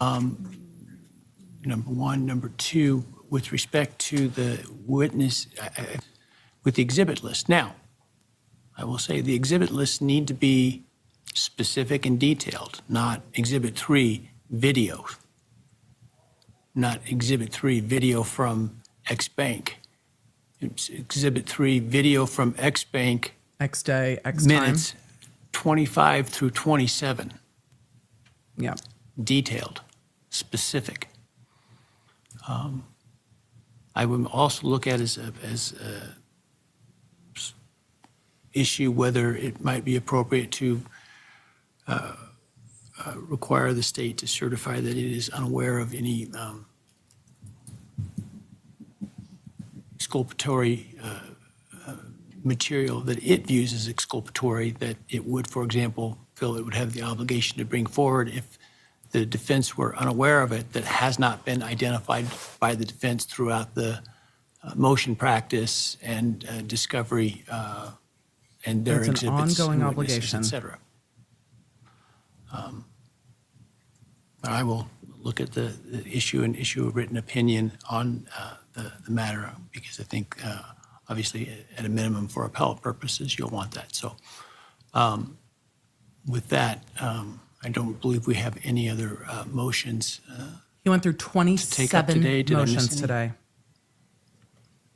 Your Honor, we wanted to approach the court in regard to No! The review of the jury questionnaire and whether that can be conducted remotely. Are you not tired? And when the court would like to do that. Yeah, so The feed's tired. I haven't had a chance to look through your responses to my proposed jury questionnaire. I will do that. Keep that just as a tentative. We can do it by Zoom or WebEx or something like that remotely. There's no need to travel down here to do that. And it may be that I simply just need more time, and we'll tell you, let's take it up at the pretrial conference. I think we'll have time if we get it done at that time. Thank you, sir. I didn't anticipate that I would actually get to the point where I would have given you my draft of what I think it ought to look like by this deadline. So that's part of the reason I had calendared it, so. And I can tell you, we very much appreciate that the court was able to provide us with your draft because I think that simplified the issues. And as you review them, there are just a handful of things that are potentially in dispute. All right. Oh my God. Anything else from defense? Your Honor, with regards to the exhibits, because they're now scheduled to be due the same day, we'd actually like to see if we could have an additional week. I will give you additional 1 week after the state's exhibits are due. Thank you. 1 week. All right. I think with that, we are adjourned. Oh, Your Honor, thank you. Oh my God.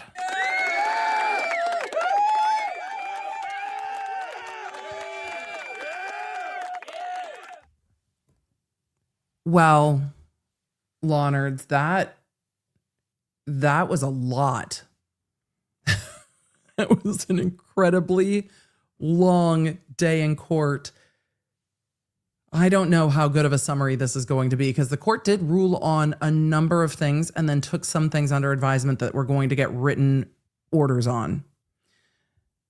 The court went through 25 motions in limine and 2 defense motions regarding the death penalty. The court ruled on some of the quicker motions and easier motions and took under advisement for written orders some of the more challenging motions. I think the spiciest part of today was when the court got very pointedly after the defense regarding the issue about the AT&T records for Bryan Kohberger. Remember, yesterday on stream, I went over the motion and the defense expert's affidavit. The defense expert affidavit threw out some very big and serious allegations, and the court pressed defense attorney Ann Taylor on the basis of those allegations and said at one point, as an officer of the court, and the Law Nerds astutely noted that that is like your parent calling you by your entire given name, like the whole legal name, all of it. You're like, shit, I am in trouble. I as an officer of the court, it's like, damn it. So the court was incredibly displeased with the defense expert leveraging those allegations without acknowledging that with regard to those AT&T records, the issue is that they were only preserved for 7 days. If you did not request them or request that they be preserved within that 7-day window, then they no longer exist. And the solution at the end of all of the spiciness was the court asking the defense attorney if she wanted to ask the FBI investigator if he had received those records outside the presence of the jury. And the defense said, yes, I would like to be able to ask that question outside the presence of the jury.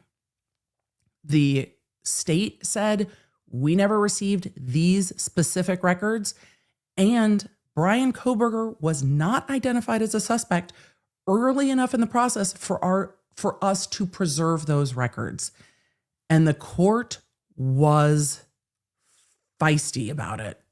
He was not happy with the level of hyperbole and accusations and made it known again that that will not be tolerated in his court. And so the end of the very big issue with the AT&T records is that request them in 7 days or they no longer exist up until 2023. Period. There will be lots of rulings coming out on this. I will cover them as best I can while we are covering the Karen Reed trial, which looks like it will probably start early next week.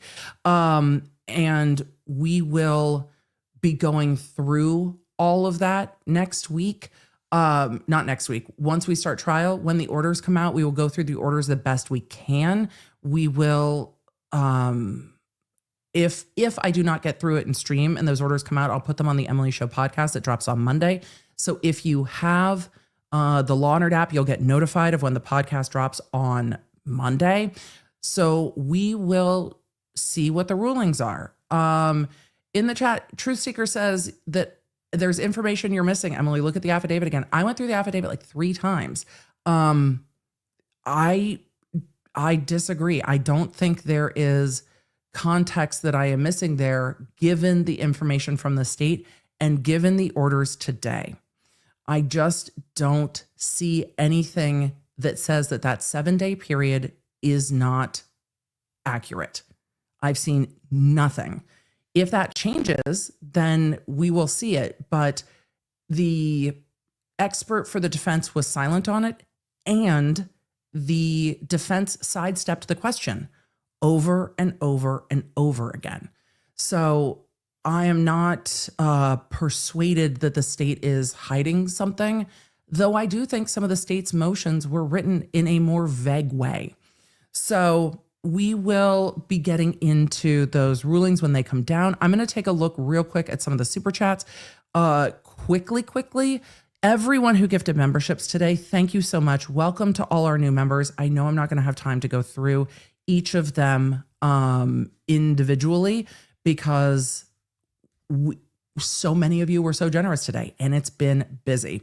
I see a number of you asking what's going on for stream tomorrow. Well, our mods have been here for 10 hours today. I will have to talk to the team about streaming tomorrow. And since we are not going to be in Idaho tomorrow because they decided to cram it all in today, just all of it in today, I would like to cover Corey Richins tomorrow, but we are going to have to start. Well, I need to look at my schedule. I might not start at 11. I might start a little later, but I want to check in with the team before we do that. But I very much am interested in covering Corey Richins. I will say I've looked at some of the Corey Richins hearing. The camera work is abysmal. Griffin walked into my office as I was trying to watch the judge's order, and he said, "What in the deep fried microphone is happening?" His words, dead ass. So I will let you guys know in the app. It will be after 11. It'll be after 11. I am tired. So no spoilers, chat. We'll get there. But what in the deep fried microphone was Griffin's opinion on that? And again, let me get to some of the super chats. My brain is going to start buffering in just a minute. So are we going to even roll the questions? No.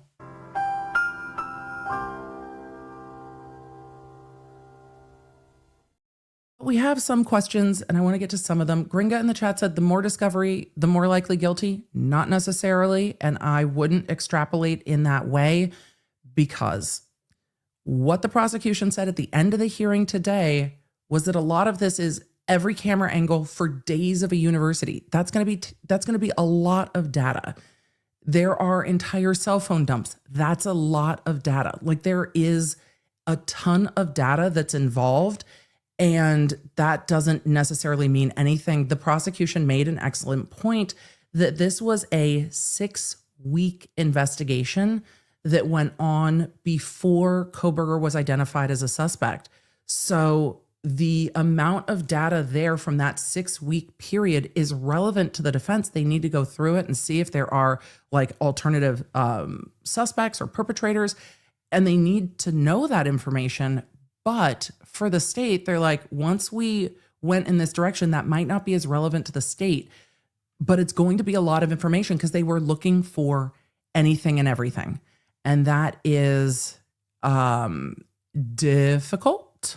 So no, the massive amount of data doesn't point one way or the other, given especially that 6-week run up to the eventual arrest and identification of Bryan Kohberger. So, Music to My Soul says, Emily, I give you an A+ for how you aligned your box with the Zoom boxes. You're welcome. I tried. We did it at the beginning of the stream, and that was the goal. Abigail said, EDB, thanks so much for your nuanced discussion. You're welcome. It's why you guys watch stuff here with the law nerds, because there is stuff going on in court that doesn't comport with how we engage in our lives with the people around us societally, and things that just do not feel right. It doesn't mean it's not proper legal process, even if it hits wrong. And that is sometimes difficult to process in real time. It can be very triggering, but I hope that the discussion around what is happening in court vis-a-vis what you would want to see in the world is appropriate. I mean, earlier today, we were actually talking about Amazon is not a crime. Like literally this morning, we were like, Amazon is not a crime. Amazon is not a crime. What? This isn't 404B. What are we doing? What are we doing? Amazon is not a crime. Stop it. So it's been a day. It's just been a day. Cross Stitch is the one who said it. Cross Stitch 626 said, as an officer of the court is the equivalent of hearing your first, middle, last name from your mother. You're done. Yes, 100%. 100%. It is your full legal name being yelled at you. Yep. Koniko Perfection said, Emily, I can't believe I'm saying this, but you're wrong. Fair enough. You can ask for a unicorn. We now have dire wolves. This is fair. You can ask for fair. You know, why am I limiting myself to what we can ask for? When I said I can ask for a unicorn, but it doesn't mean I'm going to get it. Why am I limiting myself? Chat, you're 100% right. No more limitations. The world is ours. Hopefully somebody, what I need is a unicorn and something delicious for dinner and perhaps a whiskey. Perhaps a whiskey. So yes, I think as an officer of the court is for sure your full given name getting yelled at you. Let me see. June said, a jury is out deliberating a verdict in LA. Will there be allowed to go as long as they want, or is there a hard stop? In LA, there is a hard stop. Jurors do not get to deliberate as long as they want. It's very disorienting to me when other jurisdictions are like, yeah, we can be here like another 2 hours. I'm like, the fuck? Like court days in LA are done, especially if somebody's in custody. The logistics, I do not know how the sheriff's department runs the logistics of transportation because there are so many different courthouses in the county, plus so many different detention facilities. But the logistics of getting people back to where they need to be and out of courthouses, plus the contracts with the sheriff's department, the court reporters, and the court clerks, which are all different contracts, have hard stops broken in. Staying on the record even 15 minutes late can cause a problem. So LA is like, we are done. Jurors can't just hang out and deliberate till the rest of the night. It's like, court is done. Goodbye. We'll see you in the morning. So it is a hard stop. When we were covering the Boone case and the judge is like, y'all cool for another hour? I'm like, what the fuck are you doing? What do you mean? Are we all just cool for another hour? Court is, why are we going till like 7 o'clock at night? But also I understand the court saying, hey, we can keep rolling. If the jurors are cool, we're cool. Let's get this done. Another hour means, maybe we get this case done sooner. If you add, another hour or hour and a half every day, we've earned like an extra trial day. So let's roll. It's wild to me. I have a feeling that Idaho is going to be long court days. I have a feeling it's going to be long court days. Yes. Amy Jo said, what is this? A dollhouse for ants from Zoolander Court. Yes. I'm waiting for somebody to come in. What is this? A school for ants? No, it's a model. It's a model. It's a model. Alexis sent this at 3:25 p.m. this afternoon and said, I have lived a full day today Tuned in periodically for live stream. I'm so grateful that the stream is still going. That was at 3 p.m. It's now 8 o'clock. It's 8 o'clock. Jeanette, this was a great question too that I wanted to get back to. Jeanette said, wouldn't they be able to argue the 911 calls are public records? This was a fantastic question. The 911 calls are public records. And while that might suffice to authenticate the record, you have to say the record is what it is, but the hearsay within the record is not covered by it being a public record. So it being a public record is completely separate from it being hearsay. And the hearsay statements are the problem, not the chain of custody and authentication of the 911 call. It's two prongs. So I hope that helps. So hopefully that makes it a little bit more clear. Let's see. Aunt B said, EDB, do you agree that this is a highly circumstantial case? Everything is a circumstantial case unless you have witnesses saying, I saw this person do this thing as it happened. Everything else is circumstantial. So yes, it is a circumstantial case because you don't have someone saying, I saw this person do the thing. I had a pro per case, and the cross-examination of the victim from the pro per defendant went something like this. Why do you say that the defendant stabbed you? And the victim said, because I looked at your face when you said something to me, and then you stabbed me. And then he goes, but you keep saying the defendant stabbed you. He goes, you, the defendant, you stabbed me, and I saw you because you were standing there when you stabbed me. That is a direct ID. That is a direct identification. If you don't have that direct identification, it is circumstantial where you are taking those puzzle pieces and building it. Circumstantial evidence is the same as direct evidence.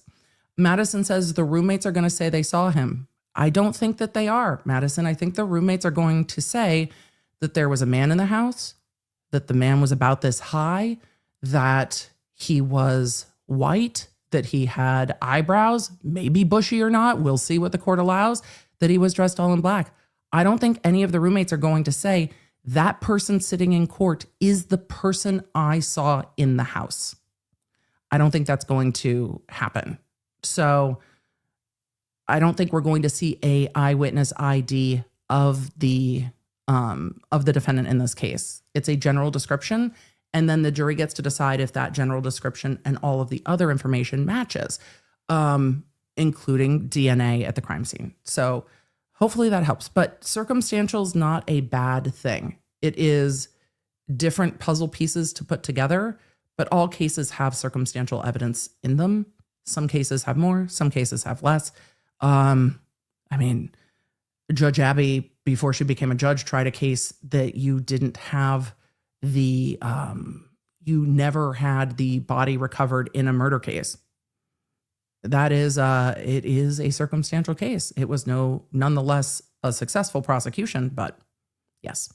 Whitney Nolan asked another good question in the chat. If they don't have the IGG, how do they have a case to prosecute? They do have the IGG. It's just not coming in trial. So it's not coming in trial. And they are going to use that as we got a tip and then we did this, but the IGG data does not come in. So hopefully that helps. It is not proper evidence to bring in, and it is, the DNA on the knife sheath is going to come in, but not the IGG. Kimberly List asked, how do defense attorneys turn off emotions to defend individuals that they might have felt were guilty before taking a case? I have never been a defense attorney. I have plenty of friends that are defense attorneys. So I am answering from my perspective of my friends. But the best way I can answer that, and I would again ask the defense attorneys on the YouTubes. There are lots of active defense attorneys. Natalie Lawyerchick is a defense attorney. Bruce Rivers, I mean, he's the criminal lawyer, but is a defense attorney. Runkle's a defense attorney. A lot of the defense attorneys I know see their job. Andrea Burkhart's a defense attorney. I categorize her so in appellate that I always forget. Thank you guys. Andrea Burkhart's a defense attorney.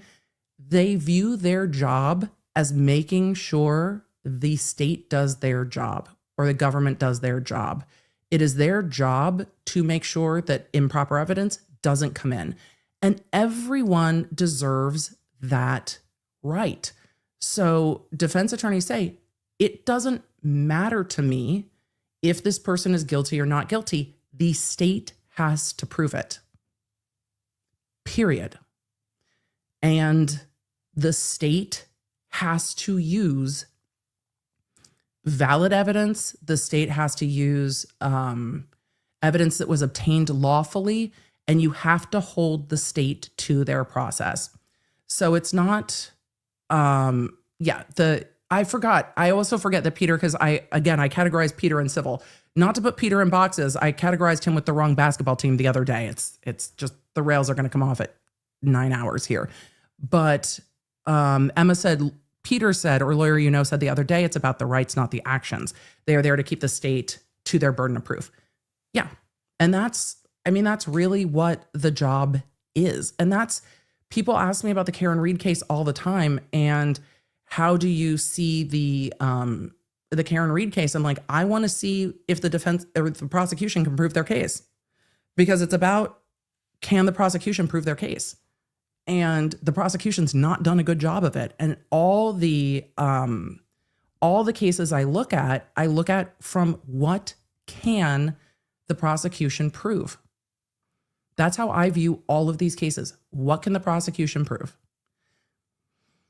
Can they prove this? What evidence do they have to prove it? And where are we at? And in some cases, what the state's already shown is going to be hard to overcome. The Corey Richards case, there's a lot of evidence there that's going to be hard to overcome. In other cases, not so much. So it is about, it really process. And it's one of the things that I think draws some of the neurospicy folks like myself to the law. The process is defined, and that is the process. And it's like, this is the job, do the job. It's why I get so bent out of shape when the prosecution does not do the job the way they're supposed to. It makes me lose my mind. Like, there is a process. Follow the rules. Emily, that sounds very rigid. Yes. It's why I like archery so much. There's a process. A, B, C, D. That's the process. Just, why is that fucking hard? Follow the rules. I love the rules. I love having defined rules. There's no questions. There's, and for prosecutors, the prosecutors have to do the same thing. Prosecutors, on the inverse, have to make sure that their emotions about a case do not overrun what they can prove in court. There are plenty of cases that I have looked at to file and gone, yeah, I think that person probably did that thing. Probably's not going to get us there, because I don't think we can prove this beyond a reasonable doubt. So you know what you do? You don't file the case. And if something new comes up, then you take that new information and move with it. But you can't try to make a case fit just because you feel like that's probably the right result. You can't get out over your skis in that. And that's just what it is. And it's something that I think everyone has to be mindful of. But if you're too close to a case, step back and have someone else evaluate it. That's all. That's it. Have someone else take a look and say, where's the evidence? Does that really say that beyond a reasonable doubt? You can't just go on vibes. It's a job. Ali B said, I love that this judge boundary is get his dander up, may actually make time for this trial, because this judge sounds amazing. This judge is going to run a tight ship. And for this case, I am incredibly thankful. This was a long day in court, but it is not a screaming, kicking, fighting day in court. There were moments with co-counsel when she was punctuating what she thought the judge should do that I was just like, oh my God, stop. But most of the day was very linear, very legal, argument this, argument that, questions from the judge. And if this trial proceeds that way, it is going to be a very long trial. But if this trial proceeds that way, it will at least be digestible. So, Anna Victoria said, any chance the retrial will start this week? I don't think so. They don't have a jury today, which means if they get a jury tomorrow, they're not going to start opening statements on Friday. And I think outside of court yesterday, Karen Reed indicated she was suspecting they might start on Tuesday. I'll keep you posted in the Law Nerd app. I think they'll probably start next week. I can't see the court doing opening statements on a Friday. Like, I just don't see it. And they're not completely done with their jury selection yet. Law Nerds, I'm exhausted. I'm sure you're exhausted. I would love to go eat. I'm sure you would love to go eat. It's 8:20 and apparently Hershey Kisses don't count as dinner, or at least not anymore. I'm starving. So, chat, I'm going to go eat. I will talk to you soon. I will let you know about what time tomorrow once I check in with Team Baker and the mods. And we will probably stream, I don't know, that hearing. I will look at how long that hearing is, but we will see when we'll stream tomorrow, and I'll let you know in the chat. Law Nerds, we have ridden. It has been a long day. We've used the stand desk multiple times. Look at us. I will see you soon. Stay tuned in the app. I'll see you at some point tomorrow. When? I don't know yet, but we'll figure it out and I'll tell you tomorrow. Bye. Thank you for joining me. Make sure you don't miss a live stream or any of the updates on the cases that you care about most with the Law Nerd app at lawnerdapp.com. It's a free download on iOS and Android, so I can keep you in the loop, because you never know when something's going to pop off. Thanks for being here, and thanks for being a Law Nerd.